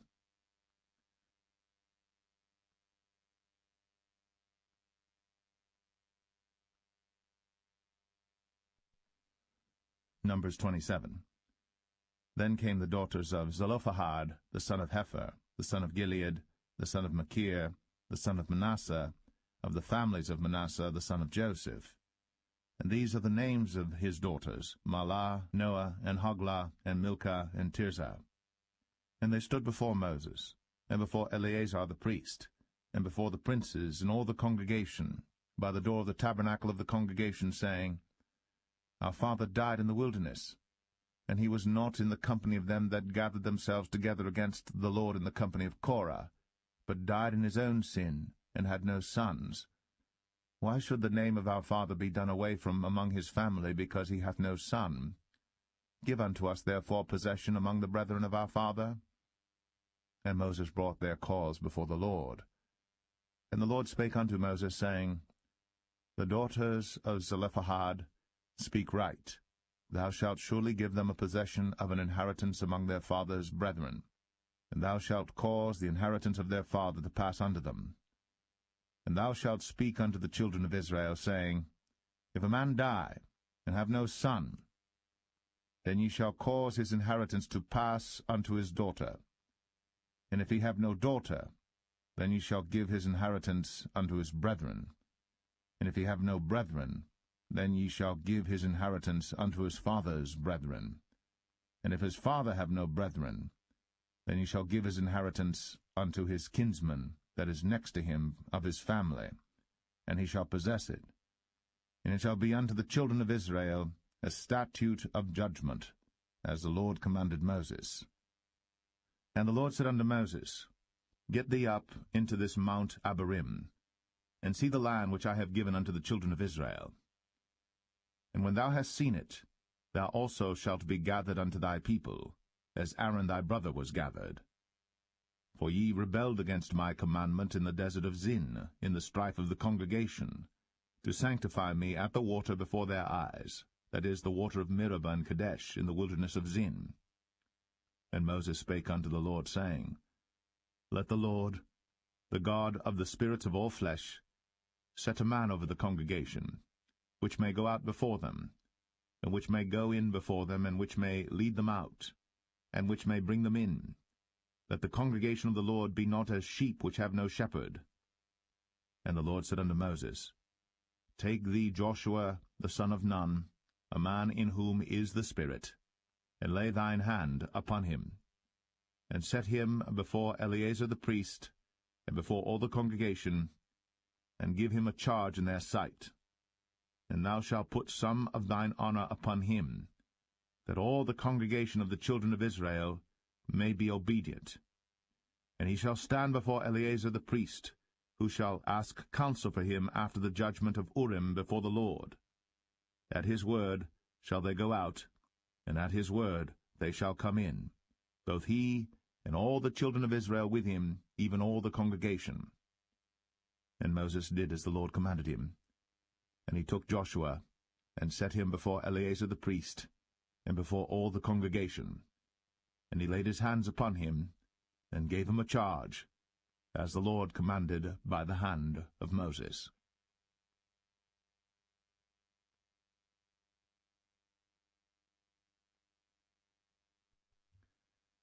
Numbers 28. And the Lord spake unto Moses, saying, Command the children of Israel, and say unto them, My offering, and my bread for my sacrifices made by fire for a sweet savour unto me, shall ye observe to offer unto me in their due season. And thou shalt say unto them, This is the offering made by fire, which ye shall offer unto the Lord, 2 lambs of the first year without spot day by day, for a continual burnt offering. The 1 lamb shalt thou offer in the morning, and the other lamb shalt thou offer at even, and 1/10 part of an ephah of flour for a meat offering mingled with the 4th part of an hin of beaten oil. It is a continual burnt offering which was ordained in Mount Sinai for a sweet savour, a sacrifice made by fire unto the Lord. And the drink offering thereof shall be the 4th part of an hin for the 1 lamb. In the holy place shalt thou cause the strong wine to be poured unto the Lord for a drink offering. And the other lamb shalt thou offer at even, as the meat offering of the morning, and as the drink offering thereof. Thou shalt offer it, a sacrifice made by fire, of a sweet savour unto the Lord. And on the Sabbath day 2 lambs of the first year without spot, and 2/10 deals of flour for a meat offering mingled with oil, and the drink offering thereof. This is the burnt offering of every Sabbath, beside the continual burnt offering, and his drink offering. And in the beginnings of your months ye shall offer a burnt offering unto the Lord, 2 young bullocks and 1 ram, 7 lambs of the first year without spot, and 3/10 deals of flour for a meat offering mingled with oil for 1 bullock, and 2/10 deals of flour for a meat offering mingled with oil for 1 ram, and a several 10th deal of flour mingled with oil for a meat offering unto 1 lamb, for a burnt offering of a sweet savour, a sacrifice made by fire unto the Lord. And their drink offering shall be 1/2 an hin of wine unto a bullock, and the 1/3 part of an hin unto a ram, and a 4th part of an hin unto a lamb. This is the burnt offering of every month throughout the months of the year. And 1 kid of the goats for a sin offering unto the Lord shall be offered, beside the continual burnt offering and his drink offering. And the 14th day of the first month is the Passover of the Lord. And the 15th day of this month is the feast. 7 days shall unleavened bread be eaten. In the first day shall be an holy convocation. Ye shall do no manner of servile work therein. But ye shall offer a sacrifice made by fire for a burnt offering unto the Lord, 2 young bullocks and 1 ram, and 7 lambs of the first year. They shall be unto you without blemish.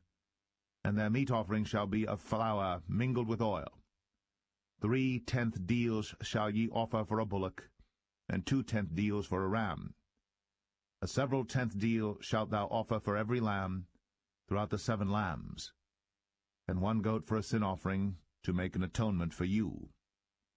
Ye shall offer these beside the burnt offering in the morning, which is for a continual burnt offering. After this manner ye shall offer daily throughout the 7 days the meat of the sacrifice made by fire, of a sweet savour unto the Lord.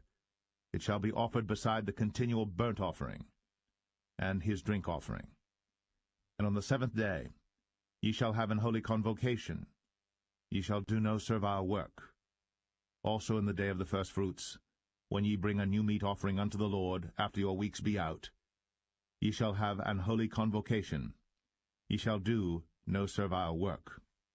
But ye shall offer the burnt offering for a sweet savour unto the Lord, 2 young bullocks, 1 ram, 7 lambs of the first year, and their meat offering of flour mingled with oil, 3/10 deals unto 1 bullock, 2/10 deals unto 1 ram, a several tenth deal unto 1 lamb, throughout the 7 lambs, and 1 kid of the goats to make an atonement for you.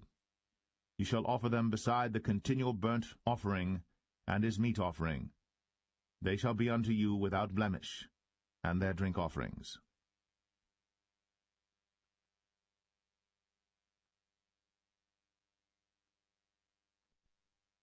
Numbers 29.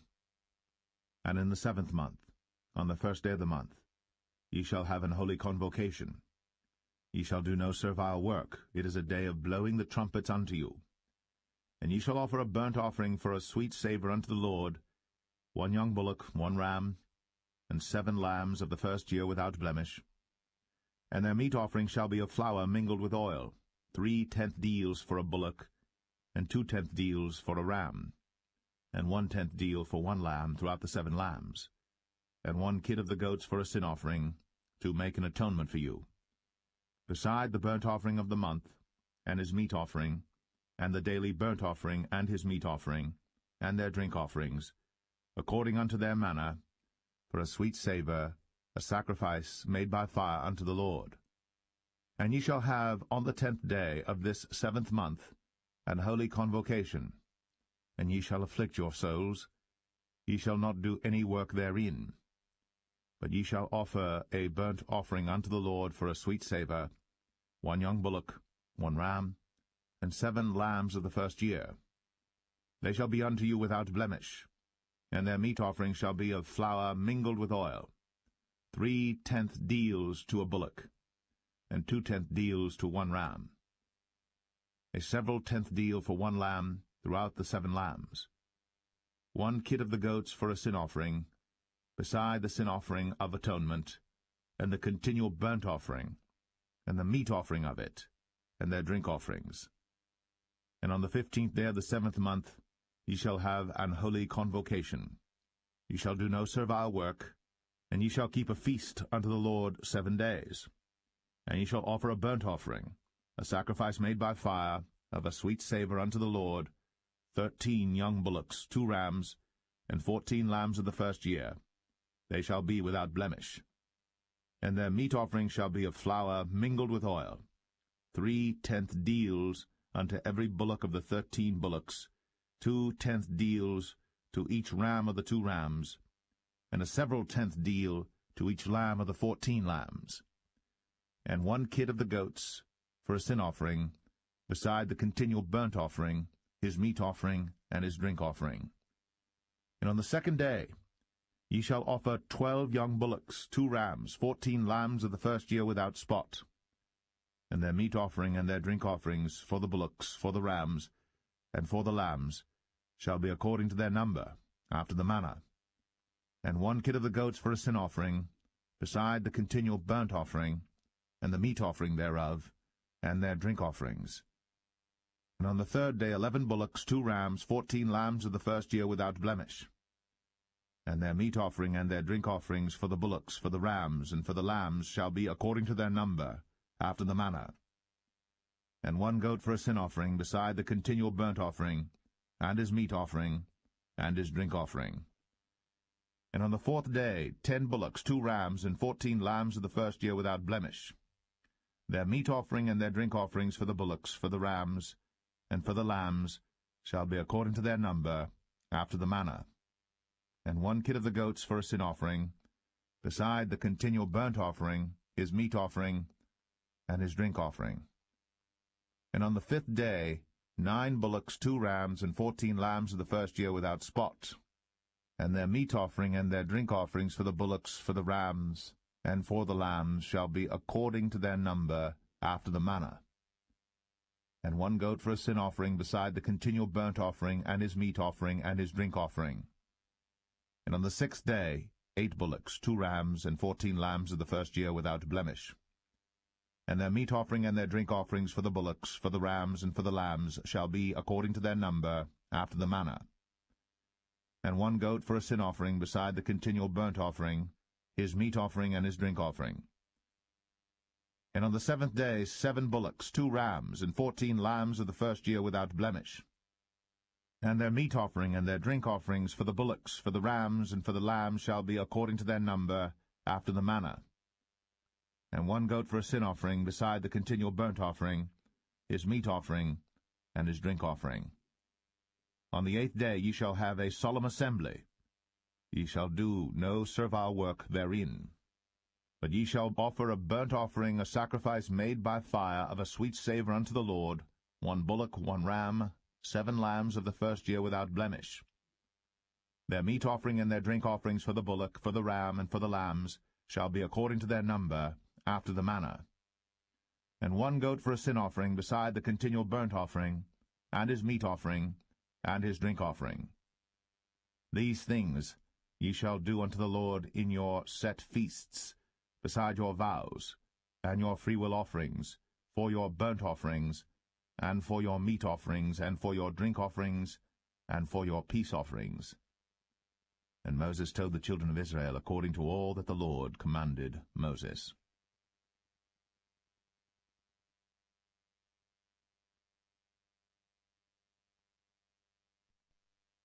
Numbers 30. And Moses spake unto the heads of the tribes concerning the children of Israel, saying, This is the thing which the Lord hath commanded. If a man vow a vow unto the Lord, or swear an oath to bind his soul with a bond, he shall not break his word. He shall do according to all that proceedeth out of his mouth. If a woman also vow a vow unto the Lord, and bind herself by a bond, being in her father's house in her youth, and her father hear her vow, and her bond wherewith she hath bound her soul, and her father shall hold his peace at her, then all her vows shall stand, and every bond wherewith she hath bound her soul shall stand. But if her father disallow her in the day that he heareth, not any of her vows, or of her bonds wherewith she hath bound her soul, shall stand, and the Lord shall forgive her, because her father disallowed her. And if she had at all an husband, when she vowed or uttered aught out of her lips, wherewith she bound her soul, and her husband heard it, and held his peace at her in the day that he heard it, then her vows shall stand, and her bonds wherewith she bound her soul shall stand. But if her husband disallowed her on the day that he heard it, then he shall make her vow which she vowed, and that which she uttered with her lips, wherewith she bound her soul, of none effect, and the Lord shall forgive her. But every vow of a widow, and of her that is divorced, wherewith they have bound their souls, shall stand against her. And if she vowed in her husband's house, or bound her soul by a bond with an oath, and her husband heard it, and held his peace at her, and disallowed her not, then all her vows shall stand, and every bond wherewith she bound her soul shall stand.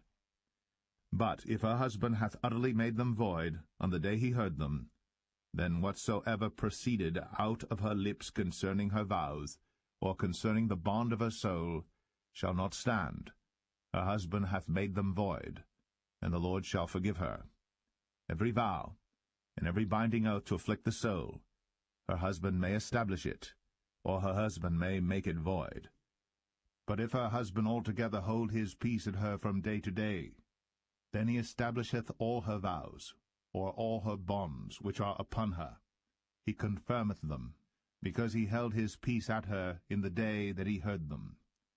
But if he shall any ways make them void after that he hath heard them, then he shall bear her iniquity.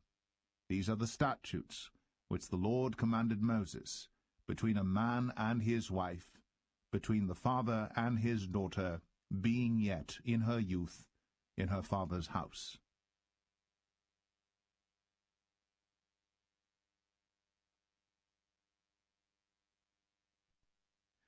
Numbers 31. And the Lord spake unto Moses, saying, Avenge the children of Israel of the Midianites. Afterward shalt thou be gathered unto thy people. And Moses spake unto the people, saying, Arm some of yourselves unto the war, and let them go against the Midianites, and avenge the Lord of Midian. Of every tribe 1,000 throughout all the tribes of Israel shall ye send to the war. So there were delivered out of the thousands of Israel 1,000 of every tribe, 12,000 armed for war. And Moses sent them to the war, 1,000 of every tribe, them and Phinehas the son of Eleazar the priest, to the war, with the holy instruments, and the trumpets to blow in his hand. And they warred against the Midianites, as the Lord commanded Moses. And they slew all the males, and they slew the kings of Midian, beside the rest of them that were slain, namely Evi, and Rechem, and Zur, and Hur, and Reba, 5 kings of Midian. Balaam also, the son of Beor, they slew with the sword. And the children of Israel took all the women of Midian captives, and their little ones, and took the spoil of all their cattle, and all their flocks, and all their goods. And they burnt all their cities wherein they dwelt, and all their goodly castles with fire. And they took all the spoil, and all the prey, both of men and of beasts. And they brought the captives, and the prey, and the spoil unto Moses, and Eleazar the priest, and unto the congregation of the children of Israel, unto the camp at the plains of Moab, which are by Jordan near Jericho. And Moses and Eleazar the priest, and all the princes of the congregation went forth to meet them without the camp. And Moses was wroth with the officers of the host, with the captains over thousands, and captains over hundreds, which came from the battle. And Moses said unto them, Have ye saved all the women alive? Behold, these caused the children of Israel, through the counsel of Balaam, to commit trespass against the Lord in the matter of Peor, and there was a plague among the congregation of the Lord. Now therefore kill every male among the little ones, and kill every woman that hath known man by lying with him. But all the women children that have not known a man by lying with him, keep alive for yourselves. And do ye abide without the camp 7 days, whosoever hath killed any person, and whosoever hath touched any slain, purify both yourselves and your captives on the 3rd day, and on the 7th day. And purify all your raiment, and all that is made of skins, and all work of goat's hair, and all things made of wood. And Eleazar the priest said unto the men of war, which went to the battle, This is the ordinance of the law which the Lord commanded Moses. Only the gold, and the silver, the brass, the iron, the tin, and the lead, everything that may abide the fire, ye shall make it go through the fire, and it shall be clean. Nevertheless it shall be purified with the water of separation, and all that abideth not the fire ye shall make go through the water. And ye shall wash your clothes on the 7th day, and ye shall be clean, and afterward ye shall come into the camp. And the Lord spake unto Moses, saying, Take the sum of the prey that was taken, both of man and of beast, thou, and Eleazar the priest, and the chief fathers of the congregation, and divide the prey into 2 parts, between them that took the war upon them, who went out to battle, and between all the congregation, and levy a tribute unto the Lord of the men of war which went out to battle, 1 soul of 500, both of the persons, and of the beeves, and of the asses, and of the sheep. Take it of their half, and give it unto Eleazar the priest, for an heave offering of the Lord. And of the children of Israel's half thou shalt take 1 portion of 50 of the persons, of the beeves, of the asses, and of the flocks, of all manner of beasts, and give them unto the Levites, which keep the charge of the tabernacle of the Lord. And Moses and Eleazar the priest did as the Lord commanded Moses.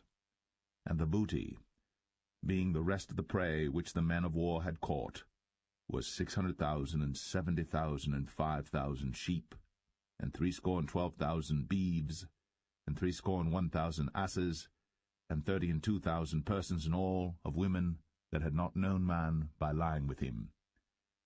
And the half which was the portion of them that went out to war was in number 300,000, and 37,000, and 500 sheep. And the Lord's tribute of the sheep was 615. And the beeves were 36,000, of which the Lord's tribute was 312. And the asses were 30,500, of which the Lord's tribute was 301. And the persons were 16,000, of which the Lord's tribute was 32 persons. And Moses gave the tribute which was the Lord's heave offering unto Eleazar the priest, as the Lord commanded Moses. And of the children of Israel's half, which Moses divided from the men that warred, now the half that pertained unto the congregation was 300,000, and 30,000, and 7,500 sheep, and 36,000 beeves, and 30,000 asses, and 500, and 16,000 persons. Even of the children of Israel's half, Moses took one portion of 50, both of man and of beast, and gave them unto the Levites, which kept the charge of the tabernacle of the Lord, as the Lord commanded Moses. And the officers which were over thousands of the host, the captains of thousands and captains of hundreds, came near unto Moses. And they said unto Moses, Thy servants have taken the sum of the men of war which are under our charge, and there lacketh not one man of us. We have therefore brought an oblation for the Lord, what every man hath gotten, of jewels of gold, chains and bracelets, rings, earrings, and tablets, to make an atonement for our souls before the Lord. And Moses and Eleazar the priest took the gold of them, even all wrought jewels, and all the gold of the offering that they offered up to the Lord, of the captains of thousands, and of the captains of hundreds, was 16,750 shekels. For the men of war had taken spoil, every man for himself. And Moses and Eleazar the priest took the gold of the captains of thousands and of hundreds, and brought it into the tabernacle of the congregation, for a memorial for the children of Israel before the Lord.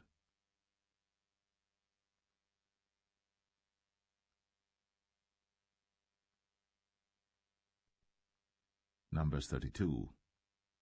Now the children of Reuben and the children of Gad had a very great multitude of cattle. And when they saw the land of Jazer, and the land of Gilead, that, behold, the place was a place for cattle, the children of Gad and the children of Reuben came and spake unto Moses, and to Eleazar the priest, and unto the princes of the congregation, saying, Adareth, and Dibon, and Jazer, and Imrah, and Heshbon, and Elealeh, and Shebam, and Nebo, and Beon. Even the country which the Lord smote before the congregation of Israel is a land for cattle, and thy servants have cattle. Wherefore said they, If we have found grace in thy sight, let this land be given unto thy servants for a possession, and bring us not over Jordan. And Moses said unto the children of Gad, and to the children of Reuben, Shall your brethren go to war, and shall ye sit here? And wherefore discourage ye the heart of the children of Israel from going over into the land which the Lord hath given them? Thus did your fathers when I sent them from Kadesh-barnea to see the land. For when they went up unto the valley of Eshcol, and saw the land, they discouraged the heart of the children of Israel, that they should not go into the land which the Lord had given them. And the Lord's anger was kindled the same time, and he sware, saying, Surely none of the men that came up out of Egypt from 20 years old and upward shall see the land which I swear unto Abraham, unto Isaac, and unto Jacob, because they have not wholly followed me, save Caleb the son of Jephunneh the Kenizzite, and Joshua the son of Nun, for they have wholly followed the Lord. And the Lord's anger was kindled against Israel, and he made them wander in the wilderness 40 years, until all the generation that had done evil in the sight of the Lord was consumed. And behold, ye are risen up in your father's stead, an increase of sinful men, to augment yet the fierce anger of the Lord toward Israel. For if ye turn away from after him, he will yet again leave them in the wilderness, and ye shall destroy all this people. And they came near unto him, and said, We will build sheepfolds here for our cattle, and cities for our little ones. But we ourselves will go ready armed before the children of Israel, until we have brought them unto their place. And our little ones shall dwell in the fenced cities because of the inhabitants of the land. We will not return unto our houses until the children of Israel have inherited every man his inheritance. For we will not inherit with them on yonder side Jordan, or forward, because our inheritance is fallen to us on this side Jordan eastward.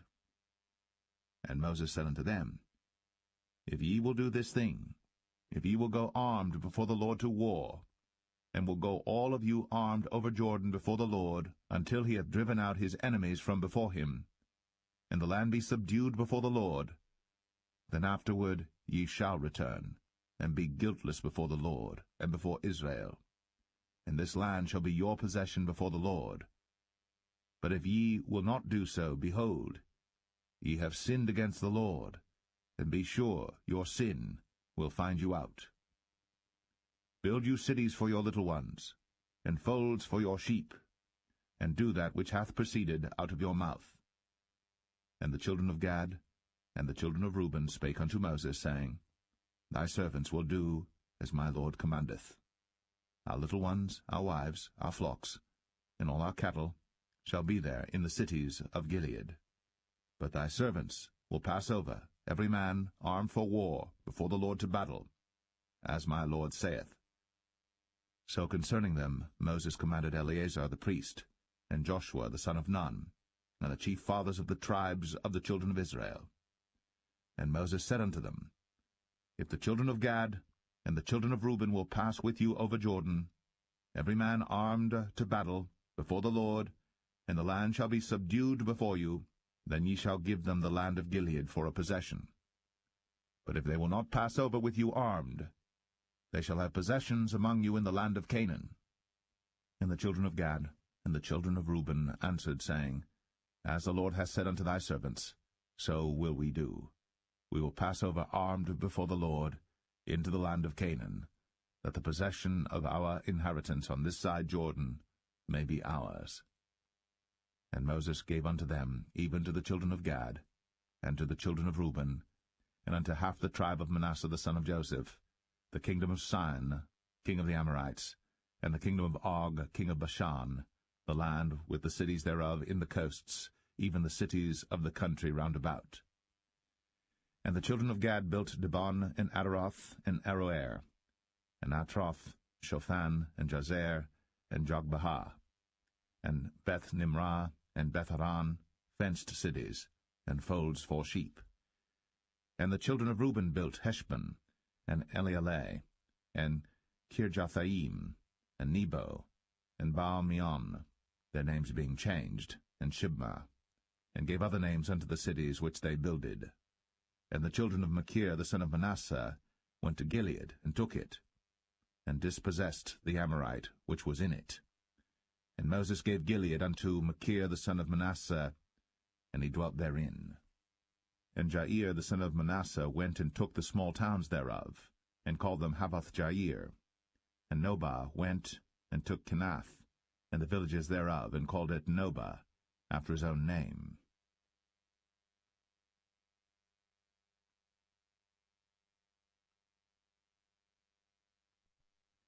Numbers 33.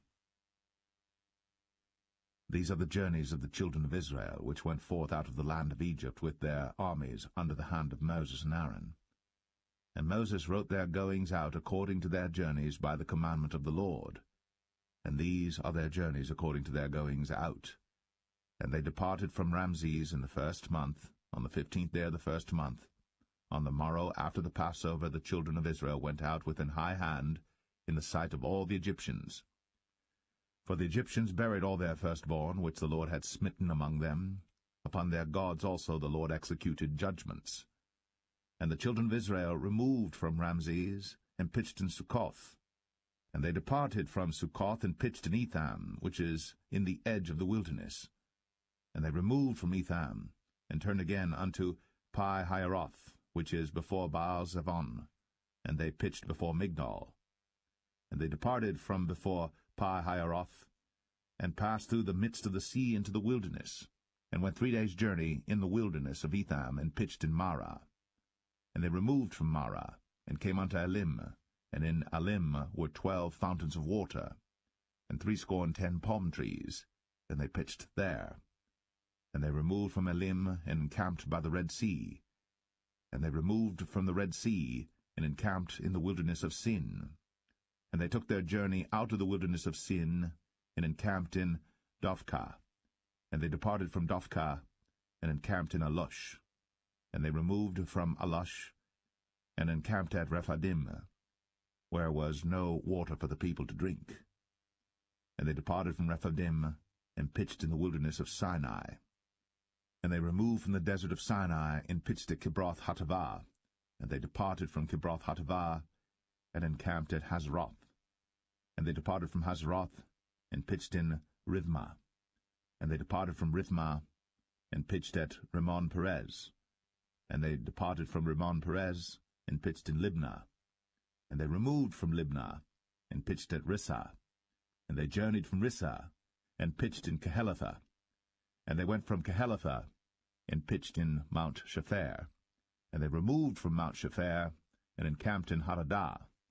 And they removed from Hadadah, and pitched in Makheloth. And they removed from Makheloth, and encamped at Tahath. And they departed from Tahath, and pitched at Tara. And they removed from Tara, and pitched in Mithka. And they went from Mithka, and pitched in Hashmonah. And they departed from Hashmonah, and encamped at Moseroth. And they departed from Moseroth, and pitched in Bene Jaakan. And they removed from Bene Jaakan, and encamped at Hor-Haggidgad. And they went from Hor-Haggidgad, and pitched in Jotbathah. And they removed from Jotbathah, and encamped at Ebronah. And they departed from Ebronah, and encamped at Ezion-Geber. And they removed from Ezion-Geber, and pitched in the wilderness of Zin, which is Kadesh. And they removed from Kadesh, and pitched in Mount Or, in the edge of the land of Edom. And Aaron the priest went up into Mount Or at the commandment of the Lord, and died there, in the 40th year after the children of Israel were come out of the land of Egypt, in the 1st day of the 5th month. And Aaron was 123 years old when he died in Mount Or. And King Arad, the Canaanite, which dwelt in the south in the land of Canaan, heard of the coming of the children of Israel. And they departed from Mount Or, and pitched in Zalmonah. And they departed from Zalmonah, and pitched in Punon. And they departed from Punon, and pitched in Oboth. And they departed from Oboth, and pitched in Ije-Abarim in the border of Moab. And they departed from Aim, and pitched in Dibon-Gad. And they removed from Dibon-Gad, and encamped in Almon-Diblathaim. And they removed from Almon-Diblathaim, and pitched in the mountains of Abarim before Nebo. And they departed from the mountains of Abarim, and pitched in the plains of Moab by Jordan near Jericho. And they pitched by Jordan from Beth-Jeshimoth even unto Abel-Shittim in the plains of Moab. And the Lord spake unto Moses in the plains of Moab by Jordan near Jericho, saying, Speak unto the children of Israel, and say unto them, When you are passed over Jordan into the land of Canaan, then ye shall drive out all the inhabitants of the land from before you, and destroy all their pictures, and destroy all their molten images, and quite pluck down all their high places. And ye shall dispossess the inhabitants of the land, and dwell therein, for I have given you the land to possess it. And ye shall divide the land by lot for an inheritance among your families, and to the more ye shall give the more inheritance, and to the fewer ye shall give the less inheritance. Every man's inheritance shall be in the place where his lot falleth. According to the tribes of your fathers ye shall inherit. But if ye will not drive out the inhabitants of the land from before you, then it shall come to pass that those which ye let remain of them shall be pricks in your eyes, and thorns in your sides, and shall vex you in the land wherein ye dwell. Moreover, it shall come to pass that I shall do unto you as I thought to do unto them.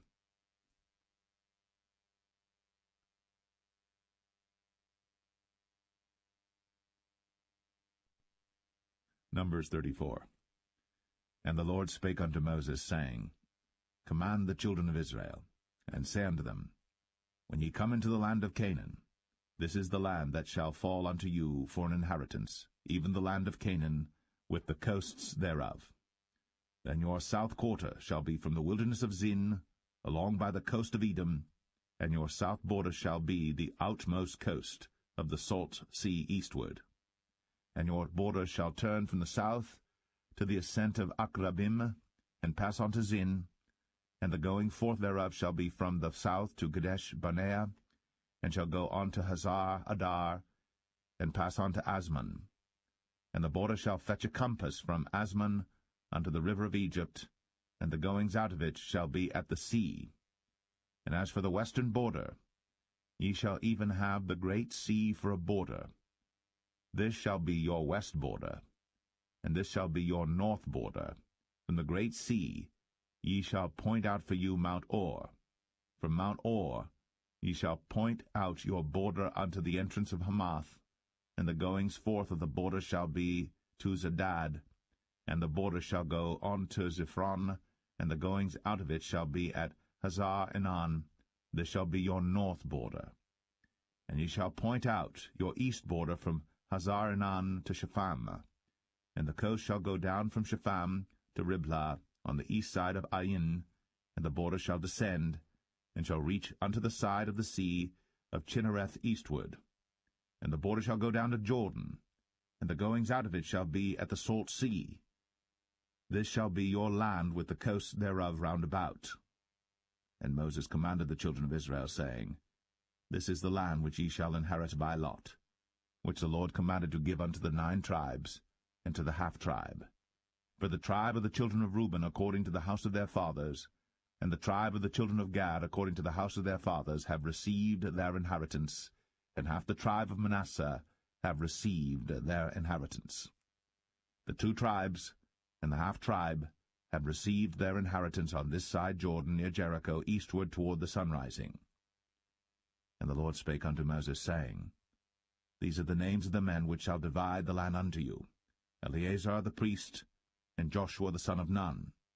And ye shall take 1 prince of every tribe to divide the land by inheritance. And the names of the men are these: of the tribe of Judah, Caleb the son of Jephunneh, and of the tribe of the children of Simeon, Shemuel the son of Ammihud. Of the tribe of Benjamin, Elidad the son of Chislon, and the prince of the tribe of the children of Dan, Bukai the son of Joglai. The prince of the children of Joseph, for the tribe of the children of Manasseh, Haniel the son of Ephod. And the prince of the tribe of the children of Ephraim, Kemuel the son of Shiptan. And the prince of the tribe of the children of Zebulun, Elizaphan the son of Parnach. And the prince of the tribe of the children of Issachar, Paltiel the son of Azan.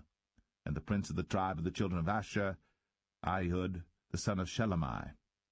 And the prince of the tribe of the children of Naphtali, Pedahel the son of Ammihud. These are they whom the Lord commanded to divide the inheritance unto the children of Israel in the land of Canaan.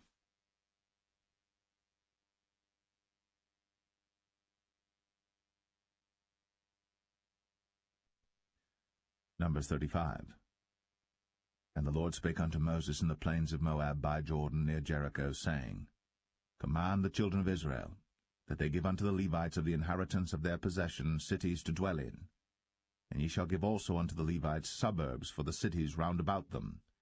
And the cities shall they have to dwell in, and the suburbs of them shall be for their cattle, and for their goods, and for all their beasts. And the suburbs of the cities, which ye shall give unto the Levites, shall reach from the wall of the city and outward 1,000 cubits round about. And ye shall measure from without the city on the east side 2,000 cubits, on the south side 2,000 cubits, on the west side 2,000 cubits, and on the north side 2,000 cubits. And the city shall be in the midst. This shall be to them the suburbs of the cities. And among the cities which ye shall give unto the Levites, there shall be 6 cities for refuge, which ye shall appoint for the manslayer, that he may flee thither. And to them ye shall add 42 cities. So all the cities which ye shall give to the Levites shall be 48 cities. Them shall ye give with their suburbs. And the cities which ye shall give shall be of the possession of the children of Israel. From them that have many ye shall give many, but from them that have few ye shall give few. Every one shall give of his cities unto the Levites according to his inheritance, which he inheriteth. And the Lord spake unto Moses, saying, Speak unto the children of Israel, and say unto them, When ye be come over Jordan into the land of Canaan, then ye shall appoint you cities to be cities of refuge for you, that the slayer may flee thither, which killeth any person at unawares. And they shall be unto you cities for refuge from the avenger, that the manslayer die not, until he stand before the congregation in judgment. And of these cities which ye shall give 6 cities shall ye have for refuge. Ye shall give 3 cities on this side Jordan, and 3 cities shall ye give in the land of Canaan, which shall be cities of refuge. These 6 cities shall be a refuge, both for the children of Israel, and for the stranger, and for the sojourner among them, that every one that killeth any person unawares may flee thither. And if he smite him with an instrument of iron, so that he die, he is a murderer. The murderer shall surely be put to death. and if he smite him with throwing a stone, wherewith he may die, and he die, he is a murderer. The murderer shall surely be put to death. Or if he smite him with an hand weapon of wood, wherewith he may die, and he die, he is a murderer. The murderer shall surely be put to death. The revenger of blood himself shall slay the murderer. When he meeteth him, he shall slay him. But if he thrust him of hatred, or hurl at him by laying of weight, that he die, or in enmity smite him with his hand, that he die, he that smote him shall surely be put to death, for he is a murderer. The revenger of blood shall slay the murderer, when he meeteth him. But if he thrust him suddenly without enmity, or have cast upon him anything without laying of weight, or with any stone wherewith the man may die, seeing him not, and cast it upon him that he die, and was not his enemy, neither sought his harm, then the congregation shall judge between the slayer and the revenger of blood according to these judgments. And the congregation shall deliver the slayer out of the hand of the revenger of blood, and the congregation shall restore him to the city of his refuge, whither he was fled, and he shall abide in it unto the death of the high priest, which was anointed with the holy oil. But if the slayer shall at any time come without the border of the city of his refuge, whither he was fled, and the revenger of blood find him without the borders of the city of his refuge, and the revenger of blood kill the slayer, he shall not be guilty of blood, because he should have remained in the city of his refuge until the death of the high priest. But after the death of the high priest, the slayer shall return into the land of his possession. So these things shall be for a statute of judgment unto you throughout your generations in all your dwellings. Whoso killeth any person, the murderer, shall be put to death by the mouth of witnesses. But one witness shall not testify against any person to cause him to die. Moreover, ye shall take no satisfaction for the life of a murderer, which is guilty of death, but he shall be surely put to death. And ye shall take no satisfaction for him that is fled to the city of his refuge, that he should come again to dwell in the land, until the death of the priest.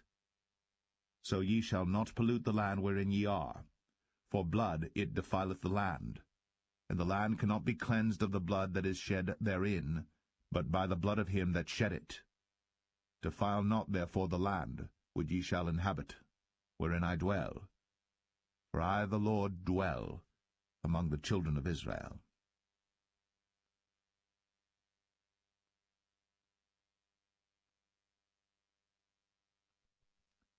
Numbers 36. And the chief fathers of the families of the children of Gilead, the son of Machir, the son of Manasseh, of the families of the sons of Joseph, came near, and spake before Moses, and before the princes, the chief fathers of the children of Israel. And they said, The Lord commanded my Lord to give the land for an inheritance by lot to the children of Israel. And my Lord was commanded by the Lord to give the inheritance of Zelophehad, our brother, unto his daughters.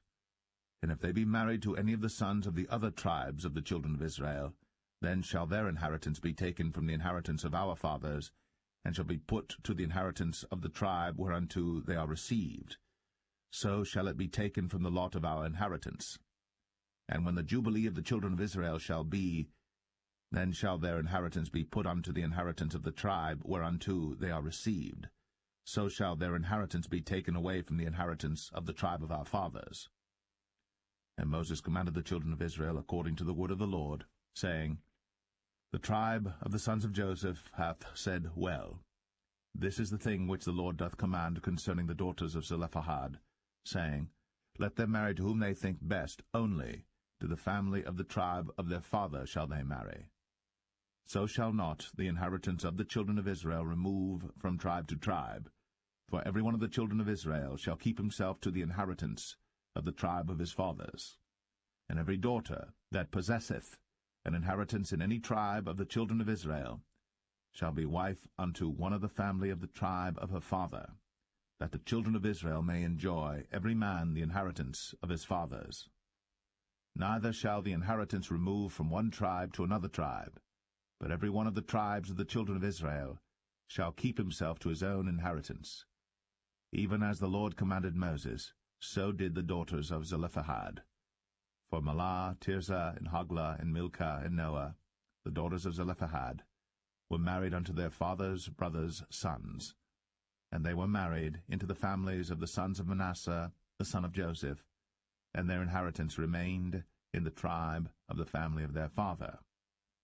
These are the commandments and the judgments which the Lord commanded by the hand of Moses unto the children of Israel in the plains of Moab by Jordan, near Jericho.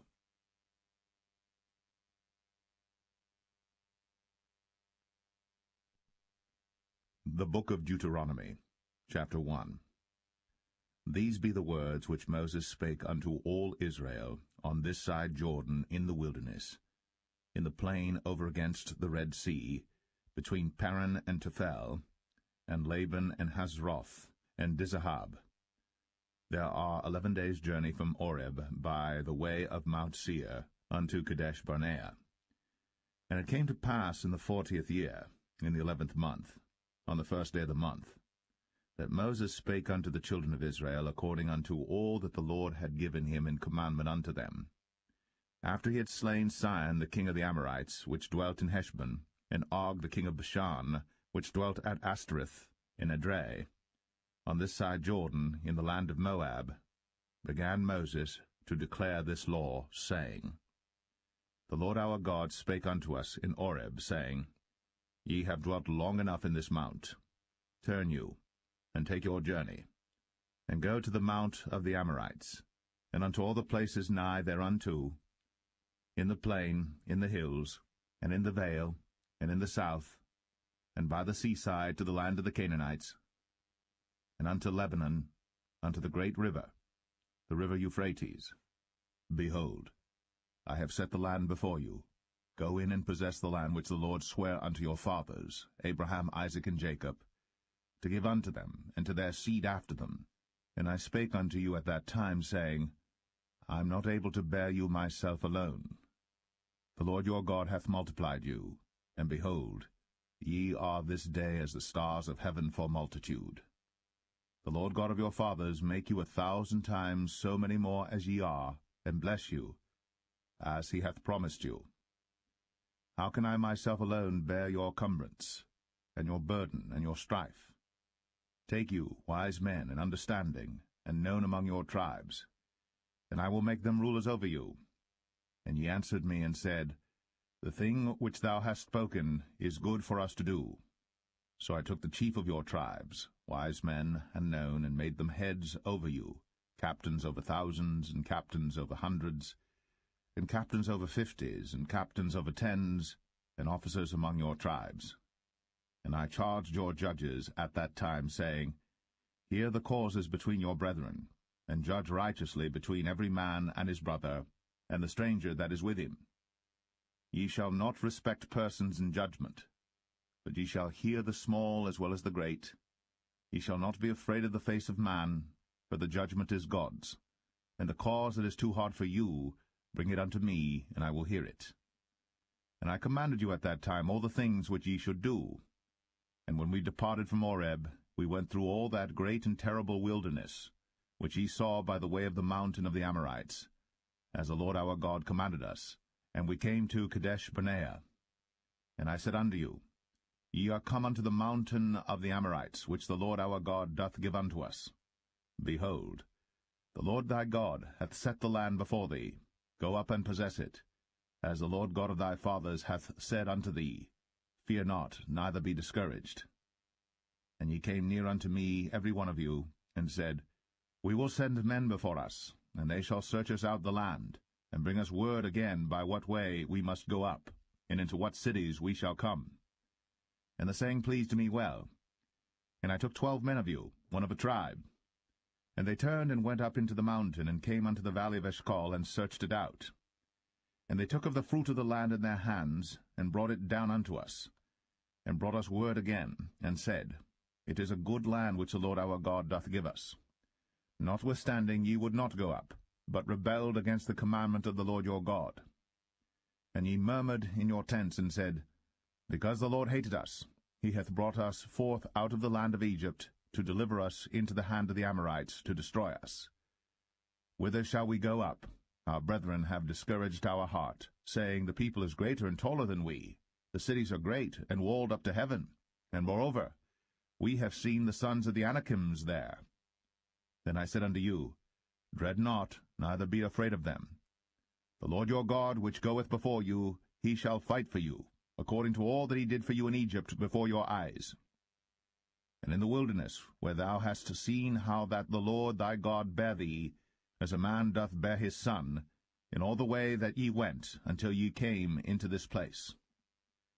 Yet in this thing ye did not believe the Lord your God, who went in the way before you, to search you out a place to pitch your tents in fire by night, to show you by what way ye should go, and in a cloud by day. And the Lord heard the voice of your words, and was wroth, and sware, saying, Surely there shall not one of these men of this evil generation see that good land, which I swear to give unto your fathers. Save Caleb the son of Jephunneh, he shall see it.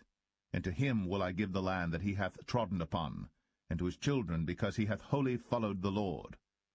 Also the Lord was angry with me for your sakes, saying, Thou also shalt not go in thither. But Joshua the son of Nun, which standeth before thee, he shall go in thither. Encourage him, for he shall cause Israel to inherit it. Moreover, your little ones, which he said should be a prey, and your children, which in that day had no knowledge between good and evil, they shall go in thither, and unto them will I give it, and they shall possess it. But as for you, turn you, and take your journey into the wilderness by the way of the Red Sea. Then ye answered and said unto me, We have sinned against the Lord. We will go up and fight, according to all that the Lord our God commanded us. And when ye had girded on every man his weapons of war, ye were ready to go up into the hill. And the Lord said unto me, Say unto them, Go not up, neither fight. For I am not among you, lest ye be smitten before your enemies. So I spake unto you, and ye would not hear, but rebelled against the commandment of the Lord, and went presumptuously up into the hill. And the Amorites which dwelt in that mountain came out against you, and chased you as bees do, and destroyed you in Seir, even unto Hormah. And ye returned and wept before the Lord. But the Lord would not hearken to your voice, nor give ear unto you. So ye abode in Kadesh many days, according unto the days that ye abode there.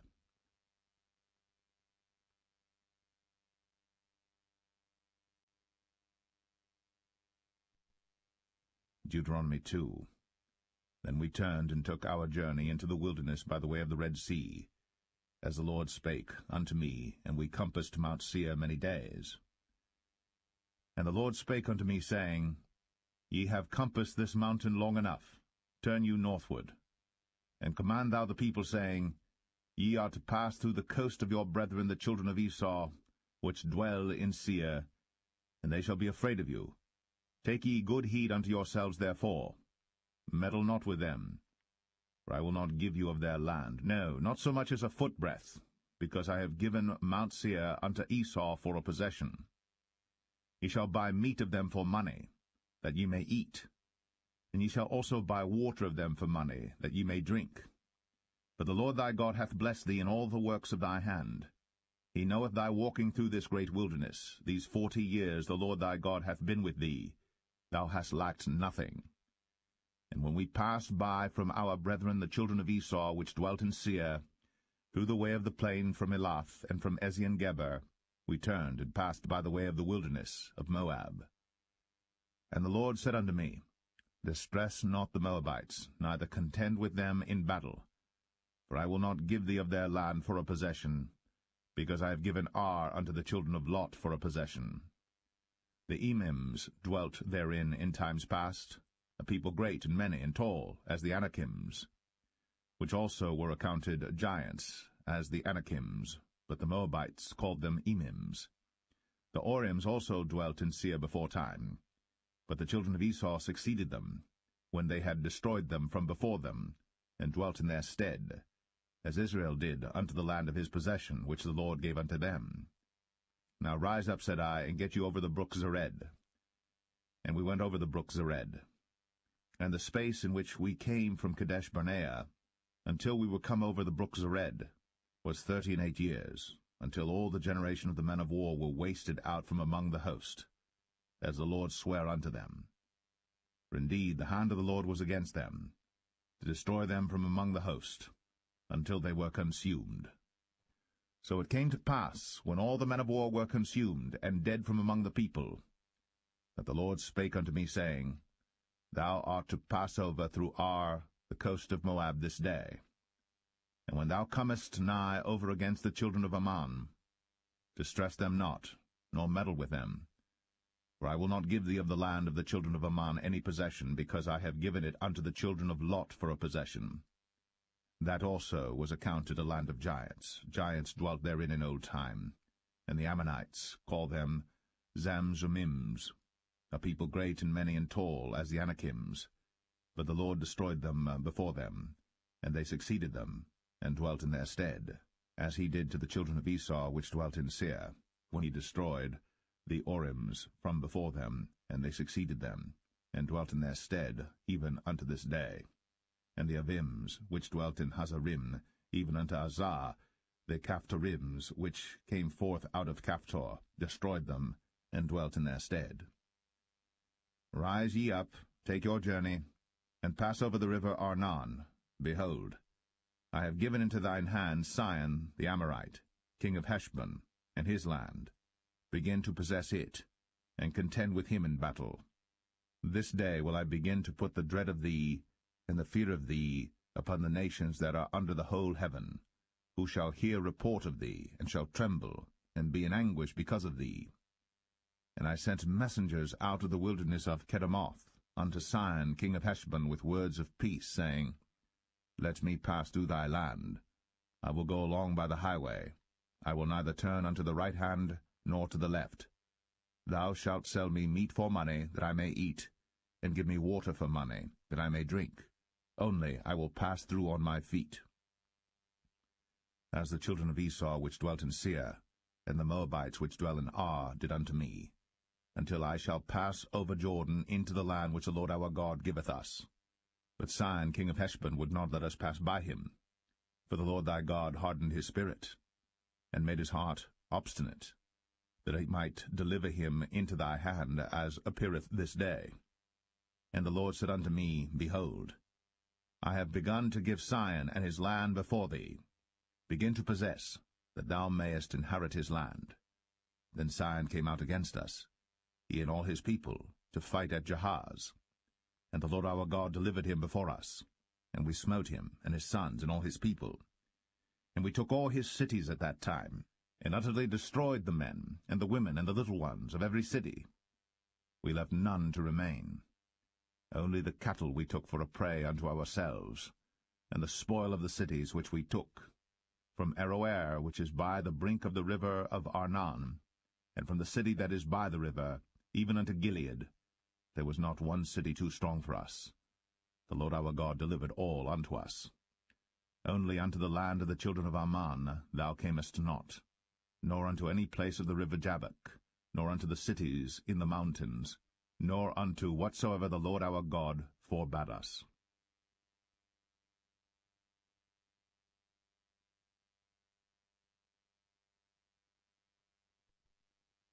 Deuteronomy 3. Then we turned, and went up the way to Bashan, and Og the king of Bashan came out against us, he and all his people, to battle at Edrei. And the Lord said unto me, Fear him not, for I will deliver him, and all his people, and his land, into thy hand.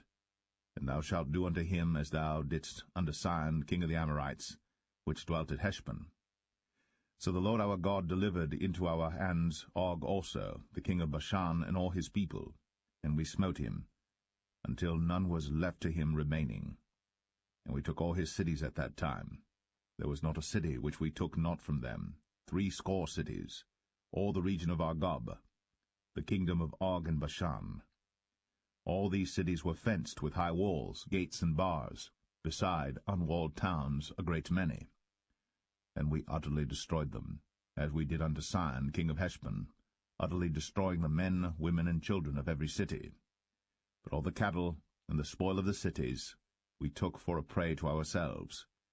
And we took at that time out of the hand of the 2 kings of the Amorites the land that was on this side Jordan, from the river of Arnon unto Mount Hermon, which Hermon the Sidonians call Sirion, and the Amorites call it Shenir. All the cities of the plain, and all Gilead, and all Bashan, unto Salcha and Edrei, cities of the kingdom of Og and Bashan. For only Og king of Bashan remained of the remnant of giants. Behold, his bedstead was a bedstead of iron. Is it not in Rabbath of the children of Ammon? 9 cubits was the length thereof, and 4 cubits the breadth of it, after the cubit of a man. And this land which we possessed at that time, from Aroer, which is by the river Arnon, and half Mount Gilead, and the cities thereof, gave I unto the Reubenites and to the Gadites. And the rest of Gilead and all Bashan, being the kingdom of Og, gave I unto the half-tribe of Manasseh, all the region of Argob, with all Bashan which was called the land of giants. Jair the son of Manasseh took all the country of Argob, unto the coasts of Geshurai and Maacathai, and called them after his own name, Bashan Avoth Jair, unto this day. And I gave Gilead unto Machir, and unto the Reubenites and unto the Gadites I gave from Gilead even unto the river Arnon half the valley, and the border even unto the river Jabbok, which is the border of the children of Ammon. The plain also, and Jordan, and the coast thereof, from Chinnereth even unto the sea of the plain, even the salt sea, under Ashdoth-Pisgah eastward. And I commanded you at that time, saying, The Lord your God hath given you this land to possess it. Ye shall pass over armed before your brethren the children of Israel, all that are meet for the war. But your wives, and your little ones, and your cattle, for I know that ye have much cattle, shall abide in your cities which I have given you, until the Lord hath given rest unto your brethren, as well as unto you, and until they also possess the land which the Lord your God hath given them beyond Jordan. And then shall ye return every man unto his possession, which I have given you. And I commanded Joshua at that time, saying, Thine eyes have seen all that the Lord your God hath done unto these 2 kings. So shall the Lord do unto all the kingdoms whither thou passest. Ye shall not fear them, for the Lord your God, he shall fight for you. And I besought the Lord at that time, saying, O Lord God, thou hast begun to show thy servant thy greatness, and thy mighty hand. For what God is there in heaven or in earth that can do according to thy works, and according to thy might? I pray thee, let me go over and see the good land that is beyond Jordan, that goodly mountain, and Lebanon. But the Lord was wroth with me for your sakes, and would not hear me. And the Lord said unto me, Let it suffice thee, speak no more unto me of this matter. Get thee up into the top of Pisgah, and lift up thine eyes westward, and northward, and southward, and eastward, and behold it with thine eyes. For thou shalt not go over this Jordan, but charge Joshua, and encourage him, and strengthen him, for he shall go over before this people, and he shall cause them to inherit the land, which thou shalt see. So we abode in the valley over against Beth-peor.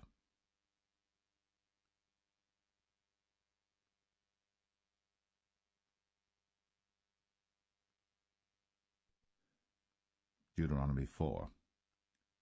Now therefore hearken, O Israel, unto the statutes, and unto the judgments which I teach you, for to do them, that ye may live, and go in and possess the land which the Lord God of your fathers giveth you.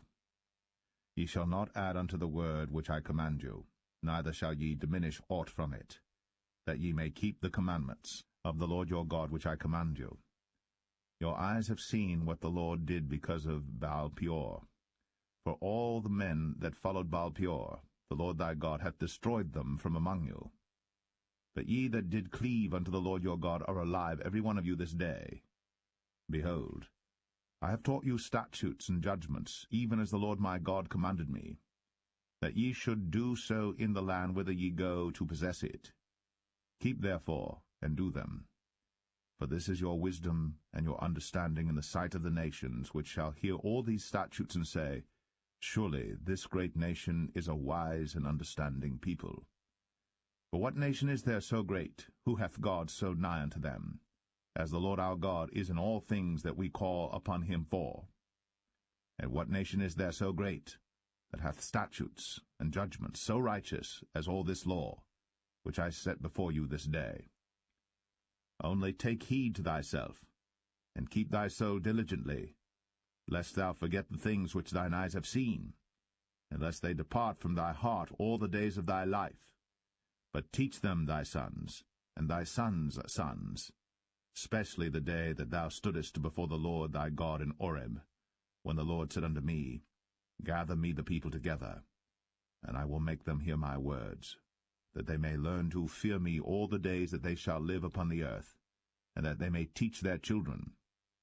And ye came near and stood under the mountain, and the mountain burned with fire unto the midst of heaven, with darkness, clouds, and thick darkness. And the Lord spake unto you out of the midst of the fire. Ye heard the voice of the words, but saw no similitude, only ye heard a voice. And he declared unto you his covenant, which he commanded you to perform, even 10 commandments, and he wrote them upon 2 tables of stone.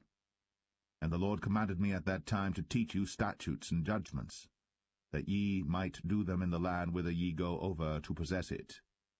Take ye therefore good heed unto yourselves, for ye saw no manner of similitude on the day that the Lord spake unto you in Horeb out of the midst of the fire, lest ye corrupt yourselves, and make you a graven image, the similitude of any figure, the likeness of male or female, the likeness of any beast that is on the earth, the likeness of any winged fowl that flieth in the air, the likeness of anything that creepeth on the ground, the likeness of any fish that is in the waters beneath the earth.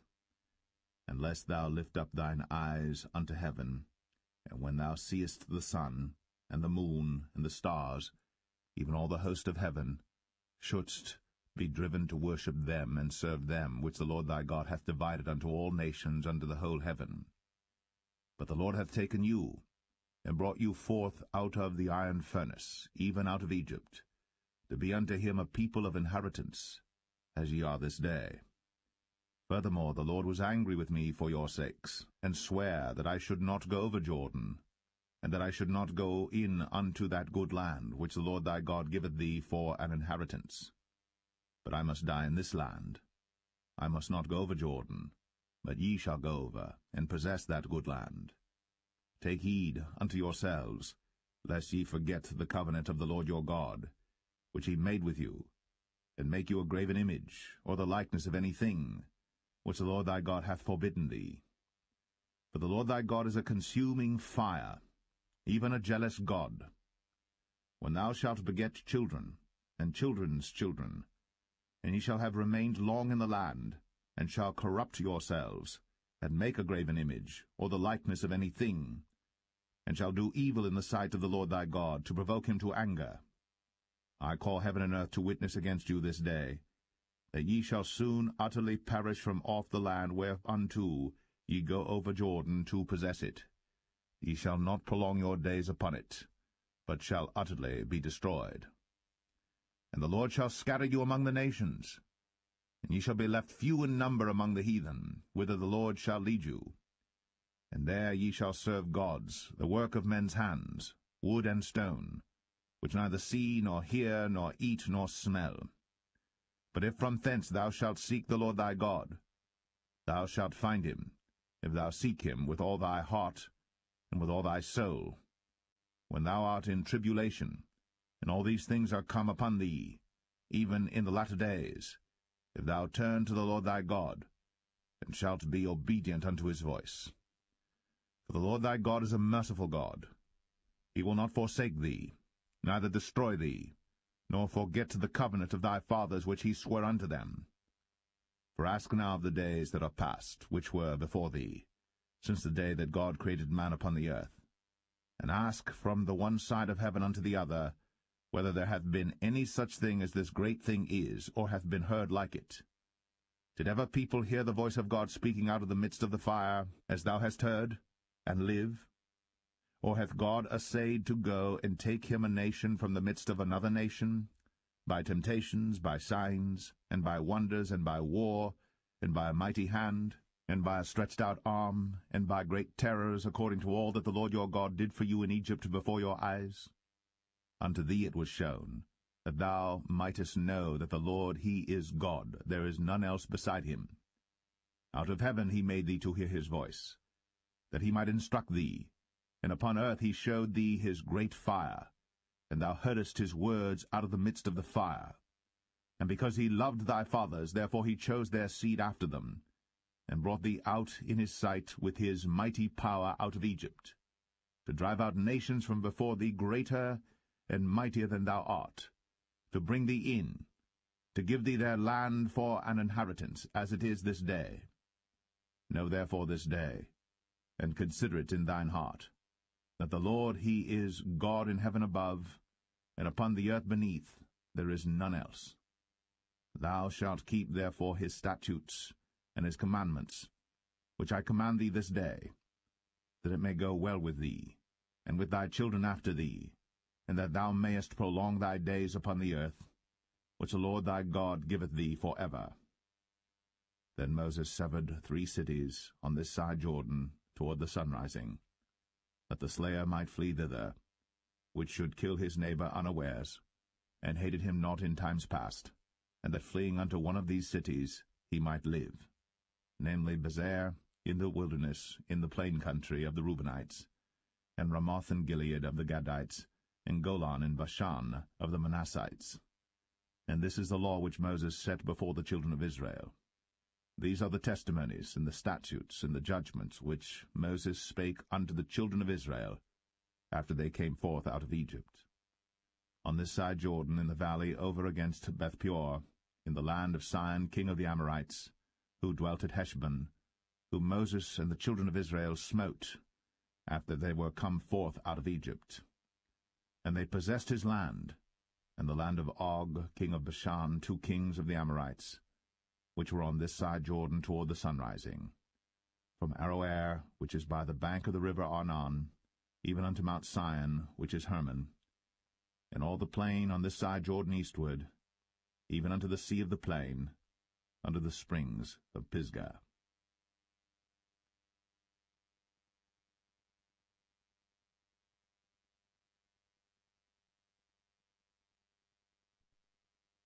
Deuteronomy 5.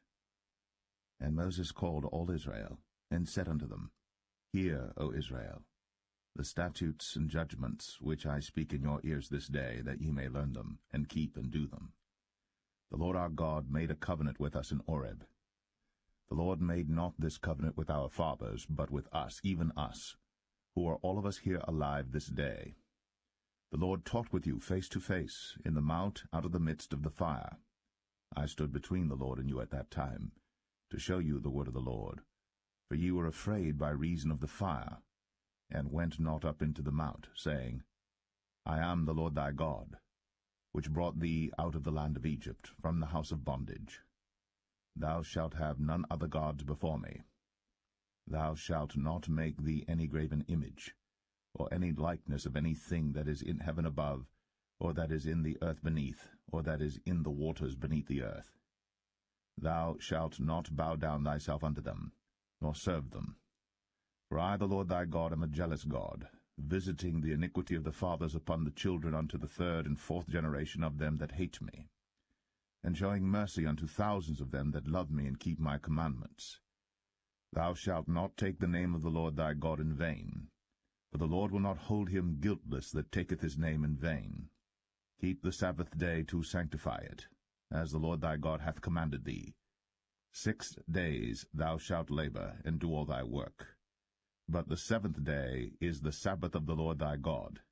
In it thou shalt not do any work, thou, nor thy son, nor thy daughter, nor thy manservant, nor thy maidservant, nor thine ox, nor thine ass, nor any of thy cattle, nor thy stranger that is within thy gates, that thy manservant and thy maidservant may rest as well as thou.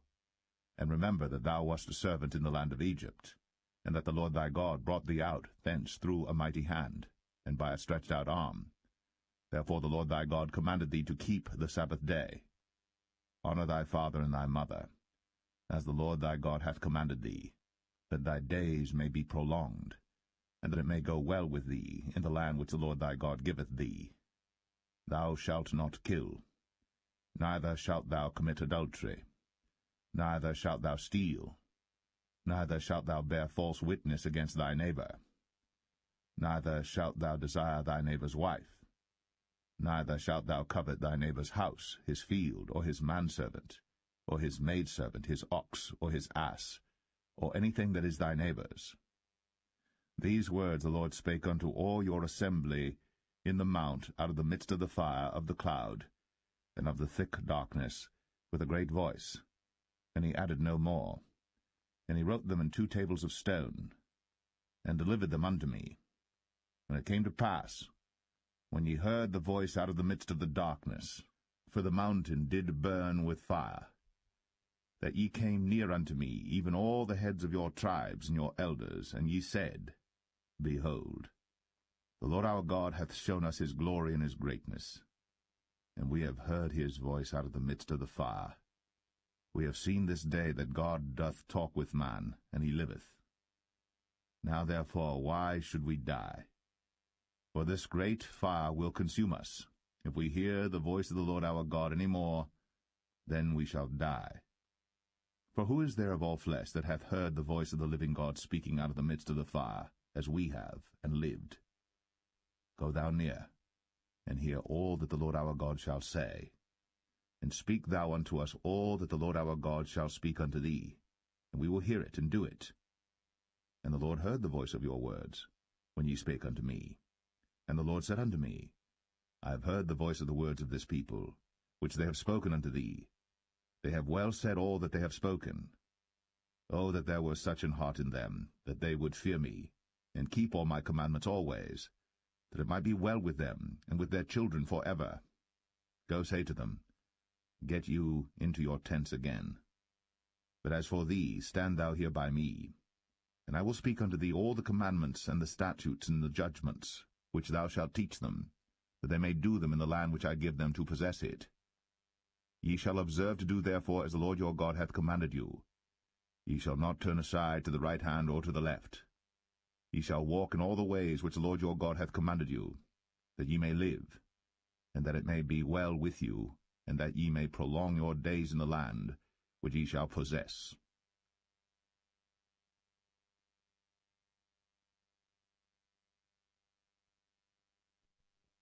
Deuteronomy 6. Now these are the commandments, the statutes, and the judgments, which the Lord your God commanded to teach you, that ye might do them in the land whither ye go to possess it, that thou mightest fear the Lord thy God, to keep all his statutes and his commandments which I command thee, thou and thy son, and thy son's son, all the days of thy life, and that thy days may be prolonged. Hear therefore, O Israel, and observe to do it, that it may be well with thee, and that ye may increase mightily, as the Lord God of thy fathers hath promised thee, in the land that floweth with milk and honey. Hear, O Israel, the Lord our God is one Lord. And thou shalt love the Lord thy God with all thine heart, and with all thy soul, and with all thy might. And these words which I command thee this day shall be in thine heart, and thou shalt teach them diligently unto thy children, and shalt talk of them when thou sittest in thine house, and when thou walkest by the way, and when thou liest down, and when thou risest up. And thou shalt bind them for a sign upon thine hand, and they shall be as frontlets between thine eyes. And thou shalt write them upon the posts of thy house, and on thy gates. And it shall be, when the Lord thy God shall have brought thee into the land which he sware unto thy fathers, to Abraham, to Isaac, and to Jacob, to give thee great and goodly cities, which thou buildest not, and houses full of all good things, which thou fillest not, and wells digged, which thou diggest not, vineyards and olive trees, which thou plantest not.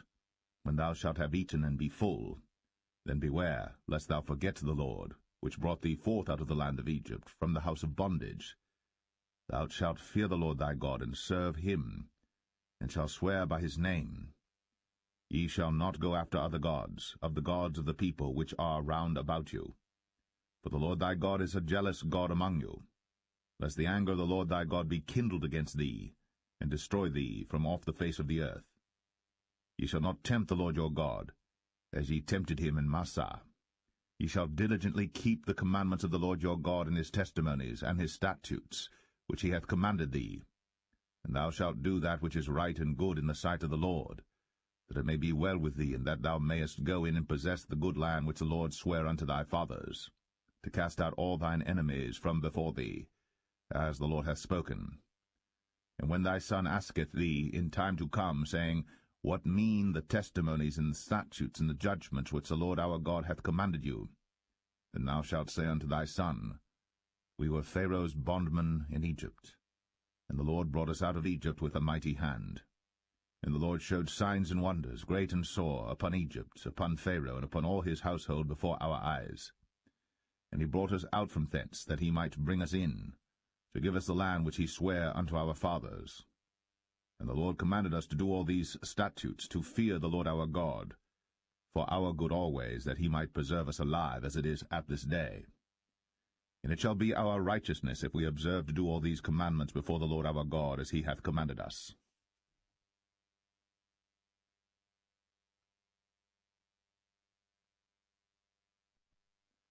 Deuteronomy 7. When the Lord thy God shall bring thee into the land whither thou goest to possess it, and hath cast out many nations before thee, the Hittites, and the Girgashites, and the Amorites, and the Canaanites, and the Perizzites, and the Hivites, and the Jebusites, 7 nations greater and mightier than thou.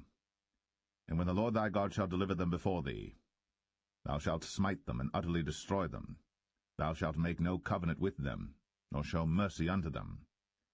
Neither shalt thou make marriages with them. Thy daughter thou shalt not give unto his son, nor his daughter shalt thou take unto thy son. For they will turn away thy son from following me, that they may serve other gods. So will the anger of the Lord be kindled against you, and destroy thee suddenly. But thus shall ye deal with them. Ye shall destroy their altars, and break down their images, and cut down their groves, and burn their graven images with fire. For thou art an holy people unto the Lord thy God. The Lord thy God hath chosen thee to be a special people unto himself, above all people that are upon the face of the earth.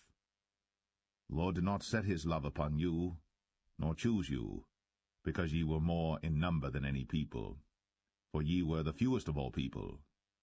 But because the Lord loved you, and because he would keep the oath which he had sworn unto your fathers, hath the Lord brought you out with a mighty hand, and redeemed you out of the house of bondmen, from the hand of Pharaoh king of Egypt. Know therefore that the Lord thy God, he is God, the faithful God, which keepeth covenant and mercy with them that love him, and keep his commandments to 1,000 generations, and repayeth them that hate him to their face, to destroy them. He will not be slack to him that hateth him. He will repay him to his face. Thou shalt therefore keep the commandments, and the statutes, and the judgments, which I command thee this day to do them.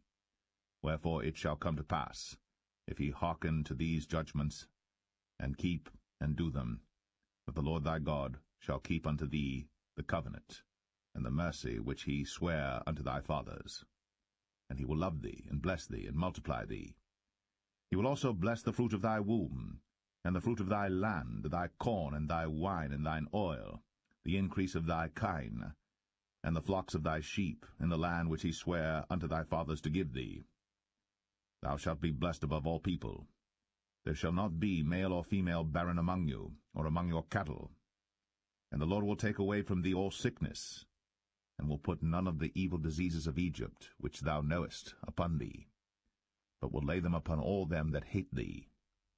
And thou shalt consume all the people which the Lord thy God shall deliver thee.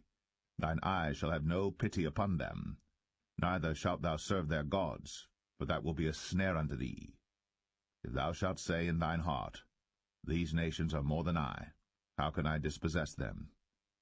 Thou shalt not be afraid of them, but shalt well remember what the Lord thy God did unto Pharaoh and unto all Egypt, the great temptations which thine eyes saw, and the signs and the wonders, and the mighty hand, and the stretched out arm, whereby the Lord thy God brought thee out. So shalt the Lord thy God do unto all the people of whom thou art afraid. Moreover, the Lord thy God will send the hornet among them, until they that are left and hide themselves from thee be destroyed. Thou shalt not be affrighted at them, for the Lord thy God is among you, a mighty God and terrible. And the Lord thy God will put out those nations before thee by little and little.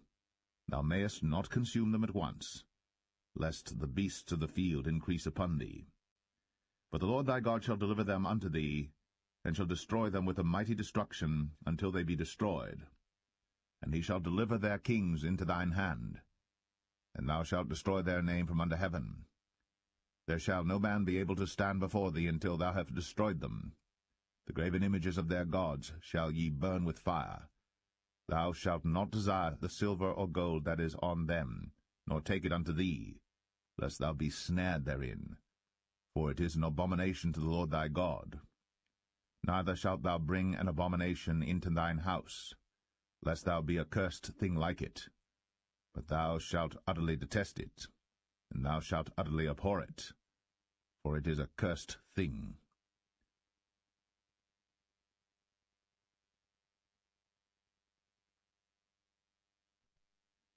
Deuteronomy 8. All the commandments which I command thee this day shall ye observe to do, that ye may live, and multiply, and go in and possess the land which the Lord sware unto your fathers. And thou shalt remember all the way which the Lord thy God led thee these 40 years in the wilderness, to humble thee, and to prove thee, to know what was in thine heart, whether thou wouldst keep his commandments or no. And he humbled thee, and suffered thee to hunger, and fed thee with manna, which thou knewest not, neither did thy fathers know, that he might make thee know that man doth not live by bread only, but by every word that proceedeth out of the mouth of the Lord doth man live. Thy raiment waxed not old upon thee, neither did thy foot swell these 40 years. Thou shalt also consider in thine heart, that, as a man chasteneth his son, so the Lord thy God chasteneth thee. Therefore thou shalt keep the commandments of the Lord thy God, to walk in his ways, and to fear him.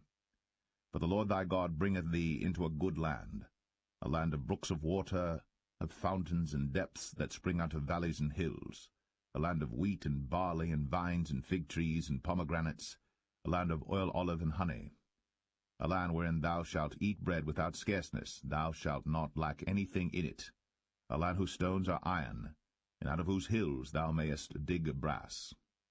When thou hast eaten and art full, then thou shalt bless the Lord thy God for the good land which he hath given thee.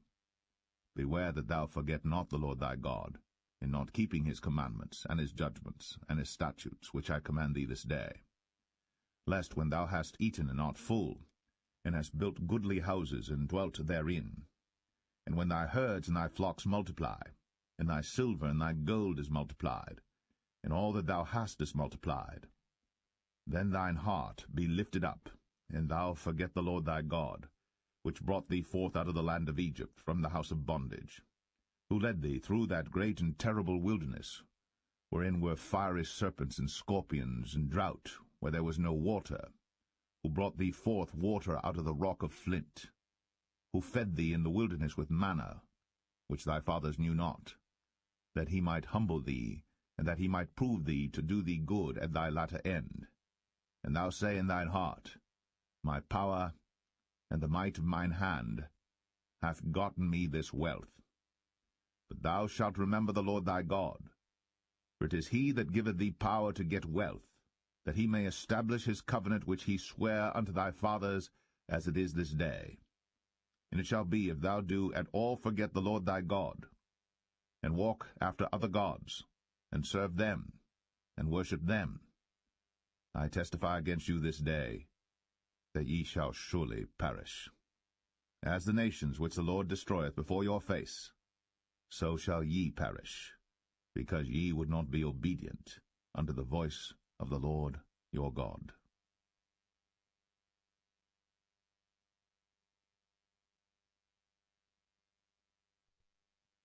Deuteronomy 9.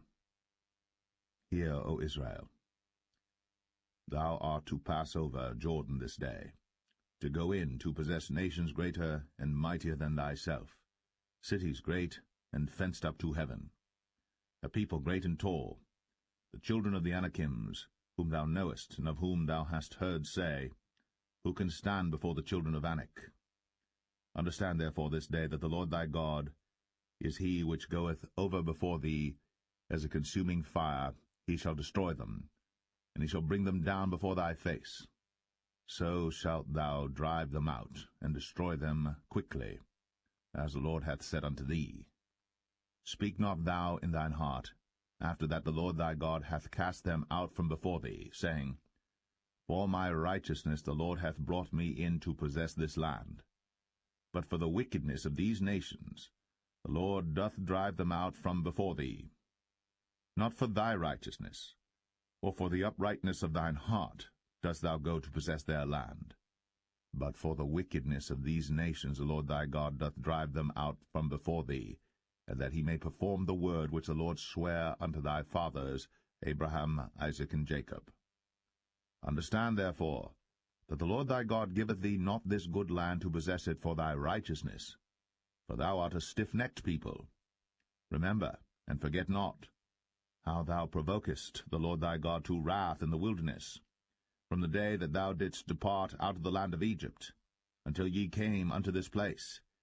Ye have been rebellious against the Lord. Also in Oreb ye provoked the Lord to wrath, so that the Lord was angry with you to have destroyed you.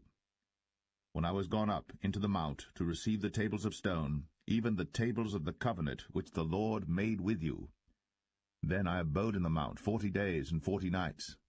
I neither did eat bread nor drink water.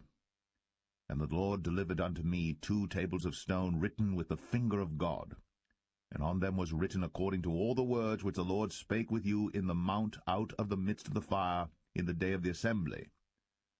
And it came to pass at the end of 40 days and 40 nights, that the Lord gave me the 2 tables of stone, even the tables of the covenant. And the Lord said unto me, Arise, get thee down quickly from hence, for thy people which thou hast brought forth out of Egypt have corrupted themselves. They are quickly turned aside out of the way which I commanded them. They have made them a molten image. Furthermore the Lord spake unto me, saying, I have seen this people, and behold, it is a stiff-necked people. Let me alone, that I may destroy them, and blot out their name from under heaven. And I will make of thee a nation mightier and greater than they. So I turned, and came down from the mount, and the mount burned with fire, and the 2 tables of the covenant were in my 2 hands. And I looked, and behold, ye had sinned against the Lord your God, and had made you a molten calf. Ye had turned aside quickly out of the way which the Lord had commanded you. And I took the 2 tables, and cast them out of my 2 hands, and brake them before your eyes. And I fell down before the Lord as at the first 40 days and 40 nights. I did neither eat bread nor drink water because of all your sins which ye sinned, in doing wickedly in the sight of the Lord to provoke him to anger. For I was afraid of the anger and hot displeasure, wherewith the Lord was wroth against you to destroy you. But the Lord hearkened unto me at that time also. And the Lord was very angry with Aaron to have destroyed him. And I prayed for Aaron also the same time. And I took your sin, the calf which ye had made, and burnt it with fire, and stamped it, and ground it very small, even until it was as small as dust. And I cast the dust thereof into the brook that descended out of the mount. And at Taberah, and at Massah, and at Kibroth Hattaavah, ye provoked the Lord to wrath. Likewise, when the Lord sent you from Kadesh-barnea, saying, Go up and possess the land which I have given you, then ye rebelled against the commandment of the Lord your God, and ye believed him not, nor hearkened to his voice. Ye have been rebellious against the Lord from the day that I knew you. Thus I fell down before the Lord 40 days and 40 nights, as I fell down at the first, because the Lord had said he would destroy you. I prayed therefore unto the Lord, and said, O Lord God, destroy not thy people and thine inheritance, which thou hast redeemed through thy greatness, which thou hast brought forth out of Egypt with a mighty hand. Remember thy servants Abraham, Isaac, and Jacob. Look not unto the stubbornness of this people, nor to their wickedness, nor to their sin, lest the land whence thou broughtest us out say, Because the Lord was not able to bring them into the land which he promised them, and because he hated them, he hath brought them out to slay them in the wilderness. Yet they are thy people, and thine inheritance, which thou broughtest out by thy mighty power, and by thy stretched out arm.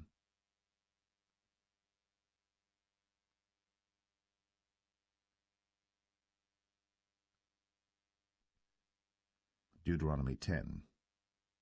At that time the Lord said unto me, Hew thee 2 tables of stone like unto the first, and come up unto me into the mount, and make thee an ark of wood. And I will write on the tables the words that were in the first tables which thou breakest, and thou shalt put them in the ark. And I made an ark of shittim wood, and hewed 2 tables of stone like unto the first, and went up into the mount, having the 2 tables in mine hand. And he wrote on the tables, according to the first writing, the 10 commandments, which the Lord spake unto you in the mount out of the midst of the fire, in the day of the assembly. And the Lord gave them unto me. And I turned myself and came down from the mount, and put the tables in the ark which I had made, and there they be, as the Lord commanded me. And the children of Israel took their journey from Beeroth of the children of Jachan to Moserah. There Aaron died, and there he was buried, and Eleazar his son ministered in the priest's office in his stead. From thence they journeyed unto Godgodah, and from Godgodah to Jotbath, a land of rivers of waters. At that time the Lord separated the tribe of Levi, to bear the ark of the covenant of the Lord, to stand before the Lord to minister unto him, and to bless in his name unto this day. Wherefore Levi hath no part nor inheritance with his brethren. The Lord is his inheritance, according as the Lord thy God promised him. And I stayed in the mount, according to the first time, 40 days and 40 nights. And the Lord hearkened unto me at that time also. And the Lord would not destroy thee. And the Lord said unto me, Arise, take thy journey before the people, that they may go in and possess the land which I swear unto their fathers to give unto them. And now, Israel, what doth the Lord thy God require of thee? But to fear the Lord thy God, to walk in all his ways, and to love him, and to serve the Lord thy God with all thy heart and with all thy soul, to keep the commandments of the Lord, and his statutes, which I command thee this day for thy good.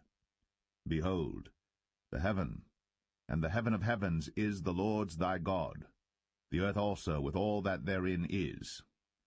Only the Lord had a delight in thy fathers to love them, and he chose their seed after them, even you above all people, as it is this day. Circumcise therefore the foreskin of your heart, and be no more stiff-necked.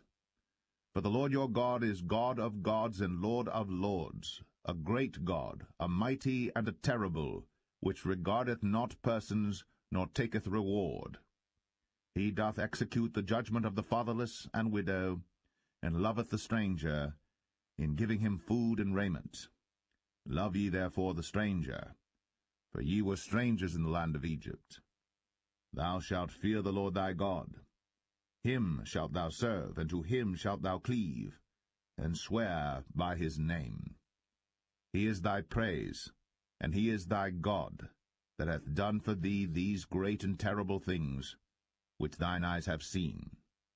Thy fathers went down into Egypt with 70 persons, and now the Lord thy God hath made thee as the stars of heaven for multitude.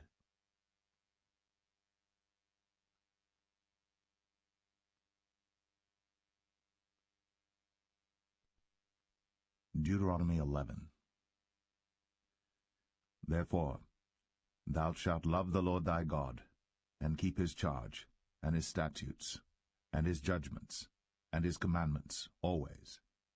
And know ye this day, for I speak not with your children, which have not known, and which have not seen the chastisement of the Lord your God, his greatness, his mighty hand, and his stretched out arm, and his miracles, and his acts which he did in the midst of Egypt, unto Pharaoh the king of Egypt, and unto all his land, and what he did unto the army of Egypt, unto their horses, and to their chariots, how he made the water of the Red Sea to overflow them as they pursued after you, and how the Lord hath destroyed them unto this day.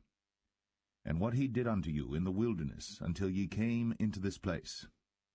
and what he did unto Dathan and Abiram, the sons of Eliab, the son of Reuben, how the earth opened her mouth, and swallowed them up, and their households, and their tents, and all the substance that was in their possession, in the midst of all Israel.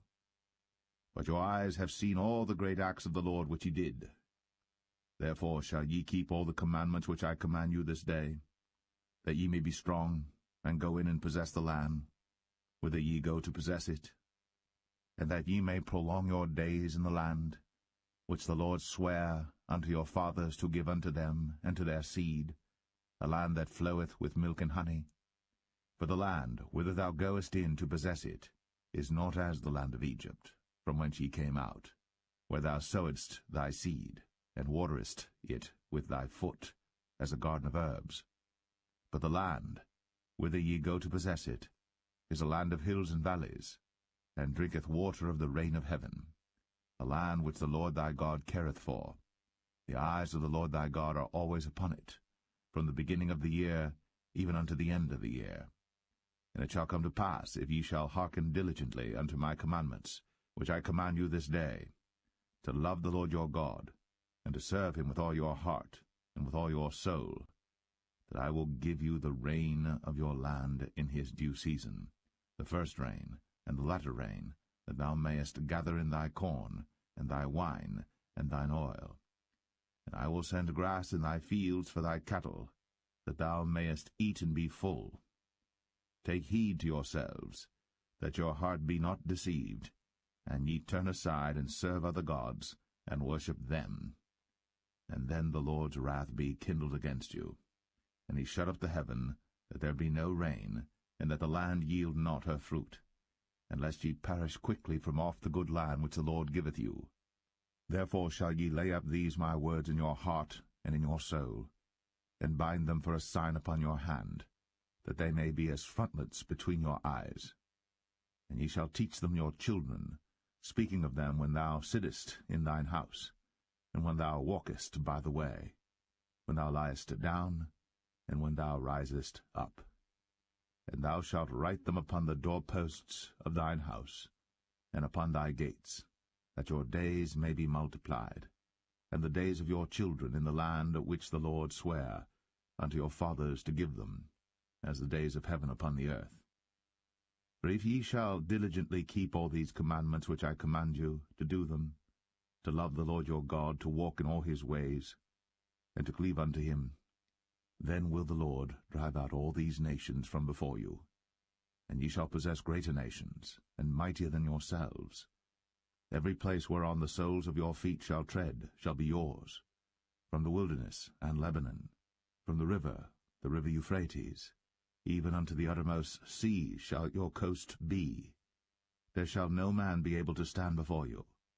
For the Lord your God shall lay the fear of you and the dread of you upon all the land that ye shall tread upon, as he has said unto you. Behold, I set before you this day a blessing and a curse. A blessing, if you obey the commandments of the Lord your God, which I command you this day, and a curse, if you will not obey the commandments of the Lord your God, but turn aside out of the way which I command you this day, to go after other gods, which ye have not known. And it shall come to pass, when the Lord thy God hath brought thee in unto the land whither thou goest to possess it, that thou shalt put the blessing upon Mount Gerizim, and the curse upon Mount Ebal. Are they not on the other side Jordan, by the way where the sun goeth down, in the land of the Canaanites, which dwell in the champaign over against Gilgal, beside the plain of Moreh? For ye shall pass over Jordan to go in to possess the land which the Lord your God giveth you.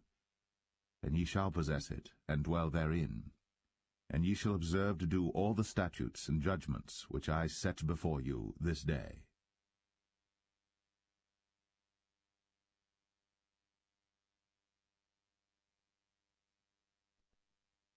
Deuteronomy 12. These are the statutes and judgments which ye shall observe to do in the land, which the Lord God of thy fathers giveth thee to possess it, all the days that ye live upon the earth. Ye shall utterly destroy all the places wherein the nations which ye shall possess served their gods, upon the high mountains, and upon the hills, and under every green tree. And ye shall overthrow their altars, and break their pillars, and burn their groves with fire. And ye shall hew down the graven images of their gods, and destroy the names of them out of that place. Ye shall not do so unto the Lord your God, but unto the place which the Lord your God shall choose out of all your tribes to put his name there, even unto his habitation shall ye seek, and thither thou shalt come. And thither ye shall bring your burnt offerings, and your sacrifices, and your tithes, and heave offerings of your hand, and your vows, and your freewill offerings, and the firstlings of your herds and of your flocks. And there ye shall eat before the Lord your God, and ye shall rejoice in all that ye put your hand unto, ye and your households, wherein the Lord thy God hath blessed thee. Ye shall not do after all the things that we do here this day, every man whatsoever is right in his own eyes. For ye are not as yet come to the rest, and to the inheritance, which the Lord your God giveth you. But when ye go over Jordan, and dwell in the land which the Lord your God giveth you to inherit, and when he giveth you rest from all your enemies round about, so that ye dwell in safety, then there shall be a place which the Lord your God shall choose to cause his name to dwell there. Thither shall ye bring all that I command you, your burnt offerings, and your sacrifices, your tithes, and the heave offering of your hand, and all your choice vows which ye vow unto the Lord. And ye shall rejoice before the Lord your God, ye and your sons, and your daughters, and your menservants, and your maidservants, and the Levite that is within your gates, forasmuch as he hath no part nor inheritance with you. Take heed to thyself, that thou offer not thy burnt offerings in every place that thou seest, but in the place which the Lord shall choose in one of thy tribes, there thou shalt offer thy burnt offerings, and there thou shalt do all that I command thee. Notwithstanding, thou mayest kill and eat flesh in all thy gates, whatsoever thy soul lusteth after, according to the blessing of the Lord thy God which he hath given thee. The unclean and the clean may eat thereof, as of the roebuck, and as of the hart. Only ye shall not eat the blood. Ye shall pour it upon the earth as water. Thou mayest not eat within thy gates the tithe of thy corn, or of thy wine, or of thy oil, or the firstlings of thy herds, or of thy flock, nor any of thy vows which thou vowest, nor thy freewill offerings, or heave offering of thine hand. But thou must eat them before the Lord thy God in the place which the Lord thy God shall choose, thou and thy son, and thy daughter, and thy manservant and thy maidservant, and the Levite that is within thy gates. And thou shalt rejoice before the Lord thy God in all that thou puttest thine hands unto. Take heed to thyself that thou forsake not the Levite as long as thou livest upon the earth. When the Lord thy God shall enlarge thy border, as he hath promised thee, and thou shalt say, I will eat flesh, because thy soul longeth to eat flesh. Thou mayest eat flesh, whatsoever thy soul lusteth after. If the place which the Lord thy God hath chosen to put his name there be too far from thee, then thou shalt kill of thy herd and of thy flock, which the Lord hath given thee, as I have commanded thee, and thou shalt eat in thy gates whatsoever thy soul lusteth after. Even as the roebuck and the hart is eaten, so thou shalt eat them. The unclean and the clean shall eat of them alike. Only be sure that thou eat not the blood, for the blood is the life, and thou mayest not eat the life with the flesh. Thou shalt not eat it, thou shalt pour it upon the earth as water. Thou shalt not eat it, that it may go well with thee, and with thy children after thee, when thou shalt do that which is right in the sight of the Lord. Only thy holy things which thou hast, and thy vows, thou shalt take, and go unto the place which the Lord shall choose. And thou shalt offer thy burnt offerings, the flesh and the blood, upon the altar of the Lord thy God. And the blood of thy sacrifices shall be poured out upon the altar of the Lord thy God, and thou shalt eat the flesh. Observe and hear all these words which I command thee, that it may go well with thee, and with thy children after thee for ever, when thou doest that which is good and right in the sight of the Lord thy God. When the Lord thy God shall cut off the nations from before thee, whither thou goest to possess them, and thou succeedest them, and dwellest in their land. Take heed to thyself that thou be not snared by following them, after that they be destroyed from before thee, and that thou inquire not after their gods, saying, How did these nations serve their gods? Even so will I do likewise. Thou shalt not do so unto the Lord thy God. For every abomination to the Lord which he hateth have they done unto their gods. For even their sons and their daughters they have burnt in the fire to their gods. What things soever I command you, observe to do it. Thou shalt not add thereto, nor diminish from it.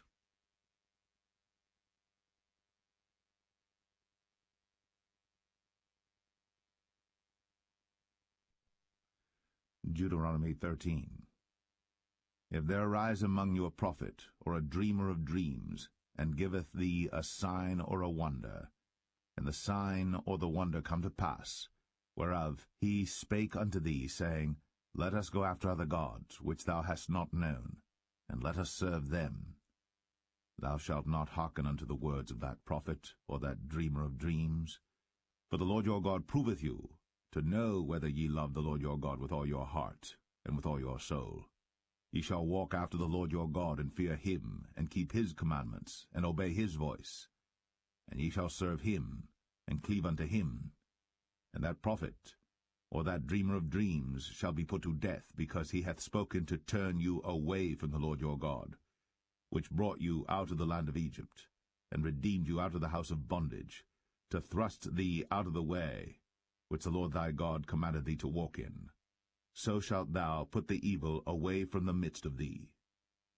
If thy brother, the son of thy mother, or thy son, or thy daughter, or the wife of thy bosom, or thy friend, which is as thine own soul, entice thee secretly, saying, Let us go and serve other gods, which thou hast not known, thou nor thy fathers, namely of the gods of the people which are round about you, nigh unto thee, or far off from thee, from the one end of the earth even unto the other end of the earth. Thou shalt not consent unto him, nor hearken unto him, neither shall thine eye pity him, neither shalt thou spare, neither shalt thou conceal him. But thou shalt surely kill him. Thine hand shall be first upon him to put him to death, and afterwards the hand of all the people. And thou shalt stone him with stones, that he die, because he hath sought to thrust thee away from the Lord thy God, which brought thee out of the land of Egypt, from the house of bondage. And all Israel shall hear and fear, and shall do no more any such wickedness as this is among you. If thou shalt hear say, in one of thy cities, which the Lord thy God hath given thee to dwell there, saying, Certain men, the children of Belial, are gone out from among you, and have withdrawn the inhabitants of their city, saying, Let us go and serve other gods, which ye have not known. Then shalt thou inquire and make search, and ask diligently, and behold, if it be truth, and the thing certain, that such abomination is wrought among you, thou shalt surely smite the inhabitants of that city with the edge of the sword, destroying it utterly, and all that is therein, and the cattle thereof, with the edge of the sword. And thou shalt gather all the spoil of it into the midst of the street thereof, and shalt burn with fire the city, and all the spoil thereof every whit, for the Lord thy God, and it shall be an heap for ever. It shall not be built again. And there shall cleave naught of the cursed thing to thine hand, that the Lord may turn from the fierceness of his anger, and show thee mercy, and have compassion upon thee, and multiply thee, as he has sworn unto thy fathers. When thou shalt hearken to the voice of the Lord thy God, to keep all his commandments which I command thee this day, to do that which is right in the eyes of the Lord thy God.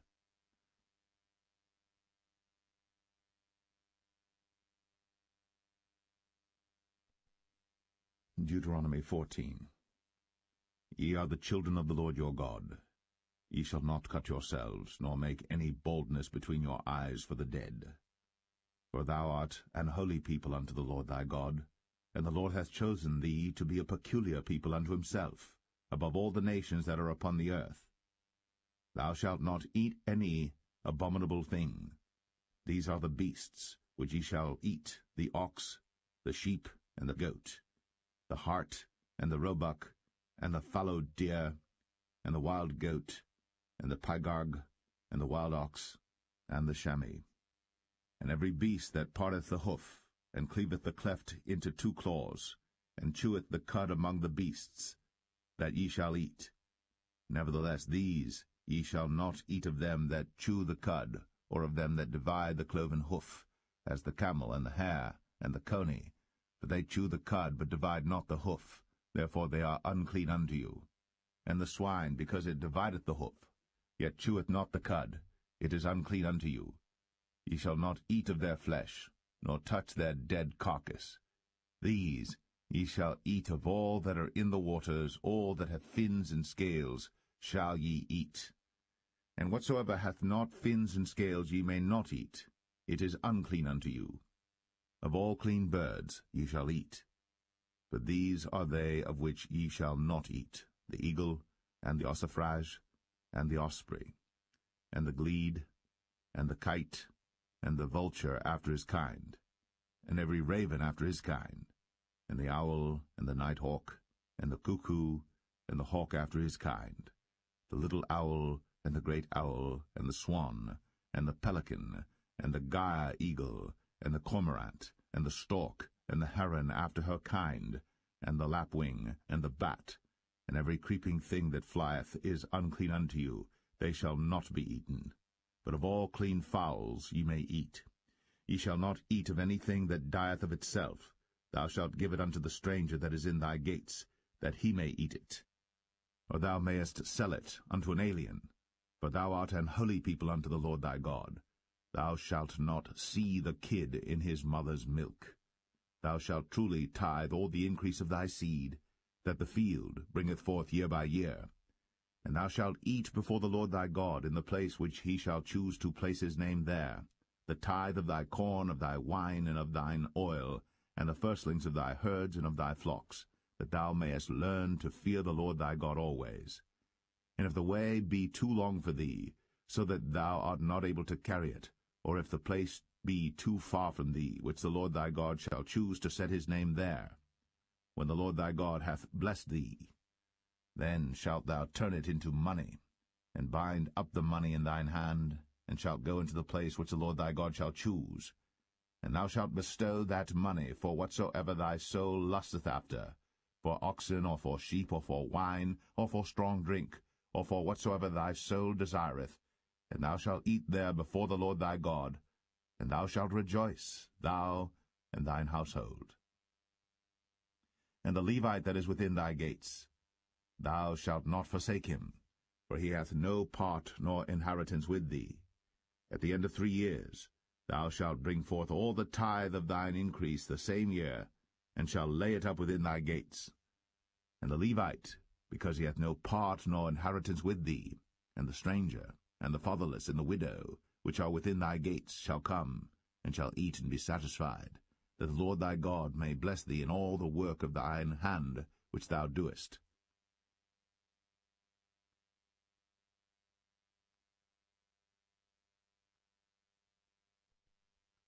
Deuteronomy 15.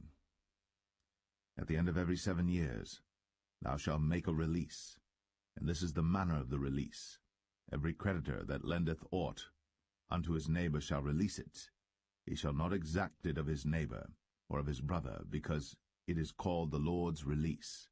Of a foreigner thou mayest exact it again, but that which is thine with thy brother thine hand shall release, save when there shall be no poor among you. For the Lord shall greatly bless thee in the land which the Lord thy God giveth thee for an inheritance to possess it. Only if thou carefully hearken unto the voice of the Lord thy God, to observe to do all these commandments which I command thee this day. For the Lord thy God blesseth thee, as he promised thee, and thou shalt lend unto many nations, but thou shalt not borrow, and thou shalt reign over many nations, but they shall not reign over thee. If there be among you a poor man, of one of thy brethren within any of thy gates in thy land which the Lord thy God giveth thee, thou shalt not harden thine heart, nor shut thine hand from thy poor brother, but thou shalt open thine hand wide unto him, and shalt surely lend him sufficient for his need in that which he wanteth. Beware, that there be not a thought in thy wicked heart, saying, The 7th year, the year of release, is at hand, and thine eye be evil against thy poor brother, and thou givest him naught, and he cry unto the Lord against thee, and it be sin unto thee. Thou shalt surely give him, and thine heart shall not be grieved when thou givest unto him, because that for this thing the Lord thy God shall bless thee in all thy works, and all that thou puttest thine hand unto. For the poor shall never cease out of the land. Therefore I command thee, saying, Thou shalt open thine hand wide unto thy brother, to thy poor and to thy needy in thy land. And if thy brother, an Hebrew man or an Hebrew woman, be sold unto thee, and serve thee 6 years, then in the 7th year thou shalt let him go free from thee. And when thou sendest him out free from thee, thou shalt not let him go away empty. Thou shalt furnish him liberally out of thy flock, and out of thy floor, and out of thy winepress. Of that wherewith the Lord thy God hath blessed thee thou shalt give unto him. And thou shalt remember that thou wast a bondman in the land of Egypt, and the Lord thy God redeemed thee. Therefore I command thee this thing today. And it shall be, if he say unto thee, I will not go away from thee, because he loveth thee and thine house, because he is well with thee, then thou shalt take an awl, and thrust it through his ear unto the door, and he shall be thy servant for ever. And also unto thy maidservant thou shalt do likewise. It shall not seem hard unto thee when thou sendest him away free from thee, for he hath been worth a double hired servant to thee, in serving thee 6 years. And the Lord thy God shall bless thee in all that thou doest. All the firstling males that come of thy herd, and of thy flock, thou shalt sanctify unto the Lord thy God. Thou shalt do no work with the firstling of thy bullock, nor shear the firstling of thy sheep. Thou shalt eat it before the Lord thy God year by year in the place which the Lord shall choose, thou and thy household. And if there be any blemish therein, as if it be lame, or blind, or have any ill blemish, thou shalt not sacrifice it unto the Lord thy God. Thou shalt eat it within thy gates. The unclean and the clean person shall eat it alike, as the roebuck and as the hart. Only thou shalt not eat the blood thereof. Thou shalt pour it upon the ground as water.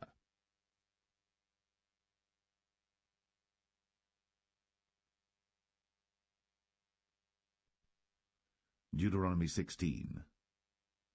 Observe the month of Abib, and keep the Passover unto the Lord thy God. For in the month of Abib the Lord thy God brought thee forth out of Egypt by night.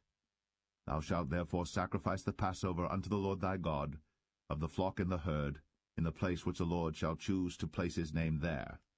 Thou shalt eat no leavened bread with it. 7 days shalt thou eat unleavened bread therewith, even the bread of affliction. For thou camest forth out of the land of Egypt in haste, that thou mayest remember the day when thou camest forth out of the land of Egypt all the days of thy life. And there shall be no leavened bread seen with thee in all thy coast 7 days, neither shall there any thing of the flesh, which thou sacrificedst the first day at even, remain all night until the morning. Thou mayest not sacrifice the Passover within any of thy gates, which the Lord thy God giveth thee. But at the place which the Lord thy God shall choose to place his name in, there thou shalt sacrifice the Passover at even, at the going down of the sun, at the season that thou camest forth out of Egypt. And thou shalt roast and eat it in the place which the Lord thy God shall choose, and thou shalt turn in the morning, and go unto thy tents. 6 days thou shalt eat unleavened bread, and on the 7th day shall be a solemn assembly to the Lord thy God. Thou shalt do no work therein. 7 weeks shalt thou number unto thee. Begin to number the 7 weeks from such time as thou beginnest to put the sickle to the corn. And thou shalt keep the feast of weeks unto the Lord thy God with a tribute of a freewill offering of thine hand, which thou shalt give unto the Lord thy God, according as the Lord thy God hath blessed thee. And thou shalt rejoice before the Lord thy God, thou, and thy son, and thy daughter, and thy manservant, and thy maidservant, and the Levite that is within thy gates, and the stranger, and the fatherless, and the widow that are among you, in the place which the Lord thy God hath chosen to place his name there. And thou shalt remember that thou wast a bondman in Egypt, and thou shalt observe and do these statutes. Thou shalt observe the Feast of Tabernacles 7 days, after that thou hast gathered in thy corn and thy wine. And thou shalt rejoice in thy feast, thou and thy son, and thy daughter, and thy manservant, and thy maidservant, and the Levite, the stranger, and the fatherless, and the widow, that are within thy gates. 7 days shalt thou keep a solemn feast unto the Lord thy God in the place which the Lord shall choose, because the Lord thy God shall bless thee in all thine increase, in all the works of thine hands. Therefore thou shalt surely rejoice. 3 times in a year shall all thy males appear before the Lord thy God in the place which he shall choose, in the feast of unleavened bread, in the feast of weeks, in the feast of tabernacles, and they shall not appear before the Lord empty. Every man shall give as he is able, according to the blessing of the Lord thy God which he hath given thee. Judges and officers shalt thou make thee in all thy gates, which the Lord thy God giveth thee throughout thy tribes, and they shall judge the people with just judgment. Thou shalt not wrest judgment. Thou shalt not respect persons, neither take a gift, for a gift doth blind the eyes of the wise, and pervert the words of the righteous. That which is altogether just shalt thou follow, that thou mayest live, and inherit the land which the Lord thy God giveth thee. Thou shalt not plant thee a grove of any trees near unto the altar of the Lord thy God, which thou shalt make thee. Neither shalt thou set thee up any image which the Lord thy God hateth.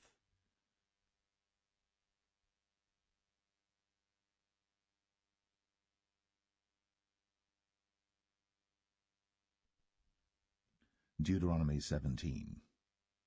Thou shalt not sacrifice unto the Lord thy God any bullock or sheep wherein is blemish, or any evil favouredness, for that is an abomination unto the Lord thy God.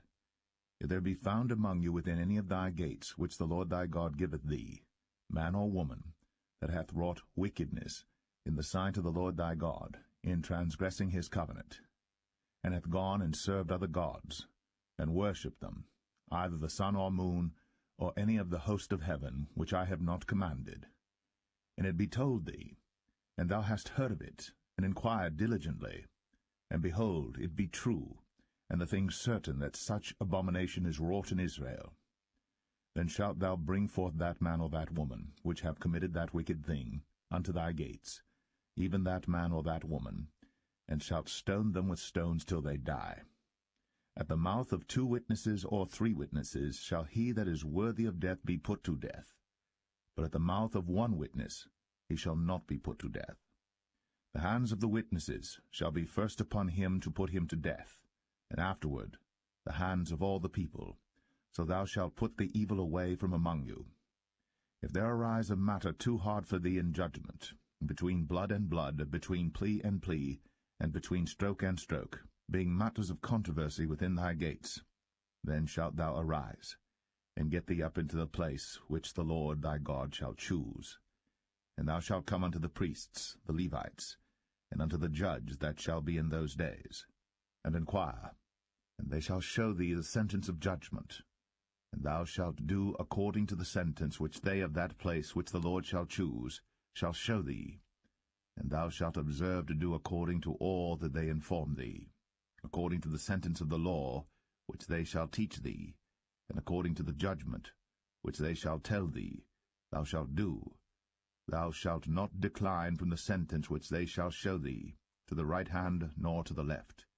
And the man that will do presumptuously, and will not hearken unto the priest that standeth to minister there before the Lord thy God, or unto the judge, even that man shall die.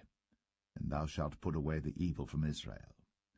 And all the people shall hear and fear, and do no more presumptuously. When thou art come unto the land which the Lord thy God giveth thee, and shalt possess it, and shalt dwell therein, and shalt say, I will set a king over me, like as all the nations that are about me. Thou shalt in any wise set him king over thee. Whom the Lord thy God shall choose, one from among thy brethren shalt thou set king over thee. Thou mayest not set a stranger over thee, which is not thy brother. But he shall not multiply horses to himself, nor cause the people to return to Egypt, to the end that he should multiply horses. For as much as the Lord hath said unto you, Ye shall henceforth return no more that way. Neither shall he multiply wives to himself, that his heart turn not away. Neither shall he greatly multiply to himself silver and gold. And it shall be, when he sitteth upon the throne of his kingdom, that he shall write him a copy of this law in a book out of that which is before the priests the Levites. And it shall be with him, and he shall read therein all the days of his life, that he may learn to fear the Lord his God, to keep all the words of this law and these statutes to do them, that his heart be not lifted up above his brethren, and that he turn not aside from the commandment to the right hand or to the left, to the end that he may prolong his days in his kingdom, he and his children, in the midst of Israel.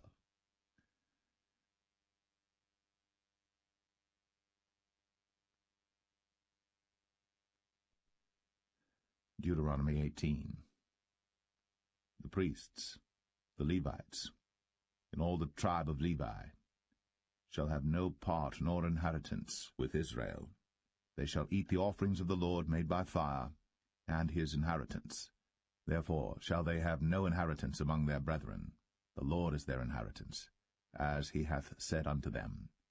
And this shall be the priest's due from the people from them that offer a sacrifice, whether it be ox or sheep, and they shall give unto the priest the shoulder, and the 2 cheeks, and the maw. The firstfruit also of thy corn, of thy wine, and of thine oil, and the first of the fleece of thy sheep shalt thou give him. For the Lord thy God hath chosen him out of all thy tribes, to stand to minister in the name of the Lord, him and his sons for ever. And if a Levite come from any of thy gates out of all Israel, where he sojourned, and come with all the desire of his mind unto the place which the Lord shall choose, then he shall minister in the name of the Lord his God, as all his brethren the Levites do, which stand there before the Lord. They shall have like portions to eat, beside that which cometh of the sale of his patrimony. When thou art come into the land which the Lord thy God giveth thee, thou shalt not learn to do after the abominations of those nations. There shall not be found among you any one that maketh his son or his daughter to pass through the fire, or that useth divination, or an observer of times, or an enchanter, or a witch, or a charmer, or a consulter with familiar spirits, or a wizard, or a necromancer. For all that do these things are an abomination unto the Lord. And because of these abominations the Lord thy God doth drive them out from before thee. Thou shalt be perfect with the Lord thy God. For these nations which thou shalt possess hearkened unto observers of times, and unto diviners. But as for thee, the Lord thy God hath not suffered thee so to do. The Lord thy God will raise up unto thee a prophet from the midst of thee, of thy brethren, like unto me. Unto him ye shall hearken, according to all that thou desirest of the Lord thy God in Horeb, in the day of the assembly, saying, Let me not hear again the voice of the Lord my God, neither let me see this great fire any more, that I die not. And the Lord said unto me, They have well spoken that which they have spoken. I will raise them up a prophet from among their brethren, like unto thee, and will put my words in his mouth, and he shall speak unto them all that I shall command him. And it shall come to pass, that whosoever will not hearken unto my words which he shall speak in my name, I will require it of him.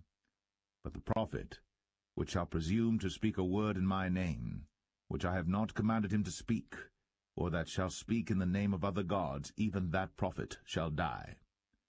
And if thou say in thine heart, How shall we know the word which the Lord hath not spoken? When a prophet speaketh in the name of the Lord, if the thing follow not, nor come to pass, that is the thing which the Lord hath not spoken, but the prophet hath spoken it presumptuously, thou shalt not be afraid of him.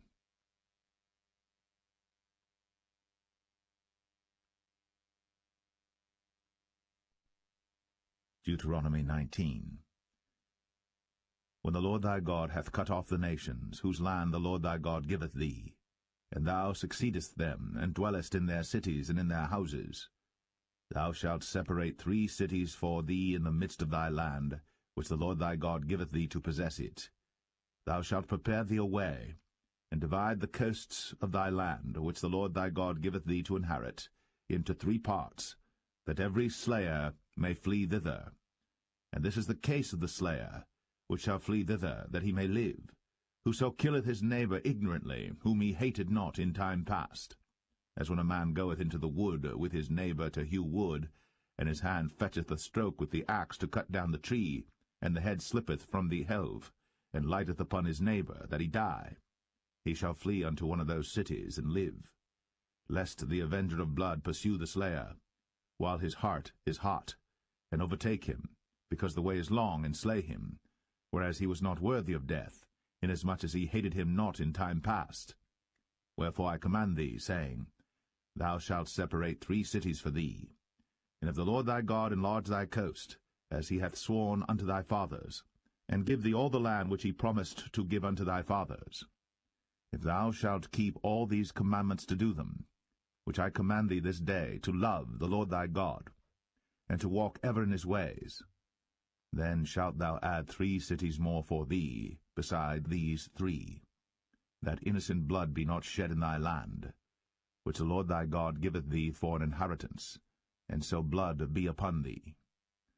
But if any man hate his neighbour, and lie in wait for him, and rise up against him, and smite him mortally, that he die, and fleeth into one of these cities, then the elders of his city shall send and fetch him thence, and deliver him into the hand of the avenger of blood, that he may die. Thine eye shall not pity him, but thou shalt put away the guilt of innocent blood from Israel, that it may go well with thee. Thou shalt not remove thy neighbour's landmark, which they of old time have set in thine inheritance, which thou shalt inherit in the land that the Lord thy God giveth thee to possess it. 1 witness shall not rise up against a man for any iniquity, or for any sin, in any sin that he sinneth. At the mouth of 2 witnesses, or at the mouth of 3 witnesses shall the matter be established. If a false witness rise up against any man to testify against him that which is wrong, then both the men between whom the controversy is shall stand before the Lord, before the priests and the judges, which shall be in those days. And the judges shall make diligent inquisition, and behold, if the witness be a false witness, and hath testified falsely against his brother, then shall ye do unto him as he had thought to have done unto his brother. So shalt thou put the evil away from among you. And those which remain shall hear and fear, and shall henceforth commit no more any such evil among you. And thine eye shall not pity, but life shall go for life, eye for eye, tooth for tooth, hand for hand, foot for foot.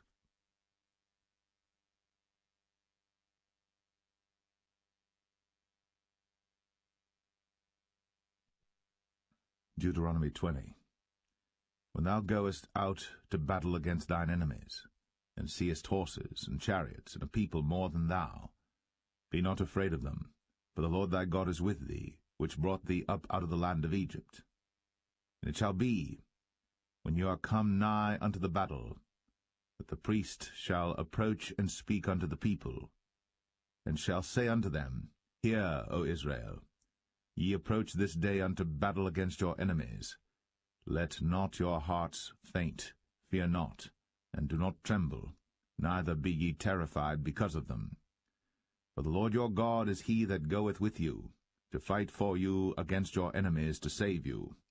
And the officers shall speak unto the people, saying, What man is there that hath built a new house, and hath not dedicated it? Let him go and return to his house, lest he die in the battle, and another man dedicate it.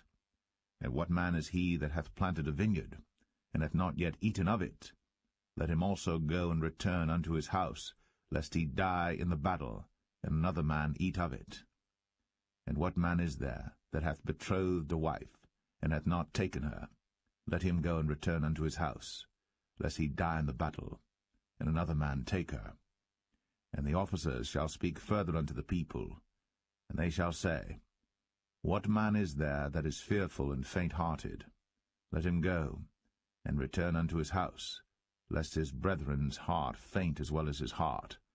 And it shall be, when the officers have made an end of speaking unto the people, that they shall make captains of the armies to lead the people.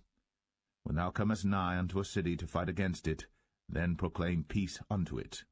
And it shall be, if it make thee answer of peace, and open unto thee, then it shall be that all the people that is found therein shall be tributaries unto thee, and they shall serve thee. And if it will make no peace with thee, but will make war against thee, then thou shalt besiege it.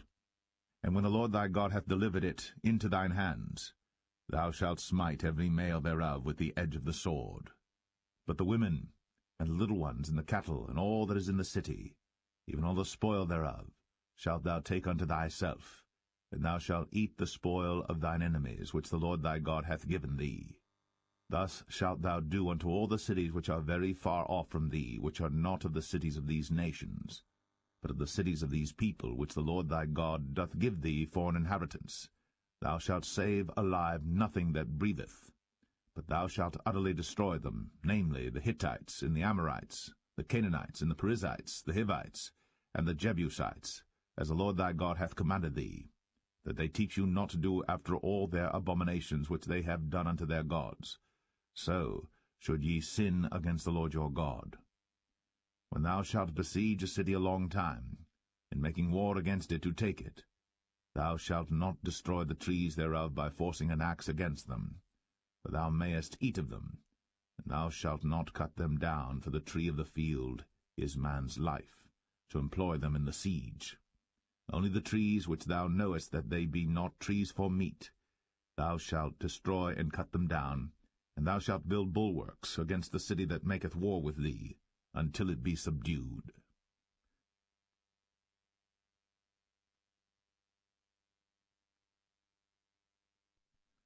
Deuteronomy 21. If one be found slain in the land which the Lord thy God giveth thee to possess it, lying in the field, and it be not known who hath slain him, then thy elders and thy judges shall come forth, and they shall measure unto the cities which are round about him that is slain. And it shall be that the city which is next unto the slain man, even the elders of that city shall take an heifer, which hath not been wrought with, and which hath not drawn in the yoke. And the elders of that city shall bring down the heifer unto a rough valley, which is neither eared nor sown, and shall strike off the heifer's neck there in the valley. And the priests, the sons of Levi, shall come near, for them the Lord thy God hath chosen to minister unto him, and to bless in the name of the Lord, and by their word shall every controversy and every stroke be tried. And all the elders of that city that are next unto the slain man shall wash their hands over the heifer that is beheaded in the valley. And they shall answer and say, Our hands have not shed this blood, neither have our eyes seen it. Be merciful, O Lord, unto thy people Israel, whom thou hast redeemed, and lay not innocent blood unto thy people of Israel's charge, and the blood shall be forgiven them. So shalt thou put away the guilt of innocent blood from among you, when thou shalt do that which is right in the sight of the Lord. When thou goest forth to war against thine enemies, and the Lord thy God hath delivered them into thine hands, and thou hast taken them captive, and seest among the captives a beautiful woman, and hast a desire unto her, that thou wouldest have her to thy wife, then thou shalt bring her home to thine house, and she shall shave her head, and pare her nails. And she shall put the raiment of her captivity from off her, and shall remain in thine house, and bewail her father and her mother a full month. And after that thou shalt go in unto her, and be her husband, and she shall be thy wife. And it shall be, if thou have no delight in her, then thou shalt let her go whither she will, but thou shalt not sell her at all for money. Thou shalt not make merchandise of her, because thou hast humbled her. If a man have 2 wives, one beloved, and another hated, and they have borne him children, both the beloved and the hated, and if the firstborn son be hers that was hated, then it shall be, when he maketh his sons to inherit that which he hath, that he may not make the son of the beloved firstborn before the son of the hated, which is indeed the firstborn. But he shall acknowledge the son of the hated for the firstborn, by giving him a double portion of all that he hath, for he is the beginning of his strength. The right of the firstborn is his.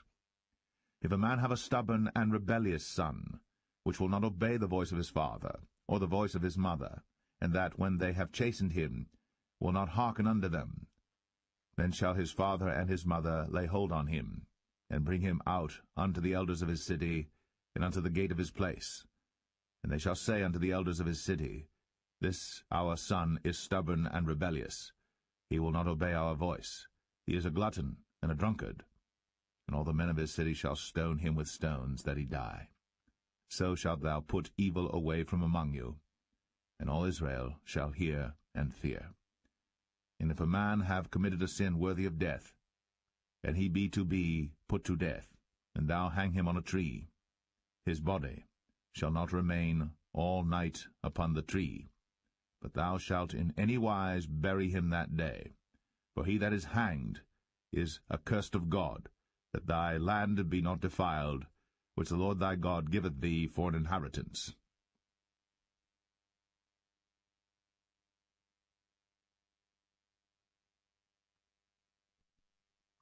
Deuteronomy 22. Thou shalt not see thy brother's ox or his sheep go astray, and hide thyself from them. Thou shalt in any case bring them again unto thy brother. And if thy brother be not nigh unto thee, or if thou know him not, then thou shalt bring it unto thine own house, and it shall be with thee until thy brother seek after it, and thou shalt restore it to him again. In like manner shalt thou do with his ass, and so shalt thou do with his raiment, and with all lost thing of thy brother's, which he hath lost, and thou hast found, shalt thou do likewise. Thou mayest not hide thyself. Thou shalt not see thy brother's ass or his ox fall down by the way, and hide thyself from them. Thou shalt surely help him to lift them up again. The woman shall not wear that which pertaineth unto a man, neither shall a man put on a woman's garment, for all that do so are abomination unto the Lord thy God. If a bird's nest chance to be before thee in the way in any tree or on the ground, whether they be young ones or eggs, and the dam sitting upon the young, or upon the eggs, thou shalt not take the dam with the young. But thou shalt in any wise let the dam go, and take the young to thee, that it may be well with thee, and that thou mayest prolong thy days. When thou buildest a new house, and thou shalt make a battlement for thy roof, that thou bring not blood upon thine house, if any man fall from thence. Thou shalt not sow thy vineyard with divers seeds, lest the fruit of thy seed, which thou hast sown, and the fruit of thy vineyard be defiled. Thou shalt not plow with an ox and an ass together. Thou shalt not wear a garment of divers sorts, as of woolen and linen together. Thou shalt make thee fringes upon the four quarters of thy vesture, wherewith thou coverest thyself.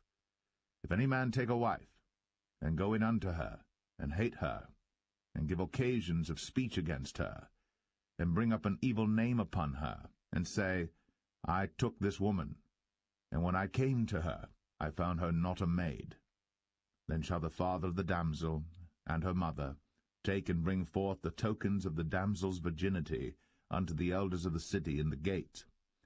And the damsel's father shall say unto the elders, I gave my daughter unto this man to wife, and he hateth her. And lo, he hath given occasions of speech against her, saying, I found not thy daughter a maid, and yet these are the tokens of my daughter's virginity. And they shall spread the cloth before the elders of the city. And the elders of that city shall take that man, and chastise him. And they shall amerce him in 100 shekels of silver, and give them unto the father of the damsel, because he hath brought up an evil name upon a virgin of Israel. And she shall be his wife. He may not put her away all his days. But if this thing be true, and the tokens of virginity be not found for the damsel, then they shall bring out the damsel to the door of her father's house, and the men of her city shall stone her with stones that she die, because she hath wrought folly in Israel, to play the whore in her father's house. So shalt thou put evil away from among you.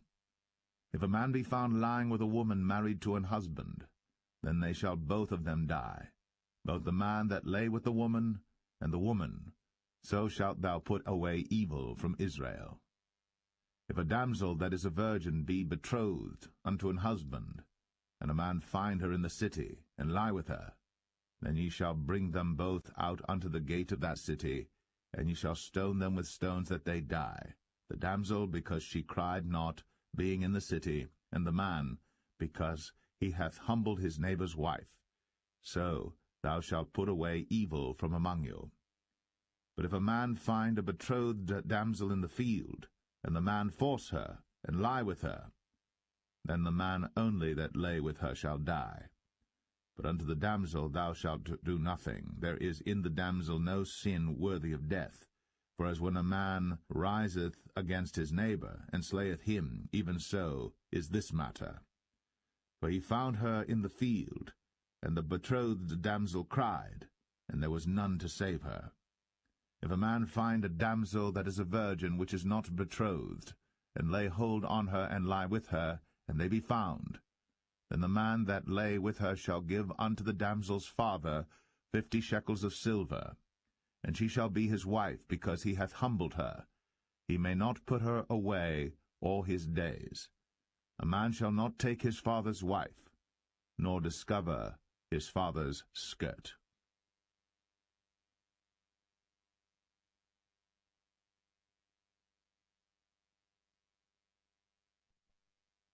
Deuteronomy 23. He that is wounded in the stones, or hath his privy member cut off, shall not enter into the congregation of the Lord. A bastard shall not enter into the congregation of the Lord. Even to his 10th generation shall he not enter into the congregation of the Lord. An Ammonite or Moabite shall not enter into the congregation of the Lord. Even to their 10th generation shall they not enter into the congregation of the Lord forever. Because they met you not with bread and with water in the way when ye came forth out of Egypt, and because they hired against thee Balaam the son of Beor of Pethor of Mesopotamia to curse thee. Nevertheless the Lord thy God would not hearken unto Balaam, but the Lord thy God turned the curse into a blessing unto thee, because the Lord thy God loved thee. Thou shalt not seek their peace nor their prosperity all thy days forever. Thou shalt not abhor an Edomite, for he is thy brother. Thou shalt not abhor an Egyptian, because thou wast a stranger in his land. The children that are begotten of them shall enter into the congregation of the Lord in their 3rd generation. When the host goeth forth against thine enemies, then keep thee from every wicked thing. If there be among you any man that is not clean by reason of uncleanness, that chanceth him by night, then shall he go abroad out of the camp. He shall not come within the camp. But it shall be, when evening cometh on, he shall wash himself with water, and when the sun is down, he shall come into the camp again. Thou shalt have a place also without the camp, whither thou shalt go forth abroad. Thou shalt have a paddle upon thy weapon. It shall be, when thou wilt ease thyself abroad, thou shalt dig therewith, and shalt turn back and cover that which cometh from thee. For the Lord thy God walketh in the midst of thy camp, to deliver thee, and to give up thine enemies before thee. Therefore shall thy camp be holy, that he see no unclean thing in thee, and turn away from thee. Thou shalt not deliver unto his master the servant which is escaped from his master unto thee. He shall dwell with thee, even among you, in that place which he shall choose in one of thy gates, where it liketh him best. Thou shalt not oppress him. There shall be no whore of the daughters of Israel, nor a sodomite of the sons of Israel. Thou shalt not bring the hire of a whore, or the price of a dog, into the house of the Lord thy God for any vow, for even both these are abomination unto the Lord thy God. Thou shalt not lend upon usury to thy brother, usury of money, usury of victuals, usury of anything that is lent upon usury. Unto a stranger thou mayest lend upon usury, but unto thy brother thou shalt not lend upon usury, that the Lord thy God may bless thee in all that thou settest thine hand to in the land whither thou goest to possess it. When thou shalt vow a vow unto the Lord thy God, thou shalt not slack to pay it, for the Lord thy God will surely require it of thee, and it would be sin in thee. But if thou shalt forbear to vow, it shall be no sin in thee.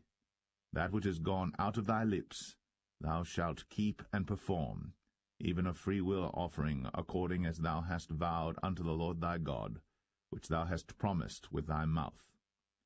When thou comest into thy neighbour's vineyard, then thou mayest eat grapes thy fill at thine own pleasure, but thou shalt not put any in thy vessel. When thou comest into the standing corn of thy neighbour, then thou mayest pluck the ears with thine hand, but thou shalt not move a sickle unto thy neighbour's standing corn.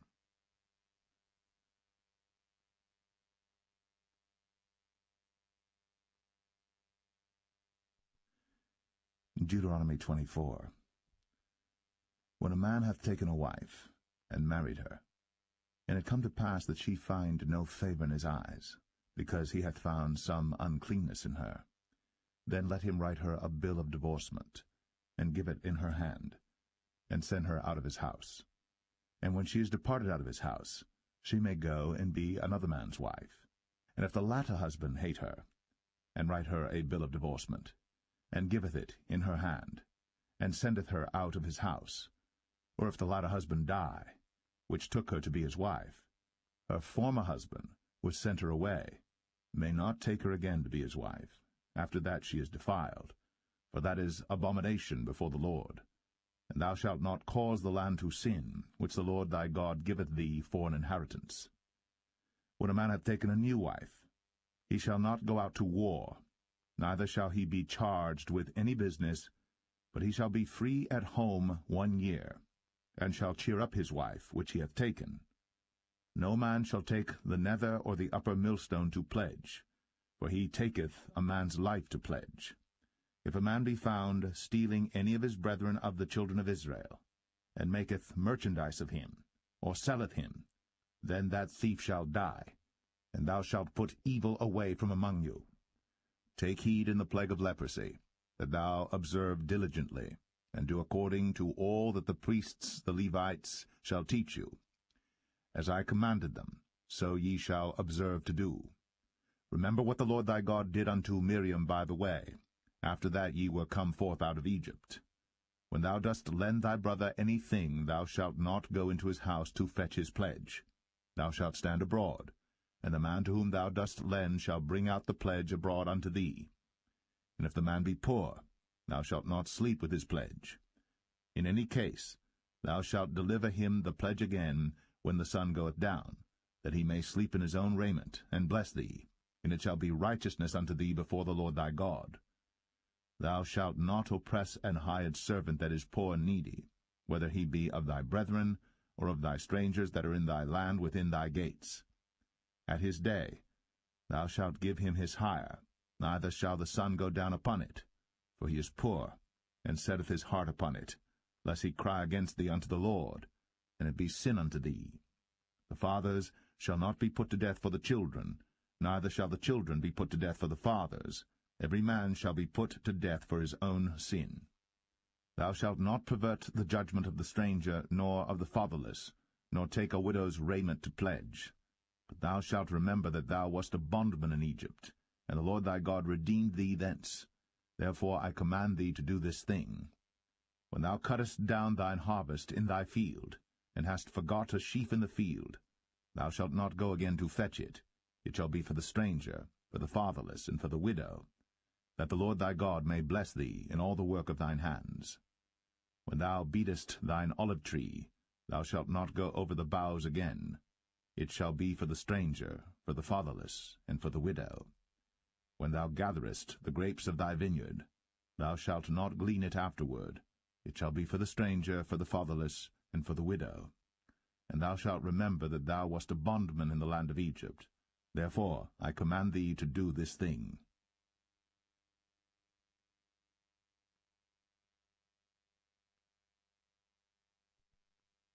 Deuteronomy 25. If there be controversy between men, and they come unto judgment, that the judges may judge them, then they shall justify the righteous, and condemn the wicked. And it shall be, if the wicked man be worthy to be beaten, that the judge shall cause him to lie down, and to be beaten before his face, according to his fault, by a certain number. 40 stripes he may give him, and not exceed, lest if he should exceed, and beat him above these with many stripes, then thy brother should seem vile unto thee. Thou shalt not muzzle the ox when he treadeth out the corn. If brethren dwell together, and one of them die, and have no child, the wife of the dead shall not marry without unto a stranger. Her husband's brother shall go in unto her, and take her to him to wife, and perform the duty of an husband's brother unto her. And it shall be, that the firstborn which she beareth shall succeed in the name of his brother which is dead, that his name be not put out of Israel. And if the man like not to take his brother's wife, then let his brother's wife go up to the gate unto the elders, and say, My husband's brother refuseth to raise up unto his brother a name in Israel. He will not perform the duty of my husband's brother. Then the elders of his city shall call him, and speak unto him. And if he stand to it, and say, I like not to take her, then shall his brother's wife come unto him in the presence of the elders, and loose his shoe from off his foot, and spit in his face, and shall answer and say, So shall it be done unto that man that will not build up his brother's house. And his name shall be called in Israel, the house of him that hath his shoe loosed. When men strive together one with another, and the wife of the one draweth near for to deliver her husband out of the hand of him that smiteth him, and putteth forth her hand, and taketh him by the secrets, then thou shalt cut off her hand, thine eye shall not pity her. Thou shalt not have in thy bag divers weights, a great and a small. Thou shalt not have in thine house divers measures, a great and a small. But thou shalt have a perfect and just weight, a perfect and just measure shalt thou have, that thy days may be lengthened in the land which the Lord thy God giveth thee. For all that do such things, and all that do unrighteously, are an abomination unto the Lord thy God. Remember what Amalek did unto thee by the way when ye were come forth out of Egypt, how he met thee by the way, and smote the hindmost of thee, even all that were feeble behind thee, when thou wast faint and weary, and he feared not God. Therefore it shall be, when the Lord thy God hath given thee rest from all thine enemies round about, in the land which the Lord thy God giveth thee for an inheritance to possess it, that thou shalt blot out the remembrance of Amalek from under heaven, thou shalt not forget it.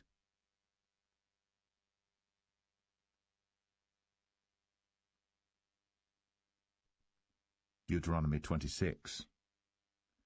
And it shall be, when thou art come in unto the land which the Lord thy God giveth thee for an inheritance, and possessest it, and dwellest therein, that thou shalt take of the first of all the fruit of the earth, which thou shalt bring of thy land, that the Lord thy God giveth thee, and shalt put it in a basket, and shalt go unto the place which the Lord thy God shall choose to place his name there. And thou shalt go unto the priest that shall be in those days, and say unto him, I profess this day unto the Lord thy God, that I am come unto the country which the Lord sware unto our fathers for to give us.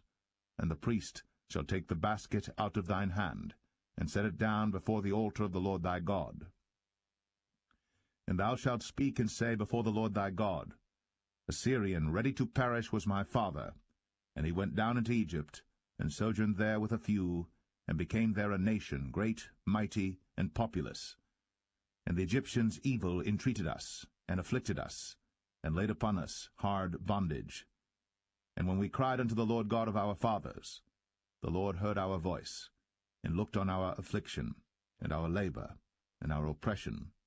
And the Lord brought us forth out of Egypt with a mighty hand, and with an outstretched arm, and with great terribleness, and with signs, and with wonders. And he hath brought us into this place, and hath given us this land, even a land that floweth with milk and honey. And now behold, I have brought the firstfruits of the land which thou, O Lord, hast given me. And thou shalt set it before the Lord thy God, and worship before the Lord thy God. And thou shalt rejoice in every good thing which the Lord thy God hath given unto thee, and unto thine house, thou, and the Levite, and the stranger that is among you.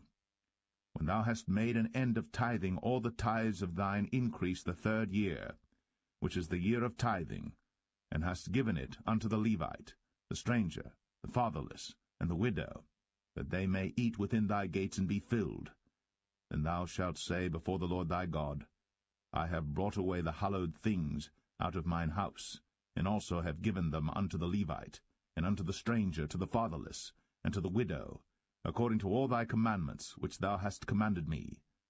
I have not transgressed thy commandments, neither have I forgotten them.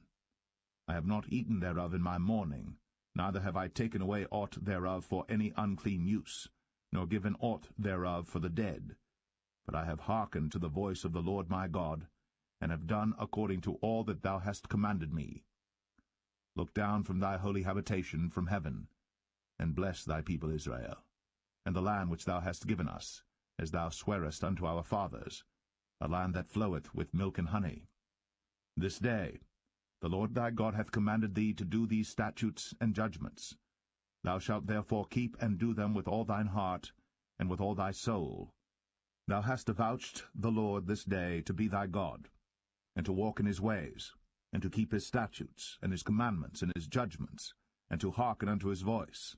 And the Lord hath avouched thee this day to be his peculiar people, as he hath promised thee, and that thou shouldest keep all his commandments, and to make thee high above all nations which he hath made, in praise, and in name, and in honor, and that thou mayest be an holy people unto the Lord thy God, as he hath spoken.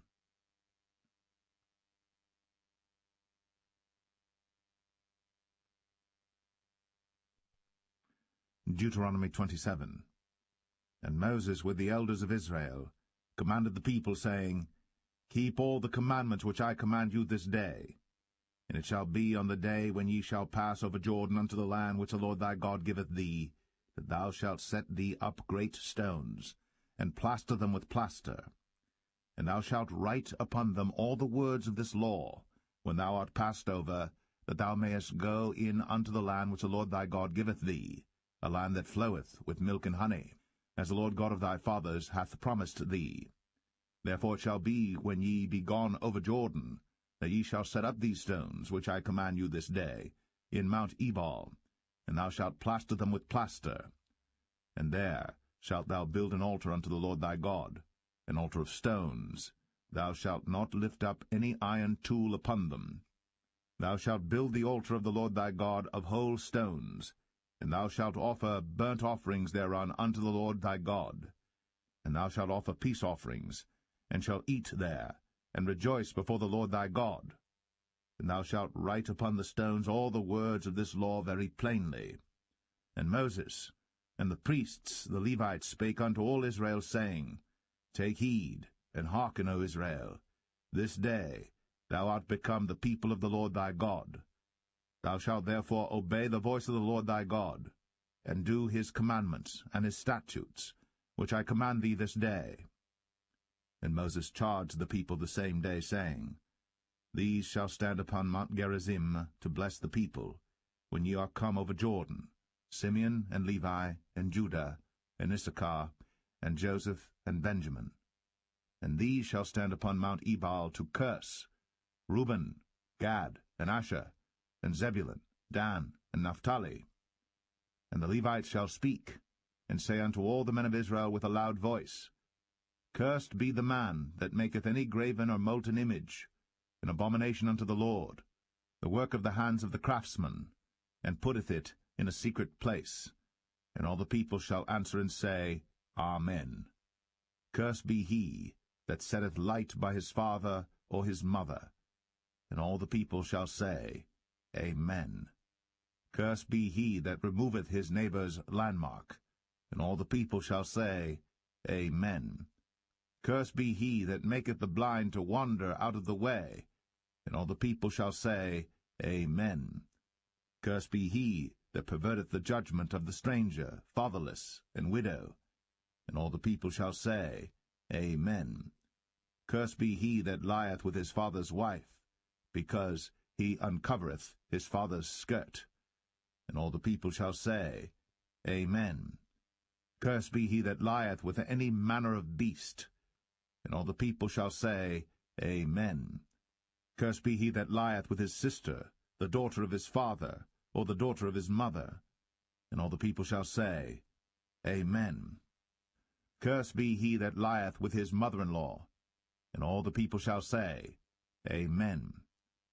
Cursed be he that smiteth his neighbor secretly. And all the people shall say, Amen. Cursed be he that taketh reward to slay an innocent person. And all the people shall say, Amen. Cursed be he that confirmeth not all the words of this law to do them. And all the people shall say, Amen.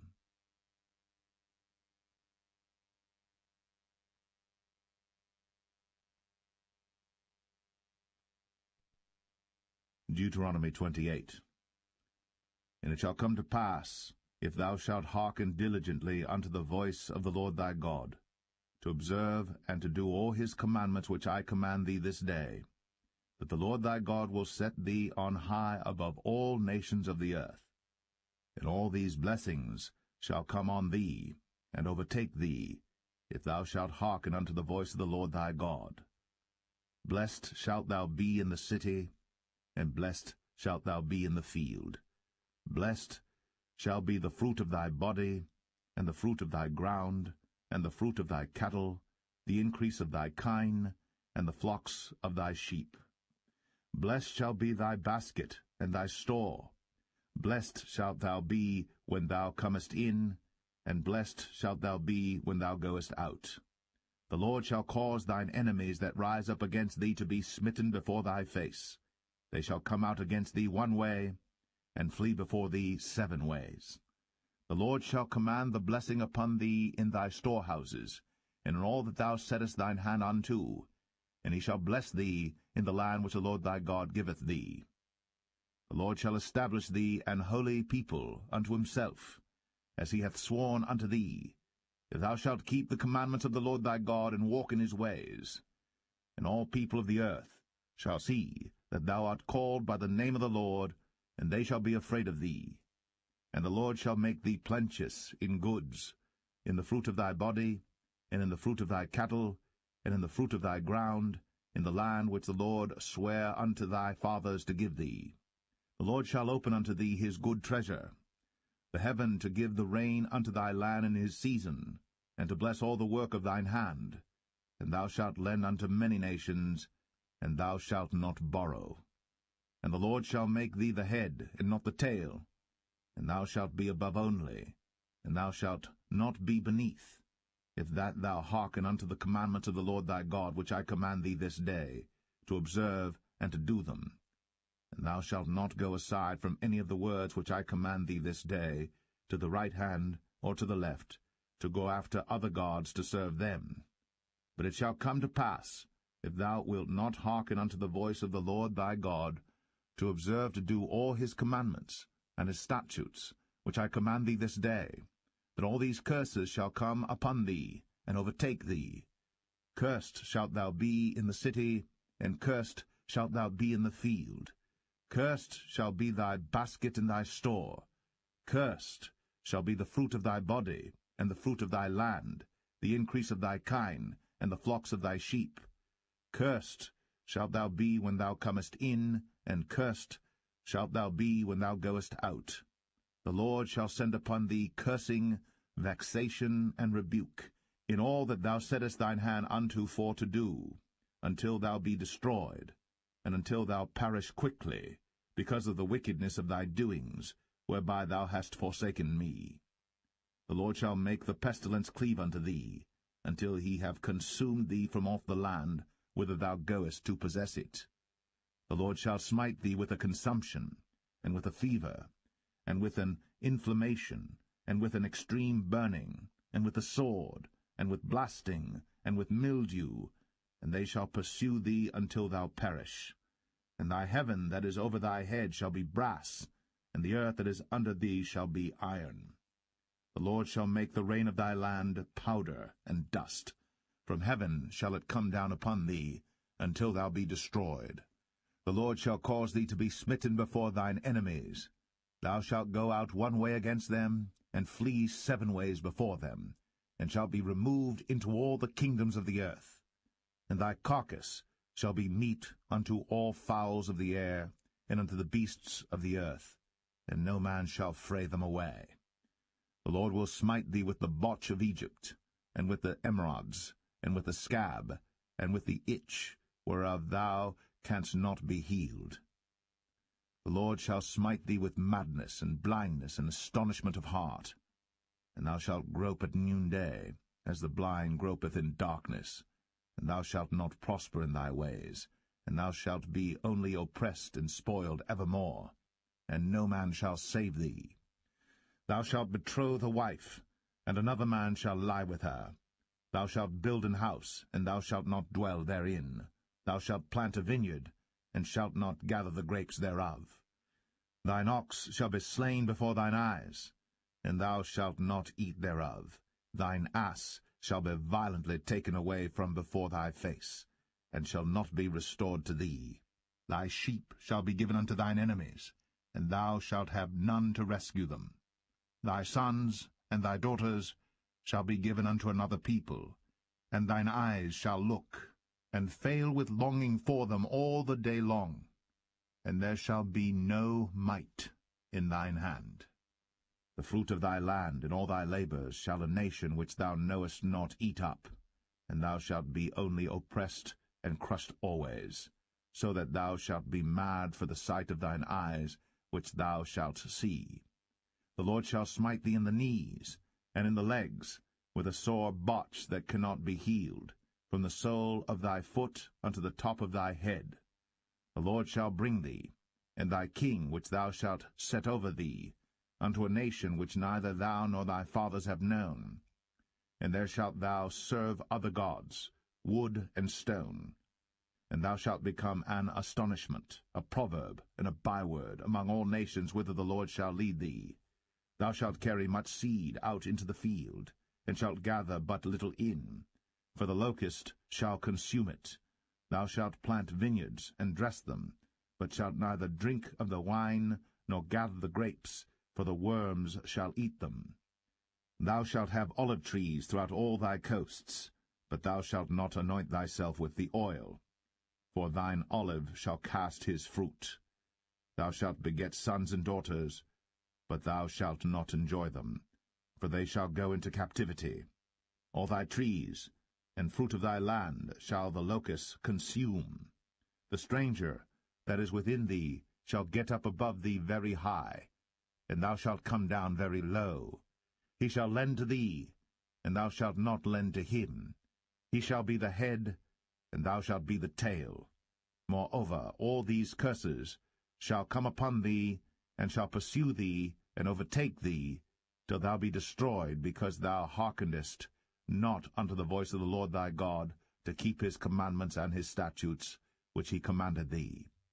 And they shall be upon thee for a sign, and for a wonder, and upon thy seed for ever, because thou servest not the Lord thy God with joyfulness, and with gladness of heart, for the abundance of all things. Therefore shalt thou serve thine enemies which the Lord shall send against thee, in hunger, and in thirst, and in nakedness, and in want of all things. And he shall put a yoke of iron upon thy neck, until he have destroyed thee. The Lord shall bring a nation against thee from far, from the end of the earth, as swift as the eagle flieth, a nation whose tongue thou shalt not understand, a nation of fierce countenance, which shall not regard the person of the old, nor show favour to the young.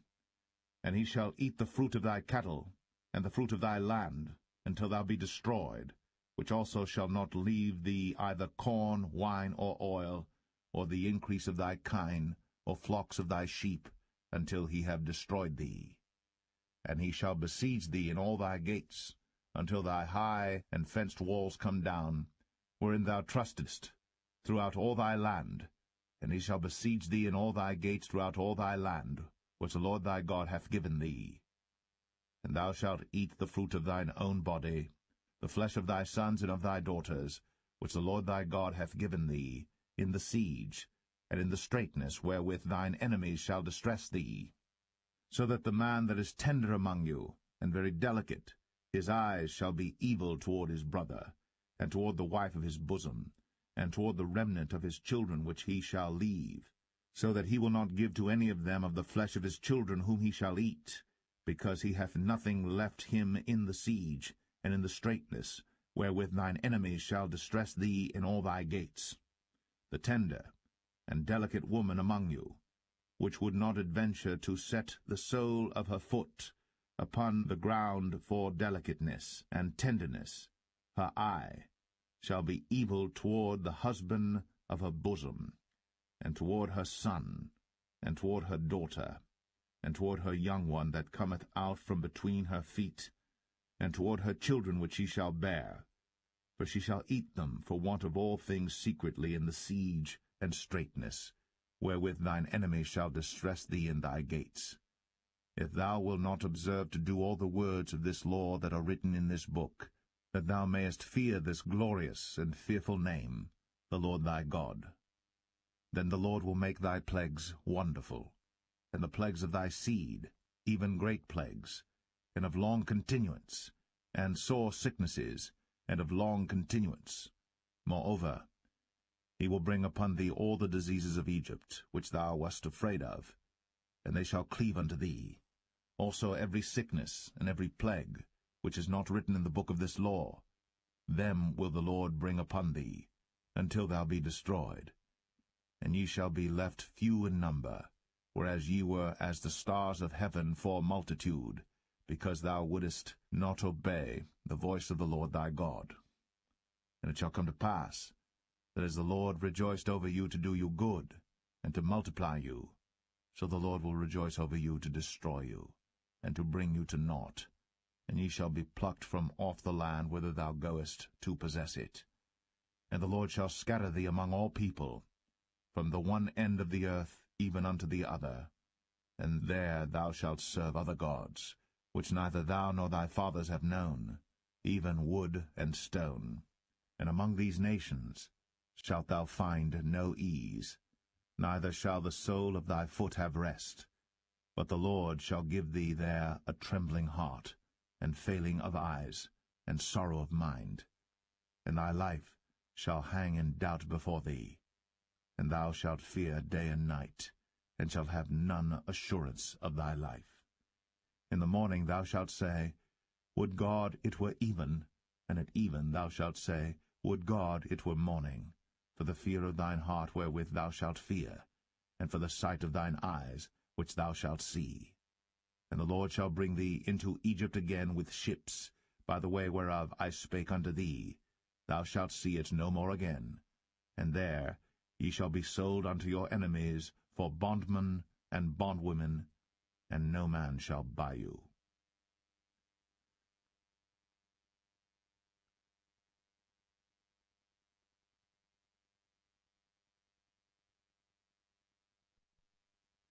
Deuteronomy 29. These are the words of the covenant, which the Lord commanded Moses to make with the children of Israel, in the land of Moab, beside the covenant which he made with them in Horeb. And Moses called unto all Israel, and said unto them, Ye have seen all that the Lord did before your eyes in the land of Egypt unto Pharaoh, and unto all his servants, and unto all his land, the great temptations which thine eyes have seen, the signs, and those great miracles. Yet the Lord hath not given you an heart to perceive, and eyes to see, and ears to hear, unto this day.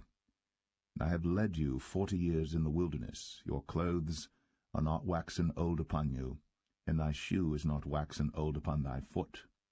Ye have not eaten bread, neither have ye drunk wine or strong drink, that ye might know that I am the Lord your God. And when ye came unto this place, Sihon the king of Heshbon, and Og the king of Bashan, came out against us unto battle, and we smote them. And we took their land, and gave it for an inheritance unto the Reubenites, and to the Gadites, and to the half-tribe of Manasseh. Keep therefore the words of this covenant, and do them, that ye may prosper in all that ye do. Ye stand this day, all of you, before the Lord your God, your captains of your tribes, your elders, and your officers, with all the men of Israel, your little ones, your wives, and thy stranger that is in thy camp, from the hewer of thy wood unto the drawer of thy water, that thou shouldest enter into covenant with the Lord thy God, and into his oath, which the Lord thy God maketh with thee this day, that he may establish thee today for a people unto himself, and that he may be unto thee a God, as he hath said unto thee, and as he hath sworn unto thy fathers, to Abraham, to Isaac, and to Jacob. Neither with you only do I make this covenant and this oath, but with him that standeth here with us this day before the Lord our God, and also with him that is not here with us this day. For ye know how we have dwelt in the land of Egypt, and how we came through the nations which ye passed by. And ye have seen their abominations, and their idols, wood and stone, silver and gold, which were among them, lest there should be among you man or woman or family or tribe, whose heart turneth away this day from the Lord our God, to go and serve the gods of these nations, lest there should be among you a root that beareth gall and wormwood. And it come to pass, when he heareth the words of this curse, that he bless himself in his heart, saying, I shall have peace, though I walk in the imagination of mine heart, to add drunkenness to thirst. The Lord will not spare him, but then the anger of the Lord in his jealousy shall smoke against that man, and all the curses that are written in this book shall lie upon him. And the Lord shall blot out his name from under heaven. And the Lord shall separate him unto evil out of all the tribes of Israel, according to all the curses of the covenant that are written in this book of the law, so that the generation to come of your children that shall rise up after you, and the stranger that shall come from a far land, shall say, when they see the plagues of that land, and the sicknesses which the Lord hath laid upon it, and that the whole land thereof is brimstone and salt and burning, that it is not sown, nor beareth, nor any grass groweth therein, like the overthrow of Sodom and Gomorrah, Admah, and Zeboim, which the Lord overthrew in his anger and in his wrath. Even all nations shall say, Wherefore hath the Lord done thus unto this land? What meaneth the heat of this great anger? Then men shall say, Because they have forsaken the covenant of the Lord God of their fathers, which he made with them when he brought them forth out of the land of Egypt. For they went and served other gods, and worshipped them, gods whom they knew not, and whom he had not given unto them. And the anger of the Lord was kindled against this land, to bring upon it all the curses that are written in this book. And the Lord rooted them out of their land in anger, and in wrath, and in great indignation, and cast them into another land, as it is this day.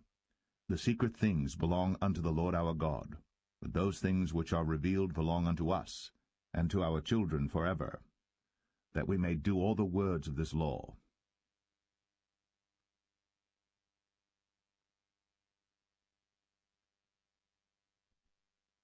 Deuteronomy 30. And it shall come to pass, when all these things are come upon thee, the blessing and the curse, which I have set before thee, and thou shalt call them to mind among all the nations whither the Lord thy God hath driven thee, and shalt return unto the Lord thy God, and shalt obey his voice according to all that I command thee this day, thou and thy children, with all thine heart, and with all thy soul, that then the Lord thy God will turn thy captivity, and have compassion upon thee, and will return and gather thee from all the nations whither the Lord thy God hath scattered thee. If any of thine be driven out unto the utmost parts of heaven, from thence will the Lord thy God gather thee, and from thence will he fetch thee. And the Lord thy God will bring thee into the land which thy fathers possessed, and thou shalt possess it. And he will do thee good, and multiply thee above thy fathers. And the Lord thy God will circumcise thine heart, and the heart of thy seed, to love the Lord thy God with all thine heart, and with all thy soul, that thou mayest live. And the Lord thy God will put all these curses upon thine enemies, and on them that hate thee, which persecuted thee. And thou shalt return and obey the voice of the Lord, and do all his commandments which I command thee this day. And the Lord thy God will make thee plenteous in every work of thine hand, in the fruit of thy body, and in the fruit of thy cattle, and in the fruit of thy land for good. For the Lord will again rejoice over thee for good, as he rejoiced over thy fathers. If thou shalt hearken unto the voice of the Lord thy God, to keep his commandments and his statutes, which are written in this book of the law, and if thou turn unto the Lord thy God with all thine heart, and with all thy soul, for this commandment which I command thee this day, it is not hidden from thee, neither is it far off. It is not in heaven, that thou shouldst say, Who shall go up for us to heaven, and bring it unto us, that we may hear it and do it? Neither is it beyond the sea, that thou shouldst say, Who shall go over the sea for us, and bring it unto us, that we may hear it, and do it? But the word is very nigh unto thee, in thy mouth, and in thy heart, that thou mayest do it. See, I have set before thee this day life and good, and death and evil. In that I command thee this day to love the Lord thy God, to walk in his ways, and to keep his commandments and his statutes and his judgments, that thou mayest live and multiply. And the Lord thy God shall bless thee in the land whither thou goest to possess it. But if thine heart turn away, so that thou wilt not hear, but shalt be drawn away, and worship other gods, and serve them, I denounce unto you this day, that ye shall surely perish, and that ye shall not prolong your days upon the land whither thou passest over Jordan to go to possess it. I call heaven and earth to record this day against you, that I have set before you life and death, blessing and cursing. Therefore choose life, that both thou and thy seed may live, that thou mayest love the Lord thy God, and that thou mayest obey his voice, and that thou mayest cleave unto him. For he is thy life, and the length of thy days, that thou mayest dwell in the land which the Lord sware unto thy fathers, to Abraham, to Isaac, and to Jacob, to give them.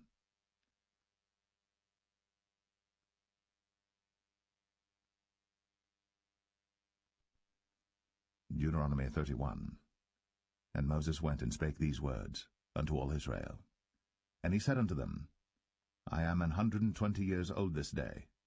I can no more go out and come in. Also the Lord hath said unto me, Thou shalt not go over this Jordan. The Lord thy God, he will go over before thee, and he will destroy these nations from before thee, and thou shalt possess them. And Joshua, he shall go over before thee, as the Lord hath said. And the Lord shall do unto them as he did to Sihon and to Og, kings of the Amorites, and unto the land of them whom he destroyed. And the Lord shall give them up before your face, that ye may do unto them according to all the commandments which I have commanded you. Be strong, and of a good courage, fear not, nor be afraid of them. For the Lord thy God, he it is that doth go with thee. He will not fail thee, nor forsake thee. And Moses called unto Joshua, and said unto him in the sight of all Israel, Be strong, and of a good courage, for thou must go with this people unto the land which the Lord hath sworn unto their fathers to give them. And thou shalt cause them to inherit it. And the Lord, he it is that doth go before thee. He will be with thee. He will not fail thee, neither forsake thee. Fear not, neither be dismayed. And Moses wrote this law, and delivered it unto the priests, the sons of Levi, which bear the ark of the covenant of the Lord, and unto all the elders of Israel. And Moses commanded them, saying, At the end of every 7 years, in the solemnity of the year of release, in the feast of tabernacles, when all Israel is come to appear before the Lord thy God, in the place which he shall choose, thou shalt read this law before all Israel in their hearing. Gather the people together, men and women and children, and thy stranger that is within thy gates, that they may hear, and that they may learn, and fear the Lord your God, and observe to do all the words of this law, and that their children which have not known anything may hear, and learn to fear the Lord your God, as long as ye live in the land whither ye go over Jordan to possess it. And the Lord said unto Moses, Behold, thy days approach that thou must die. Call Joshua, and present yourselves in the tabernacle of the congregation, that I may give him a charge. And Moses and Joshua went, and presented themselves in the tabernacle of the congregation. And the Lord appeared in the tabernacle in a pillar of a cloud, and the pillar of the cloud stood over the door of the tabernacle.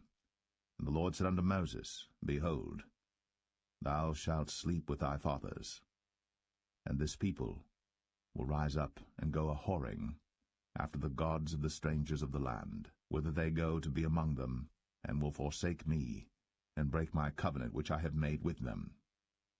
Then my anger shall be kindled against them in that day, and I will forsake them, and I will hide my face from them, and they shall be devoured, and many evils and troubles shall befall them, so that they will say in that day, are not these evils come upon us, because our God is not among us? And I will surely hide my face in that day, for all the evils which they shall have wrought, in that they are turned unto other gods. Now therefore write ye this song for you, and teach it the children of Israel. Put it in their mouths, that this song may be a witness for me against the children of Israel. For when I shall have brought them into the land which I swear unto their fathers, that floweth with milk and honey, and they shall have eaten and filled themselves and waxen fat, then will they turn unto other gods, and serve them, and provoke me, and break my covenant. And it shall come to pass, when many evils and troubles are befallen them, that this song shall testify against them as a witness. For it shall not be forgotten out of the mouths of their seed. For I know their imagination which they go about, even now, before I have brought them into the land which I swear. Moses therefore wrote this song the same day, and taught it the children of Israel. And he gave Joshua the son of Nun a charge, and said, Be strong, and of a good courage, for thou shalt bring the children of Israel into the land which I swear unto them, and I will be with thee. And it came to pass, when Moses had made an end of writing the words of this law in a book, until they were finished, that Moses commanded the Levites which bear the ark of the covenant of the Lord, saying, Take this book of the law, and put it in the side of the ark of the covenant of the Lord your God, that it may be there for a witness against thee. For I know thy rebellion, and thy stiff neck. Behold, while I am yet alive with you this day, ye have been rebellious against the Lord. And how much more after my death? Gather unto me all the elders of your tribes, and your officers, that I may speak these words in their ears, and call heaven and earth to record against them. But I know that after my death ye will utterly corrupt yourselves, and turn aside from the way which I have commanded you.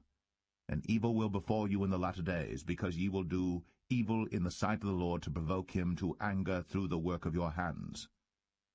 And Moses spake in the ears of all the congregation of Israel the words of this song, until they were ended.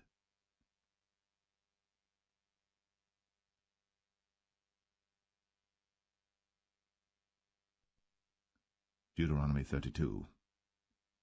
Give ear, O ye heavens, and I will speak, and hear, O earth, the words of my mouth. My doctrine shall drop as the rain, my speech shall distill as the dew, as the small rain upon the tender herb, and as the showers upon the grass. Because I will publish the name of the Lord. Ascribe ye greatness unto our God. He is the rock, his work is perfect, for all his ways are judgment, a God of truth and without iniquity, just and right is he. They have corrupted themselves, their spot is not the spot of his children. They are a perverse and crooked generation. Do ye thus requite the Lord, O foolish people and unwise? Is not he thy father that hath bought thee? Hath he not made thee and established thee? Remember the days of old. Consider the years of many generations. Ask thy father, and he will show thee, thy elders, and they will tell thee. When the Most High divided to the nations their inheritance, when he separated the sons of Adam, he set the bounds of the people according to the number of the children of Israel. For the Lord's portion is his people. Jacob is the lot of his inheritance. He found him in a desert land, and in the waste howling wilderness. He led him about, he instructed him, he kept him as the apple of his eye. As an eagle stirreth up her nest, fluttereth over her young, spreadeth abroad her wings, taketh them, beareth them on her wings. So the Lord alone did lead him, and there was no strange god with him. He made him ride on the high places of the earth, that he might eat the increase of the fields. And he made him to suck honey out of the rock, and oil out of the flinty rock, butter of kine, and milk of sheep, with fat of lambs, and rams of the breed of Bashan, and goats with the fat of kidneys of wheat. And thou didst drink the pure blood of the grape. But Jeshurun waxed fat, and kicked. Thou art waxen fat, thou art grown thick, thou art covered with fatness. Then he forsook God which made him, and lightly esteemed the rock of his salvation. They provoked him to jealousy, with strange gods, with abominations provoked they him to anger. They sacrificed unto devils, not to God, to gods whom they knew not, to new gods that came newly up, whom your fathers feared not. Of the rock that begat thee thou art unmindful, and hast forgotten God that formed thee. And when the Lord saw it, he abhorred them, because of the provoking of his sons and of his daughters. And he said, I will hide my face from them. I will see what their end shall be. For they are a very froward generation, children in whom is no faith. They have moved me to jealousy with that which is not God. They have provoked me to anger with their vanities. And I will move them to jealousy with those which are not a people. I will provoke them to anger with a foolish nation. For a fire is kindled in mine anger, and shall burn unto the lowest hell, and shall consume the earth with her increase, and set on fire the foundations of the mountains. I will heap mischiefs upon them. I will spend mine arrows upon them. They shall be burnt with hunger, and devoured with burning heat, and with bitter destruction. I will also send the teeth of beasts upon them, with the poison of serpents of the dust. The sword without, and terror within, shall destroy both the young man and the virgin, the suckling also with the man of grey hairs. I said, I would scatter them into corners. I would make the remembrance of them to cease from among men. Were it not that I feared the wrath of the enemy, lest their adversaries should behave themselves strangely, and lest they should say, Our hand is high, and the Lord hath not done all this. For they are a nation void of counsel, neither is there any understanding in them. Oh, that they were wise, that they understood this, that they would consider their latter end. How should one chase 1,000, and 2 put 10,000 to flight, except their rock had sold them, and the Lord had shut them up? For their rock is not as our rock, even our enemies themselves being judges. For their vine is of the vine of Sodom, and of the fields of Gomorrah. Their grapes are grapes of gall, their clusters are bitter. Their wine is the poison of dragons, and the cruel venom of asps. Is not this laid up in store with me, and sealed up among my treasures? To me belongeth vengeance and recompense. Their foot shall slide in due time, for the day of their calamity is at hand, and the things that shall come upon them make haste. For the Lord shall judge his people, and repent himself for his servants, when he seeth that their power is gone, and there is none shut up or left. And he shall say, Where are their gods, their rock, in whom they trusted, which did eat the fat of their sacrifices, and drank the wine of their drink offerings? Let them rise up and help you, and be your protection. See now that I, even I, am he, and there is no God with me. I kill, and I make alive, I wound, and I heal. Neither is there any that can deliver out of my hand. For I lift up my hand to heaven and say, I live forever. If I whet my glittering sword, and mine hand take hold on judgment, I will render vengeance to mine enemies, and will reward them that hate me. I will make mine arrows drunk with blood, and my sword shall devour flesh, and that with the blood of the slain and of the captives, from the beginning of revengers upon the enemy. Rejoice, O ye nations, with his people, for he will avenge the blood of his servants, and will render vengeance to his adversaries, and will be merciful unto his land and to his people. And Moses came and spake all the words of this song in the ears of the people, he and Hoshea the son of Nun. And Moses made an end of speaking all these words to all Israel. And he said unto them, Set your hearts unto all the words which I testify among you this day, which ye shall command your children to observe to do, all the words of this law. For it is not a vain thing for you, because it is your life, and through this thing ye shall prolong your days in the land, whither ye go over Jordan to possess it. And the Lord spake unto Moses that selfsame day, saying, Get thee up into this mountain Abarim, unto Mount Nebo, which is in the land of Moab, that is over against Jericho. And behold the land of Canaan, which I give unto the children of Israel for a possession. And die in the mount whither thou goest up, and be gathered unto thy people, as Aaron thy brother died in Mount Or, and was gathered unto his people. Because ye trespassed against me among the children of Israel, at the waters of Meribah Kadesh, in the wilderness of Zin, because ye sanctified me not in the midst of the children of Israel.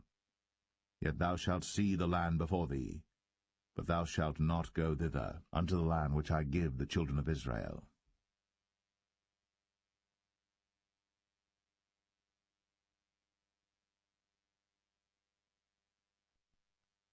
Deuteronomy 33. And this is the blessing wherewith Moses, the man of God, blessed the children of Israel before his death. And he said, The Lord came from Sinai, and rose up from Seir unto them. He shined forth from Mount Paran, and he came with 10,000s of saints. From his right hand went a fiery law for them. Yea, he loved the people. All his saints are in thy hand. And they sat down at thy feet. Every one shall receive of thy words. Moses commanded us a law, even the inheritance of the congregation of Jacob. And he was king in Jeshurun, when the heads of the people and the tribes of Israel were gathered together. Let Reuben live, and not die, and let not his men be few. And this is the blessing of Judah. And he said, Hear, Lord, the voice of Judah, and bring him unto his people. Let his hands be sufficient for him, and be thou an help to him from his enemies. And of Levi he said, Let thy Thummim and thy Urim be with thy Holy One, whom thou didst prove at Massah, and with whom thou didst strive at the waters of Meribah, who said unto his father and to his mother, I have not seen him, neither did he acknowledge his brethren, nor knew his own children. For they have observed thy word, and kept thy covenant. They shall teach Jacob thy judgments, and Israel thy law. They shall put incense before thee, and whole burnt sacrifice upon thine altar. Bless, Lord, his substance, and accept the work of his hands. Smite through the loins of them that rise against him, and of them that hate him, that they rise not again. And of Benjamin he said, The beloved of the Lord shall dwell in safety by him, and the Lord shall cover him all the day long, and he shall dwell between his shoulders. And of Joseph he said, Blessed of the Lord be his land, for the precious things of heaven, for the dew, and for the deep that coucheth beneath, and for the precious fruits brought forth by the sun, and for the precious things put forth by the moon, and for the chief things of the ancient mountains, and for the precious things of the lasting hills, and for the precious things of the earth and fullness thereof, and for the good will of him that dwelt in the bush. Let the blessing come upon the head of Joseph, and upon the top of the head of him that was separated from his brethren. His glory is like the firstling of his bullock, and his horns are like the horns of unicorns. With them he shall push the people together to the ends of the earth. And they are the 10,000s of Ephraim, and they are the thousands of Manasseh. And of Zebulun he said, Rejoice, Zebulun, in thy going out, and Issachar in thy tents. They shall call the people unto the mountain. There they shall offer sacrifices of righteousness. For they shall suck of the abundance of the seas, and of treasures hid in the sand. And of Gad he said, Blessed be he that enlargeth Gad. He dwelleth as a lion, and teareth the arm with the crown of the head. And he provided the first part for himself, because there in a portion of the lawgiver was he seated.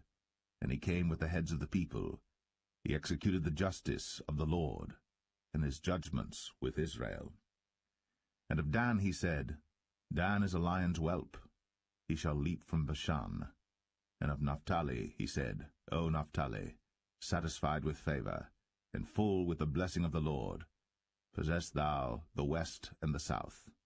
And of Asher he said, Let Asher be blessed with children. Let him be acceptable to his brethren, and let him dip his foot in oil.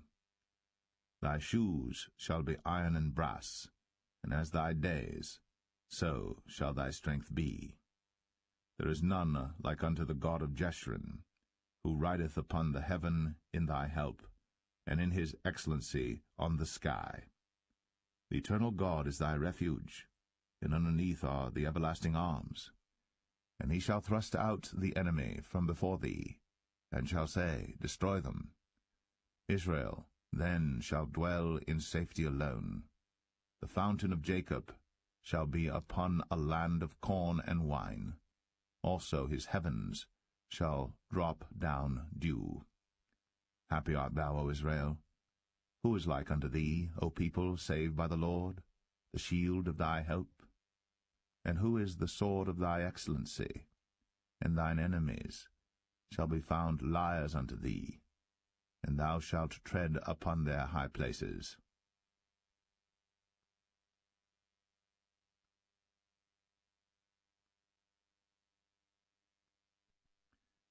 Deuteronomy 34.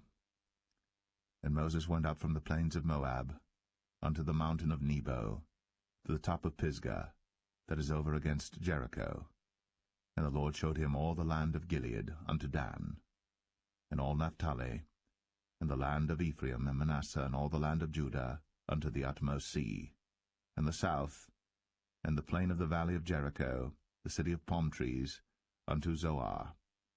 And the Lord said unto him, This is the land which I swear unto Abraham, unto Isaac, and unto Jacob, saying, I will give it unto thy seed. I have caused thee to see it with thine eyes, but thou shalt not go over thither. So Moses, a servant of the Lord, died there in the land of Moab, according to the word of the Lord. And he buried him in a valley in the land of Moab, over against Beth-peor. But no man knoweth of his sepulchre unto this day. And Moses was 120 years old when he died. His eye was not dim, nor his natural force abated. And the children of Israel wept for Moses in the plains of Moab 30 days. So the days of weeping and mourning for Moses were ended. And Joshua, the son of Nun, was full of the spirit of wisdom, for Moses had laid his hands upon him, and the children of Israel hearkened unto him, and did as the Lord commanded Moses. And there arose not a prophet since in Israel, like unto Moses, whom the Lord knew, face to face. In all the signs and the wonders which the Lord sent him to do in the land of Egypt to Pharaoh, and to all his servants, and to all his land, and in all that mighty hand, and in all the great terror which Moses showed in the sight of all Israel.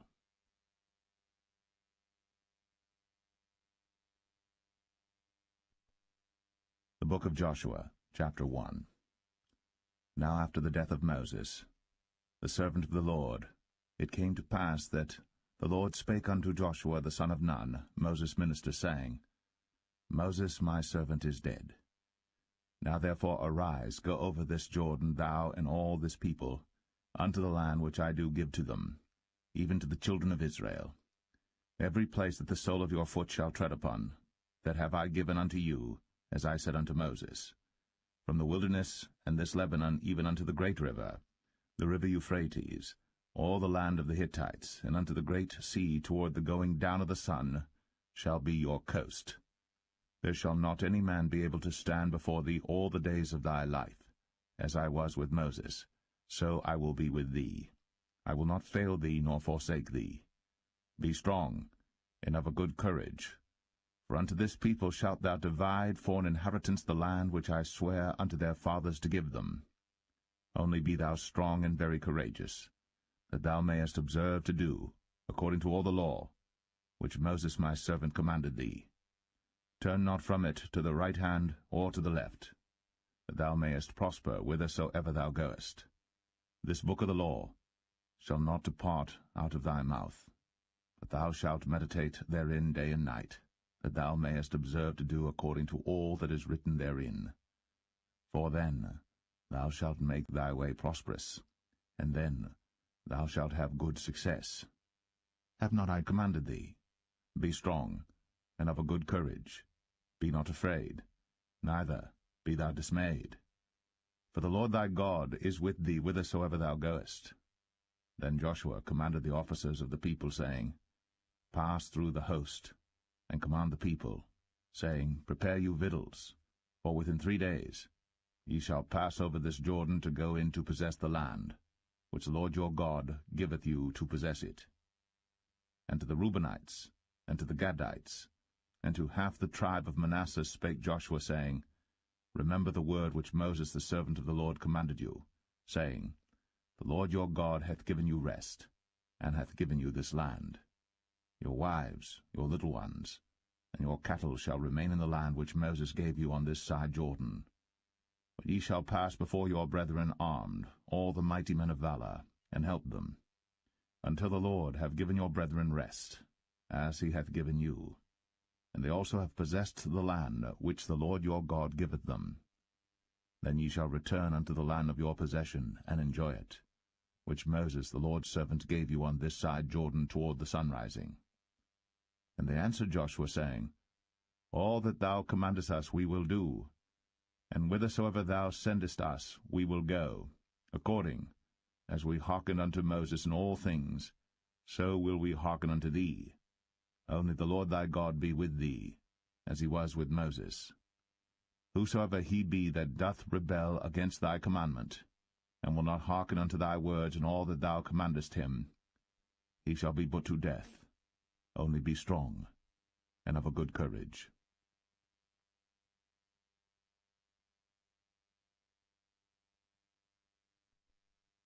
Joshua 2. And Joshua the son of Nun sent out of Shittim 2 men to spy secretly, saying, Go view the land, even Jericho.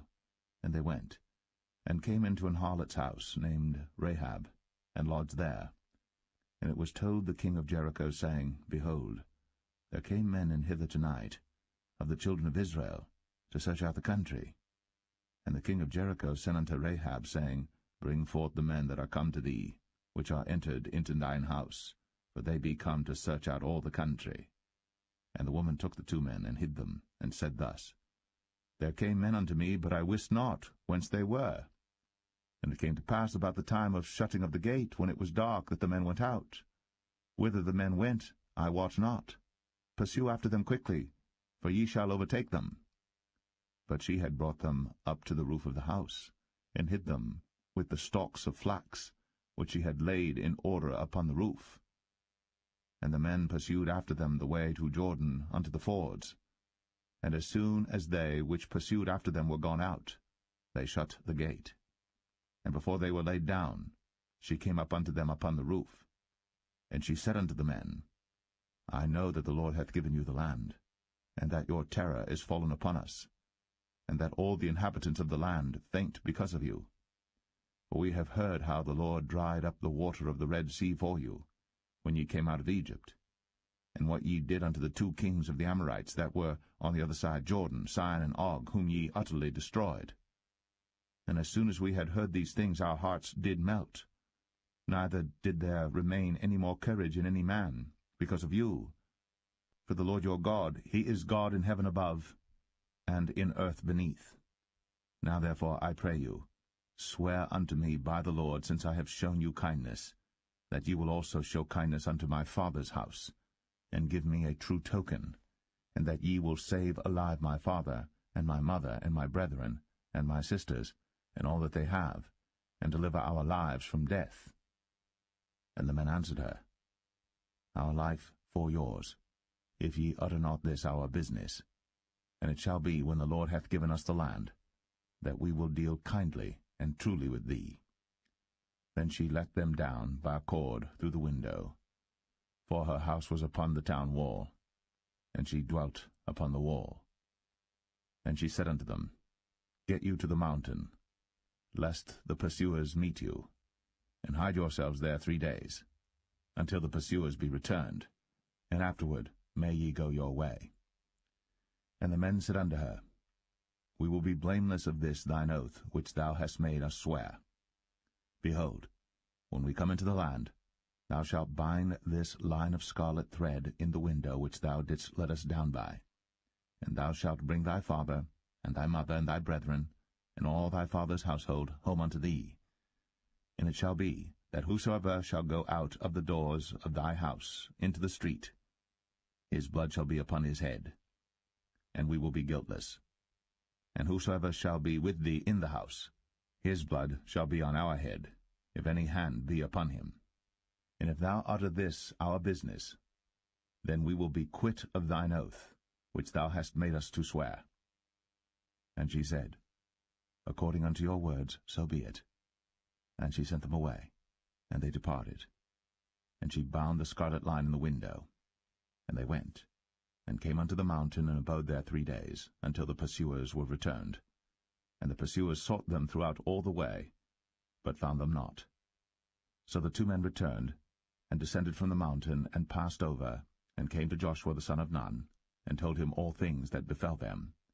And they said unto Joshua, Truly, the Lord hath delivered into our hands all the land, for even all the inhabitants of the country do faint because of us.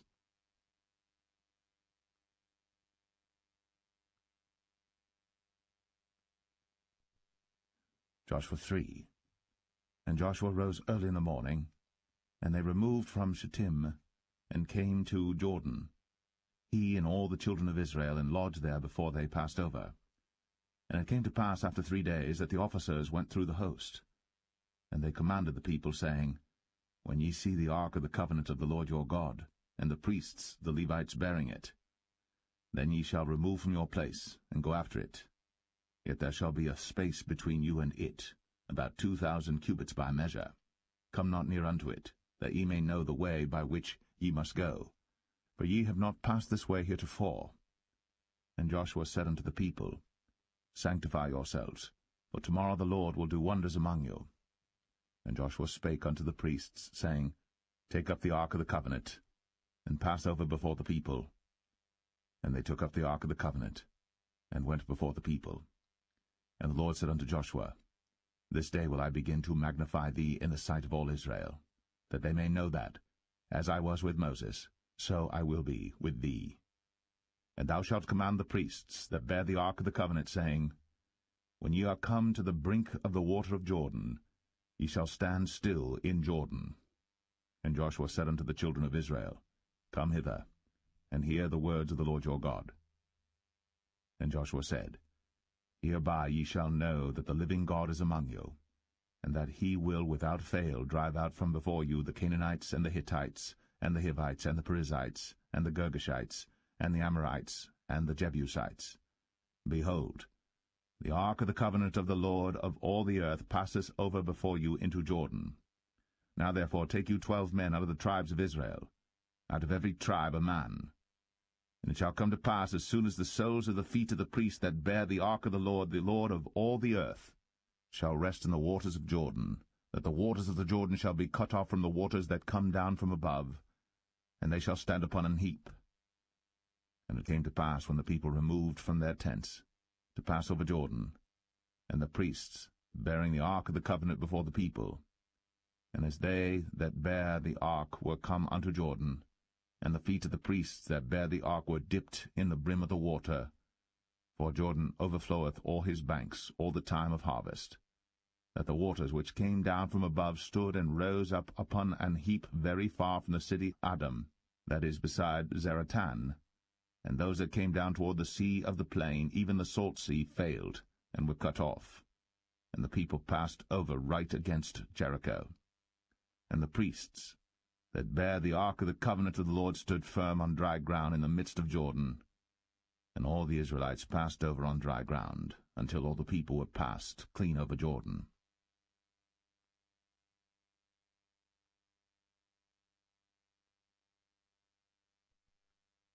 Joshua 4. And it came to pass, when all the people were clean passed over Jordan, that the Lord spake unto Joshua, saying, Take you 12 men out of the people, out of every tribe a man, and command ye them, saying, Take you hence out of the midst of Jordan, out of the place where the priests' feet stood firm, 12 stones, and ye shall carry them over with you, and leave them in the lodging place, where ye shall lodge this night. Then Joshua called the 12 men, whom he had prepared of the children of Israel, out of every tribe a man. And Joshua said unto them, Pass over before the ark of the Lord your God into the midst of Jordan, And take you up every man of you a stone upon his shoulder, according unto the number of the tribes of the children of Israel, that this may be a sign among you, that when your children ask their fathers in time to come, saying, What mean ye by these stones? Then ye shall answer them, that the waters of Jordan were cut off before the ark of the covenant of the Lord, when it passed over Jordan. The waters of Jordan were cut off, and these stones shall be for a memorial unto the children of Israel for ever. And the children of Israel did so as Joshua commanded, and took up 12 stones out of the midst of Jordan, as the Lord spake unto Joshua, according to the number of the tribes of the children of Israel, and carried them over with them unto the place where they lodged, and laid them down there. And Joshua set up 12 stones in the midst of Jordan, in the place where the feet of the priests which bare the ark of the covenant stood, and they are there unto this day. For the priests which bare the ark stood in the midst of Jordan, until everything was finished, that the Lord commanded Joshua to speak unto the people according to all that Moses commanded Joshua, and the people hasted and passed over. And it came to pass, when all the people were clean passed over, that the ark of the Lord passed over, and the priests, in the presence of the people, and the children of Reuben, and the children of Gad, and half the tribe of Manasseh passed over armed before the children of Israel, as Moses spake unto them.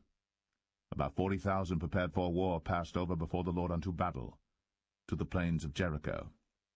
On that day the Lord magnified Joshua in the sight of all Israel, and they feared him, as they feared Moses, all the days of his life. And the Lord spake unto Joshua, saying, Command the priests that bear the ark of the testimony, that they come up out of Jordan. Joshua therefore commanded the priests, saying, Come ye up out of Jordan. And it came to pass, when the priests that bare the ark of the covenant of the Lord were come up out of the midst of Jordan, and the soles of the priests' feet were lifted up unto the dry land, that the waters of Jordan returned unto their place, and flowed over all his banks as they did before. And the people came up out of Jordan on the 10th day of the 1st month, and encamped in Gilgal, in the east border of Jericho.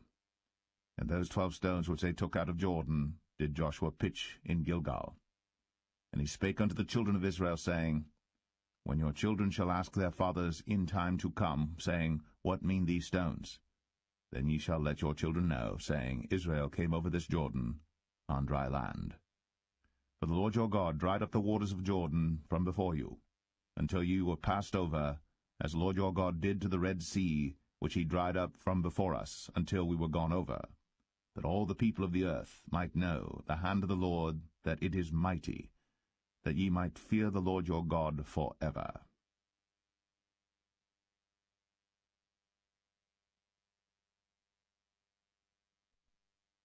Joshua 5.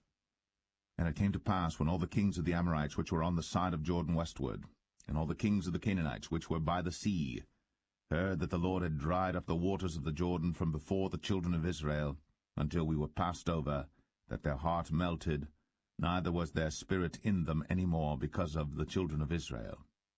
At that time the Lord said unto Joshua, Make thee sharp knives, and circumcise again the children of Israel the second time. And Joshua made him sharp knives, and circumcised the children of Israel at the hill of the foreskins.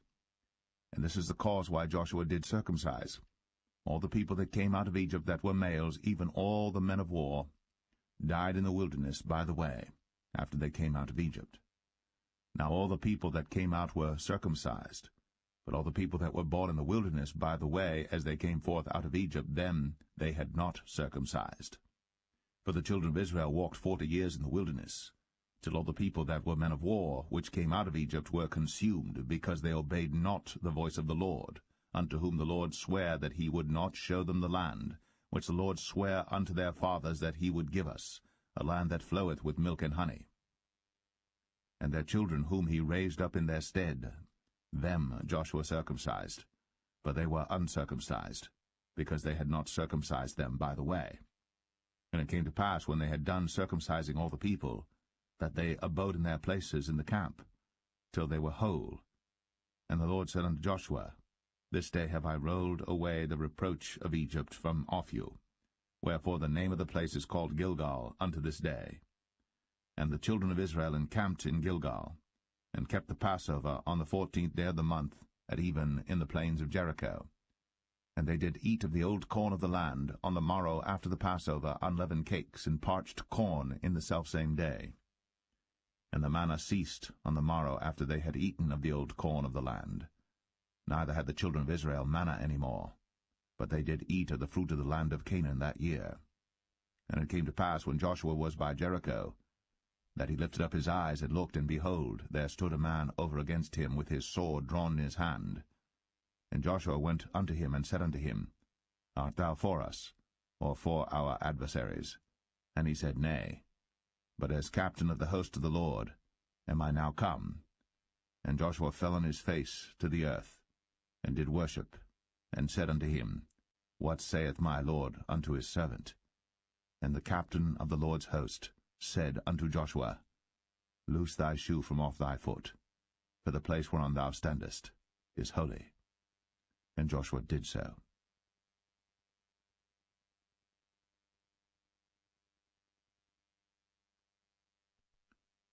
Joshua 6. Now Jericho was straitly shut up because of the children of Israel.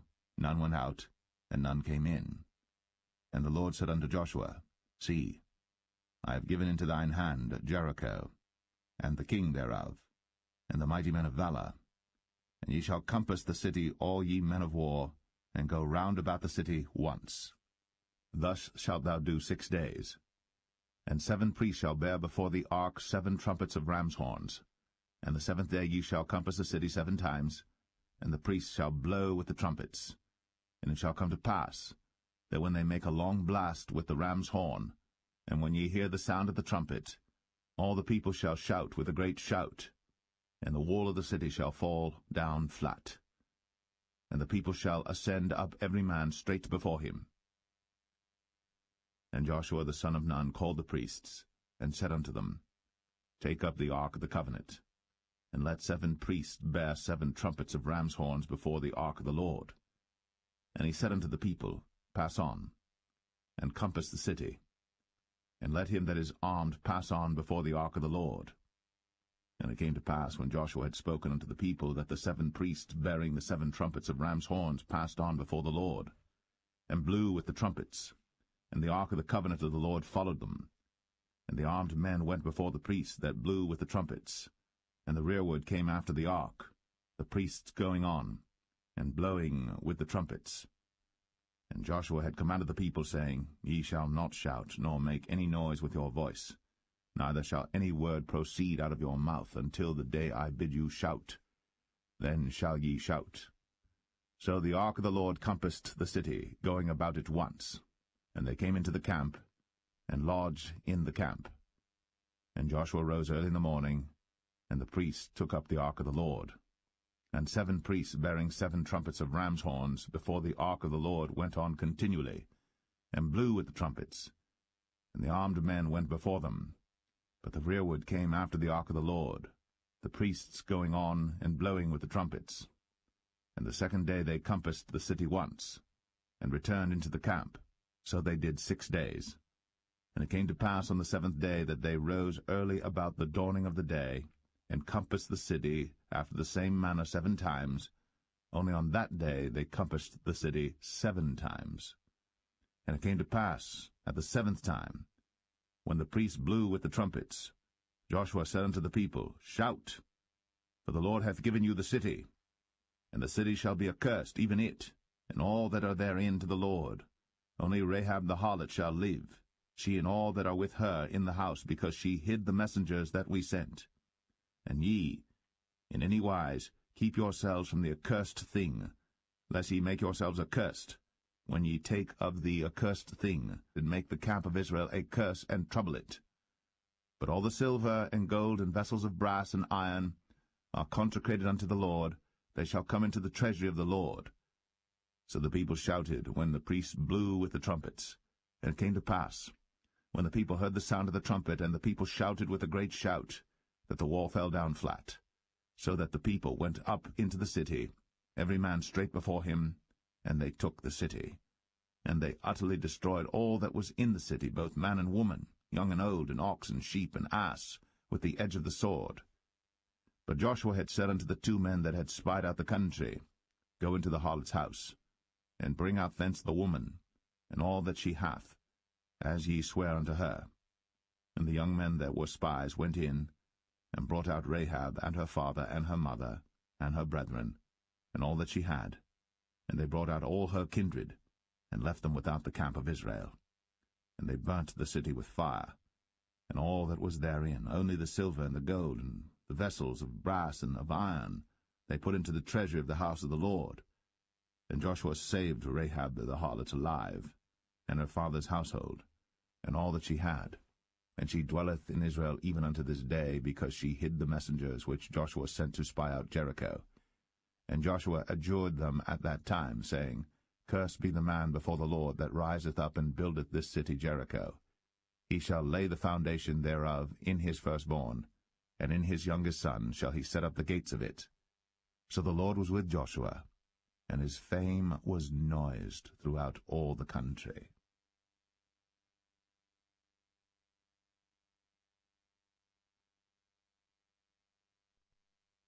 Joshua 7.